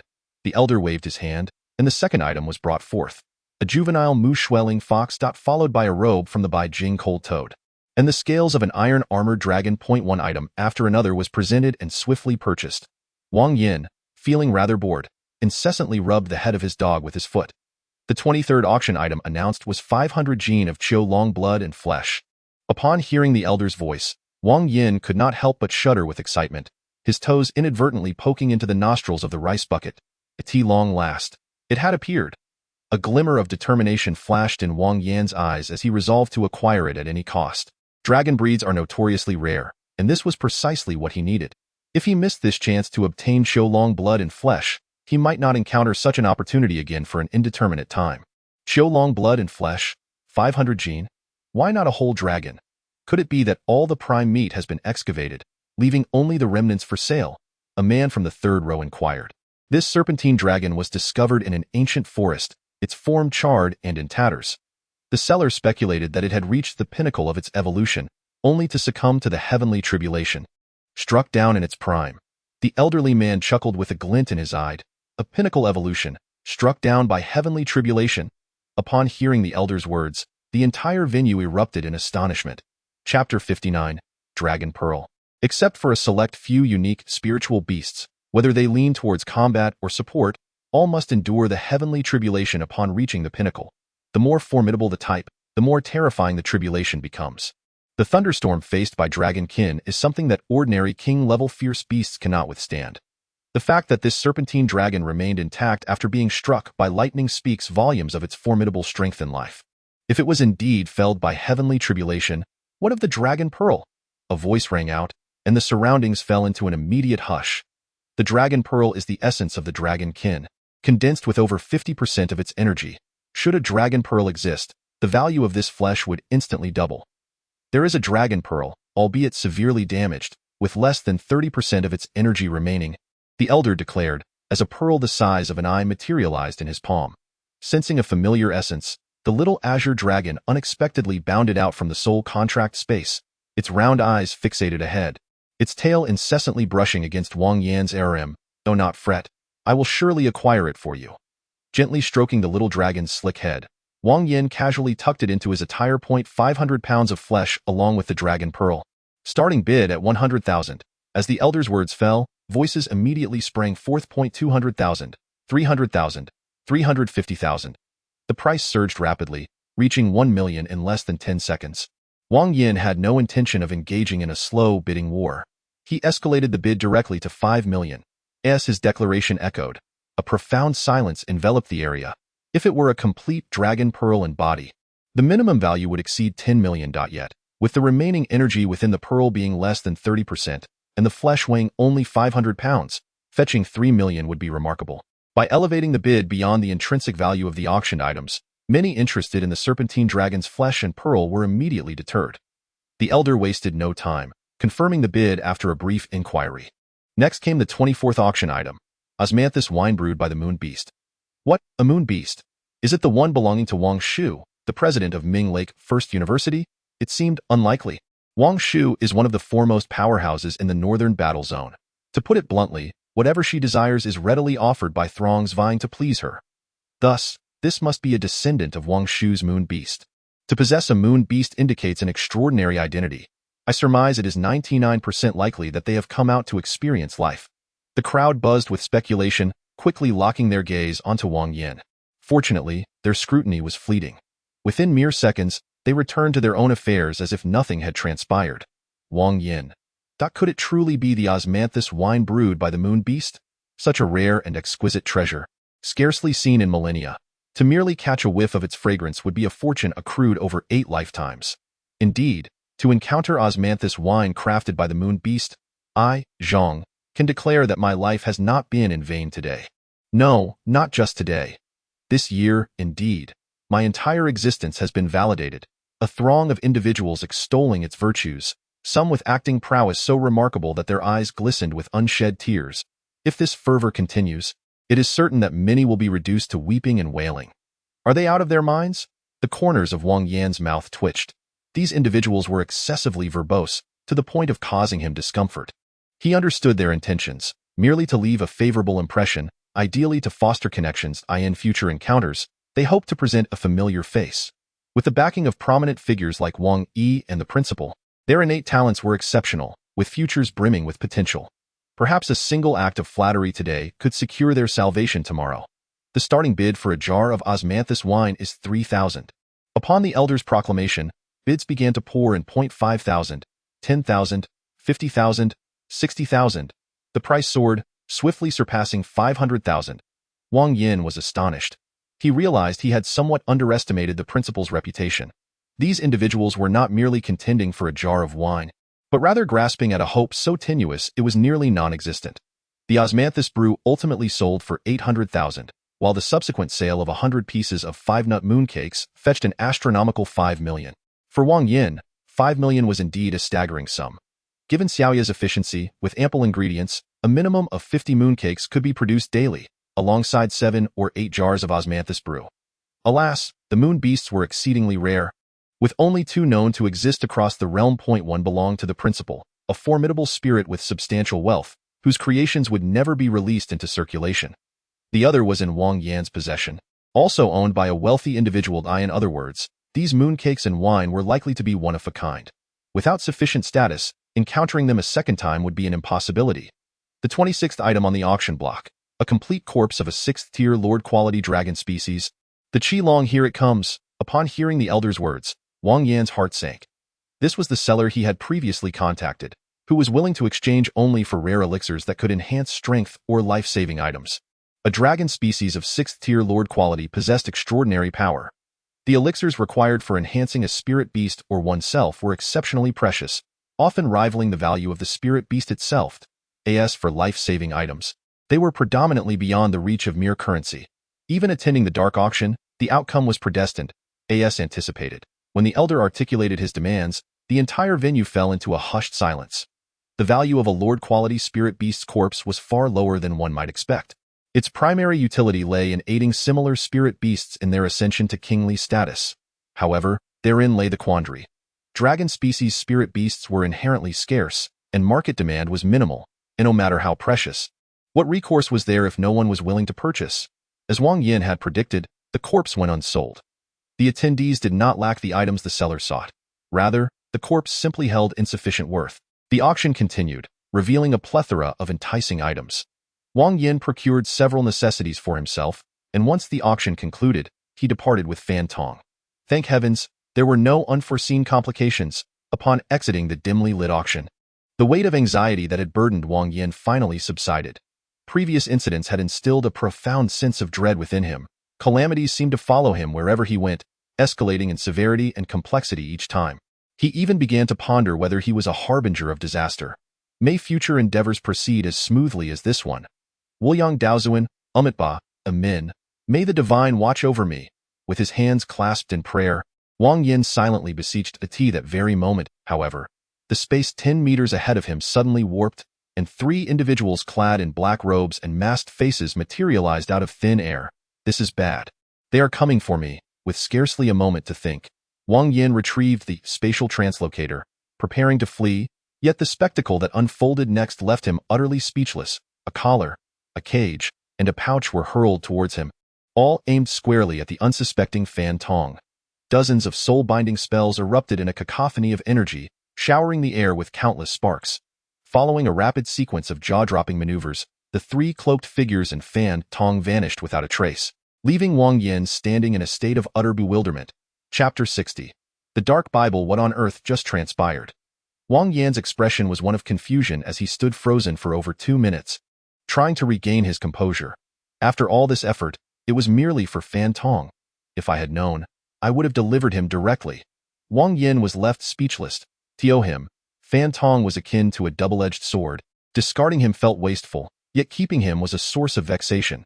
If someone desired him, Wang Yan would gladly offer a token of gratitude.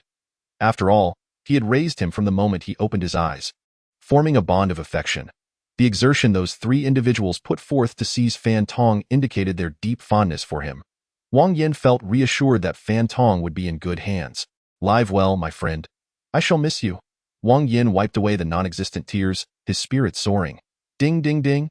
A crisp sound suddenly rang out as he retrieved his phone from his pocket, discovering a text message. If you wish to keep your life, bring 100 million in cash to the Xinxiang dog meat restaurant in 3 days. 100 million in cash. Ransom for a dog. Upon reading the message, Wang Yan promptly blocked the number. After much effort in shedding that foolish dog, they expected him to pay for its return. Not a chance. Alas, poor Fan Tong. I shall miss you. Muttering these insincere words, Wang Yan felt an invigorating sense of clarity. This trip was not in vain. He had obtained several items of personal necessity and made a handsome profit from selling osmanthus wine and 5-nut mooncakes. Once the corpse of the Qi Long arrived tomorrow, only the Jiao Long and Pan Long would remain. Wang Yan was filled with anticipation for the transformation of Xiao Qing after her advancement. Powerful spirit beasts such as dragon and phoenix breeds could only take on human form upon attaining kingly quality. Given Xiao Qing's clinginess, he wondered how she would behave in human form. However, he needed to devise a strategy for the impending thunder tribulation as well. Generally, a spirit beast requires only one type of dragon bloodline to advance, but Xiao Qing necessitated a full 5. The more formidable the spiritual beast, the more terrifying the tribulation it faces when ascending to kinghood. Given the prowess of Xiao Qing, one can only imagine the extent of horror that the thunderous tribulation entails. Upon returning to the academy, Wang Yan promptly contacted the individual intent on selling the corpse of the Qi Long, offering 2 jars of osmanthus wine, 3 5-nut mooncakes, and the sum of 1 million soul copper coins to secure the body. Typically, the bond between a spiritual beast and its tamer is profoundly deep. Upon the beast's demise, a proper burial is almost always arranged. The decision to sell the corpse clearly indicates that this individual is in dire straits. Of course, it is also plausible that this Qi Long was a spoils of war. Go slay it. that person's spiritual beast perished, leaving him severely wounded. Nevertheless, such matters are of no concern to Wang Yan. The tribulations of the human world have never evoked true empathy. When one person wails in anguish, others merely perceive it as a disturbance. Time swiftly elapsed, and in the blink of an eye, half a month had passed. Before the sun had fully risen, a frantic knocking at the door startled Wang Yan awake. Upon opening the door, he was greeted by an unfamiliar man. Before Wang Yan could inquire, the man immediately fell to his knees, clutching Wang Yan's legs and weeping profusely. "Please, that I beg you, take it away, please. What is happening? Who should I take away? What has transpired?" Wang Yan lifted the man and, after a thorough inquiry, finally grasped the situation. The distraught individual before him was one of the trio who had previously abducted Fan Tong. Fearing the wrath of the principal or Wang Yi, they had refrained from kidnapping Wang Yan, instead targeting Fan Tong. Their motives were purely monetary. Abducting Fan Tong was merely a means to incite Wang Yan's distress. They succeeded, yet the consequences were far graver than anticipated. As the saying goes, there are no erroneous nicknames, only mistaken names. Fan Tong's insatiable appetite led it to consume their entire food supply, which had been intended to last for half a month. In a single day, if that were not enough, the gluttonous creature continued to wail incessantly, causing a ruckus for hours on it gnawed on tables, chewed chairs, and even devoured the wallpaper. Even when they bound Fan Tong, it squirmed about like a maggot. Flatulence, defecation, and nocturnal howling ensued. Their intention was merely to acquire wealth. They dared not kill Fan Tong nor strike it. After enduring several days of torment, the trio was on the verge of collapse. They had presumed that Wang Yan would hastily redeem Fan Tong, but to their utter astonishment, his phone number had been blocked. In desperation, they resorted to leveraging connections to seek assistance, ultimately arriving at this juncture.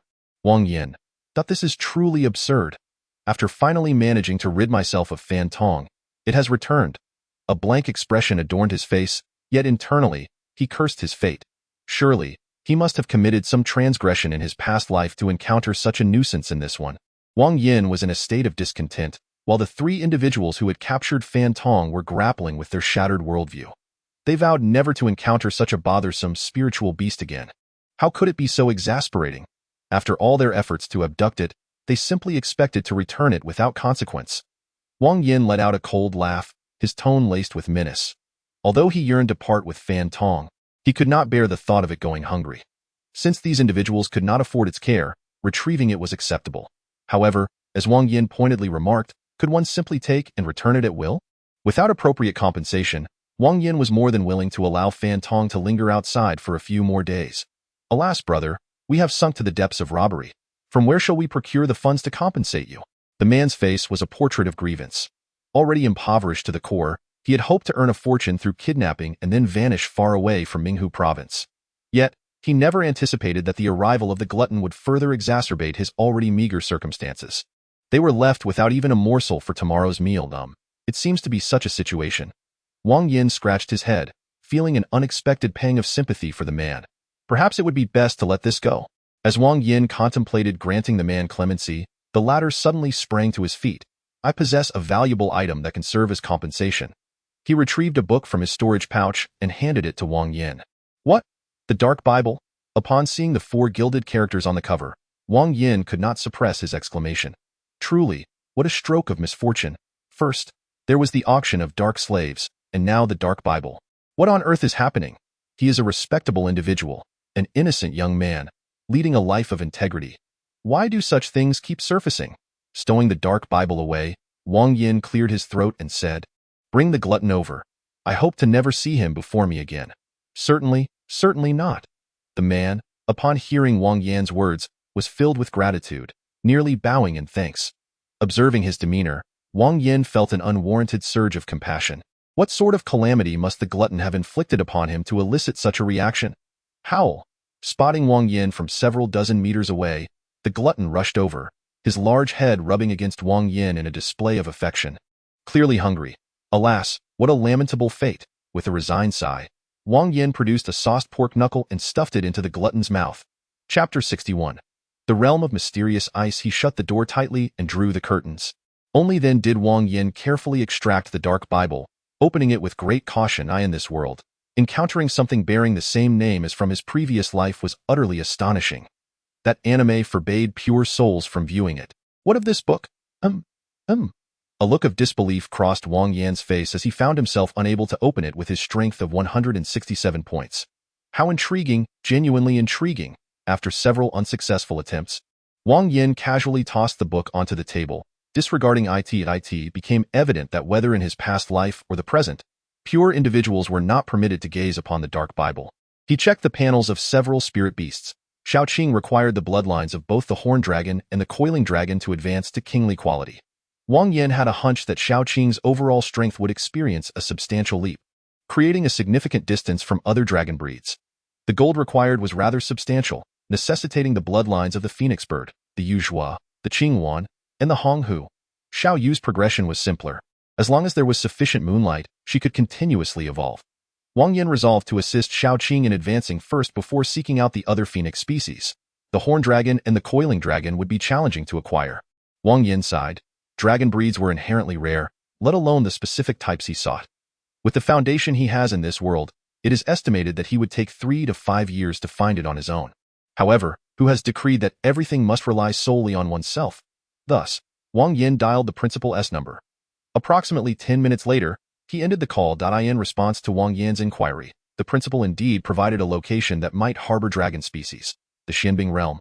In stark contrast to the molten fire land, this realm is a paradise for water, ice, and snow attribute ferocious beasts. The air is thick with chilling toxins that incessantly corrode the bodies of beast tamers. If not eradicated in a timely manner, the accumulation of these toxins could ultimately result in one being frozen into a statue of ice. The Xianbing realm is renowned for producing a spiritual herb known as ice mist flower, which aids in calming the mind and mitigating the external environmental impacts on one's spirit. Many alchemists and artifact masters require this herb as an adjunct, making it exceedingly costly. Several military districts and universities have long harbored covetous glances towards the Xianbing realm, yet they have been unable to resolve the issue of the chilling toxins, forcing them to temporarily set aside their ambitions. The realm is teeming with various ferocious beasts, and it has been reported that dragon species have been sighted there on more than one occasion. Whether it is the kind Wang Yan seeks remains uncertain. The Xianbing realm presents quite a challenge. Wang Yan pondered and resolved to prepare thoroughly before venturing in. The fissures in this world are numerous and can be broadly categorized into 3 types. Those like the soul-nurturing land and molten fire land, which have been penetrated and completely mastered, are referred to as secret realms. Those that have been explored to a certain extent, with only a portion of the area under control, are termed realms, such as the King Kong realm and Xianbing realm. Areas that have only been superficially explored and subsequently sealed are merely assigned numbers, such as the ominous 00001. A territory that even a level 10 beast tamer would hesitate to enter. The internal conditions of the Xianbing realm are not overly complex. It is merely the chilling toxins that pose a challenge, which is why it is open to all. Of course, this difficulty refers to a complete resolution. There are indeed many methods to resist the chilling toxins in the short term. After ordering a few items from the Beast Tamer Union's website, Wang Yan cradled Xiao Yu in one arm and Shaoqing and Jinzi in the other, swiftly drifting into slumber. As for the glutton, he had already been kicked under the bed. One cannot deny the allure of another world. In his previous life, if he had dared to sleep with a lowly and a national protected animal, he would have been apprehended and executed. As the moon waned and the sun rose, a new day finally dawned. Wang Yan rode the glutton towards the entrance of the Xianbing realm, as an open fissure. The area surrounding the Xianbing realm has developed into a modest commercial district. Whether it be food, clothing, shelter, or leisure, one can find anything they desire. Upon exiting the Xianbing realm, specialized merchants are readily available to purchase ice mist flowers and other resources. Beast tamers who earn money typically spend it nearby, indulging in hot baths and massages. Female beast tamers enjoy pampering sessions, while male beast tamers do the same if a mutual attraction is found. There is no need to seek out skilled companions. They can simply book a hotel and solace each other's lonely hearts. Such behaviors are merely human nature, warranting no condemnation. Wild beast tamers, lacking any backing, must gamble their lives for their desires. One never knows when they might falter. So what is the point of saving money? Hand warmers provide warmth against the cold and warmth to the heart. Ginseng ginger tea warms the stomach. Thickened down jackets, all made of velvet, are produced by factories right next door. A man shouted, casually patting the swan beside him. Quack quack, at the entrance of the icebound realm. Chaos reigned supreme. Vendors peddled clothing, beverages, and equipment, all under the guise of warmth and protection from the cold. Hey there, would you care for a bowl of ginseng and brown sugar ginger tea? It will surely invigorate your body like the sun. One merchant cackled. Wang Yan, disinterested, brought his food container into the icebound realm. The frigid wind howled, and snowflakes danced through the air. The icebound realm truly lived up to its name. It was unbearably cold. In such an environment, without adequate cold-resistant clothing, one would be frozen into an ice sculpture within mere hours. Retrieving the magma armor from his storage space, he felt a significant improvement as the heat from the armor countered the cold and frost. Entering the icebound realm clad in magma armor was undoubtedly a stroke of genius. The warmth emitted by the armor surpassed that of any garment, albeit at the cost of significantly reducing its longevity. Only someone as affluent and well-connected as Wang Yan would dare to do so. As soon as he released Jinzi and Shaoqing, the two little creatures immediately began to wail. "Wow, it's so cold. So cold." Hissing, Shaoqing swiftly burrowed into Wang Yan's clothing, while Jinzi hopped onto his shoulder, seeking warmth from the heat radiating from the magma armor. Wang Yan refrained from summoning Xiaoya. In such frigid weather, she would be of no combat utility, and there was no need to subject her to suffering for a few points. System. Continue exchanging for frost poison. Gained 1 point. Gained 1 point. Gained 1 point. Thanks to the protection of the magma armor, the amount of frost poison infiltrating his system was minimal. Entering combat would likely exacerbate that significantly. Wang Yan glanced at the food container, contemplating whether to let it leave if it couldn't withstand the cold. Once their endeavors in the icebound realm concluded, he would take it home. If it got lost, then so be it. However, Wang Yan never anticipated that the food container would not only refrain from trembling but would transform entirely. The wisdom in its eyes vanished without a trace, replaced by sharpness and determination. The wind element swirled around its body, lifting flurries of snowflakes. Majestic and handsome, there was no hint of foolishness left. It was evidently a king commanding a legion of wild wolves. Chapter 62. The spirit. Wang Yan admitted he had underestimated the food container. As the temperature dropped, its foolishness dissipated, and its intellect reclaimed the high ground.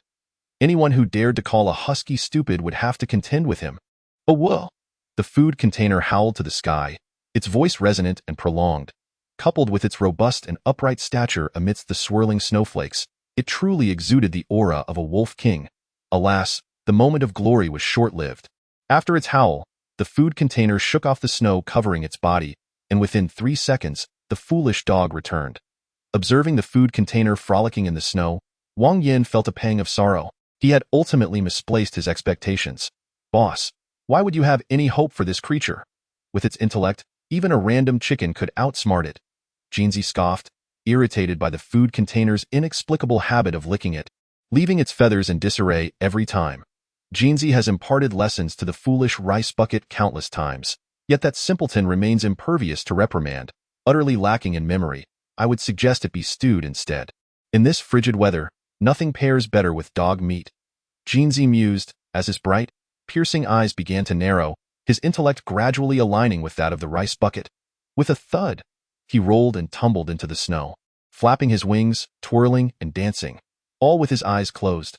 Wang Yan, gazing into the distance at the curious sight of a dog and a bird. Wang Yan stood bewildered for a full half-minute before comprehending the situation.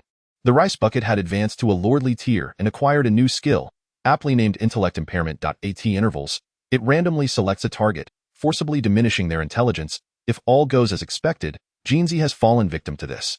What a remarkable turn of events. During a life-and-death struggle, such a sudden twist is simply invincible. Wang Yan mused, seizing Jinzi and vaulting onto the rice bucket's back. The wind howled, and snowflakes danced in the air. In this environment, most beast tamers would struggle to make any headway, yet for the rice bucket, it posed no challenge. The elemental wind swirled around its form, scattering the accumulating snow while propelling the rice bucket into a frenzied speed. But that was not the end of it. With its tail held high, the rice bucket released a powerful gust from behind, further amplifying its velocity. Although the rice bucket is dim-witted, it serves abundantly well as a steed, especially with that second-tier skill, which is truly unbeatable. Name: Habio, rice bucket. Quality: Lord, any Lord-tier canine beast lineage. Level: Tier 3, 2 stars. Attribute: Wind upgrade. Requires flesh from Tier 4 or higher beasts or other energy-rich substances. Quality skills: Wings of the Wind. Elite skill: significantly enhances movement speed in windy conditions. Child of the Wind.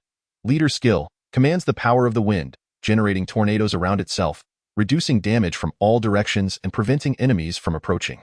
Intellect Impairment. Lord skill: randomly selects a target at intervals, forcibly lowering their intelligence. First tier skill, a woo, a woo. Second tier skill, jetted blast, emits a gust from behind, accelerating running speed. Third tier skill, dog paddle. Each excavation carries a slight chance of uncovering treasures. Beyond mere escape, the rice bucket also harbors potential as a miner, with each dig offering a chance to discover riches. However, one should not place too much faith in this probability. After advancing to Tier 3, Wang Yan once took the rice bucket into the wilderness to unearth treasures, hoping for a stroke of luck. Yet, more often than not, the odds seemed deceptive. While the rice bucket did indeed unearth many items, they were far from treasures, mostly bones and occasionally remnants of unknown beasts' droppings. Perhaps to a dog, such things could be deemed treasures, but Wang Yan is human and thus, his standards differ. The elemental winds swirled around him, lifting a flurry of snowflakes. Wang Yan, much like a legendary knight, traversed the blizzard, riding the dog as he came and went. A woo!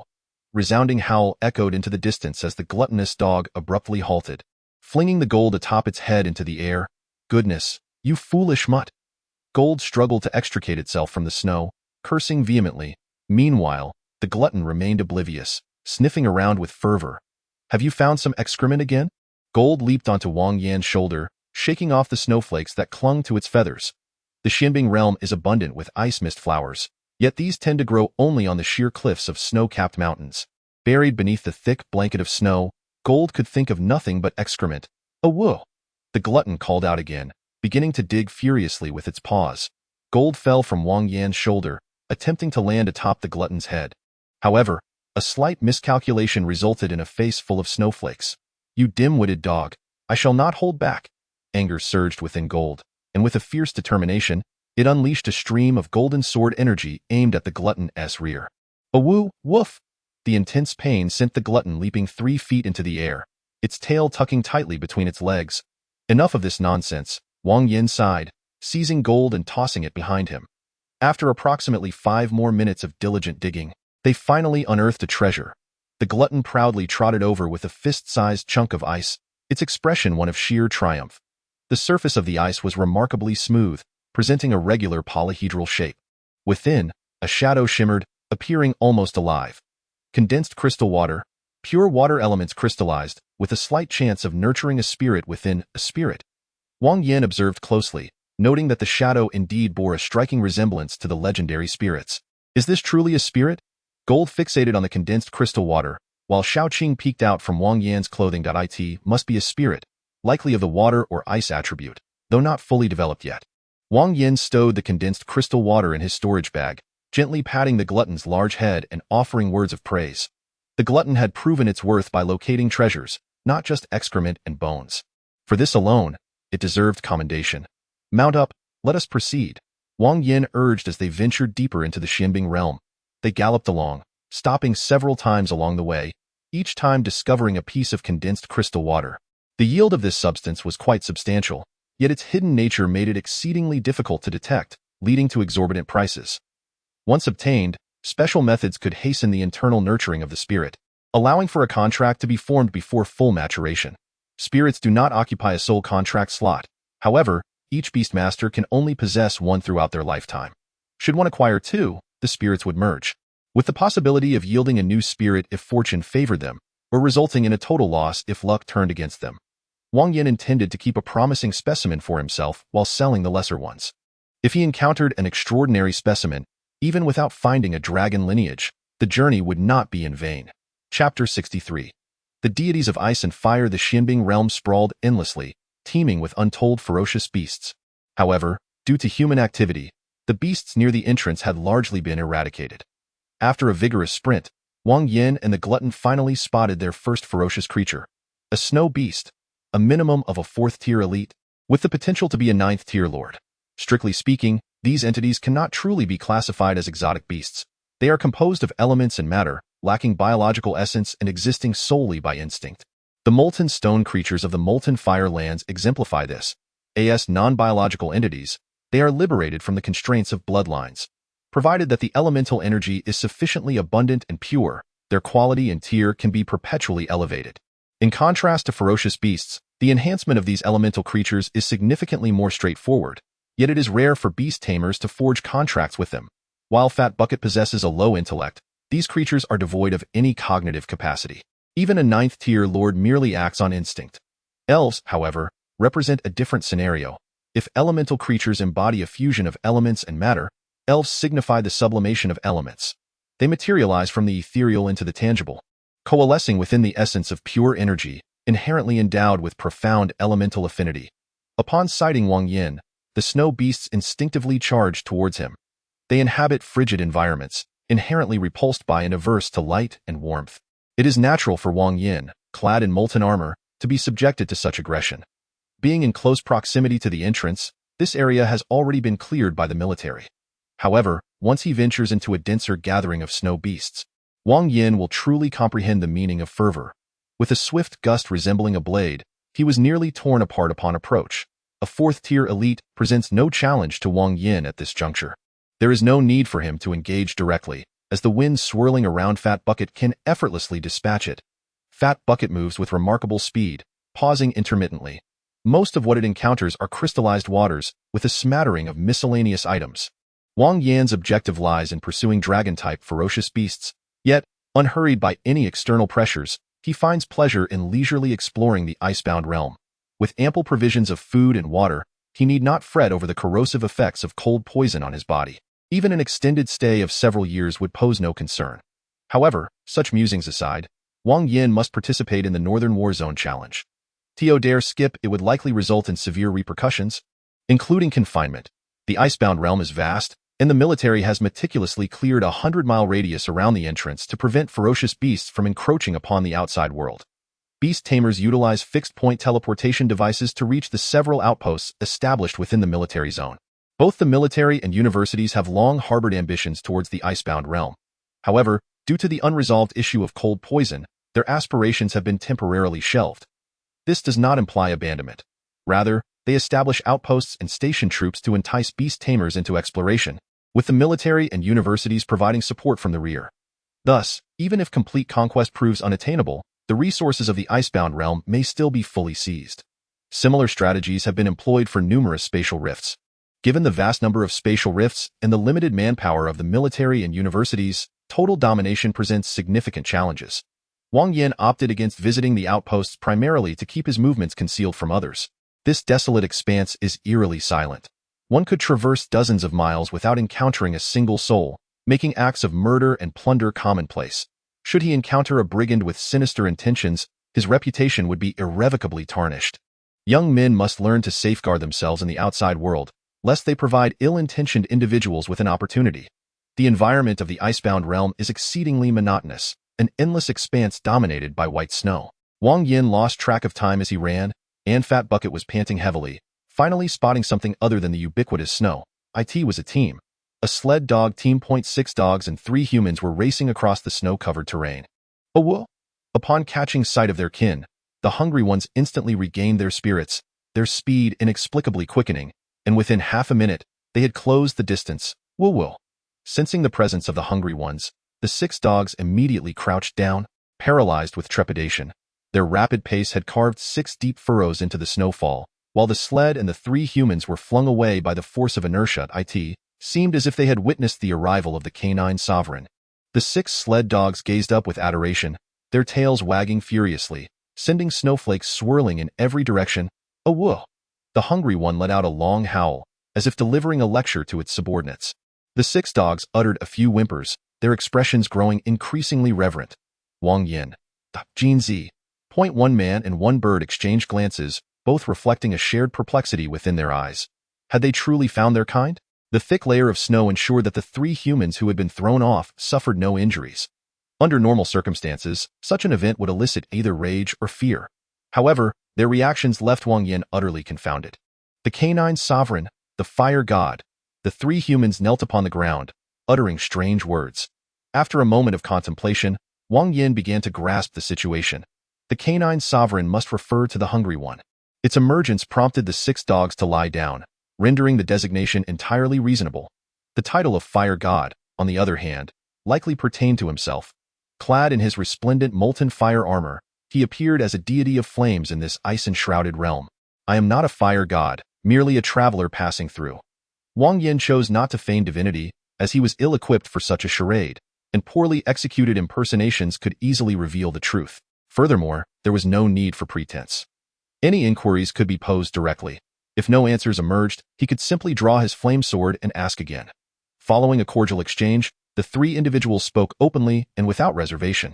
Ultimately, they departed on foot, and Wang Yan acquired the information he sought. They were the indigenous people of the Xianbing realm, having dwelled for generations in the frigid expanse. Like countless primitive civilizations, their culture was rich with numerous legends. For instance, tales of the canine sovereign who could command a multitude of dogs, and of the fire god who descended upon the world with boundless power. Their close companionship with sled dogs naturally gave rise to a plethora of dog-related myths. The reverence for the fire god reflected a deep yearning. The deeper one dwells in darkness, the more one craves the light. These indigenous peoples were no exception.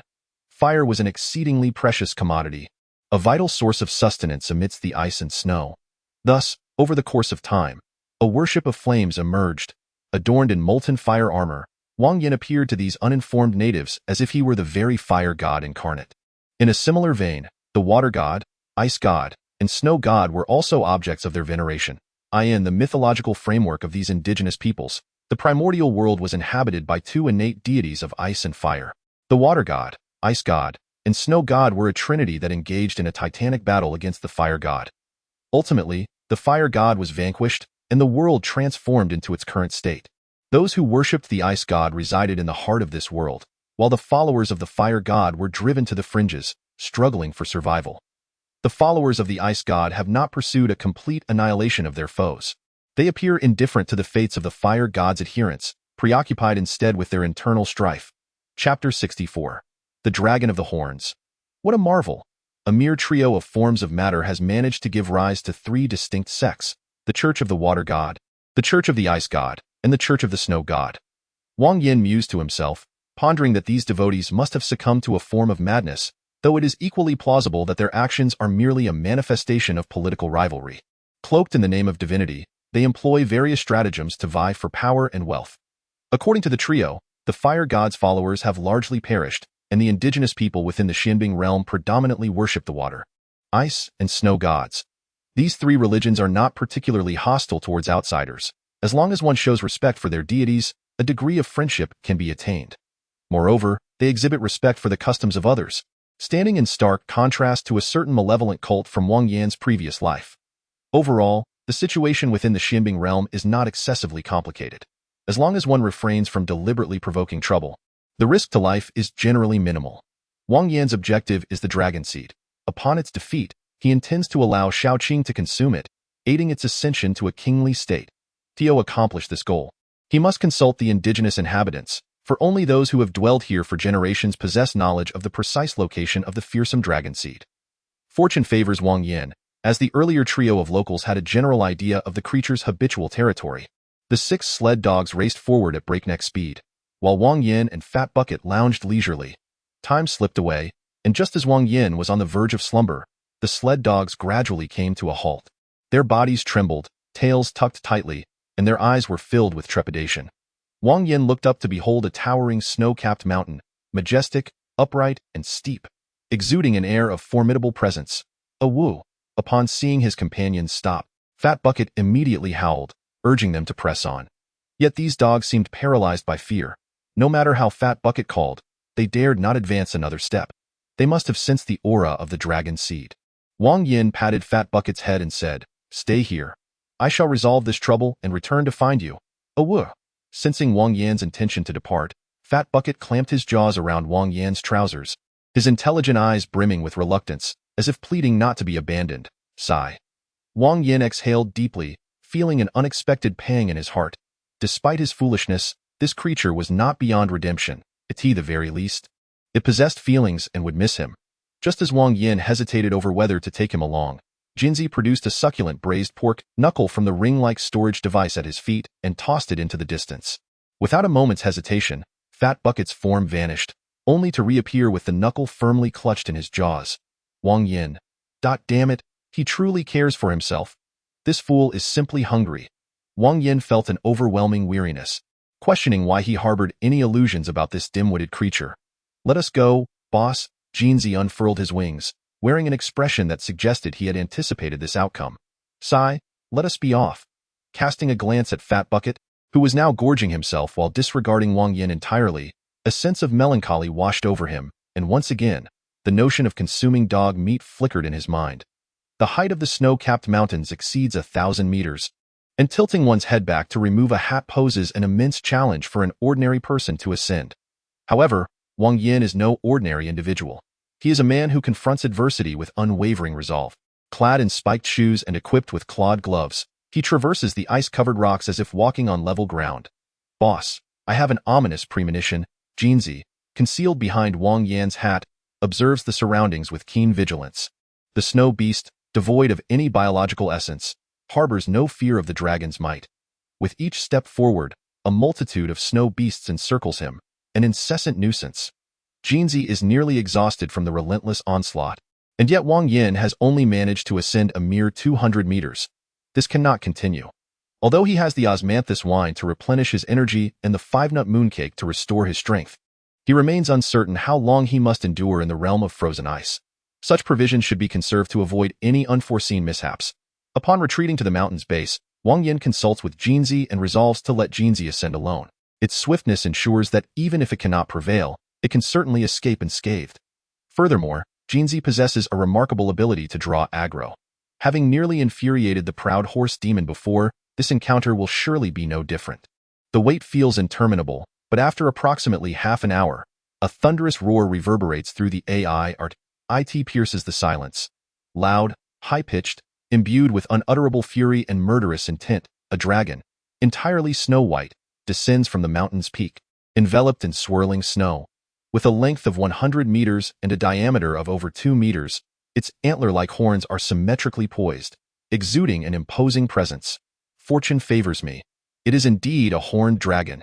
Witnessing the fearsome visage of this dragon breed, Wang Yan is nearly overcome with joy, as recorded in Shuyi Ji. It is said, a serpent transforms into a flood dragon after 500 years, a flood dragon into a dragon after 1,000 years, and a dragon into a horned dragon after 500 years. The horned dragon is considered the elder among dragons, and in another 500 years, it may evolve into a Yinglong. Of course, Shuyi Ji is akin to a novel from the southern and northern dynasties, merely entertaining to peruse. The Yinglong is a divine entity, born of auspiciousness, a primordial war god. During its active era, it has vanquished most renowned gods, fierce beasts, and formidable entities. If a dragon can evolve into an Yinglong after merely 1,000 years, then this war god hardly holds any value. Shaoqing requires the bloodlines of both the horned dragon and the coiling dragon to ascend from lord to king.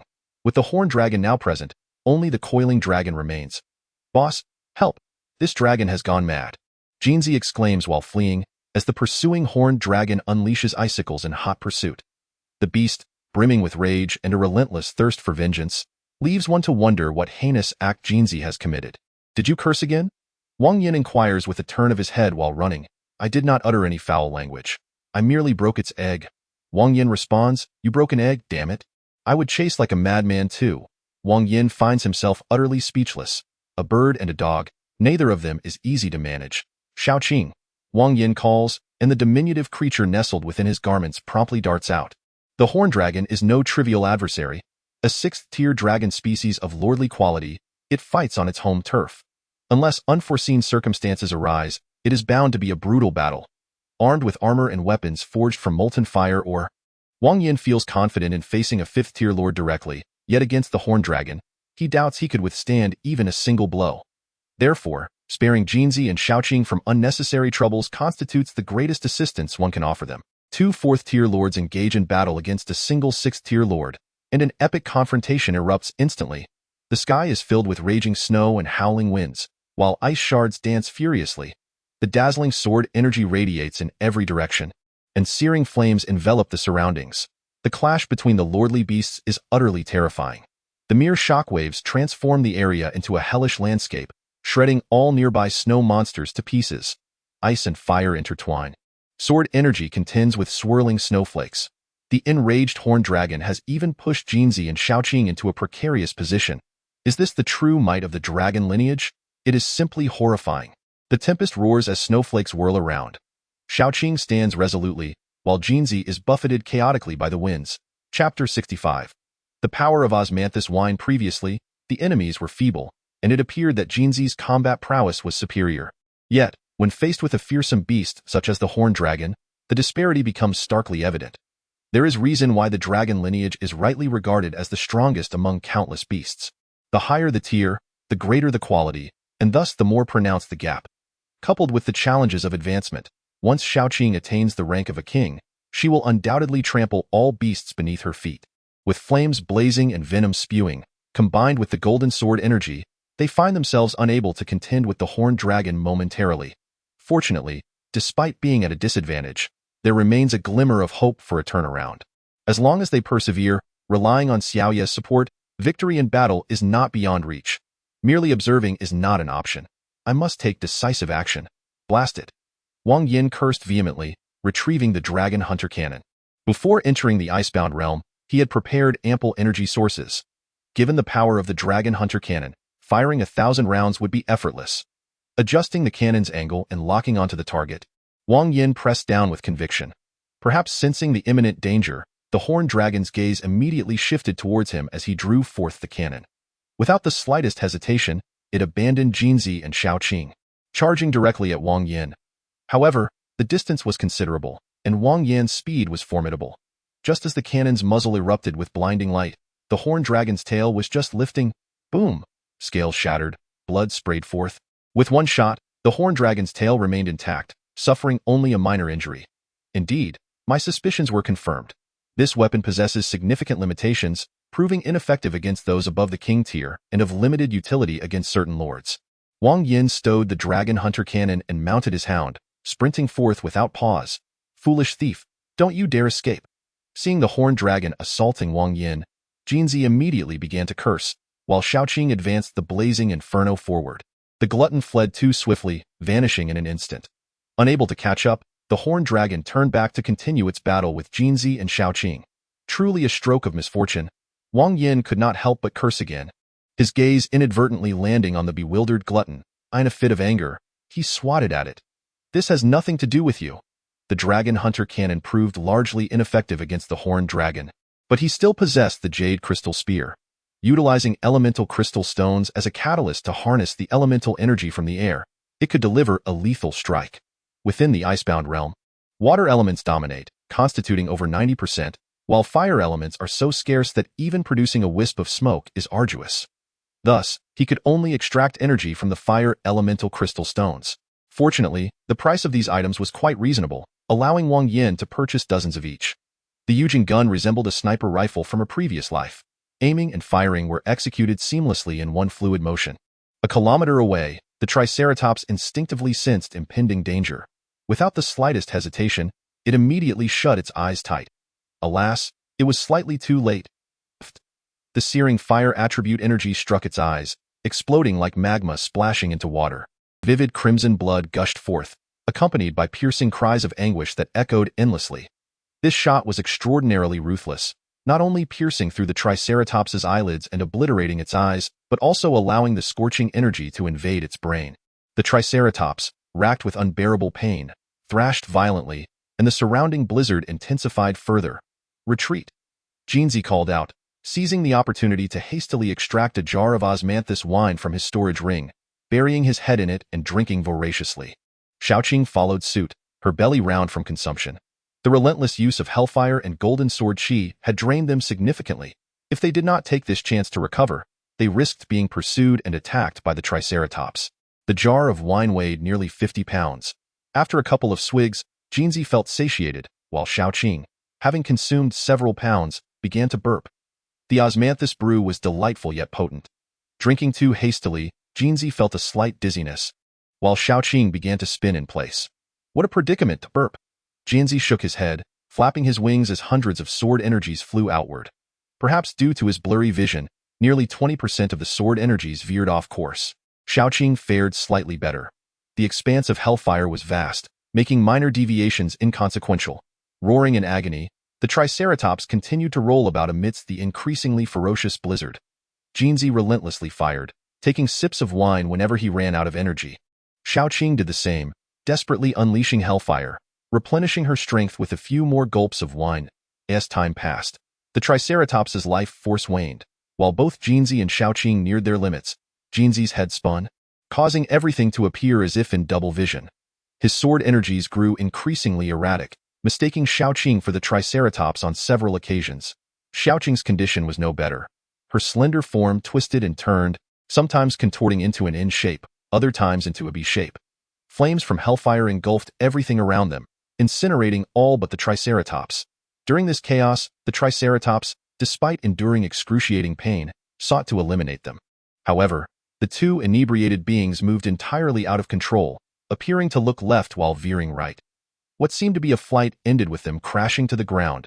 Subdued, Jinzi staggered about, rolling and crawling across the ground, while Xiaoqing spun in place and occasionally propelled herself upward.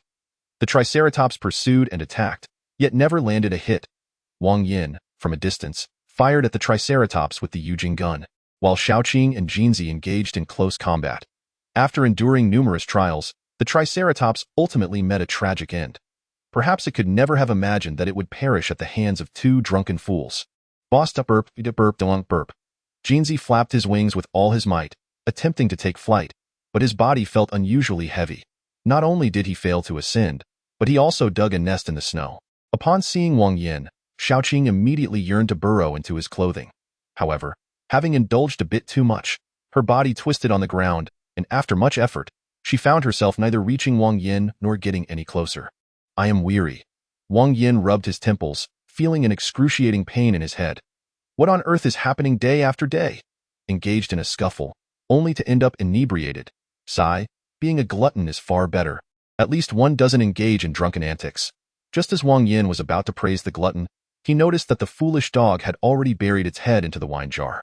The remnants of the liquor were swiftly consumed, and the jar was stuck upon its head, causing it to stumble about like a headless fly. Wang Yan. Damn. Unable to restrain his exasperation, Wang Yan cursed. Two spirit beasts and one mount, all of them hopeless alcoholics. Thankfully, he hadn't released Xiaoyu. Otherwise, who knows what chaos might have unfolded. Lifting Jinzi, the foolish bird's head swayed as if under the influence of some drug, incessantly mumbling, boss. Wang Yan. Damn it, infatuated bird. With an angry curse, Wang Yan hastily stashed Jinzi into the space of his soul contract. Picking up Xiaoqing, this creature was significantly better, remaining silent and merely extending its tongue to incessantly lick his face. Damn. Licentious snake. After shoving Xiaoqing inside as well, Wang Yan turned his gaze towards the glutton. This creature lay sprawled on the ground, writhing like a maggot, urinating with the force of a fountain. Chapter 66. Gambling and the harm it inflicts on oneself and others, and why life felt shrouded in darkness, devoid of hope. Wang Yan sat on the bed, glancing at the glutton in the distance, having lost all motivation for life. This beast truly could urinate. Who could fathom why it had such an abundance within? Noticing Wang Yan's melancholy, the diligent Xiaoyu approached, gently grasping his hand and pressing it against her cheek. Xiaoyu is truly delightful, unlike those three drunkards. Wang Yan lifted Xiaoyu, planting a kiss on her cheek. With Jinzi and Xiaoqing in such a drunken stupor, there was no way to proceed, so Wang Yan decided to set up camp right there. After pitching the tent and arranging the bedding, he embraced Xiaoyu, feeling quite content, if only the foolish dog, incessantly urinating, weren't there. By the way, could the effects of alcohol truly be so potent? Wang Yan pondered, a mere jar of wine, and yet it had resulted in such a state. Should he let Xiaoyu have a taste? A bold idea crept into Wang Yan's mind. How would it look to see the innocent little girl gazing at him with drunken eyes? Here, drink this. He retrieved a jar of osmanthus brew infused with the essence of the moon and poured a generous cup for Xiaoyu. Xiaoyu, ever obedient, accepted the cup and downed it in one gulp, even letting out a little belch. 1 minute past, 2 minutes past, 5 minutes past. Xiaoyu appeared completely unfazed, showing not the slightest reaction. It seemed that Jinzi and Xiaoqing simply had poor tolerance for alcohol. Wang Yan muttered to himself, filling the cup once more. The rich aroma was thick and lingering, delightfully intoxicating, yet not overwhelming.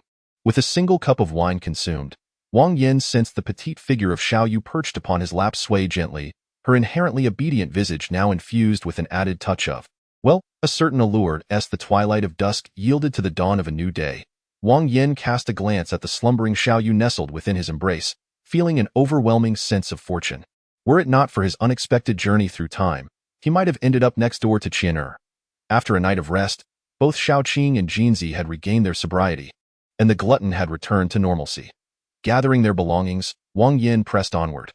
With the defeat of the Horned Dragon, the primary objective of this expedition to the Xianbing realm had been fulfilled, and he now intended to explore the central region. There, 3 colossal cities stood, each dominated by the Water God sect, Ice God sect, and Snow God sect, respectively. The fierce rivalries among these 3 factions were palpable. Wang Yan's purpose for venturing there was the altar. According to the indigenous inhabitants, offering condensed crystal water at the altar would yield treasures bestowed by the deities. The more condensed crystal water one presented, and the higher its purity, the more exquisite the treasures received. This condensed crystal water was quite extraordinary. Its name bore the character for water, took the form of ice, and lay concealed within the snow, allowing offerings to be made simultaneously to the Water God, Ice God, and Snow God. This led Wang Yan to conjecture that the 3 sects were, in fact, venerating the same entity. Each sect believed their deity to be the supreme god, dismissing the others as mere avatars.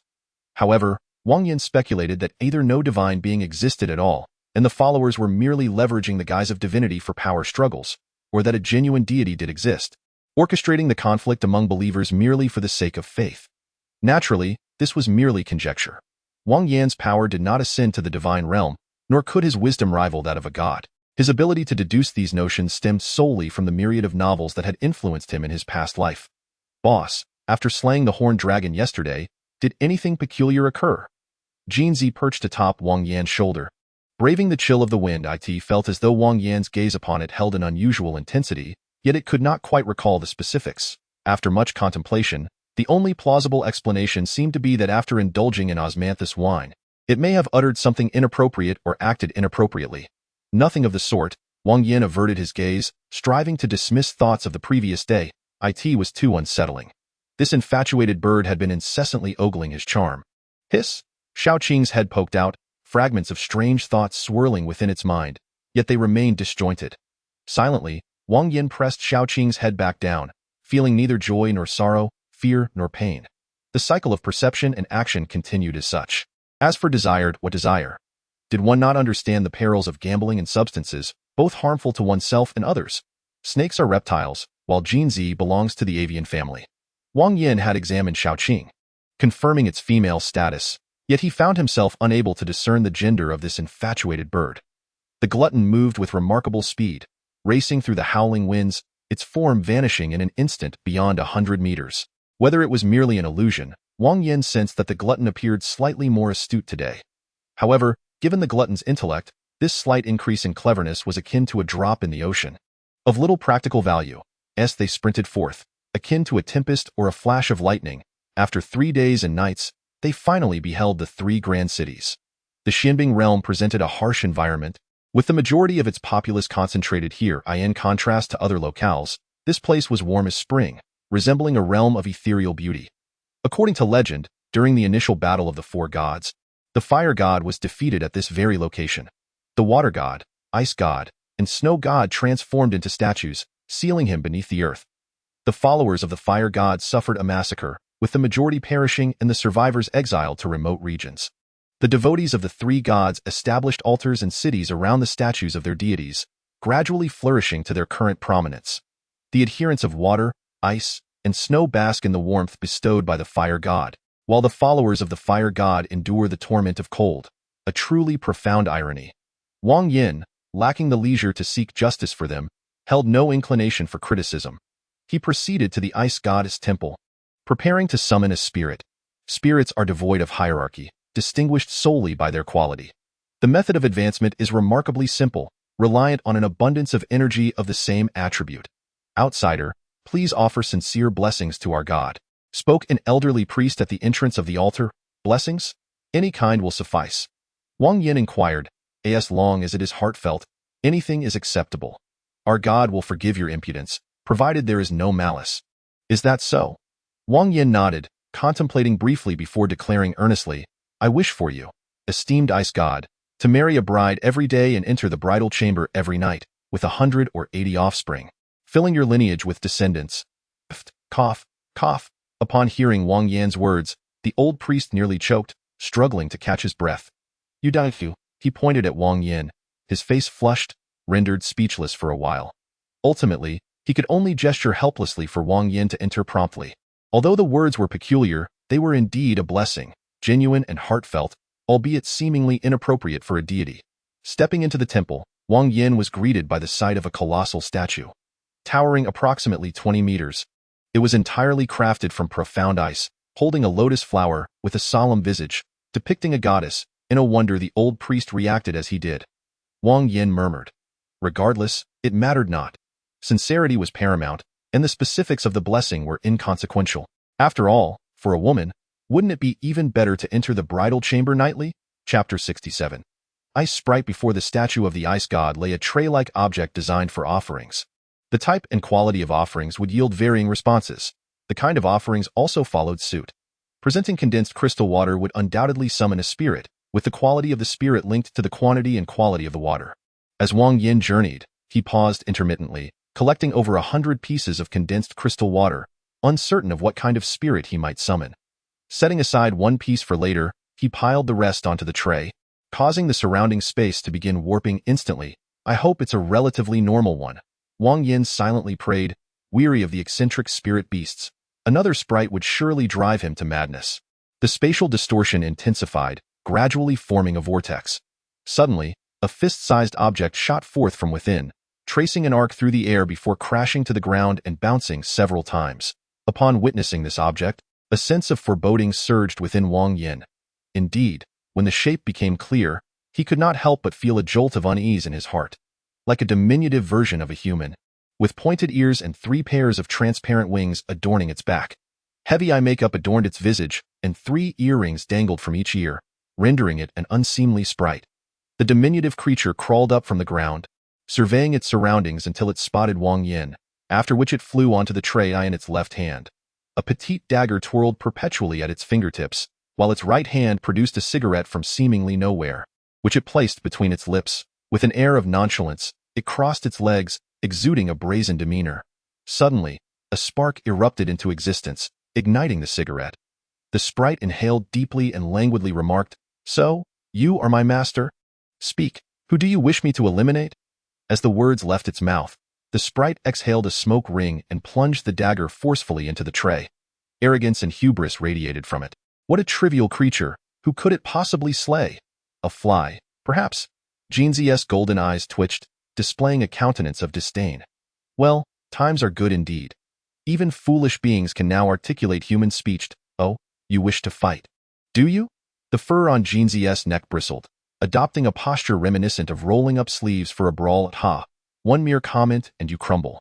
Your skills leave much to be desired, the sprite scoffed, sheathing its dagger unperturbed, flicking off the ash from its cigarette, and commenced a verbal exchange of insults with Jinzi. Wang Yan, observing this sprite and the towering ice deity statue, felt as though his spirits had plummeted into the depths of despair. He recalled that sprites were typically birthed from the essence of nature and plant life, characterized by their gentle disposition and simplicity of thought.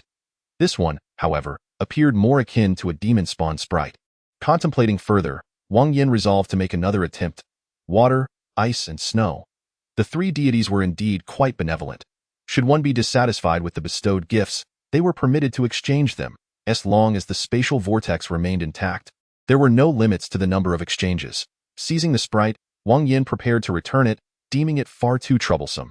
It had held its own against Jinzi for a full 3 minutes without faltering.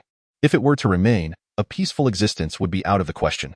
Sensing Wang Yan's intent, the sprite began to struggle vehemently. Alas, its frail form, bound by a temporary contract, rendered it unable to escape despite its fervent efforts. Brother, I implore you, do not send me back. Help! Let go of me. Release me at once. I beg you, I was wrong. I'll do whatever you wish, just please don't return me. Regardless of the sprite's pleas, Wang Yan remained unmoved. Having lived 2 lifetimes and endured countless tribulations, his heart had grown as cold as a fishmonger's knife. He thrust the sprite into the vortex, and in the next instant, another sprite was ejected into the world. It surveyed its surroundings with a look of bewilderment and lifted its head, an expression of awkwardness adorning its face. Brother, we meet again. Wang Yan, with a stoic expression and devoid of words, promptly returned it once more. Subsequently, why not let me stay? Ha! Wang Yan let out a cold chuckle, seizing it again. Yet, just as he intended to return it for the 3rd time, the spatial vortex vanished. Wang Yan, That the sprite wore an expression of innocence, while Jinzi looked utterly pained. Without a doubt, the ensuing events promised to be quite lively. Engaging in a fierce exchange with Jinzi without losing an ounce of ground is a testament to the creature's caliber. Upon inspecting the panel, Wang Yan was astonished to find that this little sprite possessed remarkably impressive attributes. Despite its seemingly erratic demeanor, the sprite's combat prowess was extraordinary. With proper nurturing, it might even hold its own against Jinzi. Indeed, it appeared capable of achieving a stalemate. Speaking of which, why are you reluctant to return? Could it be that you are enchanted by my formidable aura, desiring to serve me for a lifetime? Wang Yan gazed skyward at a 45-degree angle, his face brimming with arrogance. Brother, could you not exhibit a modicum of dignity? The sprite scoffed, its expression swiftly dimming. I have a hearty appetite and consume copiously. They are unwilling to engage with me. The sprite leaned back, immediately succumbing to despondence. Truth be told, I do not wish for this predicament, but the discomfort of hunger is truly unbearable. Is that all? Jinzi flicked its tail, its face radiating defiance. Is this insufficient? The sprite refrained from retorting to Jinzi, slowly rising, and with a pitiful demeanor, addressed Wang Yan. I have no substantial demands. I only wish to be satiated. No, merely to be half full will suffice. Himph. I expected more from you, only to discover you are a fool who cannot even secure a meal. Jinzi snorted, retrieving a box from its storage ring and tossing it towards the sprite. Here, indulge yourself. This is a gift from me. The sprite? Silently opening the box, the sprite extracted an ice cream and cautiously took a lick. Oh brother, is there more? The sprite devoured the ice cream voraciously, feigning a pitiful appearance as it stared at Jinzi. Behave well, and you shall feast daily. Jinzi, brimming with pride, had its feathers standing on end. Understood, from now on, I shall be your loyal subordinate. I will heed your every command. The sprite thumped its chest, its resolve unwavering. Alas! Observing the scene before him, one bird and one sprite, alongside the gluttonous figure nearby, Wang Yan felt a profound sense of despair. Henceforth, you shall be named Stick. That is unacceptable. I protest. I am an ice sprite. How can I bear such a name? The sprite clenched its fists, its voice rife with indignation. Ice cream fills my belly. Food also fills my belly. Master, I shall henceforth be your most devoted companion. The glutton. While other matters may be debatable, if the issue at hand is merely satisfying hunger, Wang Yan remained confident in his ability to deliver. Stick's dietary needs were not composed of grains but rather substances rich in water, ice, and snow. Wang Yan, disinterested in further inquiries, casually tossed it a water elemental crystal, encouraging it to feast. Chapter 68. The Emergence of the Fire God. A series of soul incantations materialized in the air, gradually forming a complex contract. While licking its ice cream and sipping on yogurt, Stick unhesitatingly leaped into the fray. Sizzle! The contract constricted, enveloping Stick tightly within. In the next moment, the incantation transformed into a complex symbol, etched upon Stick's forehead. This is the soul imprint belonging to Wang Yan, symbolizing the identity of its master. From this moment forth, everything pertaining to the staff, including life itself, is entirely Wang Yan's. The situation within the Xianbing realm is quite straightforward, characterized by the mutual opposition of three churches. However, perhaps due to their shared origins, their conflicts are not particularly fierce, reminiscent of the righteous battles of the spring and autumn period. Having achieved his objective, Wang Yan meanders about with several companions, Gold and the staff perch on his left and right shoulders, respectively, while Shaoqing nestles in his embrace, Fan Tong trails behind, and Xiaoyu holds Wang Yan's hand. The family resembles a spring outing. The Xianbing realm is permeated with chilling toxins, yet the three cities remain unaffected. The natives have long acclimatized to the environment, but an outsider like Wang Yan finds it challenging.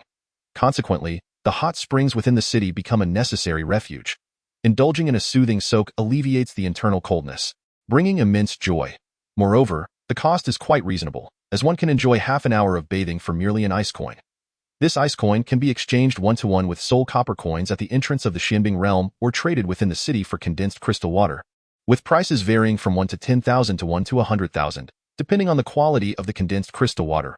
Upon arriving at the changing room, Wang Yan finds many already in the process of changing. The majority are outsiders like himself, with only a few being natives. Ah, you are Wang Yan. A burly man approaches him, his face aglow with surprise. You know me? Wang Yan inquires, furrowing his brow at the man's casual demeanor. Single-handedly battling thousands and routing them in disarray, you are already renowned throughout the Yanhuang Empire. The strongman speaks with familiarity, clapping Wang Yan on the shoulder with pride. I graduated from Minghu First University as well, making me your senior. Oh, greetings, senior. Wang Yan nods, realizing they share an alma mater, which explains the man's demeanor. Come, I know this place well. Let me show you a comprehensive experience. The burly man strides forward, and Wang Yan follows suit, undressing as they go. There are rumors that the warmth of these three cities originates from the fire god. The water god, ice god, and snow god joined forces to suppress him but could not completely eradicate him. Instead, they devised a method, extracting his divine power to construct the three cities. As long as these cities exist, the divine power of the fire god will continually deplete. At this juncture, the strong man suddenly shifts the topic, saying, such matters are far beyond our reach. Even with 100 years of effort, we cannot attain them. Therefore, we should seize the moment and live for today. The hot springs are infused with the fire god's divine power, enhancing vitality and strength. The more one indulges in these baths over time, the more robust one becomes, akin to my own stature. The strong man boasts, shaking his body with pride. Yet, when his gaze drifts to the side and he notices Wang Yan, already undressed and ready to enter the water, he cannot help but exclaim, what the hell? How are you so massive, Wang Yan? The strong man hastily concocts an excuse and retreats in embarrassment, unable to be stopped. Wang Yan, feeling helpless, decides to pay extra for a private room to prevent any potential discouragement among others that might lead them to lose faith in life. Life can indeed be so mundane. Jinzi and Gunzi, with towels draped upon their heads, leisurely sip their beverages. Xiaoqing swims back and forth, while Fantong blows bubbles. Wang Yan, comfortably sprawled against the edge of the pool, enjoys a soothing bath administered by Xiaoye. Speaking of which, aren't you an ice sprite? Why do you enjoy soaking in hot springs? Jinzi casts a sidelong glance at Gunzi, a hint of perplexity evident in his inquiry. I do not know. It simply feels delightful, Gunzi replies, taking a sip of chilled soda, a contented expression gracing his face. Compared to the days of perpetual hunger and exclusion, this existence is nothing short of divine. The notion of an ice sprite relishing hot springs and even producing flames is quite amusing. Jinzi muses, unable to grasp the concept, he decides to abandon the thought. Xiaoqing is merely a step away from advancing to the rank of a king with the dragon bloodline, whereas Jinzi has a considerable distance to cover. Fengyao, Yuezhua, Qingluan, and Honghu, all of which he cannot gather in the short term. Xiaoye requires moonlight essence, and having exhausted the stardust, she can only accumulate it gradually. Fantong seeks the bloodline of any canine lord, which is relatively easy to procure. Gunzi, on the other hand, needs a substantial amount of pure ice elements, a challenge that is not overly daunting. Wang Yan sighed, recognizing Jinzi's predicament. Xiaoqing had already devoured 5 dragon species, while Jinzi had only managed 1. If it were simply a matter of consumption, it would suffice, but the pace at which he absorbs bloodlines is excruciatingly slow. Xiaoqing can digest in mere days, whereas he requires months to even begin. One must search diligently. If haste were of any merit, I would have ascended to godhood by now, Jinzi remarks, sipping his drink with a look of satisfaction. Indeed, that holds a certain logic, Wang Yan nods, contemplating his plans to remain here for a few days before seeking the fierce beasts of the phoenix lineage. The panlong is a rare find, and to encounter one would require a stroke of luck. Jinzi is short for, which should be somewhat easier to locate. Glub, glub. A series of bubbling sounds suddenly fills the air, prompting Wang Yan to open his eyes, only to discover bubbles beginning to rise from the depths of the water. Why is the hot spring bubbling? Could it be a volcano? With no time to ponder, Wang Yan retrieves Xiaoye into his contract space and swiftly dons his clothes. The bubbles multiply, and the pool water gradually reaches a boiling point, as if it were being heated to a boil. Master, the temperature is rising, Gunzi states with a grave expression, his sprite's keen perception alerting him to an impending danger. I am well aware that the temperature is rising. The water is literally spewing fire. Wang Yan furrows his brow, sensing that something is amiss. In less than 5 seconds, the bubbles within the hot spring morph into flames. The colors of the flames shift continuously, from red to orange, from orange to yellow, ultimately transforming into a blinding white. At this moment, the temperature has escalated to a terrifying degree. Even with Wang Yan's 142 points in physical attributes, contact would result in instant vaporization. We must go. Although the reason for this phenomenon remains unclear, it is evident that lingering here is unwise. Wang Yan maneuvers around the flames, intent on making an exit. Yet, at that moment, a streak of blue darts forth from the fire, penetrating Gunzi's body at a speed that leaves no room for reaction. This is not good. Wang Yan's eyes widen in horror. Such a fearsome temperature is far beyond what the fragile body of a sprite can withstand. Although the stick had only acknowledged its master for less than 2 hours, having promised to ensure it was well fed each day, it could not easily go back on its word. However, given the current situation, it was evident that the stick would not be able to hold on much longer. Cursing inwardly, Wang Yan thought, once I reach level 10, I will undoubtedly return to obliterate this damned ice realm. Despite his indignation, his body obediently fled outward. Regardless of what that blue shadow was, it was beyond his capacity to confront at present. In the face of insurmountable odds, preserving one's life was the paramount concern. Wang Yan's reasoning was undoubtedly sound, yet at that moment, a furious roar erupted behind him, followed by an overwhelming wave of terror. The skies rumbled and the earth trembled. White and blue intertwined, a fierce clash of icy and fiery elements. Ice God, where do you think you're going? The victor has yet to be determined. Let us battle for another 800 rounds. The voice was deep and rugged, exuding an aura of violent rage.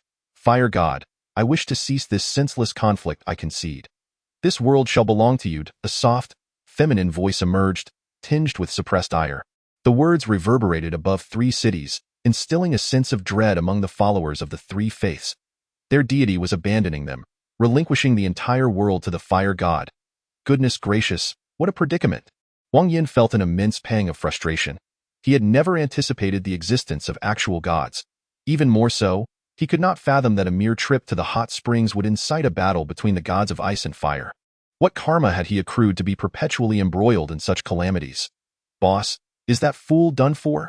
Jinzi extricated himself from the pit, gazing at the relentless clash of crimson and azure in the sky, neglecting to wipe the dirt from his face.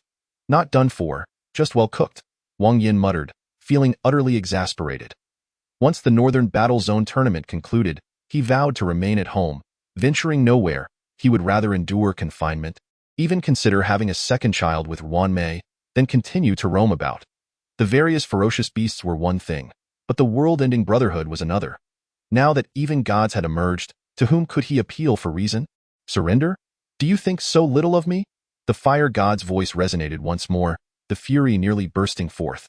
True to its nature, the fire god was quite tempestuous, relentlessly pursuing the ice god with fervor. The ice god was no mere adversary either. In a fit of rage, neglecting all else, it engaged in a fierce battle with the fire god. Chapter 69. The Divine Forbidden Zone. I seem to grasp the reason behind the conflict. Listening to the dialogue between the fire god and the ice god, and piecing together the circumstances, Wang Yan had formed a rough understanding. The fire god relished battle and, for reasons unknown, had fixated on the ice god. The latter was disinclined, yet unable to withstand the fire god's relentless pursuit, retaliated in anger, seeking a method to seal it away. As time passed, the seal weakened, and sensing impending doom, the ice god planned to flee under the guise of an outsider. The outcome was predictable. At a crucial moment, the fire god broke through the seal and resumed combat with the ice god. The 3 successive summons had all been initiated by that foolish stick, not merely by chance, but rather because the ice god intended to use its identity as a guise to stealthily escape the ice realm. The notions of hunger and exclusion were merely a facade of pity. The plan of the ice god is commendable, yet it appears that the fire god holds a distinct advantage. At a crucial moment, the ice god breaks free from his seal, thwarting the ice god's escape. Wang Yan feels utterly vexed, but the worldview of the followers of the 3 teachings has crumbled. In their hearts, gods are magnificent and benevolent. They worship the divine, believing that the gods protect them. Yet, at this very moment, they realize that in the hearts of the gods, their followers are no different from mere insects, easily discarded at whim. The so-called divine love for humanity is nothing more than the unrequited wishful thinking of the insignificant. Boss, should we flee? Jinzi inquired, scratching his head with a winged, in a rush. Let us observe the spectacle first, Wang Yan replied, surveying the surroundings, and decided to maintain a safe distance while watching the unfolding drama. The ice god and fire god are engaged in a fierce battle, employing techniques reminiscent of the one chi transforming into 3 purities. The water god, ice god, and snow god, united as one, combat the fire god. Having previously managed to seal the fire god, even if they cannot prevail this time, they are unlikely to suffer a devastating defeat. Thus, there is no need to worry about the world being shattered. One can simply enjoy the show. Even if problems do arise in the end, Wang Yan is confident in his ability to depart safely. The divine forbidden zone. What does that mean? Gunzi paused, his chaotic mind suddenly recalling certain memories, causing his expression to change dramatically. He swiftly darted behind Wang Yan, revealing only a small portion of his head. This is my master. If there are any issues, you should consult him. I know nothing. Your master. Wang Yi was momentarily taken aback by Gunzi's words. How absurd that a divine being would claim his nephew as his master. How are you still alive? Upon seeing Gunzi beside him, Wang Yan's face was filled with astonishment. He had clearly witnessed Gunzi's explosion. How could he appear before him now? Did you wish for my demise? Gunzi's small face darkened, his expression brimming with displeasure. Wait, your eyes. Wang Yan grasped Gunzi, scrutinizing him closely. Unlike before, one of his eyes was as pure as snow, while the other resembled a sky-blue crystal. What is wrong with my eyes? Gunzi seemed unaware of the changes in his appearance, shaking his head vigorously, his body writhing in response. Soon, his white and blue eyes reverted to their original state, indistinguishable from before. Tell me, what exactly transpired? Wang Yi gestured towards the nearby sofa, indicating for Wang Yan to take a seat. All right. Wang Yan nodded and recounted in detail his experiences in the Ximbing realm. Naturally, he withheld any mention of his ability to ignore the cold poison. But he did not conceal anything else. Wang Yi, being his close uncle, would not harm him. Moreover, had it not been for the spatial converter enabling his escape, he feared he might have perished within. The ice god and fire god in conflict? Quite intriguing. After listening to Wang Yan's narrative, Wang Yi had a clear understanding of the situation. If I am not mistaken, the ice god must have sealed his own powers, intending to use your identity as a cover to leave the Ximbing realm. However, the fire god discovered this, resulting in an explosive confrontation. The battle between the ice god and fire god left them mutually wounded, and in a desperate struggle, they began to merge for reasons unknown. This diminutive creature is a fabricated persona conjured by the ice god, who concealed itself deep within the essence of the ice god during the fierce battle with the fire god. When the two entities merged in a state of extreme vulnerability, it seized the opportunity to assert dominance. At this juncture, a smile unexpectedly emerged on Wang Yi's face. Due to the considerable distance, he instinctively desired to approach, while you, sensing the imminent danger, resolved to flee. Chapter 70. Rolling like a dog. Wang Yan. Is this even possible? So, this little creature is now a deity. Scratching his head, Wang Yan mused that the stick bore no resemblance to a divine being. A deity. I am a deity. Upon hearing Wang Yi's words, the stick promptly darted out from behind Wang Yan. After 3 raucous laughs directed skyward, it placed one hand on its hip while the other gestured emphatically. Behold the true God. Why not pay homage? I pay my respects to your esteemed self. With a resounding slap, the so-called true God was swiftly subdued. Very well, continue speaking. Wang Yan sighed and casually tossed the stick into the trash bin. Wang Yi. Luo Zhu. Both individuals, seasoned by tumultuous experiences, found themselves momentarily dazed by the absurdity before them. Wait a moment, let me conduct a check on this little creature. Wang Yi sighed, and without any visible action, the stick materialized in his palm from the trash bin. He began to knead, twist, and manipulate it. In his grasp, the stick resembled pliable dough. Perhaps it was an illusion, but Wang Yan seemed to witness a burst of pure white light that suddenly erupted, followed by the subtle disappearance of a cerulean hue. All right, the safety concerns have been alleviated. You may return now. Wang Yi waved his hand, and before Wang Yan could voice any inquiries, he was transported to Minghu First University. Commander, what on earth transpired? I believe I just witnessed you dispersing their divine blood. Seeing Wang Yan whisked away, Luo Zhu could not suppress his curiosity. Two beings, barely touching the realm of myth, had meddled with that little sprite. One sought to escape, while the other aimed to usurp. A hint of disdain flickered at the corners of Wang Yi's mouth. However, the ability to fuse the opposing elements of ice and fire demonstrated a measure of skill. Dispersing their divine blood, returning millennia of cultivation to the cosmos, could be considered the only benevolent act these lesser deities could achieve. In the grove of Minghu First University, a man and a dog materialized out of thin air. What is happening? So shrouded in mystery, Wang Yan murmured, his mind swirling in confusion. Previously, his uncle Wang Yi had mentioned that the ice god created the persona of the stick to utilize its guise to escape the Ximbing realm. Upon discovering this, the fire god engaged in combat, leading to mutual destruction, and somehow, they began to merge. The two deities had weakened to their utmost, allowing the stick's persona to take precedence. In other words, This foolish little sprite had become a deity. A jolt of realization struck Wang Yan as he hastily checked the attributes of the stick. Awoo! The glutton turned to face Wang Yan, instinctively sensing danger. Rest assured, I will not compel you to learn a foreign language. Wang Yan gently caressed the ample head of the gluttonous creature, muttering to himself, with your intellect, it is unlikely you could ever comprehend. Chapter 71. Entering the Diamond Realm. This journey to the Ximbing Realm proved to be remarkably fruitful. In nearly 6 days, a total of 310,000 points were amassed. Adding the remaining 18,000 from before, there now stood a total of 328,000 points. Points, even without redeeming anything, brought a considerable sense of satisfaction just by gazing upon that string of numbers. In the following period, Little Qing consumed all the dragon blood and flesh, elevating its level to 5-star tier 5. After expending 2,000 points to exchange for a 6th tier spirit crystal, Little Qing successfully leveled up, acquiring 2 new skills.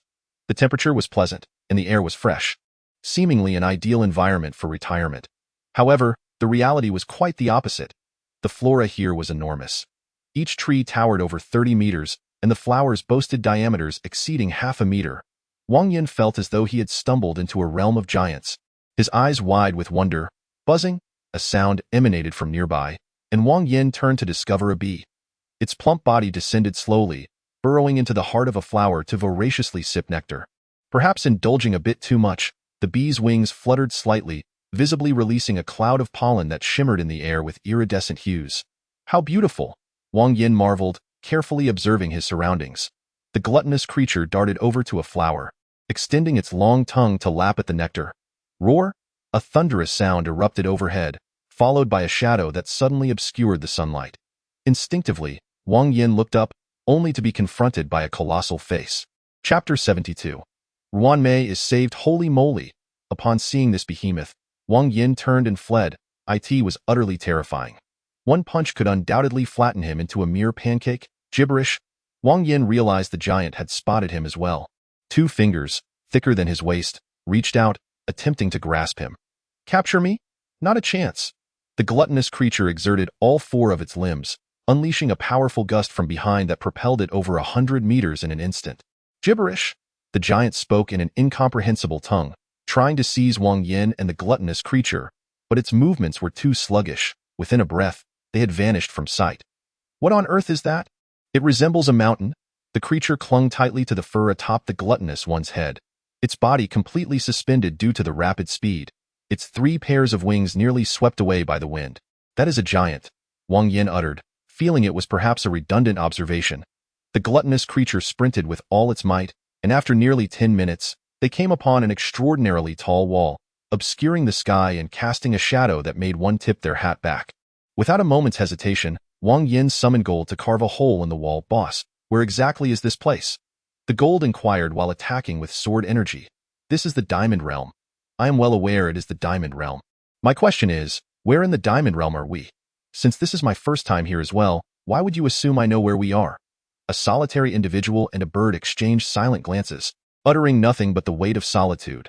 The wall stood impressively thick, with gold excavated to a depth of 10 meters, yet it remained unbreached. Woof! The voice of the gluttonous creature emerged from nearby, prompting Wang Yan to turn and discover this amusing beast had unearthed something, its tail wagging in sheer delight. Prizing open the creature's jaws, he was fortunate. It was not excrement, with nothing else to occupy his time. He decided it was merely a form of physical exercise. Besides, the one racing about was the glutton, who would hardly tire.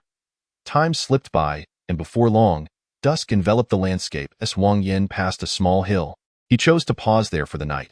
The location of the hill was quite favorable, surrounded by lush, towering trees, their branches laden with fist-sized fruits. Beneath the trees lay some shrubs, adorned with red berries resembling grapes. The glutton sampled each one, finding them harmless. To his surprise, he discovered a cave, saving him the effort of digging. Approaching the cave entrance, Wang Yan refrained from recklessly entering. Instead, he retrieved a firecracker the size of a human head from his storage bag, ignited it, and tossed it inside. In such a remote wilderness, it was improbable that a cave existed without reason. It must surely be the lair of some ferocious beast. As anticipated, when the firecracker detonated, an enraged roar erupted from within. With a furious presence and a palpable aura of menace, a pitch-black gorilla emerged before him. Standing at approximately 3 meters tall, its muscular form was accentuated by 4 formidable fangs jutting from its mouth, creating a terrifying visage. Creatures from the realm of gorillas are known for their robust physiques and volatile temperaments, often resorting to violence at the slightest provocation, and always to the death. Observing the furious demeanor of this gorilla, it was clear that a life-and-death struggle awaited. As expected, the gorilla unleashed a deafening roar, its fists, larger than Wang Yan's head, pounding against its chest with a resounding thud. It seemed a fierce battle was imminent. Wang Yan's body tensed as he slowly retreated, preparing both gold and his staff for action. Yet, at that moment, the gorilla abruptly ceased its chest thumping, its head tilting as it fainted. Wang Yan? Staff? Gold? What on earth? Did it just knock itself out? Truly a display of brutal and irrational behavior, unlike anything seen before. Wang Yan marveled, feeling a sense of incredulity. Is this how gorillas behave? Gold scratched his head in confusion. The gorilla's intelligence was evidently low. Although its self-induced fainting was rather absurd, it was somewhat understandable. I see. Gorillas possess low intelligence. Gold nodded as he snatched a berry and popped it into his mouth. Tart yet sweet, the flavor was quite delightful. These fruits had been sampled by the glutton earlier, proving safe for consumption. Let us investigate. We'll make our resting place in the stone cave tonight. With that, Wang Yan summoned Xiaoyu. Goodness, it reeks. Within mere seconds, Gold emerged cursing vehemently. This revolting gorilla, not only dim-witted but also shockingly unhygienic, had left the interior reeking of excrement. Chapter 73. The Iron-Eating Beast Sighing. Wang Yan lamented that he should have anticipated this all along. The nature of the chimpanzee is inherently base, embodying all the vile behaviors found within the animal kingdom. Of course, there are occasionally a few commendable individuals among them, but one must not err in judgment and assume that the entire chimpanzee population is virtuous simply due to the rarity of such cases. The decision to eliminate the unconscious chimpanzee and subsequently sell it to the system was made. Wang Yan instructed Jinzi to excavate a hole on the side. After burrowing in, he sealed the entrance with stones, finally finding peace in slumber. The realm of the diamond beasts is fraught with peril, far exceeding that of the frozen ice realm. Setting aside the terrifying giant, the chimpanzee encountered earlier turned out to be an 8th-tier leader. Should such creatures appear in droves, the consequences would be utterly terrifying. The darkness was thick with the whispers of mosquitoes, occasionally interrupted by a suppressed beastly roar, and Wang Yan even discerned the thunderous charge of a multitude of ferocious beasts racing past a nearby hill. A rough estimation suggested there were no fewer than 1,000. Encountering an 8th-tier leader in the wild is alarming enough. One can only speculate that the herd of rampaging beasts would not be significantly inferior. It is no wonder that the Empire has forsaken military conquest. The Diamond Realm indeed presents a formidable challenge. Wang Yan murmured softly, drawing Xiaoya closer. The information provided by the military district was exceedingly limited, merely indicating a few locations rich in diamond booty. The yields from these sites were considerable, and once captured, they could yield at least several thousand diamond booty. However, it is one thing for the military district to discover such locations. It is another entirely for the indigenous inhabitants of the Diamond Realm to do so. The competition for these sites was fierce, involving numerous large clans. Each skirmish saw participation ranging from tens of thousands to potentially hundreds of thousands, with the beasts involved being at least 5th-tier elites. Such a terrifying scale, if unified, could directly confront the military district of Minghu Province. With the forces at the military district, they could hardly withstand such attrition, leaving them no choice but to deploy their strongest members. Thus, a dilemma arose. While the military district possessed strong warriors, so too did the Diamond Realm. Moreover, there were far too many spatial rifts requiring suppression, leaving the military district unable to spare any resources. After perusing the data, Wang Yan discarded it without a second thought. He was no fool to venture into such a treacherous locale. Playing with the lives of others was one thing, but risking his own was entirely unacceptable. The night was long, fraught with hidden dangers. As daylight broke, the threats not only persisted but intensified. Within the span of merely 2 hours, Wang Yan endured 6 waves of assaults, for one-on-one confrontations, resulting in his demise at the hands of Jinzi, and 2 group attacks, where he succumbed to the flames of a burning stick. The chaos ignited a fire, from which Wang Yan received a thorough lesson. Fire prevention is everyone's responsibility. Master, let me have a taste too. Let me have a taste. The stick was insatiable, fluttering before Wang Yan as he savored the marrow from the bones. Why do you want to try everything? I have fresh foot skin. Would you like to taste that as well? I suppose that wouldn't be out of the question, Wang Yan replied, You might want to stick to some meat and suck on bones instead. The foot's skin is all yours. He ruffled the dog's head and stuffed a bone into its mouth. Within the realm of diamond beasts, no humans existed, only various ferocious creatures.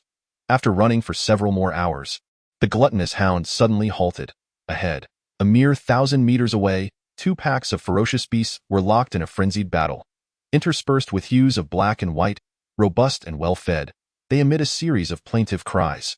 This is a group of Ailuropida melanoleuca, commonly known as giant pandas, dressed in purest white, with arms hanging down to their knees, bared fangs and crimson eyes. Here stand a troop of white apes.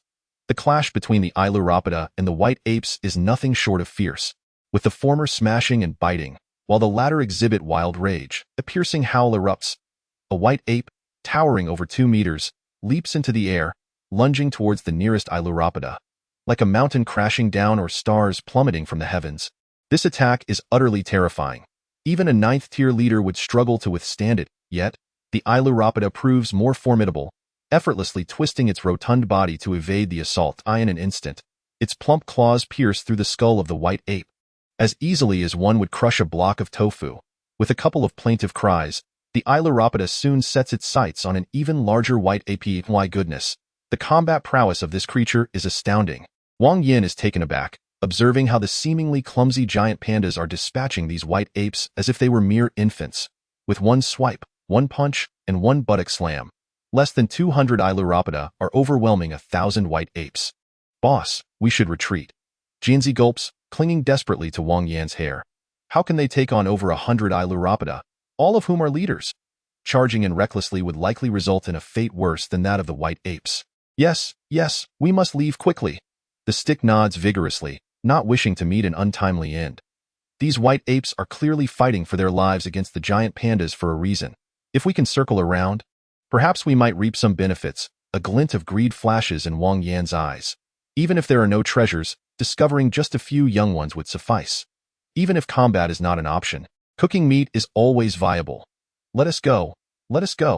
Jianzi pecks at the head of the glutton, prompting the latter to dash off immediately. Swift as the wind, quick as lightning, the glutton races ahead, soon uncovering a vast nest. Several stones are positioned at the entrance to prevent the snow and wind from intruding. The ground is covered in dried reeds, remarkably soft to the touch. The white ape's nest is significantly cleaner than that of a chimpanzee, with only a faint animal odor mingling with the fresh scent of fruit. Given the combat capabilities of that group of giant pandas, the number of white apes returning alive is minuscule. Thus, Wang Yan boldly ventures inside, unafraid of being confronted by returning white apes. The cave is deep, and the further he goes, the stronger the odor becomes, accompanied by increasing dampness. Wang Yan encounters numerous dried branches and the bones of unknown fierce beasts. After progressing over 100 meters, as anticipated, he indeed discovers the young of the white apes. Counting them reveals a total of 33, all nearly devoid of combat prowess. Upon seeing Wang Yan, these young ones huddle together in fear, emitting sharp cries. Boss, what should we do? Jianzi's expression is conflicted. These little creatures appear exceedingly pitiable, stirring a sense of reluctance within. However, should Wang Yan issue the command, it would not hesitate to eliminate them all, shifting any lingering guilt squarely onto Wang Yan's shoulders. The best course of action would be to take them all away and sell them to the Beast Tamers Association. Despite possessing the qualities of a leader, one must ultimately submit to the will of others. Yet, this fate is far preferable to death. Wang Yan sighed, acknowledging the brutal nature of survival struggles, contending against the heavens, battling the earth, and engaging in fratricidal conflict. A moment's carelessness could lead to the annihilation of one's race. This holds true for ferocious beasts as well as for humanity. Chapter 74. The abduction of the super cute little Tuan. Take them all. If we can survive until our departure, we shall sell them to the Beast Tamers Guild. If not, they shall serve as provisions. Wang Yan retrieved a box and meticulously placed the white ape cubs within. In this world, the strong excel in spatial manipulation, wielding an array of spatial artifacts and life-preserving techniques that manifest in astonishingly diverse forms. The box in Wang Yan's possession, known as the dormancy box, could force ferocious beasts into a deep hibernation, averting the possibility of fatal injuries. After all, a living beast holds far greater value than a deceased one. Utilizing it on these little cubs would extend their lives, ideally allowing them to survive for 2 months. If they could not, it mattered little. Boss, guess what I just found? As soon as he secured the white ape cubs, Jinzi strode over with a swagger. Wang Yan raised an eyebrow and inquired, what else could possibly exist in this place? Ape dung. Rice bucket. Woof. Go play elsewhere. Jinzi sent a blade of sword energy towards the dog's mouth, causing the rice bucket to whimper, almost shedding tears. Ever since Jinzi mastered the golden sword chi, the rice bucket had endured its fair share of bullying. Fortunately, Jinzi was considerate enough to ensure the pain did not result in injury. I discovered diamond bodhi seeds, and quite a few at that. Jinzi extended a claw, presenting a seed the size of a grape into Wang Yan's palm that appeared desiccated, rough, and far from plump. Upon closer inspection, the information confirmed it was indeed a diamond bodhi seed, albeit dissimilar to the images he had seen. It looked severely underdeveloped.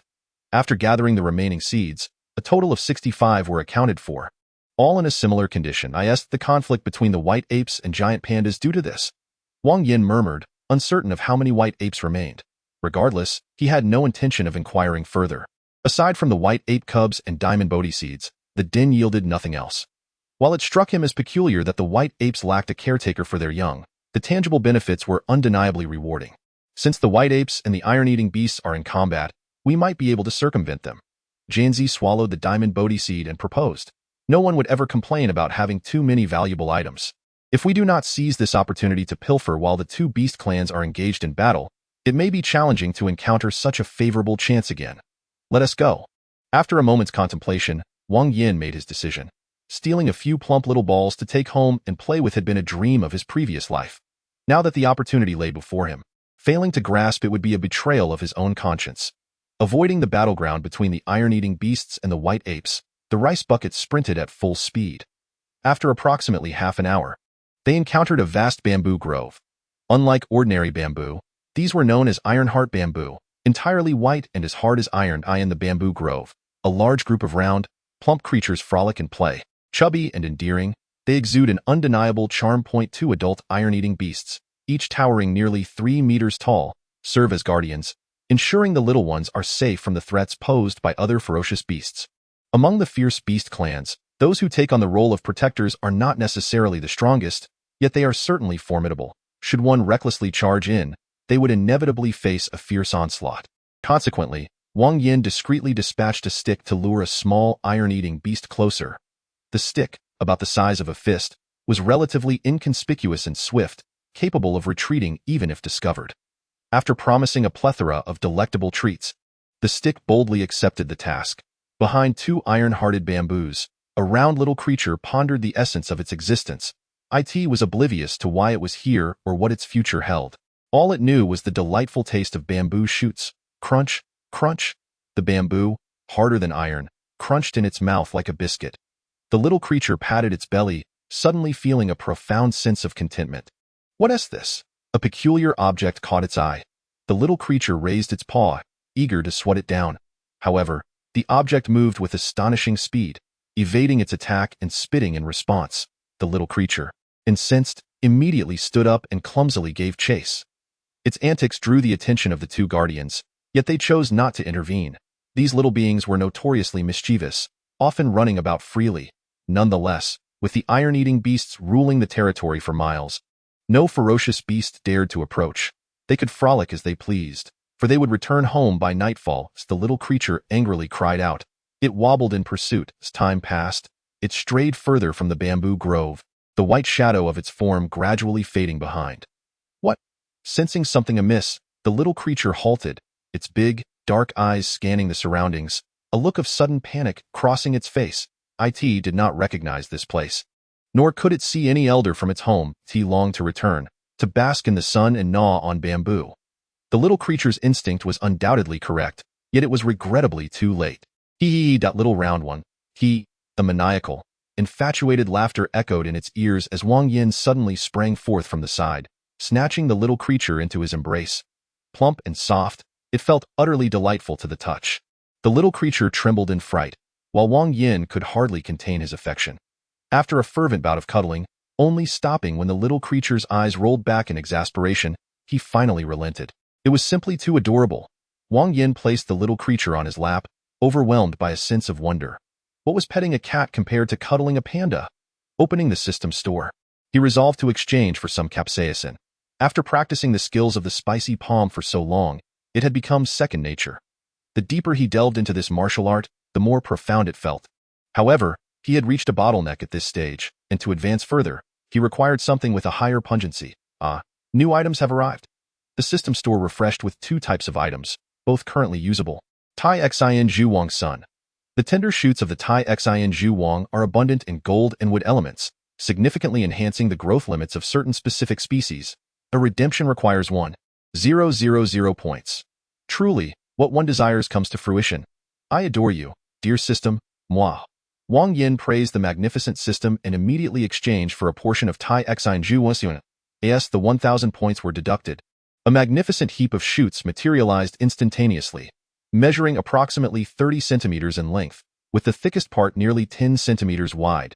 The quantity amounted to no less than a ton. One would expect a single portion of shoots to weigh merely a few pounds.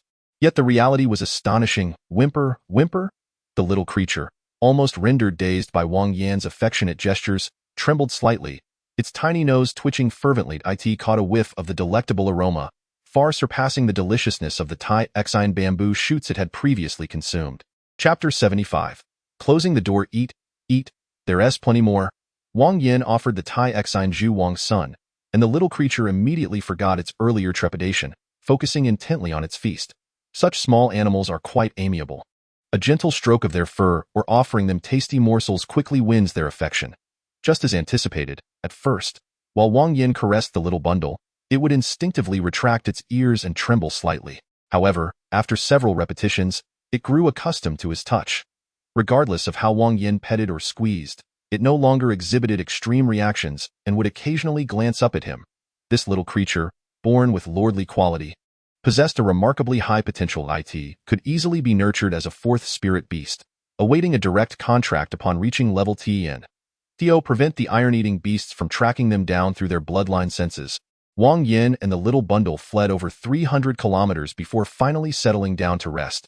As the night enveloped the world in tranquility, Wang Yan was abruptly awakened. He heard no sounds, yet an overwhelming sense of dread surged within him, compelling him to instinctively reach for the spatial converter to escape this place. Wang Yan understood that this intuition stemmed from his soul strength limit of 222 points. Although he could not directly form contracts with 4 spirit beasts, many derived traits remained, such as the perception of danger, boss, master, hiss, Jinzi, Shaoqing, and Gunzi all awakened, while Xiaoyu anxiously clutched Wang Yan's clothing. As for the food bucket, best to ignore it. In a secluded valley, 200 burly men stood silently, the leader towering over 5 meters. Their skin, a striking black and white, was taut over bulging muscles. A terrifying aura of murderous intent enveloped the entire hollow, silencing the birds and beasts and causing insects to cease their buzzing.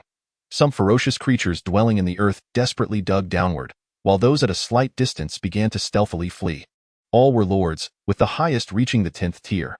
Such a formidable black and white force could instill fear wherever they appeared. Whimper. A muffled sound carried an oppressive anger and chilling murderous intent, as the king of iron-eating beasts refrained from allowing its subordinates to act recklessly. It sensed the presence of a child, remarkably calm, seemingly uninjured, a 10th-tier lord. It was on the brink of reaching a certain pinnacle point. One more step upward would require overcoming the tribulation of thunder to achieve kingship.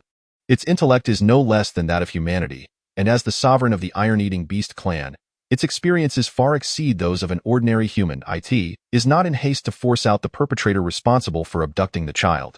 On one hand, the child is momentarily safe, and on the other, it seeks to prevent a cornered dog from jumping over the wall. Bang!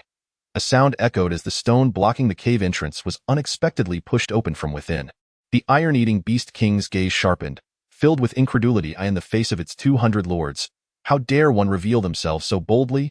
Whimper, whimper, whimper. A tender voice filled with joy and urgency emerged, causing the iron-eating beast king to tremble slightly. Yet it restrained itself from making any movement in such critical moments. Maintaining composure is paramount. Whimper. The iron-eating beast king's tone was laden with authority, yet could not mask a hint of concern. Wang Yan sighed, ultimately choosing to release the little one in the past life. A national treasure deserves some respect. If it were a monkey from Mount Amay, a grand feast of monkeys would have been prepared long ago. Whimper.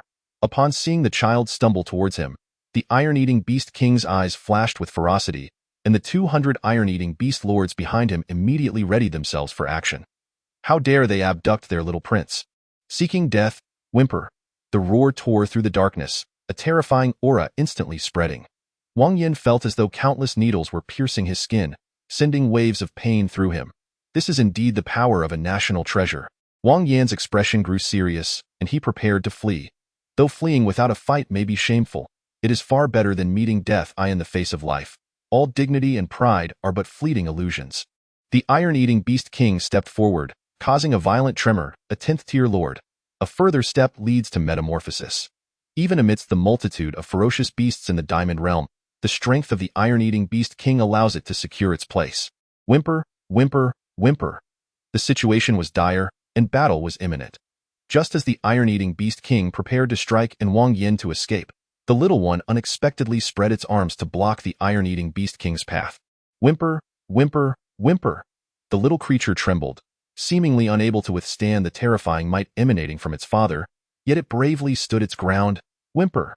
The iron-eating beast king paused, glancing at Wang Yan and then at its son, its eyes narrowing gradually. Whimper, whimper, whimper. The tender voice carried a hint of urgency, as if seeking to explain. Whimper. Despite harboring murderous intent, the iron-eating beast king forcibly suppressed its fury. Whimper, whimper, whimper, whimper. The father and son continued to converse, their speech growing faster and more urgent. What are they whimpering about? Jian looked utterly perplexed, completely at a loss. Aren't you a spirit beast? Why can't you understand? Gunzi asked in confusion. As a sprite, can you comprehend what the trees are saying? Jian retorted, of course. Look at that big tree over there. It says you're disturbing its sleep. Gunzi turned his head, bringing the topic back to earlier. Spirit beast, why can't you understand what they are saying? Jian. After a solid 10 seconds of silence, Jian suddenly gazed skyward at a 45-degree angle, his face filled with desolation. Perhaps this is the plight of a genius. I have mastered the most magnificent language in the world, leaving behind the trivialities of lesser tongues. Indeed, Chinese is the most esteemed language globally. However, your proficiency is only partial at best. You have merely acquired the ability to listen and speak, lacking the skills to read and write. With a serious expression, Gunzi confronted Jinzi, rendering him speechless. After such dialogue, do you possess the ability to write? To read? Jinzi, filled with indignation, seethed with anger. Gunzi, with a serious demeanor, of course. Is there a problem? Jinzi, filled with doubt, began to question his existence, while the debate between Xiaotu and the iron-eating beast king finally reached its conclusion. The young creature dashed into the cave where they had previously rested. Surrounded by numerous iron-eating bears that watched with keen interest but refrained from approaching, it appeared that the negotiations had been successful. Jinzi murmured in disbelief, pondering what the young one was up to inside. A sudden epiphany struck Wang Yan, as he realized what was transpiring. The Ironheart Bamboo King shoot. Rich in gold and wood elements, it could significantly enhance the growth potential of certain specific species. The term certain specific species undoubtedly referred to the iron-eating beasts. The Ironheart Bamboo King shoot, abundant in gold and wood elements, was tailor-made for the little ones, despite its tender age. As a descendant of a 10th-tier lord and the prince of the iron-eating beast clan, the young creature sensed the immense benefits of the Ironheart Bamboo King shoot upon consuming it. Thus, it willingly allowed Wang Yan to pet it that moment, witnessing the conflict between his father and Wang Yan. The young one became restless. An instinctual urge told it that the Ironheart Bamboo King shoot might propel its father further, towards the realm of kings. Chapter 76. Successful negotiation. Before long, the little one returned, exclaiming with delight. Presenting the Ironheart Bamboo King shoot to its father as if offering a treasure, the young one's gaze was filled with encouragement, urging the iron-eating beast king to take a bite. Although skeptical about the shoot's utility, the king trusted his son implicitly. He placed the Ironheart Bamboo King shoot in his mouth and took a gentle bite. A look of astonishment spread across the iron-eating beast king's face. The texture was crisp and refreshing, with a sweetness that surpassed any Ironheart Bamboo shoot he had tasted before by dozens of times. Moreover, the Ironheart Bamboo King shoot contained a wealth of gold and wood elements. Should there be a sufficient quantity, he was confident he could ascend to the realm of kings within half a month. The iron-eating beast king glanced at Wang Yan, instinctively recognizing that this shoot was undoubtedly linked to him. Upon witnessing his father's surprise, the little one knew it had succeeded and immediately began to negotiate. Ultimately, the father and son reached a consensus, turning their attentions towards Wang Yan at this juncture. The situation had become rather clear. The Ironheart Bamboo King shoot marked a pivotal shift in the Iron-Eating Beast King's attitude. As long as Wang Yan could continue providing these shoots, the previous grievances over the kidnapping could be forgiven. If it had been someone else, under the intimidation of 200 lordly beasts and the guilt of stealing a child, they might have submitted. They would have obediently offered the Ironheart Bamboo King shoot, playing the role of a compliant child. But who was Wang Yan? To forego the opportunity to leverage such a readily available resource would be a disservice to his own conscience. There was an abundance of such treasures, and he intended to seize as many as he could. Wang Yan waved his hand, and 2 tons of iron-hearted Bamboo King shoots materialized out of thin air. However, the notion of obtaining them without cost was utterly impossible. As his words echoed, the 2 tons of bamboo shoots were swiftly retracted by him. With a roar, the Iron-Eating Beast King and its kin unleashed a chorus of furious growls. The oppressive presence emanating from the 200 formidable beasts was immensely formidable. Even Wang Yan, with his soul strength capped at an impressive 222 points, found it somewhat overwhelming. Nonetheless, he endured. Should negotiations fail, retreat would be the only option. Yet, if successful, not only would he reclaim the points spent on the bamboo shoots, but he would also acquire additional treasures. The Iron-Eating Beast King stepped forward, its towering 5-meter frame casting a tremendous shadow of intimidation. Wang Yan stood his ground, locking eyes with the creature's large, dark circles. The atmosphere grew increasingly tense, as though an invisible force were expanding outward. Every moment felt like an eternity. After 3 long minutes, tempted by the allure of the bamboo shoots, the Iron-Eating Beast King chose to relent. Thus, negotiations commenced in earnest. What on earth is this? Why can they comprehend our speech while we cannot understand theirs? Jianzi muttered, a look of bewilderment etched across his face. Among the various beast species, there existed no form of universal language. Each species could only comprehend its own tongue, leading to confusion when faced with others. Yet, curiously, any intelligent spirit beast capable of a certain level of understanding could comprehend Chinese. It seemed a fair exchange. They could understand but not articulate, while we could speak yet not comprehend. Do we even speak? Jianzi questioned, perplexed. Ing, came the reply from Gunzi. Jianzi stared blankly at Gunzi for a full minute, utterly dumbfounded. Wang Yan, through a series of guesses and gestures exchanged between the Iron-Eating Beast King and the little creature, managed to reach an agreement after 180 minutes.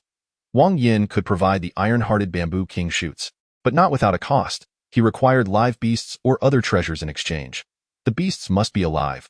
Corpses were unacceptable. The treasures would need to be inspected first. Anything deemed unsatisfactory would not be accepted. Wang Yan's task was to exchange the bamboo shoots based on what the Iron-Eating Beast clan offered, by slaying the beasts and turning their corpses into the system. Wang Yan not only avoided loss but could also potentially profit handsomely. Furthermore, the treasures brought forth by the iron-eating beasts could spare him the dangers of battle and the effort of searching far and wide. A win-win situation, indeed. Wang, came the voice of the glutton from behind. As a large black and white head emerged, eyes brimming with vigilance. Of course, it was merely an act. If this creature were genuinely as cautious as it appeared, it wouldn't have emerged so late. You're slower than a snail. Wang Yan smacked the glutton across the face, infuriated to the point that his nose skewed. It was evident that the national treasure was a creature of great integrity. Just as dawn broke, it had hastily returned with a pack of beasts for Wang Yan to slay. This pack consisted of canines, numbering around 300, with the weakest among them being elite 6th-tier beasts. Recognizing the national treasure's unwavering honesty, Wang Yan was naturally generous in return. After slaying the fearsome beast, Wang Yan allocated half of the accrued points to exchange for the Ironheart Bamboo King shoots, retaining the remainder as his own reward. As an intermediary, it is only reasonable to earn a profit, especially when dealing with goods produced by the system, which only charges a modest half in fees. The national treasures are certainly reaping substantial profits. In addition to the ferocious beast, the little group brought forth an array of other splendid items. A plethora of Vajra Bodhi seeds, round and plump, each a fine specimen, far superior to those found in the white ape's lair. Xianjin fruits, enhancing the defensive capabilities of both muscles and skin.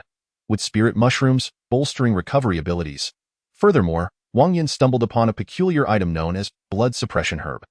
This herb temporarily suppresses the power of one's bloodline, inducing a forced state of slumber. After consuming a large quantity of food rich in both gold and wood elements, the iron-eating beast becomes exceedingly agitated. To avert any unnecessary disturbances, they resort to this herb, allowing them to enjoy a restful sleep, thus alleviating their excitement.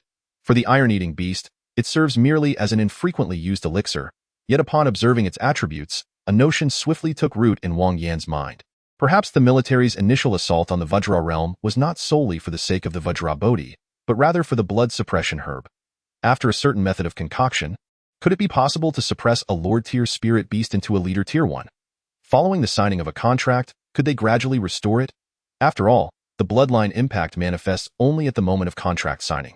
As long as the contract is successfully established, even if the creature later ascends to kingly quality, it would pose no further threat to the Beastmaster.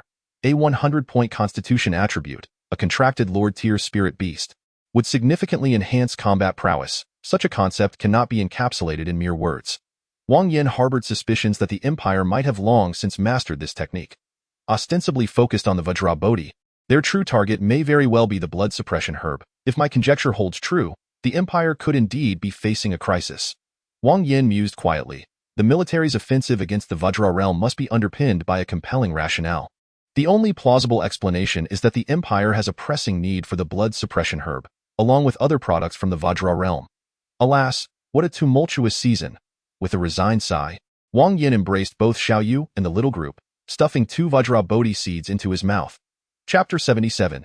News of the Coiling Dragon. This item boasts a remarkably high yield, with a single tree capable of producing thousands of seeds. After engaging in trade with the iron-eating beast clan, Wang Yan decided to indulge in these seeds as a snack.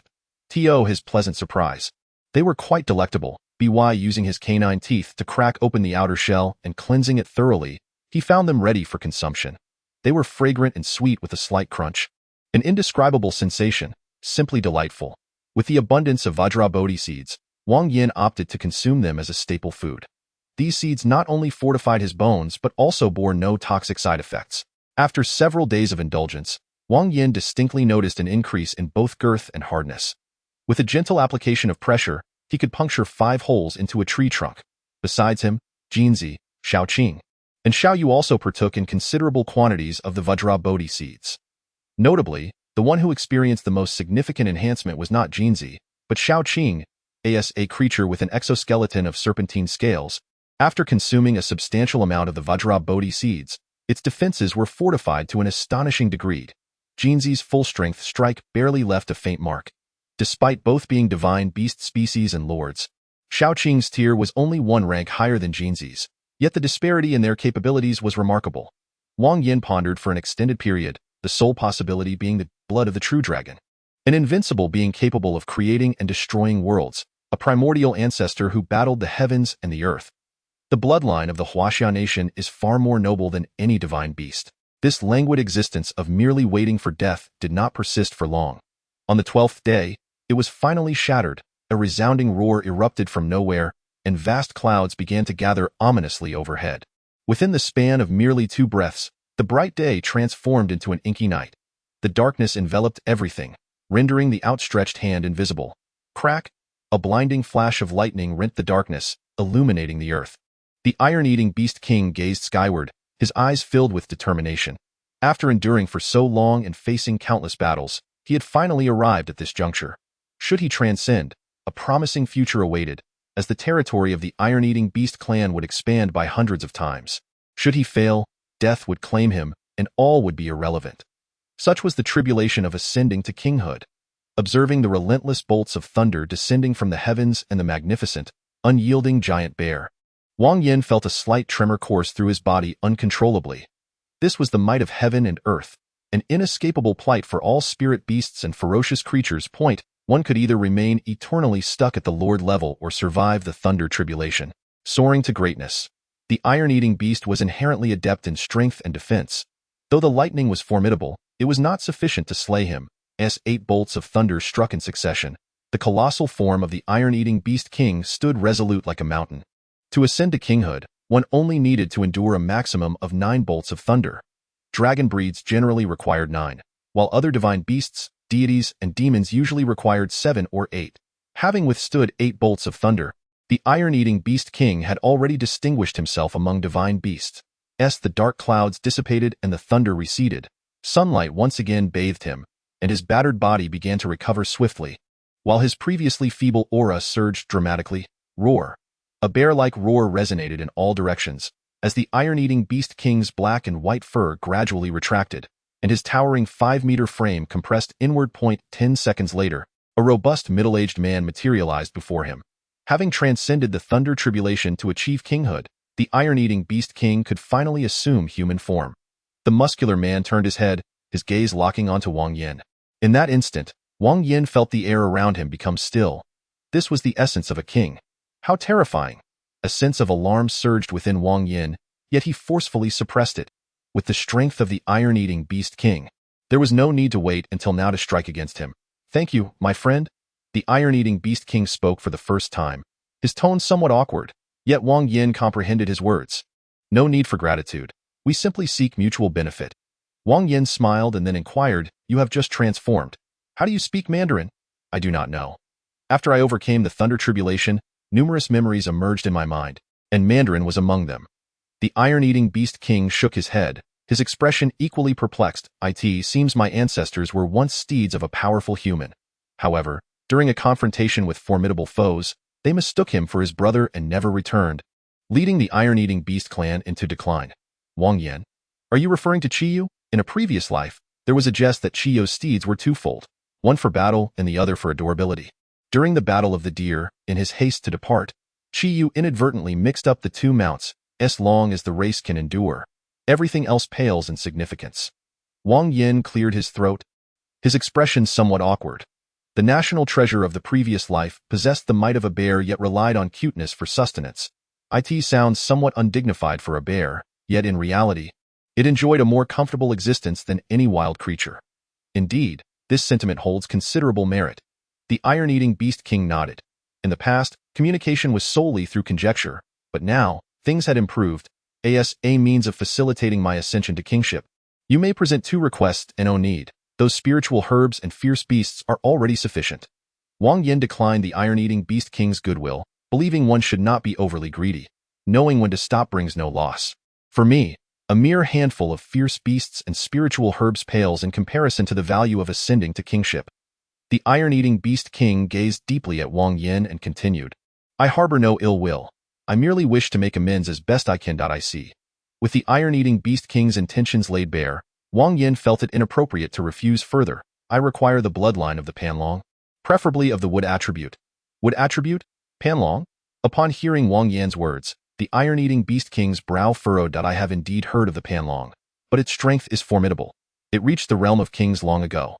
Even at the same rank and level, I would not be its match, let alone now that I have just ascended." The iron-eating Beast King shook his head, his expression tinged with helplessness. "Among countless fierce beasts, the most powerful are the divine species, the godly species, and the demonic species. Within the divine species, the dragon kind is nearly invincible. Dragons that ascended to kingship long ago, who knows how powerful they have become? Not even the iron-eating Beast King, nor another king, could surely contend with the Panlong. Your quest for the Panlong's bloodline is likely to aid that serpent in its ascension, correct?" The iron-eating Beast King remarked. "I sense an extraordinarily terrifying aura from it, a power capable of obliterating the world. Though it is of the dragon kind, it surpasses them. It resembles a source, ancient and mysterious, evoking an involuntary sense of dread." "Ah? Is it truly that exaggerated?" At the iron-eating Beast King's words, Wang Yan could not help but stare in astonishment. "It's merely an ascension to kingship. Is it that serious? Obliterating the world? That's quite mad. Isn't it? Why would one wish to destroy the world, surpassing the dragon kind? A source. This I can comprehend, as the bloodline of the Huaxia people descends from invincible beings with the power to create. Tracing back, it leads to Fuxi and the Thunder Dragon God. The Panlong is far too powerful. I am at a loss to contend with it." The iron-eating Beast King shook his head, an expression of regret adorning his face. He was not a solitary figure. His entire clan depended on his protection. Moreover, the Panlong was an ancient king, one he could not afford to provoke. Chapter 78. A tremendous enhancement that is quite all right. I have long been mentally prepared. Wang Yan smiled unfazed. The dragon kind is inherently rare, and to gather 5 attributes is an even greater challenge. The preceding occurrences can only be described as a stroke of extraordinary luck. It is commendable that the final encounter was with a formidable opponent. Although unable to vanquish this foe, it is certainly preferable to the alternative of having no opponent at all, if all else fails. Assistance from the principal or the second uncle could be sought. After all, they are family, and there is no need for formality. However, the principal and the second uncle are burdened with numerous responsibilities. Unless absolutely compelled, they are unlikely to extend their help willingly. The lineage of that serpent is dreadfully formidable. Should it ascend to the rank of a king, one must be thoroughly prepared. The iron-eating beast king cautioned. Indeed, I comprehend, he replied. Nevertheless, although I am unable to assist you in slaying the panlong, I am aware of the locations of 2 other dragon varieties, which might prove highly beneficial against that serpent. The iron-eating beast king reflected for a moment before continuing. 2 other dragon varieties? Wang Yan inquired, a hint of confusion evident. Despite the rarity of dragon species, their varieties are abundant in addition to the Jiaolong, Qilong, Panlong, Qiolong, and Yulong, each resembling the divine dragons of Huaxia and possessing the bloodline of the divine dragon. There exists the Fengmalong, a winged dragon-like lizard of a demonic breed. These 2 categories of dragons exhibit tremendous combat prowess, with the divine dragon variety standing at the pinnacle. The demonic dragons are slightly stronger than the typical divine beast species, yet weaker than the exceptional divine beasts such as Qinghuang, Tunshin Kuan, and Lu Wu. Finally, there exists the disgrace of dragon species, the dinosaur breed, which bears the name dragon yet has no real connection to them. With low intelligence and feeble strength, they languish at the bottom of the divine beast hierarchy. Wang Yan, having repeatedly slain numerous dragon species, now finds himself stymied by the panlong. If other dragon species could be provided for Qing to devour, even without ascending to the rank of a king, it would yield immense benefits. One is called Tualong, Long, and the other, Kuei Long, Kuei, both being 10th tier lords. It is these 2. Upon hearing the iron-eating beast king's words, Wang Yan was struck with realization. The so-called Tualong is, in fact, the Yangtze alligator, a nationally protected species, thus cannot be hunted. As for the Kuei Long, it is a legendary creature described in the Shan Hai Jing de Huang Dong Jing. It resembles an ox, with a body devoid of horns, possessing 1 leg. When it emerges from water, it invariably brings wind and rain, its radiance akin to that of the sun and moon, and its voice akin to thunder. Hence it is named Kuei. There are also tales of the Kuei Nyo, suggesting that the Kuei Nyo and Kuei Long are, in essence, the same entity, appearing as both an ox and a dragon. Given this, I extend my gratitude. Wang Yan inclined his body in a gesture of respect towards the iron-eating beast king. The beast king, having inherited the memories of his ancestors, certainly cannot treat him as an ordinary fierce beast. Upon ascending to the rank of a king, the overall combat strength of the iron-eating beast clan experienced an explosive enhancement. The beast king named himself Xiongba and his son Xiongda, and resolved to expand their territory, conveniently assisting Wang Yan in dealing with the Tualong and Kuei Long. What is it like to have over 200 lords charging towards oneself in a frenzy? Many fierce beasts have become aware of this sensation. Fierce, frenzied, and utterly unstoppable. Within a radius of several hundred miles, the strongest among the clans are merely 10th tier lords. At this moment, as Xiongba ascends to the rank of king, these lords are utterly powerless to resist. They must either submit or face extermination. There is no third option. Even the formidable dragon species cannot bridge the vast chasm between lords and kings. The Tualong is simply an alligator. Should Qing consume it, it would only serve to sate her hunger, while Wang Yan opts to skin and roast it for sustenance. Although the Kuei Long appears to embody both the characteristics of an ox and a dragon, its bloodline possesses remarkable power.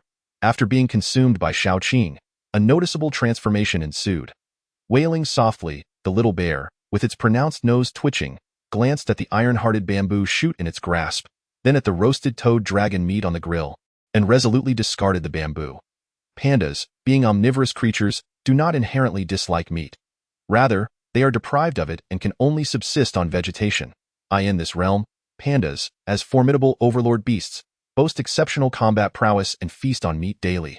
However, they lack the ability to kindle fire or cook, thus must consume their food RW'd.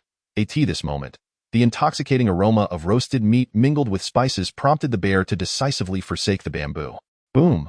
A dull thud resounded as a figure was sent hurtling backwards. It was a bear, towering over 2 meters, its entire body cloaked in white, with robust limbs. Its thick fur and taut muscles signified its strength. Generally, bear-like beasts excel in both offense and defense, exhibiting formidable close combat capabilities. This white bear was a 4th-tier overlord, not particularly formidable within the realm of the diamond race, yet not weak by any means. In its battle against Wang Yan, however, it suffered defeat, and not only that, it was brought to tears. With an abundance of spiritual herbs consumed, my physical form has now reached a level capable of confronting overlord-quality spiritual beasts head-on. Wang Yan gazed at his left hand, which glowed a blood red, exuding heat that warped the surrounding air. His powerful physique and terrifying spicy palms have forged his current combat strength. He had rendered fourth-tier overlords utterly defenseless. Had he been a human beast tamer, one strike would likely spell doom. I felt a pang of discomfort. Watching Wang Yan mercilessly pound the white bear into the ground, Jin Zi instinctively clenched his rear. Such fiery spices not only sear the mouth, but also torment the stomach and rear ina bid to enhance his spice tolerance. Wang Yan had taken to adding a hint of chili extract to every meal over the past days. Not just himself, but Jin Zi, Xiao Qing, Xiao Yu, Gun Zi, and Fan Tong were all subjected to this. Xiao Qing would swallow it whole. Her bloodline power was immensely potent, her physique reaching the apex of overlord standards, even evoking admiration from Xiong Ba. The mere spiciness of chili extract was negligible to her. Xiao Yu, being sweet and obedient, was cherished by Wang Yan, who could hardly bear to let her endure the spice. Gun Zi, as an elemental sprite, would simply reconstitute his body when the heat became unbearable. The most afflicted were Jin Zi and Fan Tong. They could scarcely endure the burning sensation in their mouths, let alone the torment to their rears. After days of this, they nearly faced dire consequences. Now, upon witnessing the white bear's crimson state, they couldn't help but recall their own past miseries. Awu. Fan Tong nodded, discreetly shielding his posterior with his tail. Awu. The anguished cries were laced with indescribable pain and despair. The white bear trembled incessantly, tears streaming down its face. Its body had swollen significantly, bearing an array of crimson paw prints. Its eyes burned with pain, rendering it unable to see anything. It could only lash out blindly, desperately attempting to drive back its foe. Yet, Wang Yan remained steadfast, akin to an unyielding adhesive. The white bear continued to swell, its skin beginning to rupture and bleed, as time ticked by. Amidst a final, defiant roar, the white bear ultimately succumbed, exhausted to the point of death. As the cultivation of the spicy palm deepens, its characteristics begin to manifest. Wang Yan lowered his head, and the vivid red on his left hand rapidly faded, soon returning to its original state. It is said that when the iron sand palm is cultivated to its utmost limits, the hand transforms to a pristine white akin to jade. A single strike can unleash golden energy that invades the body, directly obliterating the target's internal organs. The cultivation methods of the spicy palm and the iron sand palm are nearly identical. It is anticipated that they will yield similar results once mastered to a certain extent. Chapter 79. Coiling Dragon. After departing from the territory of the iron-eating beast, Wang Yan resolved to assess the extent of his strength. The combat of beast tamers predominantly relies on their spiritual beasts, rendering their own combat capabilities rather feeble. Consequently, many beast tamers opt for a spiritual beast solely to safeguard themselves during battles. Whether it is Xiao Qing or Jin Zi, both possess formidable combat prowess, more than sufficient to protect Wang Yan. However, he was unwilling to take this route. On one hand, the plethora of spiritual beast types is astonishing, and one could never know if there exists one adept at assassination and stealth. Rather than squandering a spiritual beast for personal protection, it would be wiser to cultivate his own self-defense capabilities and restrain the enemy's spiritual beast. On the other hand, certain spatial rifts possess peculiar rules that severely limit the power of spiritual beasts.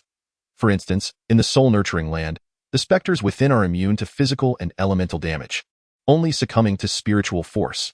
With such considerations in mind, Wang Yan did not abandon the enhancement of his own abilities. He consumed the diamond bodhi to strengthen his skeletal hardness, the Xianjin fruit to bolster his muscle and skin defenses, and the wood spirit mushroom to amplify his recovery abilities. Wang Yan was on the verge of nausea from the sheer quantity he had ingested. While others feared the accumulation of toxins in their bodies, Wang Yan was unfazed, indulging freely until no further benefits could be gained. In the territory of the iron-eating beasts, he feasted and reveled, surrounded by a delightful array of dumplings. Living quite comfortably, however, the realm of the iron-eating beasts was limited, and the resources produced were rather scant. Wang Yan's objective was to explore the diamond realm and enhance his strength, thus he could not remain there indefinitely. Consequently, he bid farewell to Xiong Ba and the little dumplings, continuing his journey deeper into the unknown. Of course, he did not forget to take some treasures with him. After a rough estimate, he found himself with over 2,000 Xianjin fruits and wood spirit mushrooms, and more than 10,000 diamond bodhi. He also possessed over 3,000 pounds of blood-suppressing grass, which could restrain his bloodline power. The iron-eating beasts were indeed good-natured, offering all their resources to Wang Yan. In return, he generously left behind a substantial 50 tons of iron heart bamboo king shoots. Beyond the ample spiritual herbs, he also accrued a significant amount of points. After exchanging for such a multitude of iron heart bamboo king shoots, Wang Yan found himself with a staggering 700,000 points remaining. It must be said that, at times, engaging in the trade of second-hand goods can be quite lucrative. Boss, where shall we head next? Jin Zi inquired, perched on Wang Yan's shoulder, his bright eyes gleaming with curiosity. Let us seek out the coiling dragon. Although we may not be able to defeat it, it is certainly worth a glance. With the confidence of one who had just vanquished a white ape with his bare hands, Wang Yan strode forth, exuding an invincible aura reminiscent of a tyrant lifting a cauldron. Riding upon the rice barrel, embracing Xiaoyu, with Xiao Qing entwined in his arms, and Jin Zi and Gunzi perched on either shoulder, his appearance was indeed quite remarkable. After a relentless sprint lasting over 10 hours, they finally arrived at the foot of a modest mountain, standing at just over 50 meters in height. A colossal dragon species coiled atop the summit, deeply ensconced in slumber, in the mythological legends of the past. The Panlong, or coiled dragon, is a creature that lies dormant within the earth, yet has not ascended to the heavens. Its name is derived from the frequent carvings of its form upon stone pillars. Whether it be the Panlong, the horned dragon, the fish dragon, the twisted dragon, or the chi dragon, they are all formidable beasts of great power. As their strength continues to grow and their quality advances, perhaps one day they will defy the currents and revive the splendor of their ancestors. However, for now, they remain merely fierce beasts endowed with dragon blood. Wang Yan stood over 1,000 meters away, observing the Panlong's form through a telescope. Majestic and imposing, it exuded a commanding presence that could still leave one in awe, even from such a distance. The Panlong is not a true dragon. It cannot sustain itself on clouds and natural energies. This, indeed, presents Wang Yan with a singular opportunity. Following the information provided by Xiongba, Wang Yan circled the mountain several times before finally discovering a small lake. The water was crystal clear, revealing delicate aquatic plants gently swaying, while a few turtles basked on the shore under the sun. There is a saying, when the water is too clear, there are no fish. When a person is too discerning, they have no friends. This means that if the water is too clear, fish cannot survive. If a person is too strict, they will not have companions. Aside from the turtles and the aquatic plants, it seemed there were no other creatures inhabiting the small lake. Yet, this was far from the truth. Within it lived a unique and elusive beast known as the Wuying Yu, or shadowless fish. Formless and invisible, it left no trace behind, and no matter the method employed, one could not detect its presence, yet it undeniably existed. Much of Xiongba's memories stemmed from the legacy within his bloodline. He himself was uncertain of what was real or false, and he had no means to discern the truth. For an ordinary person, it would indeed be impossible to ascertain whether the lake harbored the shadowless fish. But who was Wang Yan? With the system at his side, he was a force to be reckoned with. If he couldn't even locate a mere shadowless fish, he might as well seek a 36D figure to suffocate himself with. What nonsense! Is there truly nothing? Wang Yan's gaze swept back and forth across the lake, the water so clear it seemed almost non-existent. Not a single fish was in sight, not even a worm. If there were no fish, how had the turtles managed to survive? Grazing on plants. Wang Yan casually picked up one of the turtles, which recoiled in terror, retracting its limbs and head into its shell. Master, what is this? Quanzi, encountering a turtle for the first time, poked at it with curiosity. This is a turtle.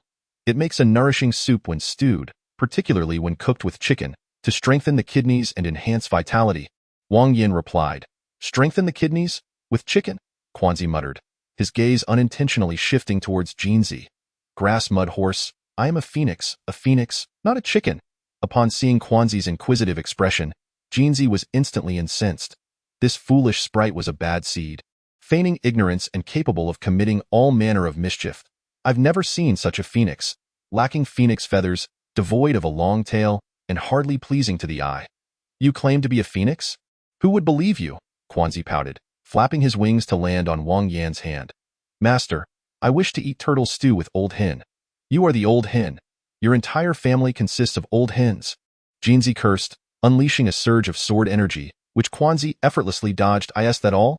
Quanzi raised an eyebrow, a look of disdain evident on his face. The two little creatures bickered while the gluttonous Dongzhu curiously licked the scene. Ow! A sudden scream pierced the air, instantly capturing the attention of Jinzi and Gunzi. Turning to look, they beheld the tongue of Fan Tong firmly clamped in the jaws of a tortoise, thrashing about in pain. This fool. Wang Yan covered his face with both hands, once again contemplating the notion of consuming dog meat. It was utterly terrifying, simply invincible. This creature must not be released. Otherwise, it would surely meet its demise within 3 days. Inserting his finger into the shell located at the rear, the tortoise was immediately incapacitated by the spice. A second-tier elite beast, pitifully weak. With the tortoise now deceased, it naturally released its grip. Wang Yan pried open the tortoise shell, generously sprinkling salt and spices before presenting it to Fan Tong. Woof! Fan Tong barked furiously, sinking its teeth into the offering. It sought vengeance. Only by devouring both shell and flesh could its anger be assuaged. Wang Yan's finger delved in, causing the tortoise to succumb to the heat. The aroma was simply indescribable. As anticipated, Fan Tong was brought to tears by the spiciness. Yet it resolutely consumed the entire tortoise, leaving not a morsel behind. Chapter 80. A fierce beating of the Panlong. The lake was not extensive, roughly estimated at just over 100 cubic units. Wang Yan extracted most of the water, pouring in osmanthus wine, enriched with a substantial amount of blood-suppressing herb juice.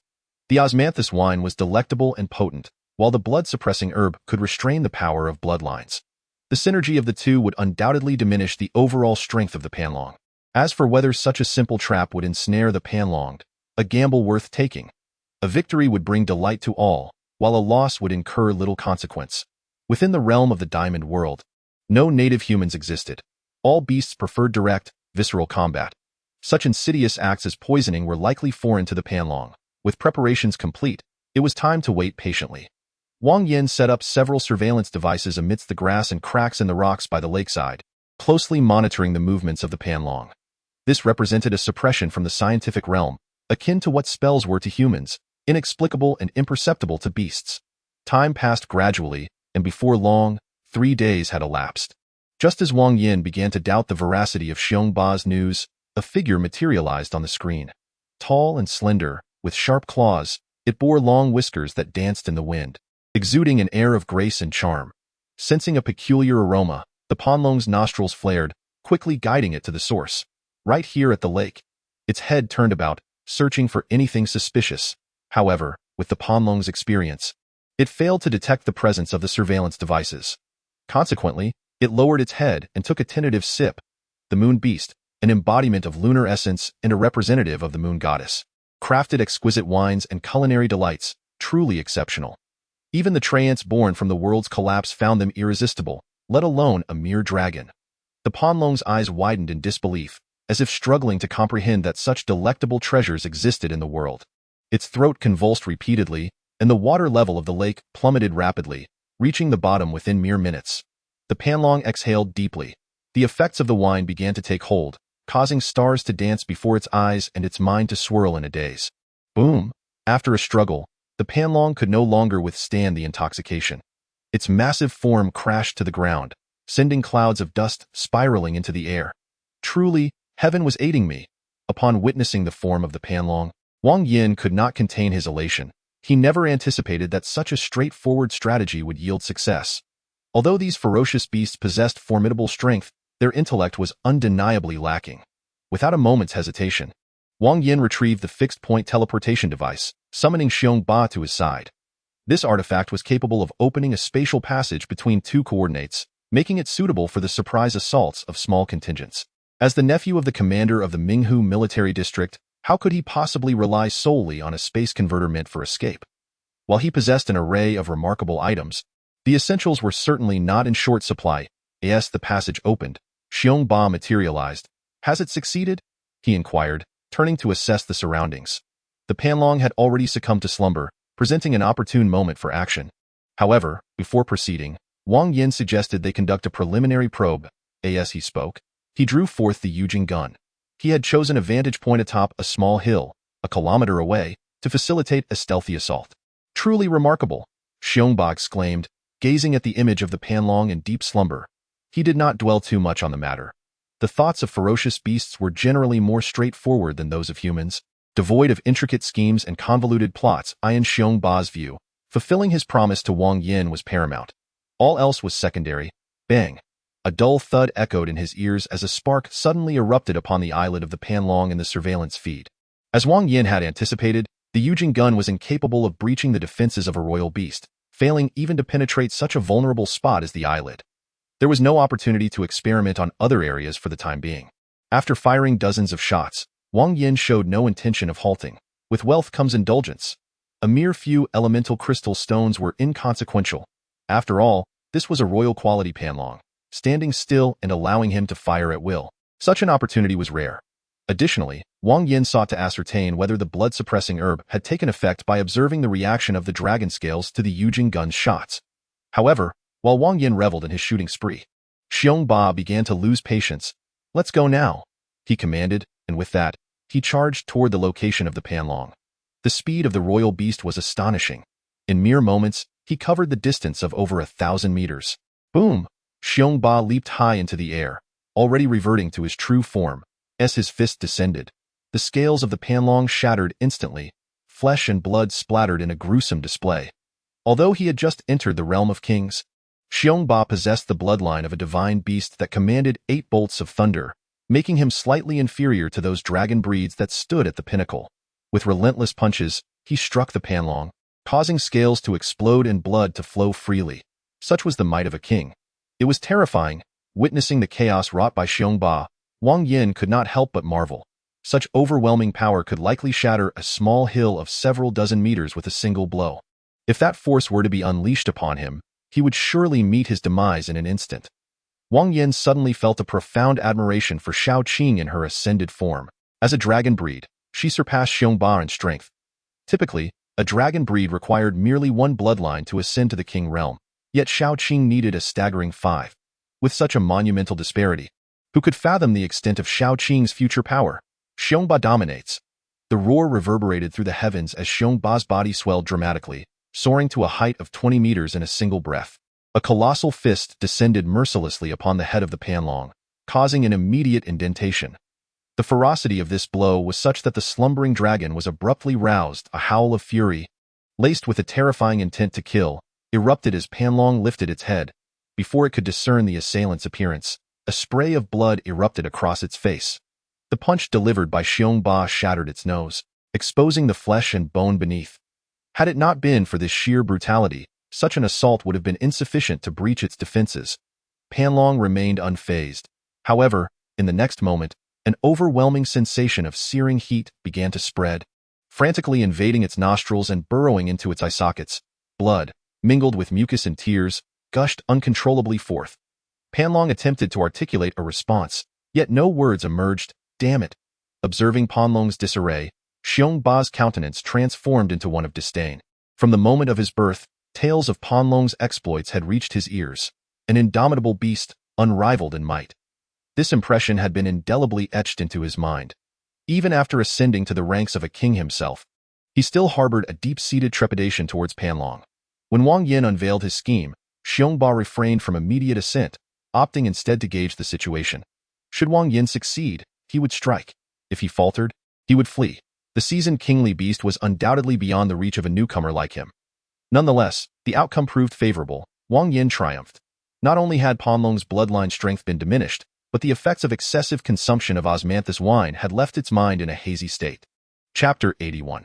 An unexpected turn. A howl of agony jolted Panlong into full awareness.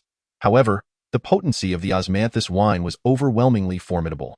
Though its mind regained clarity, its body remained unresponsive. Furthermore, it sensed a peculiar weakness enveloping it. It could barely muster even half of its original strength, and its defenses had significantly waned. It must be this water. Despite Panlong's limited experience with treachery, it was far from foolish and quickly deduced the situation.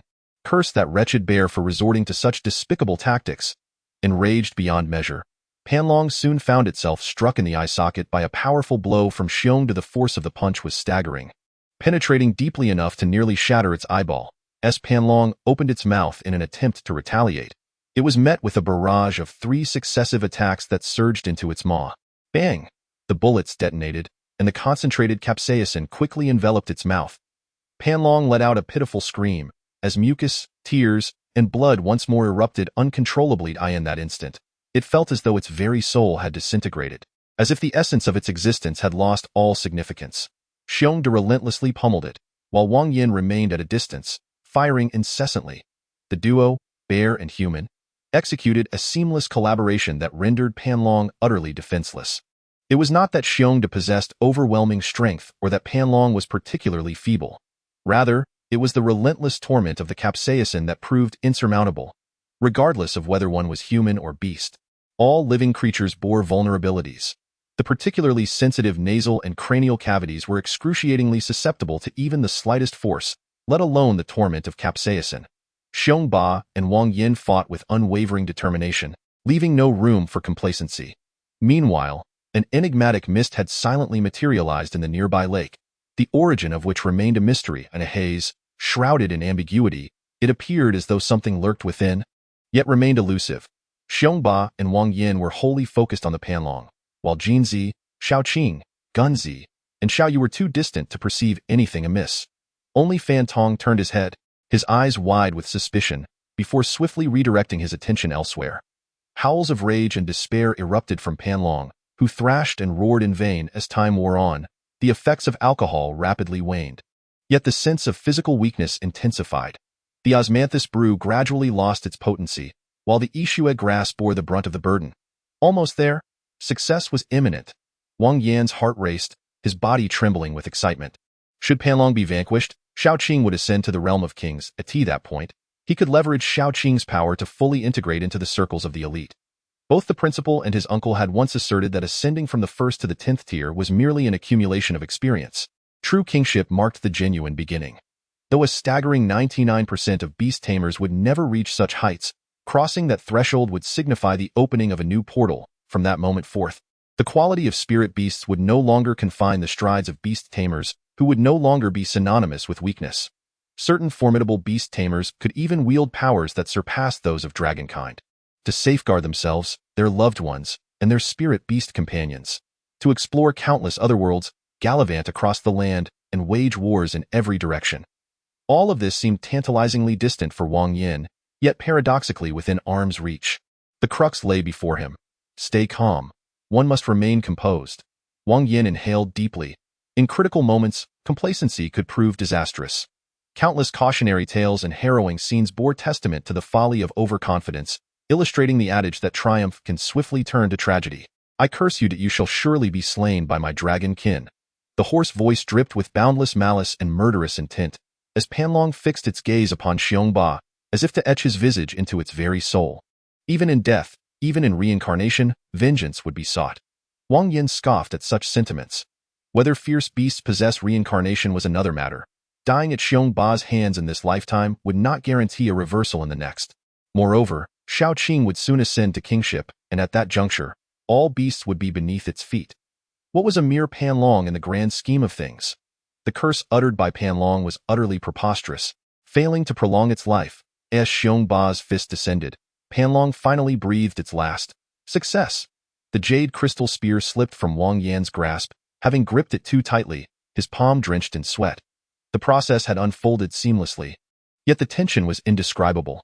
Any misstep, any unforeseen event could yield unbearable consequences.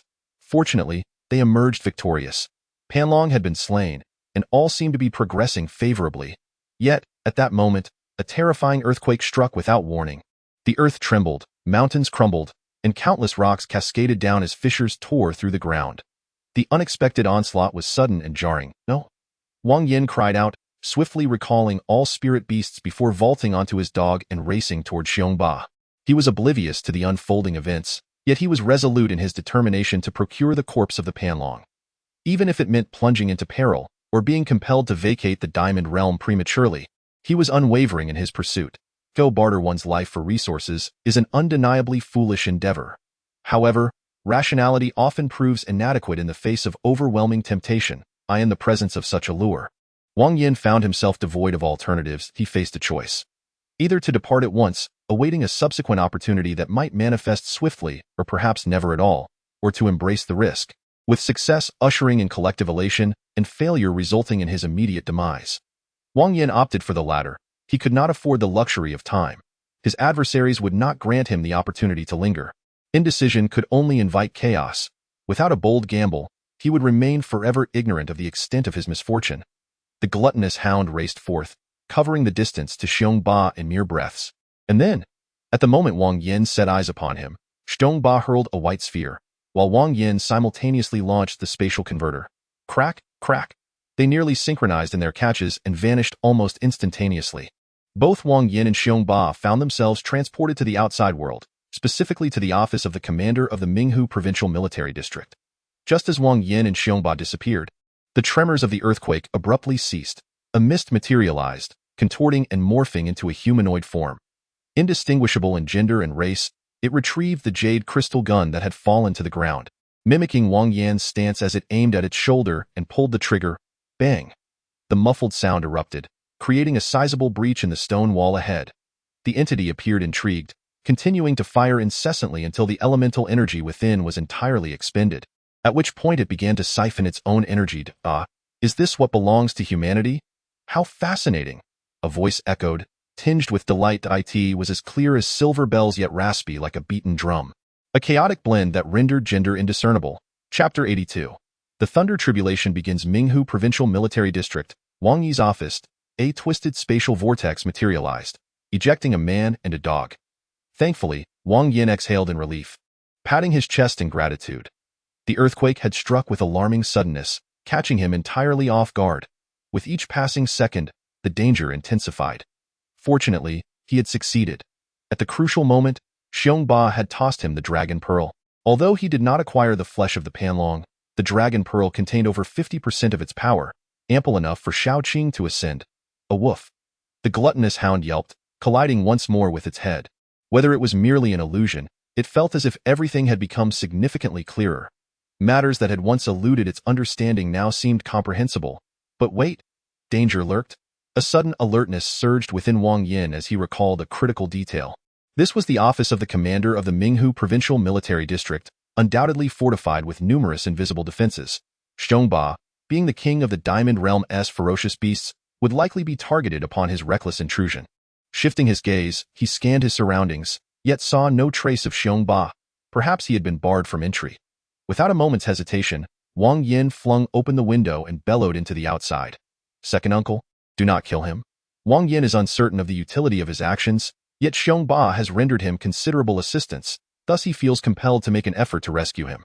The heavens exude a murderous intent, the stars shift ominously. The earth emanates a lethal aura, as dragons and serpents rise upon it. Humanity, too, manifests its own deadly force, capable of annihilating the heavens and the earth. Xiongba has felt the might of the celestial realm and has endured the wrath of the terrestrial sphere. Now, he has also tasted the power of mankind. Upon shattering the spatial converter, he was instantly yanked into the spatial passage, followed by an overwhelming sense of impending doom. Various mystical arts encircled him, while the energies of the 5 elements surged wildly. Should he dare to make even the slightest movement, he would be obliterated in an instant. Xiongba held his breath, cold sweat trickling down his brow. Such a terrifying atmosphere of malice eclipsed even the tribulations he faced when ascending as a monarch. Where exactly is this place? Xiongba deeply regretted his decisions. Had he chosen to confront the situation head-on, there might have been a sliver of hope. However, in this realm, not only was hope scarce, but even the prospect of survival seemed bleak. Should he fight for his life? The moment this thought emerged, it vanished without a trace. As he was not under attack, it indicated that there still existed a chance for survival. Yet, should he dare to strike, not even 100 lives would suffice to escape death. He recalled Wang Yan, the spatial converter having been bestowed upon him. This must be Wang Yan's territory. The surrounding sorceries had not unleashed their assault, perhaps biding their time for Wang Yan's response. Indeed, as Xiongba anxiously awaited, Wang Yan's voice reached his ears. In the next instant, a series of formidable spells dissipated into the ether, and his body landed safely upon the ground. Xiongba was utterly bewildered. He could not fathom how he had been transported to another location. Aside from himself, there were 2 others present, one being Wang Yan and the other a stranger. They were in the military district of Minghu province, and this individual was the secretary to the district commander. This was the chieftain of the iron-eating beast clan from the Diamond Realm. After a brief introduction, Luo Zhu understood the situation, leaving Xiongba even more confounded. The iron-eating beast, a remarkably simple-hearted divine creature. Luo Zhu pondered for a moment, but refrained from making any hasty declarations. Xiongba had aided Wang Yan significantly, and the military district would undoubtedly spare his life. However, the specifics of how to handle the matter required further deliberation. After all, the military district was not a one-man show. Certain pivotal decisions necessitated a meeting. Luo Zhu would manage Xiongba's situation, while Wang Yan proceeded to feed the dragon pearl to Shaoqing, thereafter waiting in silence. This forced, desperate retreat, though shrouded in mystery, was certainly not a mere natural occurrence. Wang Yan had no intention of investigating, nor did he possess the energy for it. The final dragon species required for his ascension was now within reach. It was time for Shaoqing to progress further. With Shaoqing, who possessed the qualities of a monarch, by his side, Wang Yan's safety would be greatly enhanced. After exchanging a few words with his second uncle, Wang Yan summoned Shaoqing. Hiss, hiss, hiss. The moment Shaoqing appeared, she immediately coiled around Wang Yan, beginning to lick him. Wang Yan felt an unsettling sense that this little creature harbored ulterior motives, constantly coveting his form. Eat this. With considerable effort, he pulled Shaoqing's head towards him, retrieving the dragon pearl of the coiling dragon. Before he could utter another word, Shaoqing had already devoured both the dragon pearl and his finger together. In the large, round eyes that seemed to shimmer like rippling water, Wang Yan found himself questioning whether this was truly a serpent or merely a spirit that absorbed the essence of Yang. The dragon pearl had already been consumed, yet Wang Yan's finger remained ensconced within the mouth of the little green one. Her tiny tongue spun playfully, exuding a hint of mischief.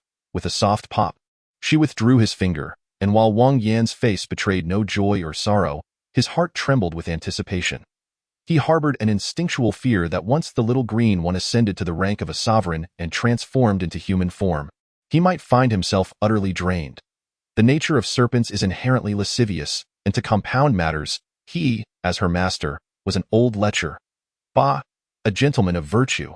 A gentleman appreciates beauty without succumbing to depravity. It arises from emotion and is restrained by propriety. Form is not distinct from void. Void is not distinct from form. Form is indeed void, and void is indeed form.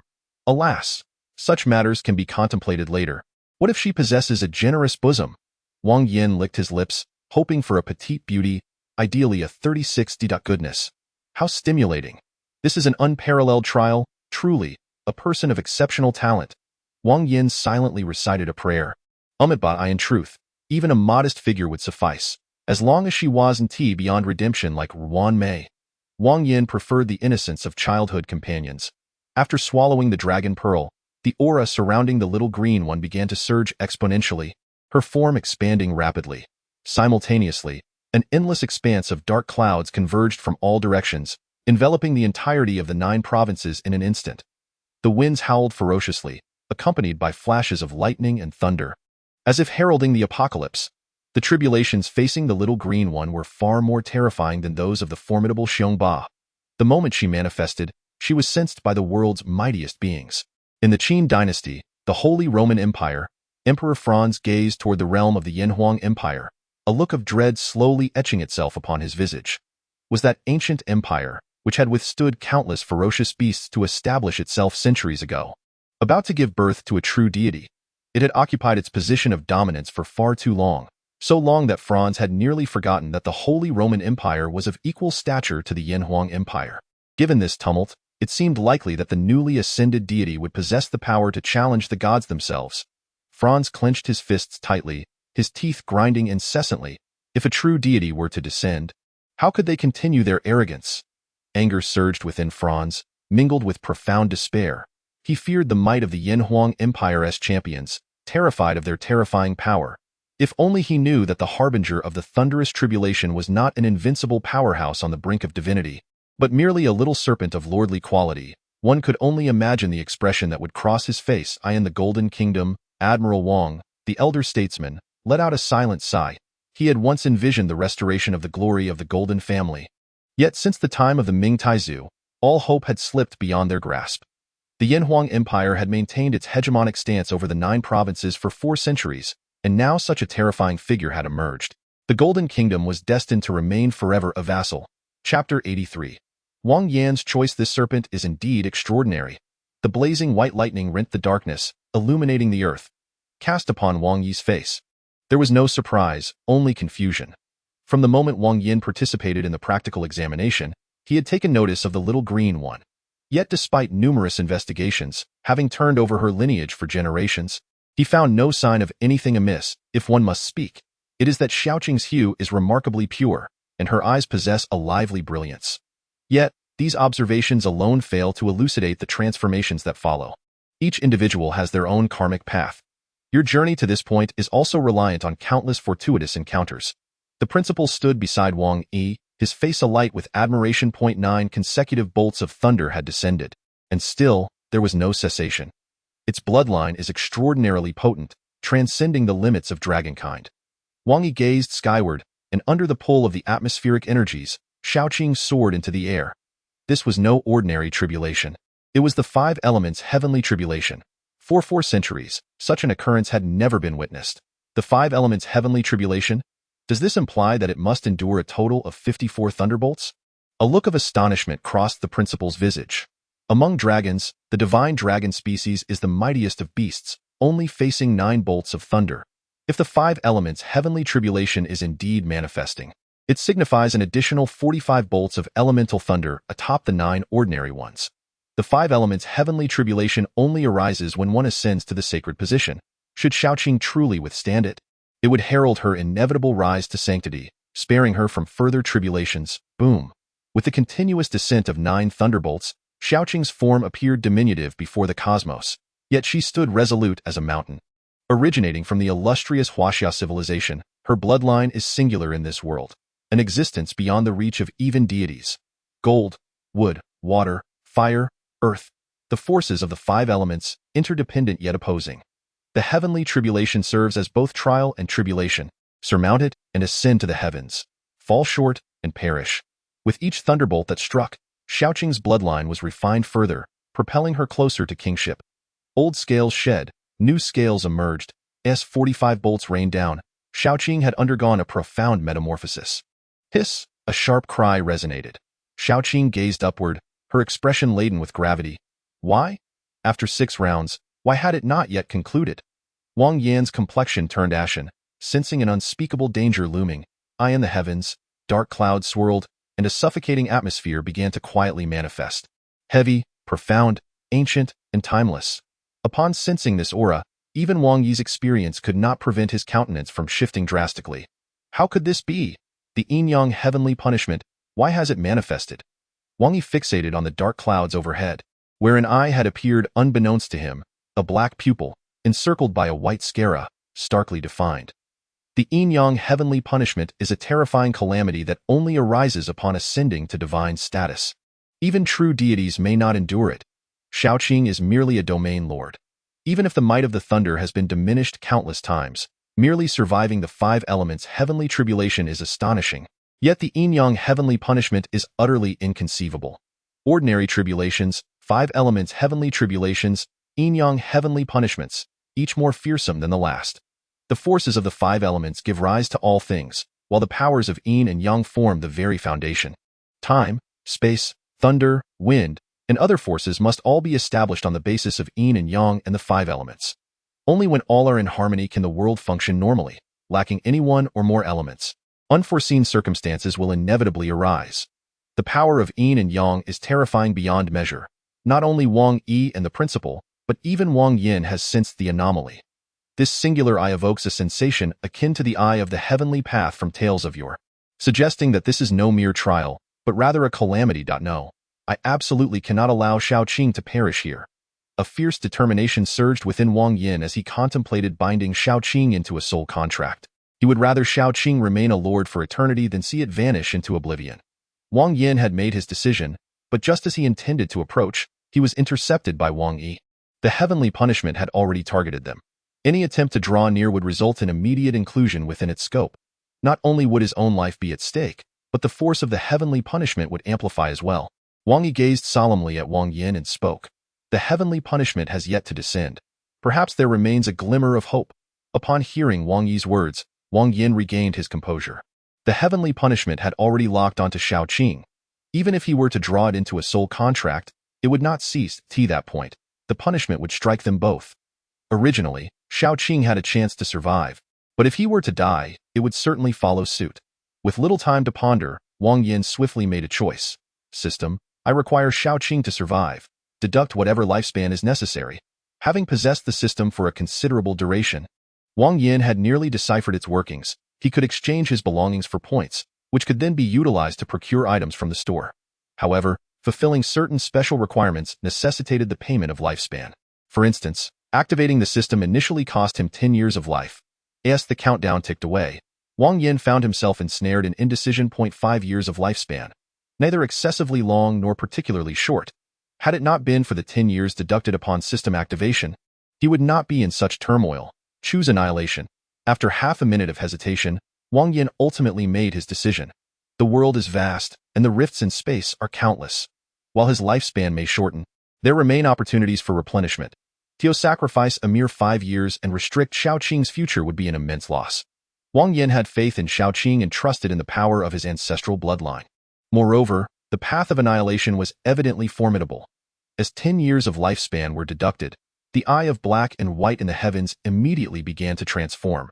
Centered around the pupil, it commenced a rapid rotation, as if an infinite reservoir of energy cascaded down, enveloping Shaoqing. Scales began to shed, and flesh started to dissolve.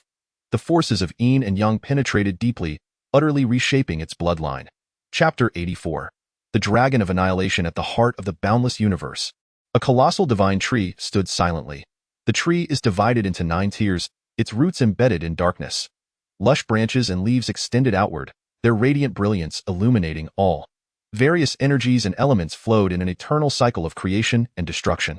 Yin, yang, the 5 elements, time, space, and thunder, along with numerous deities, all manifested within. On the 9th tier of the tree coiled a divine dragon. Its immense body spanned countless light years, and each scale represented a complete world. This was the dragon of creation, embodying the source of creation and life. As if sensing something, the dragon of creation awakened from its slumber. Its blood-red eyes pierced through the infinite expanse, beholding a familiar figure. The dragon of annihilation. It has been far too long. After the decrement of 10 years from his lifespan, the forces of yin and yang coalescing in the sky lost their oppressive sensation, instead gently flowing like water into Shaoqing's being. Her bloodline underwent a remarkable transformation, and her aura ascended. The journey from lord to sovereign represents both a threshold and a trial. Having traversed this path, the vast ocean now beckons for fish to leap, and the sky invites birds to soar. Should one falter, death ensues, and one may ascend to the heavens in vain. The more potent the bloodline, the more arduous the advancement. A being like Shaoqing is a rarity, appearing but once in 4 centuries. Fortunately, she succeeded. Although it cost Wang Yan 10 years of his life, the future now promises a smooth passage. The lordly skill enhanced the intimacy between Wang Yan and Shaoqing, dissolving any barriers that once existed between the man and the dragon. As for the newly acquired sovereign skill, it was terrifying in its potential. The ability to freely manipulate and transform the energies of yin and yang allows for the generation of myriad skills. For instance, orchestrating a clash of these energies can yield a tremendous explosion. Conversely, it can destabilize matter, causing it to collapse in an instant. All things in heaven and earth must be constructed upon the foundation of yin and yang, intertwined with the powers of the 5 elements. Only with the complete harmony of yin, yang, and the 5 elements can stability be achieved. A reversal of yin and yang disrupts this balance, inevitably leading to destruction. Incredible. This is astonishing, truly befitting of the world destruction dragon. Wang Yan's heart surged with joy, feeling that his sacrifice of 10 years was not in vain. Shaoqing's prowess should easily overpower several of the formidable Xiongba. Fortunately, Xiongba remained blissfully unaware of his thoughts. Otherwise, he would have lamented, not just a few, but dozens with ease. The trials of yesterday had concluded, and a beautiful tomorrow beckoned. Wang Yan looked up at the sky, only to find Shaoqing had vanished without a trace. In the next instant, a soft figure leaped into his embrace. No, there are too many people here. Wang Yan instinctively resisted, but his lips were immediately sealed. He dared not look. Such impropriety. Jinzi and Gunzi exchanged knowing glances, recognizing a kindred spirit in one another. Silently shaking hands, the bird and the sprite resumed their earnest observation. Wang Yan had anticipated. Shaoqing was indeed quite clingy. It was only when he felt on the verge of asphyxiation that she finally released him. Almond-shaped eyes, a heart-shaped face, and willow-like brows. Her rosy lips and watery gaze, and oh my. It seemed Shaoqing was acutely aware of Wang Yan's preferences, her transformed visage appearing almost perfect in his eyes. Before he could react, Xiaoqing leaned close to his ear and softly called, "Master." Her voice was sweet and warm, accompanied by a gentle breath. Paired with her innocent and adorable countenance, it ignited boundless fantasies within him. Wang Yan admitted he was moved. Were it not for the crowd, were it not for the public setting, he chuckled mischievously and thought, "Let us talk about this at home." Wang Yan laughed heartily, embracing Xiaoqing and leaping onto the dog. "Boss, wait for me, master, wait for me." Seeing Wang Yan hastily depart, Jin Zi and Gun Zi hurriedly followed. Wang Yi and the principal exchanged glances, helplessly sighing, "Youth is truly wonderful." They sped through the corridors, racing towards the accommodations. Wang Yan gently closed the door behind him and commenced an enlightening exchange of academic knowledge and personal insights with Xiaoqing. They delved into the mysteries of the universe and the profound truths of existence. Topics ranged from the natural evolution of life to the illustrious tales of heroes. Wang Yan elucidated all concepts with clarity and depth, ensuring that Xiaoqing could fully absorb the information. At moments of particular brilliance, he could not help but applaud, while during emotionally charged discussions, tears streamed down Xiaoqing's face like a cascading spring in their relentless pursuit of boundless knowledge and the exploration of enigmatic truths. Wang Yan and Xiaoqing, undeterred by the protests of others, engaged in passionate debates that nearly shook the very foundations of the house. Time swiftly passed, and 3 days later, Wang Yan opened the window to let the warm sunlight grace his face. Invigorating his spirit, it is undeniable that the skill of yin and yang interaction was remarkably potent. Rather than feeling fatigued, he felt utterly refreshed. Upon glancing at his attributes panel, he was astonished to find that all 3 attributes had surpassed 200 points. His strength attribute was the highest at 285 points, followed closely by constitution at 279 points, while agility lagged behind at a mere 233 points. The exponential growth in such a short span was nothing short of miraculous. "Don't leave, let us continue playing." Xiaoqing lay languidly on the bed, her figure partially concealed, her gaze hazy as if veiled by a mist. Yet, they were neglecting important matters. Wang Yan turned his head away, resolute in his focus. The allure of gentle surroundings could lead a hero to their demise. Should this continue, his heart would surely succumb to the seduction of beauty. It was a daunting challenge to maintain his current prowess, let alone ascend to greater heights. Yet, he pondered, while others were drained by their lust for beauty, why did he find himself growing stronger? In just 3 days, his attributes had more than doubled. What if 3 months passed? 3 years? Would he not ascend to the heavens? Surely, I must consider my life quite fulfilled now, Wang Yan mused. Xiaoqing possessed a pure appearance, yet her essence was tantalizingly seductive. Bai Ningxin was the epitome of a mature woman, while Xiao Yu embodied the charm of a young girl. He had gathered the 3 archetypes most coveted by men.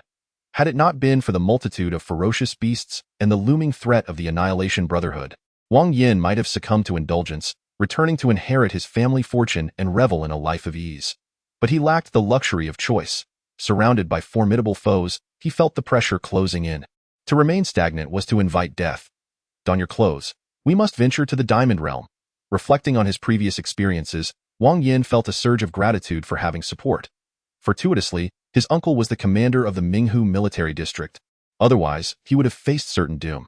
After dressing, he opened his phone to discover over 30 missed calls and more than 100 messages. The majority were from the principal and his second uncle, either urging him to exercise restraint or to keep a lower profile. It seemed that soldiers from the neighboring unit had reported to their superiors, which ultimately reached Wang Yi's ears. Additionally, there were a few refreshingly unique messages inquiring why he was so vigorous and enduring. The most considerate was from a good friend, signed drink more hot water, who provided him with 2 prescriptions. One called for a pigeon, 10 grams of Cotinopsis, 10 grams of goji berries, 50 grams of yam, and 5 grams of red dates to be consumed along with the broth and meat. The other prescription included Wuzi Yinzong pills, dodder seeds, goji berries, raspberries, schisandra, and sand seeds. For kidney replenishment, only certain friends would need such remedies. Wang Yan scoffed, silently saving both prescriptions for future reference. Chapter 85. Returning to the Diamond Realm after enduring more than 3 days, Wang Yan once again stepped into the Diamond Realm. Apart from the remarkable news of Xiaoqing successfully advancing to the rank of king, there was another positive development. The military district had decided to collaborate with Xiongba, assisting him in enhancing his strength and expanding his territory. In return, Xiongba was to periodically submit various resources to the military, including but not limited to diamond bodi and blood-suppressing grass. During this time, Xiongba had expressed a desire to become a powerful spirit beast of the military, following in the footsteps of humanity. Witnessing the scene of Shao Qing's advancement, he understood the value of having support. Mutual assistance in both offense and defense, steadfast and unwavering. Only by relinquishing his freedom could the iron-eating beast clan attain greater liberty. Moreover, his ancestors had once served as spirit beasts for humans. His actions were merely a tribute to that legacy. Although Xiongba's request was somewhat perplexing, the military district acquiesced. The willingness of a fierce beast to voluntarily pledge allegiance was indeed a positive sign, indicating that the iron-eating beast clan was irrevocably bound to humanity's chariot of war. Where have we arrived? Gunzi squatted on Shao Qing's shoulder, his small eyes darting about curiously. This is the Diamond Realm. Jinzi glanced at him, speaking with a hint of indifference. I know this is the Diamond Realm. Why do you ask? Are you out of your mind? The bird and the sprite began to bicker once more. Wang Yan and Shao Qing exchanged glances, somewhat exasperated, one holding onto Gunzi while the other grasped Shao Qing, tossing him aside with a flick of their wrists. Perfect. The two shared a knowing smile, their coordination impeccable. Despite Shao Qing's pure and innocent appearance, she possessed an underlying mischievousness. Especially when she resonated with Wang Yan's thoughts, she had mastered every posture imaginable. 80 times. Wang Yan would reflect on his fortune, thinking, with such a wife, what do I have to worry about? As the saying goes, only children would cry about being unable to endure. Adults had long since embraced the pleasures of life. Wang Yan intended to pay closer attention, hoping to find something to replenish his vitality. After all, besides Shao Qing, there were also Bai Ningxin and Xiaoyu. He was eager to experience the thrill of a dragon frolicking with 3 phoenixes, one enchanting seductress, one pure maiden, and one obedient little girl. It was simply too tantalizing. What wicked thoughts are you pondering now? Shao Qing suddenly turned, her hands resting on Wang Yan's shoulders. Do you desire milk, Wang Yan? What the heck? Out of nowhere comes this. Does she really think his mind is filled with such frivolous notions?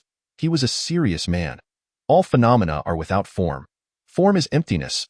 Women would only dull his blade, rendering him weak and feeble. Yet, to be fair, if Wang Yan was willing, it was of no concern to others. Yes, of course, yes. Wang Yan chuckled mischievously, reveling in the moment. In broad daylight, in this open world, how could you engage in such disgraceful acts? Jinzi and Gunzi lamented dramatically. The location they re-entered was not far from where they had initially fled. Wang Yan planned to search for the corpse of the Panlong, while also investigating what exactly had caused the disturbances. The earthquake had occurred too suddenly and conveniently. It could not have been a natural phenomenon. Had Shao Qing not advanced, Wang Yan would certainly have kept his distance. However, the situation is now different. The quality of a king, the dragon of annihilation. If one does not dare to venture forth under such circumstances, then there is truly no reason to continue the exploration. Would it not be better to return home and inherit the family business?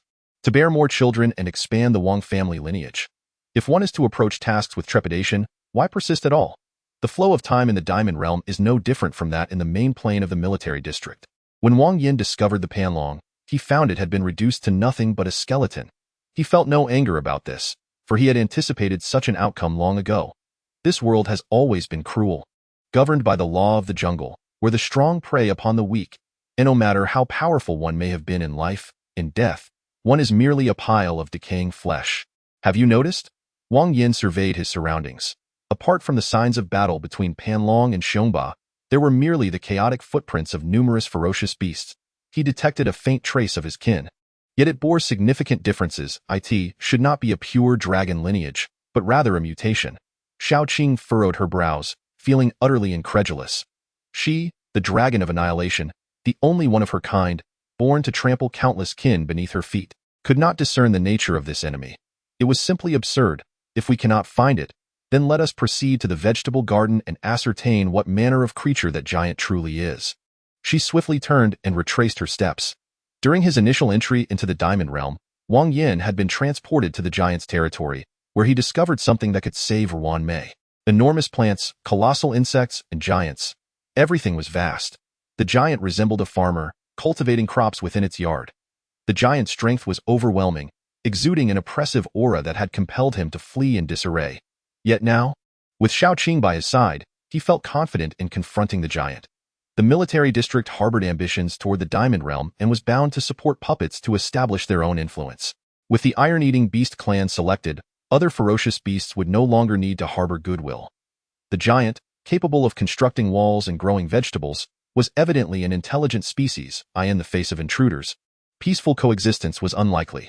Thus, engaging in negotiations would be a futile endeavor. The gluttonous beast dashed forward, while Wang Yan alternately showered affection upon Xiaoyu and patted Xiaoqing, muttering about gold and sticks as time slipped away. As dusk approached, Wang Yan beheld a colossal structure in the distance. Towering over 200 meters, it obscured the sky and was utterly magnificent. Upon returning to this place, a thought suddenly emerged in Wang Yan's mind. Is this truly a vegetable garden? Or a prison? Is it the giant's domain, or a facility designed to confine giants? Should they launch a direct assault? Gazing at the immense edifice ahead, Xiaoqing inquired.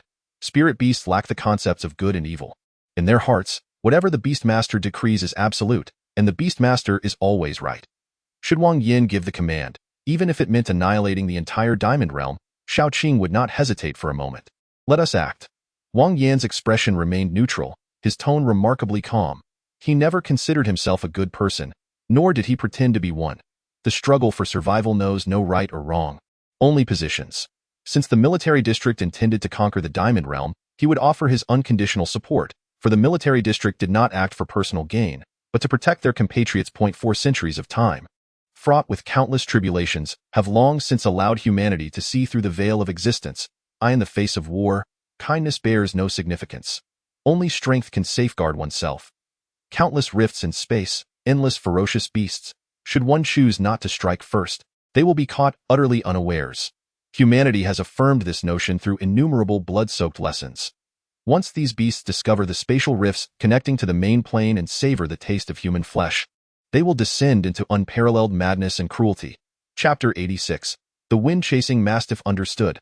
Upon hearing Wang Yan's command, Xiaoqing immediately sprang into action.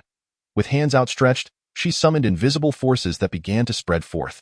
Before the naked eye, the massive structure ahead appeared to have endured the ravages of countless millennia, disintegrating into a heap of ash that gradually wafted away. Good heavens! Witnessing the scene before him, Wang Yan was taken aback. Was this the power of the world destruction dragon? Transforming the essence of yin and yang, disrupting the stability of matter, causing it to disintegrate on its own. With sufficient strength, anything in Xiaoqing's grasp would dissolve into mere dust. As the colossal edifice crumbled, the flora and fauna within could scarcely hope to escape. However, the giant within was extraordinarily powerful, managing to withstand the onslaught. Roar! The air reverberated with an overwhelming fury and chilling intent to kill, as the giant bellowed skyward, its single eye scanning for the source of its adversary. Alas, the distance was too great, and Xiaoqing offered no opportunity for reprisal. The balance of yin and yang was shattered. After the building's destruction, a violent clash ensued under Xiaoqing's control. Boom! An explosion. A cataclysmic eruption. The giant had yet to locate Wang Yan's position when it succumbed amidst a harrowing wail. Yin and yang, the 5 elements, arise in harmony and conflict, endlessly shifting. This singular skill alone could spawn a myriad of wondrous applications. What Xiaoqing now manifested was but the most rudimentary use of yin and yang. The world destruction dragon, unique to this realm, is scorned by heaven and earth, opposing all living beings. Yet, her power had not fully unfurled, thus escaping hostility for the time being. As if sensing something, both Xiaoqing and Wang Yan simultaneously lifted their gazes to the sky, where an unassuming black cloud had materialized, seemingly out of nowhere. Ordinary in size, it could merely be a chance occurrence. Nevertheless, an inexplicable thought flickered in Wang Yan's mind. Could this be the harbinger of calamity? As if in response to his musings, a serpent of lightning slithered from the cloud, only to vanish in an instant. It seemed a warning, perhaps merely a fleeting glimpse at the scenery. Wang Yan and Xiaoqing exchanged a knowing glance, coming to a consensus that this cloud indeed heralded misfortune. Should Xiaoqing unleash her power too frequently or excessively, the dark mass above would swell, ultimately unleashing a storm of retribution. All things in the world are founded upon the duality of yin and yang, constructed from the 5 elemental forces. The world destruction dragon's ability to manipulate these forces and dismantle foundations renders it inherently adversarial to all existence. Thus, being targeted is wholly expected. Consequently, Wang Yan resolved to urge Xiaoqing to refrain from unnecessary engagement, opting to confront matters himself. Of course, should he encounter an exceptionally formidable foe, he would not hesitate. Better to be shunned than to lose one's life. Ultimately, while Wang Yan is capable of indirectly manipulating the forces of yin and yang through the abilities of Xiaoqing, He still pales in comparison to the world-destroying dragon, managing to exert merely 30% of its power, which is already quite commendable. Even so, he remains capable of engaging in a battle with the fearsome beasts of kings. In the past, Jinzi exerted an immense amount of effort, nearly exhausting himself, merely to excavate a large passageway for passage. However, under Shaoqing's onslaught, it disintegrated into ashes in less than 3 seconds. Illustrating the stark disparity in strength, he decided to investigate the area for any remnants. After patting the large head of the gluttonous creature, it immediately dashed away. Though not particularly bright, this creature is obedient, dutifully complying with any task assigned to it, even if it meant indulging in repulsive acts without hesitation. As a wild beast, achieving such obedience is remarkably challenging. Furthermore, this glutton occasionally surprises with unexpected finds. Were it not for its incessant digging, Ruan May's bosom would likely remain flat indefinitely. The reciprocal transformation of yin and yang obliterated the foundations of towering structures, reducing them to dust. Yet the ground itself suffered minimal damage. However, the subsequent explosion catapulted the giant into the sky, leaving a considerable crater in the once smooth terrain. Standing before the pit, Wang Yan's expression was devoid of joy or sorrow, yet his heart felt as heavy as if it had been trampled by fate. Everything lay in ruins, not a single remnant remained. He mused that he must exercise caution in the future. Otherwise, each expedition would be in vain, which was exceedingly disheartening. Wang Yan sighed, for his purpose in entering the Diamond Realm was to acquire resources, not to wreak havoc. With everything obliterated, it would have been better to leave it for others. Woof, woof. Just as Wang Yan prepared to depart, the glutton suddenly barked a few times and charged towards the pit. This foolish creature must have discovered something. Jianzi's eyes widened with curiosity, the feathers atop its head bristling. Curiosity is a universal trait among all living beings, and Jianzi was no exception. Moreover, despite the glutton's tendency to unearth excrement 7 times out of 10, it occasionally stumbled upon valuable treasures. The glutton was quick to dig and equally swift to return. Within 5 minutes it emerged triumphantly, clutching an egg in its mouth. After wiping the saliva from the creature's fur, Wang Yan examined the egg's attributes. Incredible! Upon reading the description of the item, Wang Yan could not help but exclaim in astonishment. When he first entered the Diamond Realm, to evade the giant's attacks, the glutton had only managed to unearth 3 enlarged, round fruits. On its second visit, Shaoqing obliterated the structure with a single strike and dispatched the giant in an instant. He had assumed that no rewards would come from this visit. However, he was pleasantly surprised that the glutton had unearthed a seed for the enlarged, round fruit. Well done! Upon returning, he would provide it with a lavish feast, and perhaps introduce it to a few lovely female dogs for companionship. Wang Yan affectionately patted the glutton's head, filled with joy. With this seed in hand, Ruan Mei could grow to whatever size she desired. Not only that, he would become the savior of all men and women across the globe. Who wouldn't he desire a pair of 36DS? Not only women yearn for this, men do as well. Do you wish for it? I certainly do. With a sense of delight, he stowed the seed away, gently ruffled the glutton's large head, and produced a thick, long sausage to stuff into its mouth. According to his original plan, Wang Yan intended to explore some relatively safe areas while scavenging for resources. However, now that Shaoqing has ascended to the rank of a king, he has resolved to investigate the several marked areas of danger on the map. The military district has allied with the Iron-Eating Beast clan, and Wang Yan intends to scout the area, eliminating any surrounding threats. The closest peril lies with the ferocious beast clan known as the Phantom Serpents, which are mere snakes devoid of draconic lineage. According to the information provided by the military district, these Phantom Serpents excel in soul attacks and are particularly adept at illusions. Without sufficient strength, it is advisable to avoid provoking them carelessly. For an ordinary individual, compliance would be expected. But who is Wang Yan? Indeed, he too chooses to comply. Within the clan of Phantom Serpents, there exist at least 10 kings. Unless Shaoqing intervenes, Wang Yan would almost certainly meet his demise. It is wise to steer clear of such terrifying creatures. Wang Yan has set his sights on a beast known as the wind-chasing mastiff, which is comparable to the iron-eating beast, both being of lordly quality. However, the Mastiff King has already advanced to the rank of king, making it a minor overlord within a 100-mile radius. Previously, during discussions with Xiongba, there were intentions to confront the wind-chasing mastiff. Once a ferocious beast reaches the 10th tier, it gains the opportunity to alter its fate, refining its lineage and continually advancing. As Wang Yan's spiritual beasts, Shaoqing, Xiaoyu, and Jinzi can utilize the bloodline refining stone. to shorten this process, significantly diminishing the difficulty of advancement. Ferocious beasts, however, must resolve all matters independently, and a moment's negligence could lead to death. While spiritual beasts are bound by their beast tamers, they are also more readily able to reach their zenith. Ferocious beasts enjoy freedom, yet their mortality rate is exceedingly high. In gaining, one inevitably loses. After a fleeting agony comes boundless joy. Such is the natural order of heaven and earth, the cycle of yin and yang. Leave the Mastiff King to me.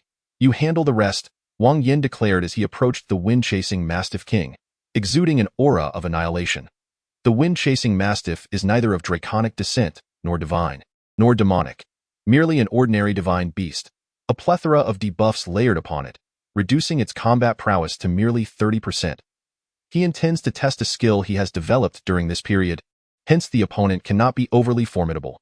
A king of merely 30% strength is just right. It seems the Mastiff King, sensing impending danger, abruptly opened its eyes from its resting position, immediately locking its gaze onto Wang Yan.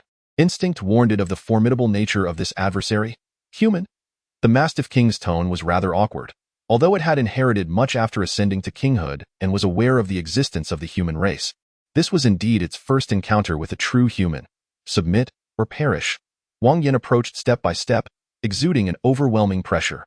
Were it any other ferocious beast, Wang Yan would not waste words and would strike directly.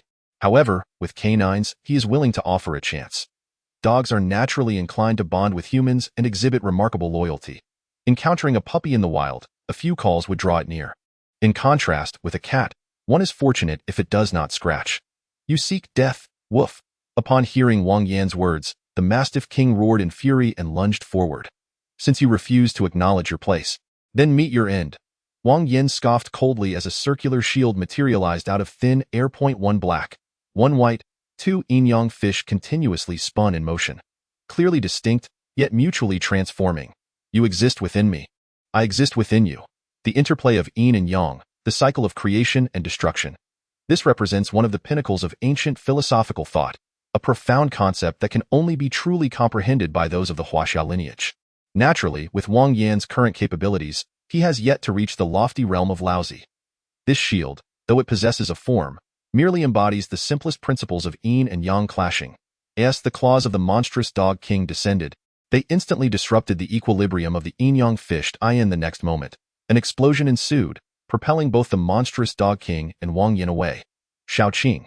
What the hell? Wang Yan rose from the ground.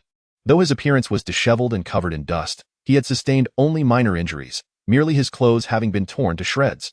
Possessing the ability to utilize all of Shaoqing's skills naturally included amplifying elemental attacks tenfold and reducing elemental damage by 90%.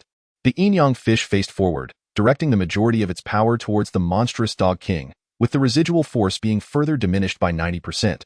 Such an outcome was to be expected. However, the monstrous dog king fared poorly. Its claws were blown to pieces, and its head and chest were a gruesome sight. With Shaoqing's power at his disposal, Wang Yan could manipulate and transform the forces of yin and yang. Yet the additional techniques he developed required independent exploration until fully mastered.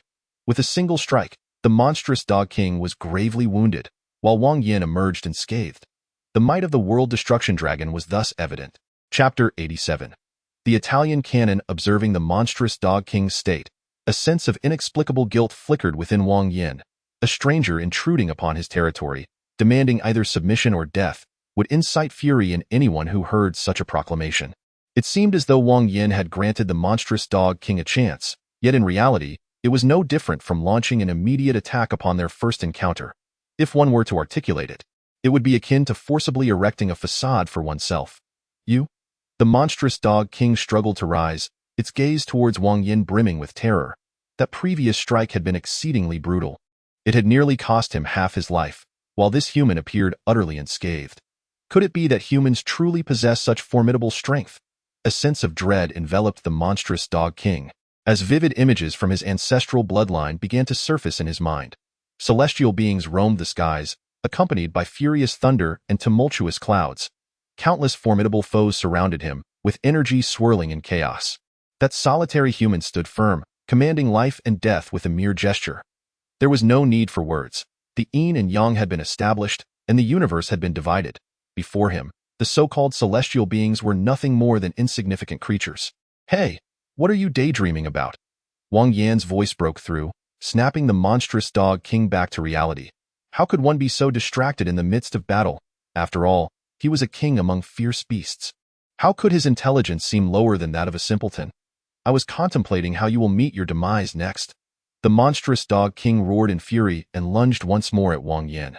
Simultaneously, a colossal blade of wind materialized from behind, slicing towards him under the monstrous dog king's command. Given that he was named the wind-chasing dog, it was only natural that his attributes were aligned with the element of wind.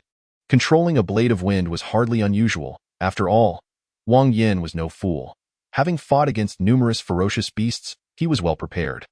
The wind-chasing dog king had been significantly weakened by the might of world destruction, leaving it with only 30% of its original strength. Meanwhile, with Shao Qing's assistance, Wang Yan's power had surged dramatically, rendering him even stronger than the wind-chasing dog king. With a swift movement, he evaded the incoming blade of wind from behind.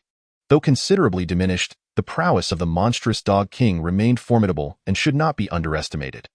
The blade of the wind sliced through the ground, carving out a colossal ravine approximately half a meter wide and exceeding 10 meters in depth. Should it strike a person, it would likely cleave them into a mere puddle of flesh. Truly, it is a formidable beast of royalty. Even when diminished, it is capable of annihilating a lord in an instant. Wang Yan marveled in his heart, yet he dared not confront the wind-chasing mastiff king head-on. The physical strength of a royal beast is terrifyingly formidable. One must possess attributes exceeding 600 points in all areas to barely hold their ground. Even after Wang Yan had consumed a considerable quantity of elixirs to enhance his bones, muscles, and skin, the Mastiff King, even at merely 30% of its strength, remained beyond his capabilities.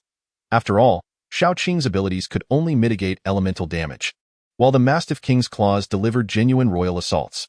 Suddenly, a black and white yin-yang fish materialized in midair, perfectly positioned between the wind-chasing Mastiff King and Wang Yan. Boom!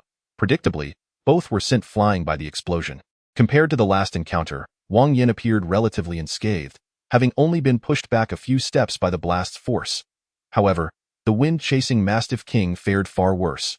Both of its claws were utterly mangled, and its mouth was blown apart. A noble royal beast, reduced to this pitiful state without even grazing the enemy. One could only conclude that fate is indeed capricious. Very well, this technique shall be known as the yin-yang shield. Wang Yan nodded in satisfaction, eager to experiment with his next move. Shao Qing, attuned to his thoughts, could utilize the skills he devised. The applications of yin-yang energy are limitless. He resolved to invest more effort in this regard. Now, behold this, Italian cannon. Wang Yan howled, as a swirling vortex of air shot forth from his fingertips. If yin-yang energy could form a shield, it could undoubtedly be harnessed for offensive capabilities as well. The principle was akin to the yin-yang shield, but instead of a passive defense, it relied on the explosive clash of opposing attributes. As for why it wasn't named yin-yang cannon or yin-yang ray, Wang Yan felt a sense of aesthetic fatigue. One could imagine the absurdity of uttering, during battle, "Take this, a blast from the Italian cannon," or "Watch as I unleash my might." It would be as if Li Yunlong himself had possessed him, exuding an air of might and grandeur. With a thunderous roar, the ray erupted from his fingertips, striking the Mastiff King's tattered chest. Explosions erupted in succession, sending the Mastiff King's body spiraling through the air, twisting and turning like a kite with severed strings, before crashing down to the ground in a disheveled heap. After such tumult, the Mastiff King was utterly incapacitated. Breathing heavily, its once vibrant blood staining the ground, its gaze gradually dimmed, as this called.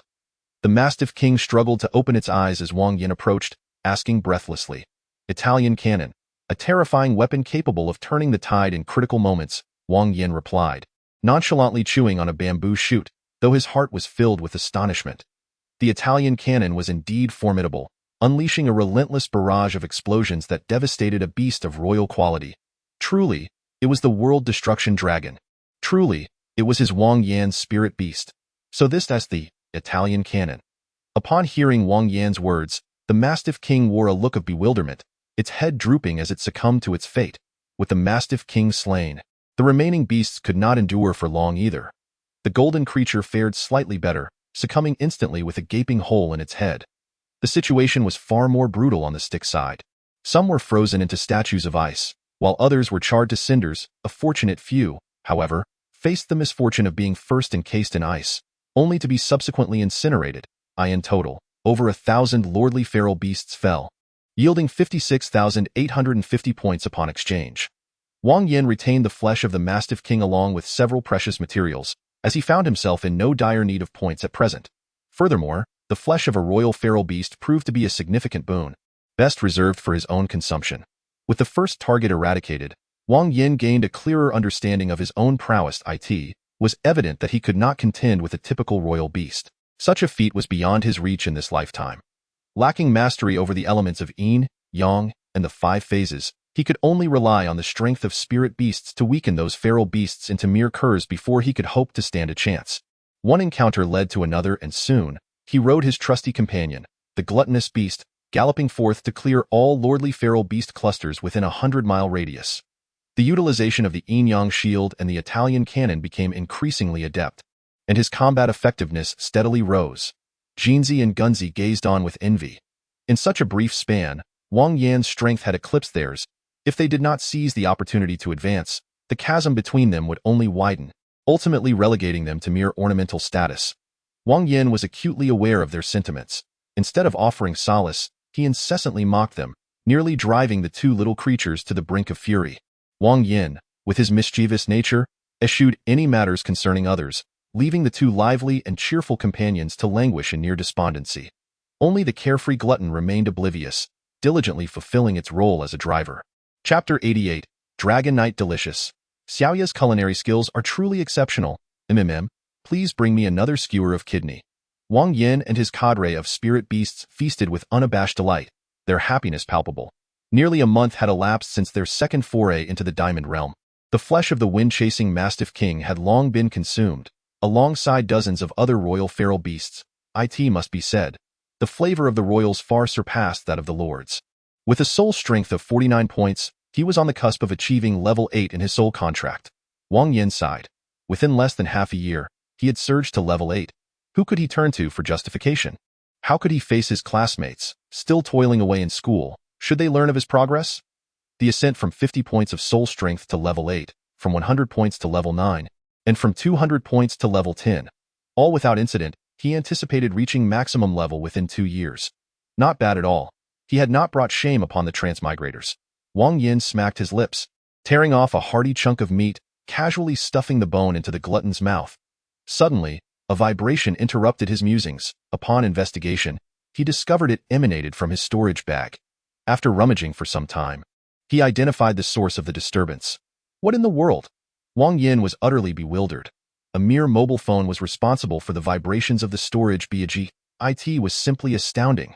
The storage bag, inscribed with spatial runes, was remarkably sturdy. Not even a bomb could induce such tremors within it. With a sense of bewilderment, he retrieved his phone, and the screen illuminated automatically. The WNexi communication platform has been activated. Please enter your ID number to register an account. Note: accounts possess uniqueness, names cannot be changed, and accounts cannot be cancelled. Wang Yan continued to scroll down, gradually comprehending the situation. This WNexi communication platform was developed collaboratively by the Minghu Provincial Military District and Minghu First University. Designed to facilitate communication among beast tamers, navigating the rifts in space. It enables the exchange of resources and nearby support. In an unfamiliar environment, the difficulty of communication between beast tamers is exceedingly high. The emergence of the WNexi communication platform has effectively resolved this issue. That is how it is. At this moment, Wang Yan finally understood why the military district had chosen to conduct the challenge within the confines of the Diamond Realm. Initially, he presumed it was due to unforeseen changes within the empire, necessitating a preemptive occupation of the Diamond Realm. He had not anticipated it was to test a communication device.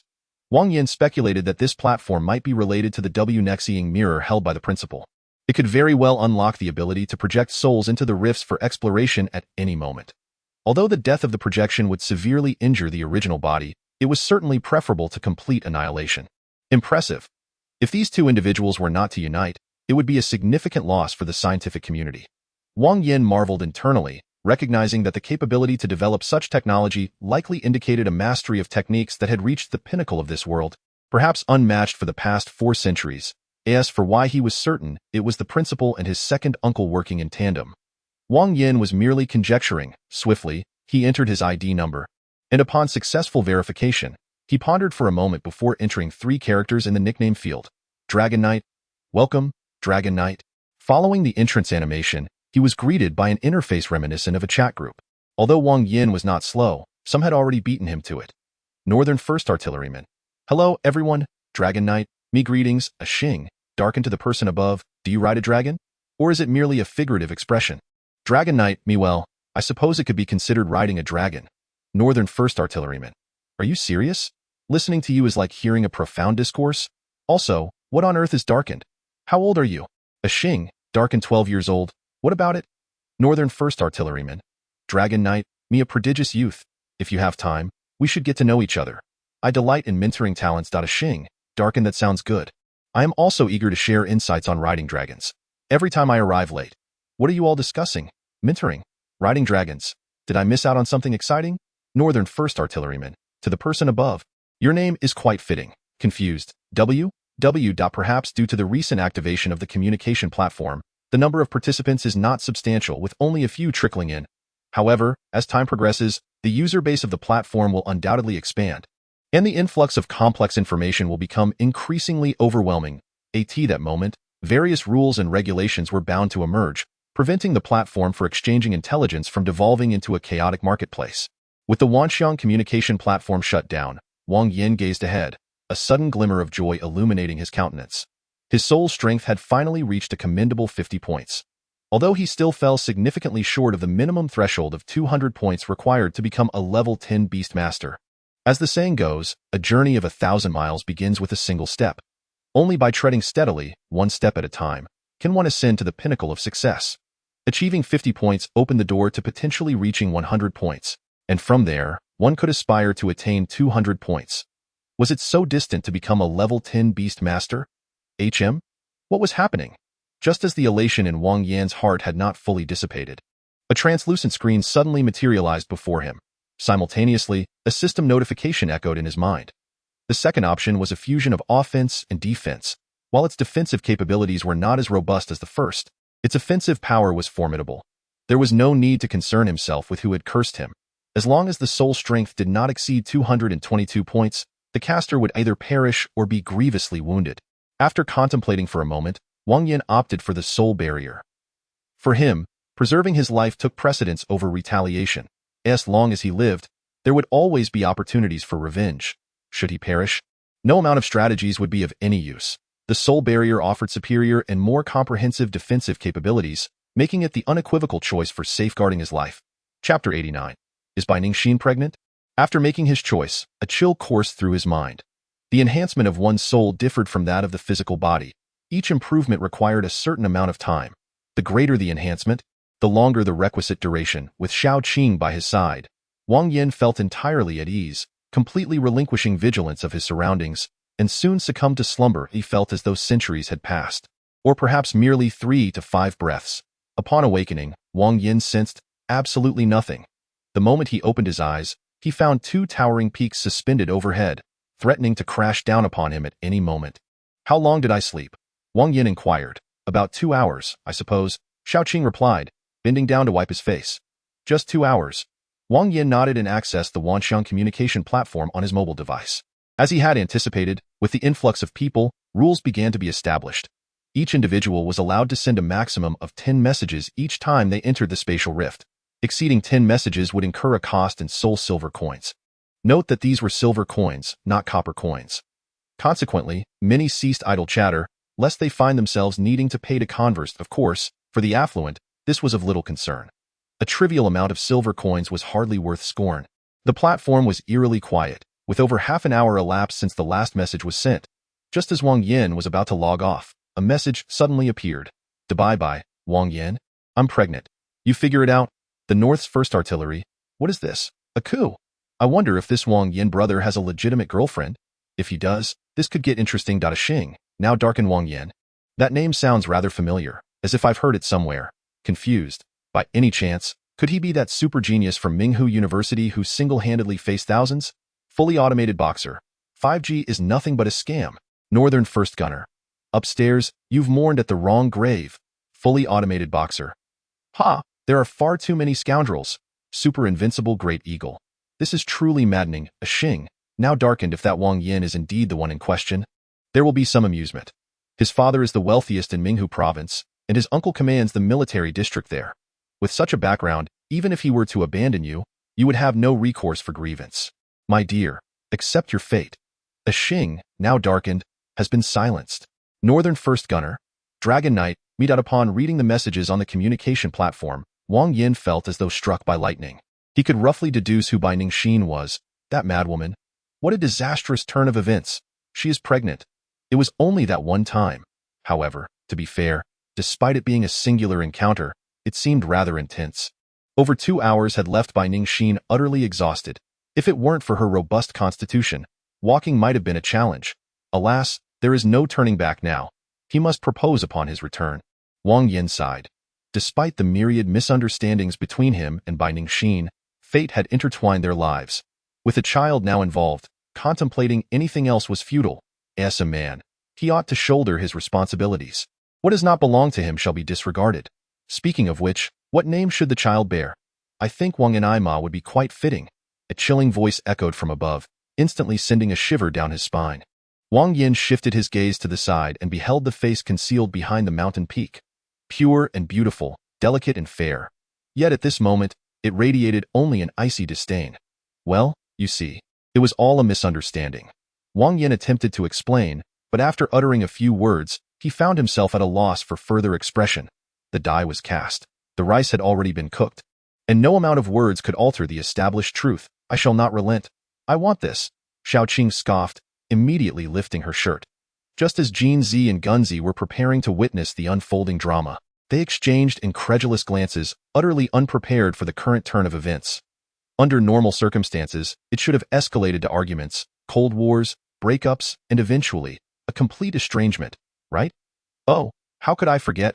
Xiaoqing is also a spirit beast, bound to unconditionally obey Wang Yan's commands. Yet, even spirit beasts possess independent personalities. Seeing her master entangled with another woman must surely provoke anger in Xiaoqing, who has long harbored desires for Wang Yan. Why has it inexplicably come to blows? The world has indeed declined, and human hearts have become untrustworthy. Jinzi sighed, covering her eyes with her wings, adopting an innocent demeanor. Meanwhile, Gunzi's eyes widened in fascination, thoroughly engrossed in the spectacle. Aren't you afraid of developing corns on your feet? Jinzi, peering through the gaps in her feathers, observed Gunzi munching on seeds while enjoying the show and inquired with irritation. I am a sprite, devoid of gender. Did you think I could transform like you? Silly bird. The stick disdainfully spat out the sunflower seed shell, a look of utter contempt on its face. What, do you want to fight? Jinzi wiped the seed shell off his face, instantly filled with uncontainable fury. Suddenly, a thought struck me. Look at how they are now. What will happen in the future? The stick wore a face of sorrow. Although the master's physique was remarkably strong, if this continued, he would eventually be hollowed out. How come you know so much? Jinzi shot at a sidelong glance and inquired. I can read and write. Unlike you, who can only gaze at illustrations, replied the stick, its expression one of derision. I came across a saying that struck me as quite sensible. When a man is lecherous, he suffers from kidney deficiency. When a woman is lecherous, it's still the man who suffers. Men have it so hard, indeed. Men have it exceedingly tough, Jinzi sighed, aware that besides Xiaoqing, there were also Bai Ningxin, Xiaoyu, and Ruan Mei. Just thinking about how much Xiaoqing could consume made Wang Yan's kidneys ache for the rest. Forget it, I want tea transform. It's none of my business. At tea worst, I'll just replenish later. Jinzi muttered, quietly retrieving a video recorder from the storage ring. After satiating Xiaoqing, Wang Yan immediately resolved to confront the illusory spirit serpent. This ferocious beast excelled in soul attacks, being both immensely powerful and exceedingly treacherous. Without the soul barrier, Wang Yan would never dare to court death. However, the situation had changed. Attacks below 222 points of soul strength were now entirely immune, and those exceeding 222 points could have their damage reduced by over 30%. Although the illusory spirit serpent clan boasted more than 10 kings, Wang Yan was confident he could endure and assist Xiongba in cleansing the area. Of course, Wang Yan's primary objective remained resources. The territory of the illusory spirit serpents had been marked by the military as a major danger zone, filled not only with a plethora of diamond booty but numerous other treasures as well. If he could eliminate them, wouldn't everything then belong to him? Chapter 90. Is that it? Bai Ningxin is pregnant? This is monumental news. Luo Zhu, who was debugging the communication platform, trembled with excitement, nearly bursting into laughter. By Ningxin was pregnant, the Wang family would have an heir, and the pressure on Wang Yi would lessen. Previously, every time he returned home, the old man would scold Wang Yi and Wang Guangyao vehemently, then silently sit beside Wang Yan's grandmother's spirit tablet. Lost in sorrow, he would mutter incessantly about how he was sorry to the ancestors, lamenting the teachings of the old master, and lamenting his son's lack of filial piety, wishing for Wang Yan's grandmother to take them away. This left Luo Zhu shivering in fear, trembling all over. But now, things had improved. That young lad Wang Yan had made a name for himself by getting the Bai-family girl pregnant, which should divert most of the old man's attention. This year, the most he would receive would be a few casual scoldings. With this thought, Luo Zhu promptly contacted Bai Ningxin and simultaneously muted a Xing, now corrupted. In a certain area of the Diamond Realm, Bai Ningxin sat on the ground, a large-headed fish floating above her, blowing bubbles, while Cheng Huang held onto a snake with its tiny claws, leisurely chewing. Rude, wicked man. Where do you think you can run? After sending the message, a smile gradually blossomed on Bai Ningxin's face. She could almost envision Wang Yan's expression, dumbfounded, astonished, skeptical, ultimately resigned to acceptance.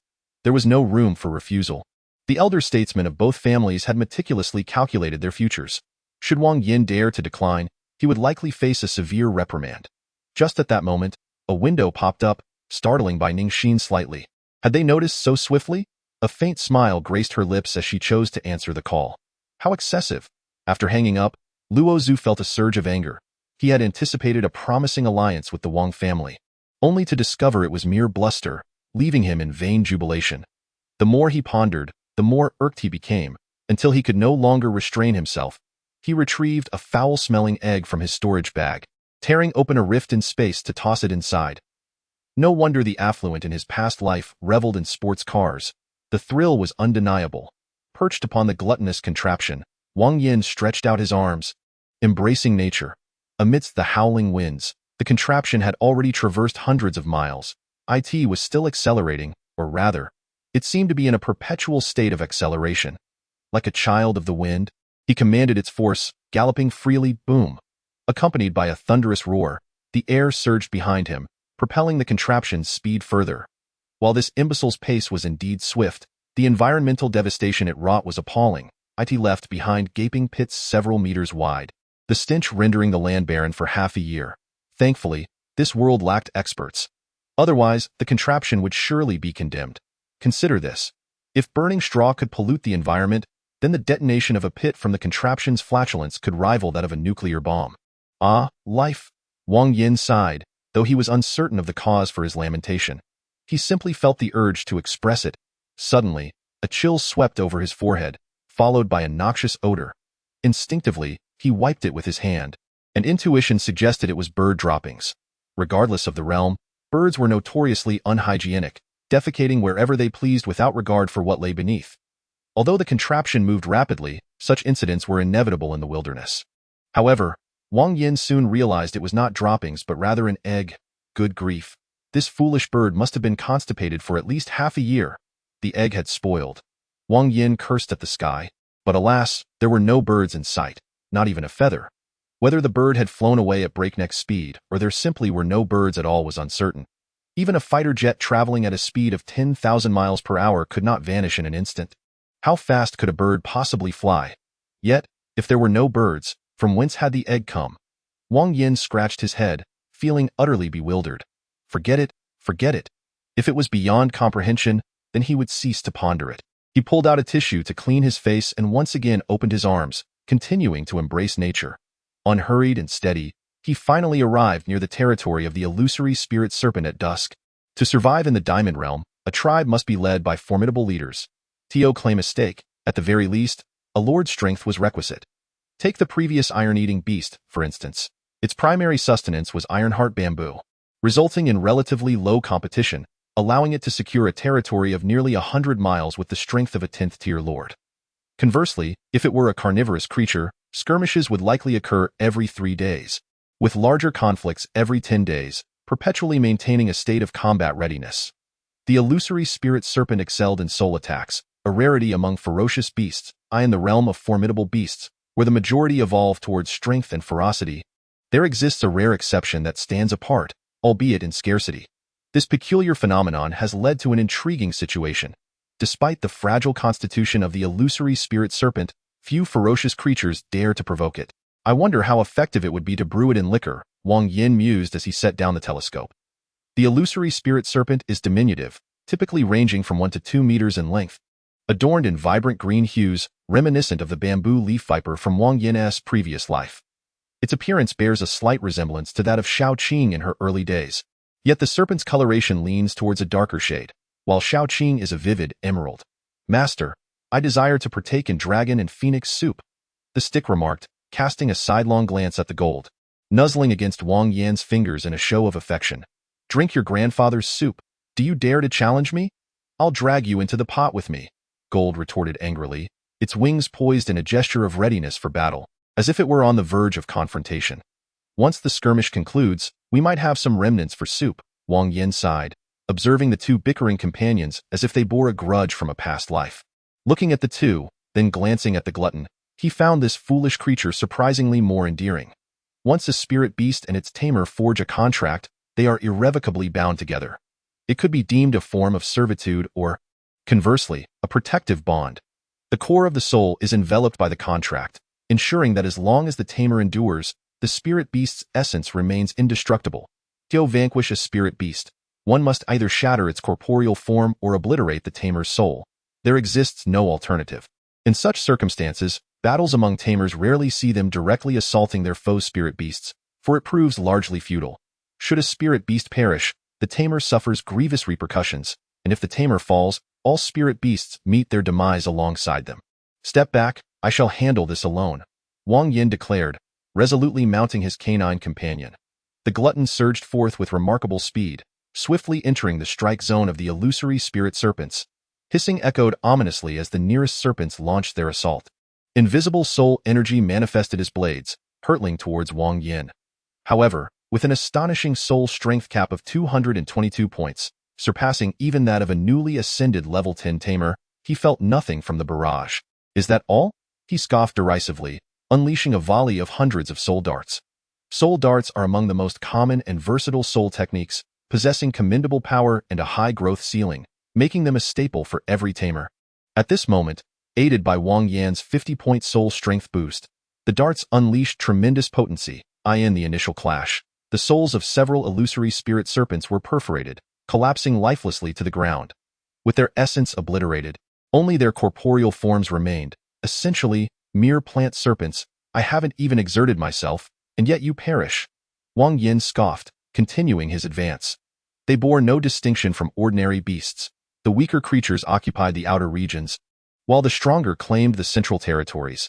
After consecutively dispatching over 100 serpents, the numbers of the illusory spirit serpents not only failed to diminish but began to multiply, their strength growing ever more formidable.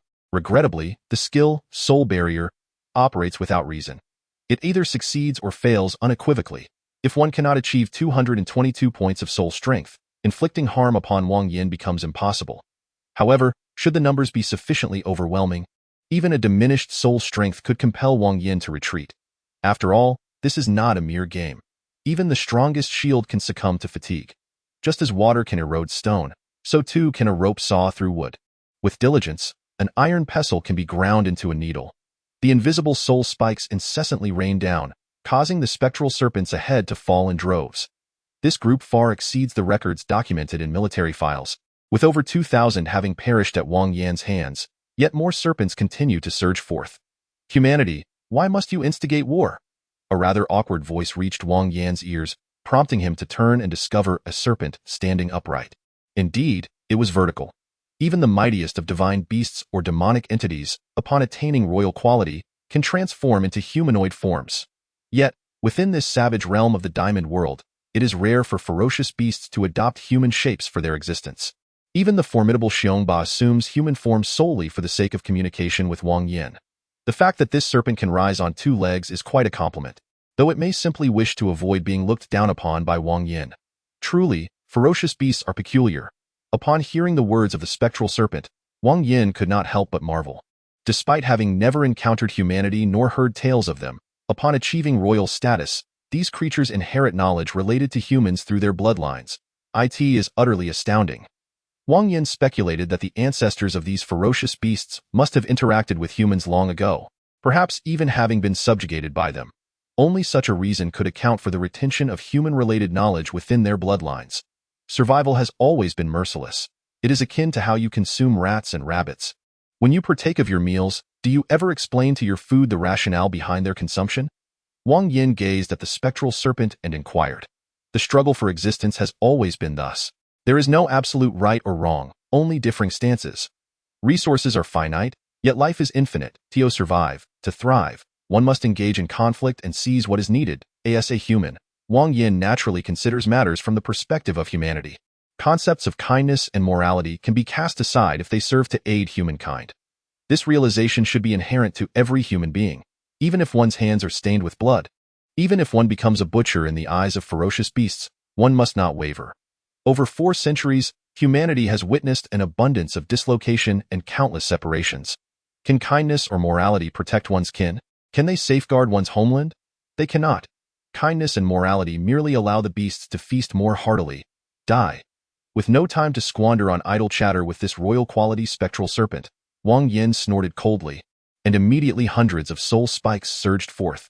Formless and intangible, yet undeniably real, a single soul spike may not inflict significant damage upon a royal beast, but when amassed in the hundreds, they can deliver devastating blows. A piercing scream echoed as the spectral serpent writhed in agony upon the ground. While it did not meet its end in this strike, it suffered immense injury. Should another assault follow, its demise would be assured. The fierce beasts and humanity have always been adversaries. To spare a fierce beast is tantamount to condemning humanity to death. There is no need for contemplation. Wang Yan immediately launched an attack. However, at that moment, a cacophony of disjointed sounds surged into his ears almost simultaneously. Hiss, hiss, hiss, a curse, hiss, hiss, hiss. The sounds were intermittent and chaotic, reminiscent of an infant's wail, yet also akin to a woman's furious rebuke. Interspersed with various shrill hisses, upon hearing these sounds, a wave of dizziness washed over him, and the scene before his eyes began to distort. Sensing impending danger, Wang Yan retrieved his spatial converter, intending to escape. Although his soul strength had reached 50 points and his soul contract had ascended to level 8, preventing him from entering the diamond realm, this paled in comparison to the value of his life. If he could not enter, then so be it. The next spatial rift would offer even greater resources. Unfortunately, the speed of the phantom serpent was too swift. It was already too late for him to flee. In his perception, 7 formless serpent shadows coalesced into a sharp arrow that instantaneously pierced Wang Yan's brow. Dim, cramped, and damp, the air was tinged with a faint mustiness. Wang Yan opened his eyes, his gaze clouded with confusion. Ah, what spirit beasts, what world-destroying dragons. It was all merely a dream. With a resigned smile, Wang Yan donned his attire, preparing to head to the factory for work as usual. Having lost his parents at a young age, he was left with nothing but a substantial inheritance of debt. Relying on student loans, he completed his university education. Regrettably, he had majored in Chinese language and literature, making job hunting exceedingly difficult. Coupled with the burden of repaying his loans, he had no choice but to work in a factory. Time was of the essence. He needed to have a meal. Wang Yan glanced at his phone. 7 p.m. in the afternoon, the time when most would be finishing work. However, as he was on the night shift, he would not be able to rest until 8 a.m. the following morning. But such was the fate of a worker, destined to be exploited by capital. The wealthy could afford to go half a year without work, while the poor would find their families facing starvation after merely 2 weeks without income. After securing the doors and windows, he stood in front of the elevator, waiting. It wasn't long before he arrived at his designated floor. Stepping inside, Wang Yan spotted a young girl standing in the corner. She was approximately 1 meter tall, around 10 years of age. With features as delicate as if sculpted from jade, she was remarkably cute, bearing a striking resemblance to the spirit beast named Xiaoyu from his dream. However, her eyes sparkled with mischief. Lacking the obedient demeanor of Xiao Yui, as the saying goes, what one thinks about during the day may manifest in dreams. Perhaps he had encountered this child before, which explained the dream. Wang Yan muttered to himself, suddenly feeling the urge to tease her. Little sister, can you see me? He feigned an expression of surprise. Be why this time. Dusk had descended, and the dim yellow light cast shadows across his face, lending an unmistakable suggestiveness to his words. Wang Yan intended to frighten her. However, the little girl was one step ahead. Uncle, Your face is so big. Of course I can see you. The little girl's innocent appearance belied the piercing words that struck Wang Yan's chest like a sword. He had anticipated various reactions from her, fear, disdain, but he never imagined she would respond in such a manner. Uncle, why are you angry? Your face looks even larger. With a single, piercing remark, the young girl struck again. Wang Yan clutched his chest, feeling as though his blood pressure had skyrocketed. However, he was not one to easily concede defeat. After being ruthlessly jabbed twice by the young girl, he was determined to retaliate in kind. What grade are you in, little girl? How are your grades? Have you scored 100? Wang Yan forced a smile as he inquired. For a child, what could be more vexatious than being asked about their grades? After all, only 1 or 2 students in each class managed to achieve full marks, while the majority remained mediocre. Uncle, I'm in the 4th grade and I'm first in my class.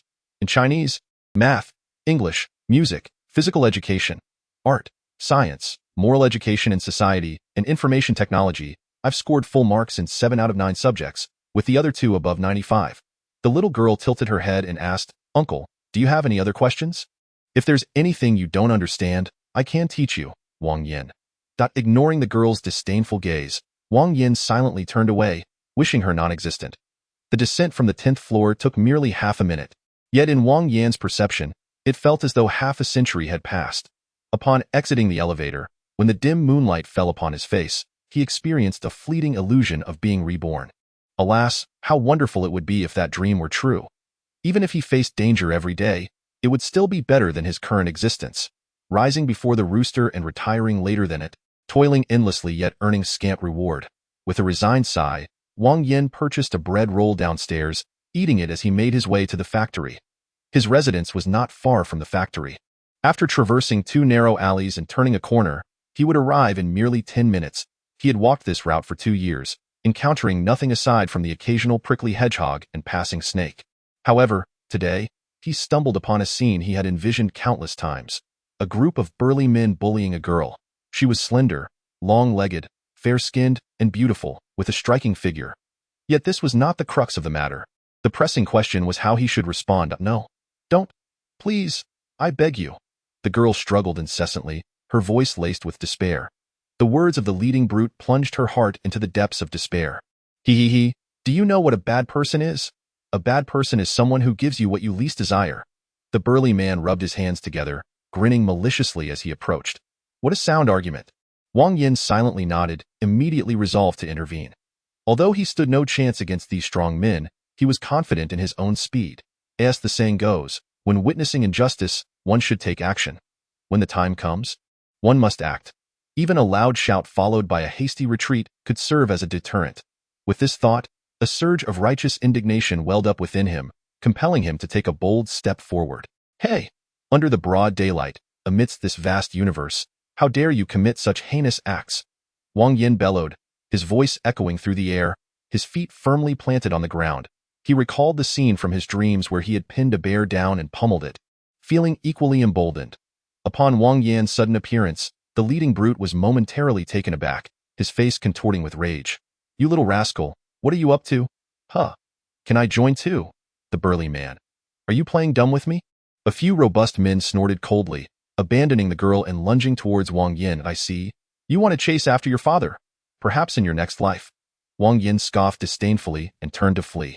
However, fate had other plans. As he took but 2 steps, he stumbled over a protrusion in the ground. Ha, is that all? Not even aware of your own weight, yet you aspire to be a hero saving a damsel in distress? The burly men surrounded Wang Yan, their faces twisted in malice. Brothers, let us teach him a lesson. Witnessing this predicament, an overwhelming sense of dread surged within Wang Yan. This group of strong men, could they possibly be indiscriminate in their appetites? Wang Yan's heart was heavy with bitterness. How could his illustrious life come to ruin today? He had envisioned various ends for himself, perhaps collapsing from overwork on the assembly line, or expiring in the embrace of a wealthy woman, or even perishing at his computer desk. But never did he imagine he would meet his demise at the hands of a group of burly men. Woe is me! Wang Yan cried out in despair, struggling against the iron grip of the men. You brat, I'll make you regret ever being born. The leader of the burly men sneered, producing a jar from seemingly nowhere as he twisted the lid open. A foul stench immediately assaulted Wang Yan's nostrils. What is this? Panic-stricken, Wang Yan thrashed wildly, but to no avail. Help! Help! Noah! The wails barely escaped his lips before they were abruptly silenced. Wang Yan stared in horror as the burly man removed his shoes and smeared the contents of the jar upon the soles of his feet. Here's a little punishment for you. Remember this, don't ever be foolish enough to emulate others in their heroic endeavors, or you'll find yourself meeting a fate you cannot even fathom. As the burly man's words echoed in the air, his face began to contort grotesquely. Wang Yan felt his consciousness fading, memories of his childhood in the countryside flooding back, tending to cattle while frolicking about, only to accidentally land face first in a pile of dung. With a jolt, Wang Yan sat upright. Scanning his surroundings, he realized he was merely in his rental apartment. Thank heavens, it was just a dream. Wang Yan wiped the sweat from his forehead, unable to suppress his relief. The thought of having excrement smeared on his feet was utterly revolting. Not only would he not wish to encounter such a fate, he wouldn't even entertain the thought. The most terrifying aspect was how vividly real the dream felt, leaving an indelible impression. Taking a few deep breaths, Wang Yan lay back down to continue sleeping. Unbeknownst to him, the most profound memories had begun to fade, those pertaining to beast tamers and spirit beasts becoming increasingly obscure in the realm of the Vajra. Xiaoqing cradled the unconscious Wang Yan in her arms, her face etched with confusion. She had not perceived the gravity of Wang Yan's plight, believing that a mere group of phantom snakes posed no threat to him. It was only when the oaf carried him back that she realized the severity of the situation. His breathing was steady, and his soul waves remained remarkably calm, yet he seemed utterly unresponsive, displaying no signs of awakening despite her numerous attempts to rouse him.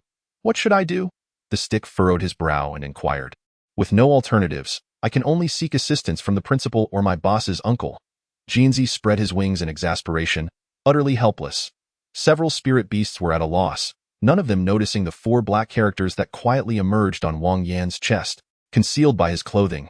The Dark Bible, Chapter 93. The transformation of the hand-pulled tractor, IT was still dusk, still that same narrow alley, still the 36D girl with a few burly men. No, no, please, I'm begging you. The girl struggled incessantly, her voice filled with despair. Witnessing this scene, Wang Yan did not rush in with a surge of righteous indignation. Instead, he discreetly retreated while the men were distracted. The previous dream had been far too terrifying. Smearing excrement on one's own feet, is that something a person could truly do? Yet, all too often, hope and reality diverged sharply. Just as Wang Yan lifted his foot, he was discovered and it's over. A sense of foreboding welled up within him. This time, escape seemed impossible. Indeed, the moment he turned his head, the burly men had already closed in. You were let off once, but to think you dare to show your face before me again. The leader of the men sneered, saying, Brothers, let's show him some color. And no sooner had he spoken than one of the men yanked down Wang Yan's trousers. What the hell do you think you're doing? I'm a straight man. I like women. Please don't do this. Don't da-da-da. Wang Yan struggled desperately, but before long, he saw the burly man pull out 2 jars from who knows where. Opening the lids, a putrid stench surged into his nostrils. With a gasp, Wang Yan jolted awake, his face drenched in cold sweat. Terrifying. Those burly men had actually smeared excrement on his legs. Fortunately, it was only on his legs. Had it continued, Wang Yan dared not contemplate further. The thought was too horrifying. Glancing at the time, it was just past 7. Lacking the inclination to return to sleep, he decided to take a stroll. What is this? A black-covered book caught his eye. 4 embossed golden characters stood out, evoking an inexplicable sense of familiarity. The Dark Bible? Wang Yan muttered, casually stuffing it into the deep pocket of his coat. His mind was a chaotic whirlwind, only desiring to step outside for a while. As for everything else, it could wait for another time. The night in the small town remained unchanged, a dim sky, narrow streets, and the presence of burly men alongside the 36D girl. Why did it all seem oddly familiar? Wang Yan murmured, as if his mind were cluttered with countless fragmented thoughts that he could not piece together. An instinct warned him to refrain from meddling, lest he invite truly horrific events. Although he could not discern the source of this premonition, Wang Yan resolved to remain discreet and avoid causing any disturbance. What he had anticipated did not transpire. Just as the burly men were about to tear the 36D girl's clothing apart, preparing for a scene filled with muscular men, this woman unexpectedly transformed. Indeed, she transformed. Accompanied by a crackling sound, a frail girl began to swell rapidly, her unsightly form bursting through the delicate exterior, revealing her true self. Towering at 2 meters in height and equally broad, Her entire being was a ghastly shade of green, the surface coated in a viscous, repulsive liquid. At first glance, she resembled an oversized toad, yet upon closer inspection, the differences were stark. Her mouth was filled with an unnerving multitude of teeth, and her tongue split into 3 distinct parts. On her rotund head, dozens of blood-red eyes darted restlessly, creating a truly terrifying sight. What is this? From the east? Has she ingested too much nuclear wastewater? A thought instinctively flickered through Wang Yan's mind, quickly followed by a flurry of questions. What is the east? What is nuclear wastewater? Where am I? Who am I? Just as Wang Yan's mind was in disarray, with memories bubbling forth like a spring, a powerful slap landed on his shoulder. He turned to see a stranger, a handsome man, striking and stylish. Although it was their first encounter, Wang Yan felt an inexplicable sense of familiarity. Do not worry, I will protect you. The man's gaze was resolute as he strode boldly toward the toad creature. He laughed. You have appeared, he scoffed, pulling from seemingly nowhere an object resembling a tractor's lever. A square plastic box and 2 bottles of cephalosporin. Kamen Rider, tractor transformation, transform, he bellowed, forcefully inserting the 2 cephalosporin bottles into the plastic box and gripping the lever, shaking it with fervor. With each movement, an unfathomable number of symbols materialized out of thin air. The man's shaking grew increasingly rapid, the symbols multiplying until they enveloped him entirely. Boom! A deep, resonant sound erupted as countless symbols crashed down upon him. Clad in fiery red armor and wielding a blazing long sword, he exuded both majesty and ferocity. Monster, your doom has arrived, he roared, charging forward with his sword drawn. Then, crunch, crunch, the toad creature devoured the man whole, savoring the taste. The spectacle before Wang Yan was beyond bizarre. It was nothing short of a farce. Burly men smeared themselves with excrement, youthful maidens transformed into toad monsters, and a man emerging from nowhere, transforming with a tractor. Wang Yan gazed at the toad creature, a smirk of derision gradually forming upon his face. Are you done with your antics? The toad creature. I said, are you done with your antics? Wang Yan repeated, his mockery intensifying. In that moment, layers of invisible spiritual barriers materialized, encasing Wang Yan securely. How did you discover this? The toad creature spoke, its tone laced with confusion. You were too hasty, Wang Yan replied, shaking his head. You used dreams to obscure my memories, to make me forget everything. In truth, you were close to success. Just one more attempt, and I would have been utterly lost. Yet, your impatience has led you to shatter the last flicker of hope within me. Wang Yan gazed upon the tattered armor expelled by the toad monster, a vestige of his final resistance. Though utterly powerless in the presence of the grotesque creature, it had awakened him at a crucial moment. If I am not mistaken, you must be the Dark Bible. I possess numerous items, yet their purposes and origins elude me. This serendipitously acquired artifact stands alone in its significance.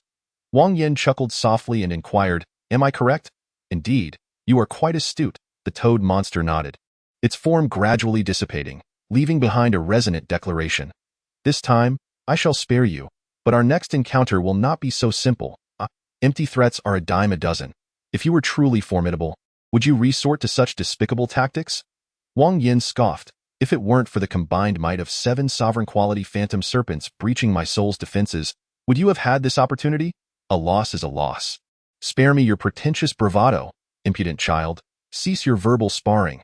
Upon hearing Wang Yan's retort, the toad monster, on the verge of vanishing completely, inexplicably returned. It was unable to endure the humiliation. After laboring for so long to seize an opportunity, it found itself thwarted at the last moment. Go add insult to injury. Wang Yan continued his scathing mockery, which was simply intolerable. Chapter 94. The flame serpent fruit in the Diamond Realm, several miles from the lair of the phantom serpents. Just as a few spirit beasts decided to seek assistance from the principal and Wang Yan suddenly opened his eyes wide. The master awakens. Master, are you unharmed? Jin Zi and Gunzi exclaimed in astonishment, while Xiao Qing exhaled a sigh of relief. Xiao Yu grasped Wang Yan's arm, her gaze filled with concern. As for Fan Tong, he remained preoccupied with gnawing on a bone. He seemed to be oblivious to everything yet also acutely aware. To label him foolish would be misguided, as all his actions seemed to be right. Upon discovering Wang Yan in a state of unconsciousness, Fan Tong promptly hoisted him onto his back and darted at breakneck speed towards Xiao Qing and the other spirit beasts. After that, he paid no heed to anything else. He ate when hungry, drank when thirsty, and disregarded any troubles. To call him clever would be somewhat disingenuous. He was also rather unscrupulous. Even Gunzi found his boisterousness tiresome, and several thieves were left sleep-deprived and famished due to his antics. With his space slightly confined, he would often bump his head, and he perpetually sought to partake in a few sips of Xiao Yu's brewed wine. Such a fool was almost unbearable to behold. Yet, despite this, Wang Yan never abandoned him. Of course, one could also argue that he was unable to part ways with him. I am fine. Wang Yan smiled, reassuring everyone. After a brief exchange of affection, he retrieved the Dark Bible from his storage bag. This item's utility was uncertain, yet it was evidently no benign artifact. The 7 sovereign quality phantom serpents had valiantly breached Wang Yan's soul barrier, allowing the Dark Bible to invade with the intent of obliterating his memories. Although it ultimately failed, what of the next time? The time after that? Wang Yan could not guarantee that the Dark Bible would remain negligent, nor could he count on his luck to hold. Thus, destruction of the artifact was the most prudent course of action. Jianzi, tear it apart. Wang Yan commanded, and Jianzi promptly complied. Sizzle, sizzle, sizzle. Dozens of blazing sword energies coalesced around him, and in the next instant, they all struck the Dark Bible. How could this be? Gazing at the ebony tome before him, Jianzi's face was suddenly adorned with an expression of astonishment. Not only was it unscathed, but there wasn't even a trace left behind. I refused to believe it. With a cold snort, Jianzi swiftly conjured hundreds of sword energies. Sizzle, sizzle, sizzle, precise and rapid. All the sword energies struck the Dark Bible, concentrating within an area of less than a square centimeter. Yet, astonishingly, the Dark Bible remained utterly unharmed. Silly bird, watch me with a sneer. The staff immediately unleashed its skills. Fire, freeze, and consecutively employed 4 skills, yet still to no avail. Damn, quite impressive. The staff rolled up its sleeves, preparing to unleash a powerful move, but was halted by Wang Yan. There's no need to try. This object is beyond your capacity to destroy. Wang Yan sighed, having come to a realization. After having been tricked once, the Dark Bible still brazenly lingered by his side, either emboldened by the knowledge that Wang Yan could do nothing against it, or perhaps lacking mobility and relying on others. But then again, why did the Dark Bible seek trouble with him? Was that thief's compensation voluntary or controlled? Since it cannot be destroyed, then it should be discarded. Wang Yan grasped the Dark Bible and, with all his strength, hurled it away. The black silhouette traced an arc through the air, swiftly vanishing from sight. Estimating, it likely flew several miles away. Let us go and see what treasures lie within the illusory spirit serpent's lair. Wang Yan clapped his hands, feeling rather pleased. The area where the illusory spirit serpent resided was marked as one of the dangerous points by the military district. The Diamond Realm restricted beast tamers above level 8, meaning those with a soul strength exceeding 50 points could not enter. Yet, Wang Yan, with a soul strength limit of 222 points, had his barrier shattered by 7 king-quality illusory spirit serpents, illustrating the peril involved. For ordinary beast tamers, it would be a massacre. However, with great risk comes great reward. The tremendous danger also signified substantial gains. Perhaps due to a lack of focus on physical development, the illusory spirit serpent's lair had amassed a considerable quantity of diamond bodhi, forming 2 small hills piled high. Roughly calculating, it must amount to at least 100,000 I. In addition, various elixirs for enhancing physical prowess had also been stockpiled. Too lazy to categorize them, he stuffed everything into his storage bag. These items held little value for Wang Yan. Upon returning to the main plane, he would hand them over to his second uncle, who would assign someone to sort them out. Taking without giving back, borrowing without returning, such behavior would inevitably breed disdain, even among family, and it could not be sustained indefinitely. Wang Yan had received numerous benefits from Wang Yi and the principal, thus he felt compelled to reciprocate, albeit slightly to owe them. The treasures in Wang Yan's eyes were merely ordinary, but in sufficient quantity, they could enhance the overall strength of his subordinates. 100,000 diamond bodhi could adequately equip an elite team, not to mention the other elixirs. Just as Wang Yan and several spirit beasts busied themselves with packing, Fan Tong scampered back with exuberance. With its beaming expression and wagging tail, it was evident that it had discovered something remarkable. Wang Yan extended his hand, and the gluttonous creature promptly opened its mouth, releasing a fruit the size of a fist. Flame serpent fruit. It only has a chance to grow in geothermal eruption sites. If there are ferocious beasts of kingly quality nearby, it will absorb their bloodline power. Upon consumption, there is a chance to wield the force of flames. However, if one possesses inferior innate qualities, there is a risk of being eroded by serpentine bloodlines. What a remarkable item, capable of granting the power of flames. Adhering to the principle of reserving the finest for oneself, Wang Yan pondered whom to bestow it upon while gently massaging the creature's large head. Shaoqing, being the world destruction dragon, possessed a bloodline stronger than any ferocious beast. Bestowing this upon her would merely yield a fruit with an unusual taste. Jinzi, the phoenix breed, required 5 bloodlines to ascend to kingly status. Although certainly not as formidable as Shaoqing, it would still be far from weak. Xiaoyu merely needed a high concentration of moonlight, while the staff was an elf, also requiring pure energy. After much contemplation, it seemed that only the gluttonous creature was truly suitable. Its mother was the scorching wind howler, a lordly beast of wind, fire, and poison attributes. Due to its innate frailty, the creature had only inherited the wind attribute. By giving it the flame serpent fruit, should it master the power of flames, its innate qualities would surely strengthen. Perhaps its intelligence might even increase a tad. Although Wang Yan himself found this hard to believe, the creature had contributed significantly while following him, and it was time for an upgrade. Now, open wide.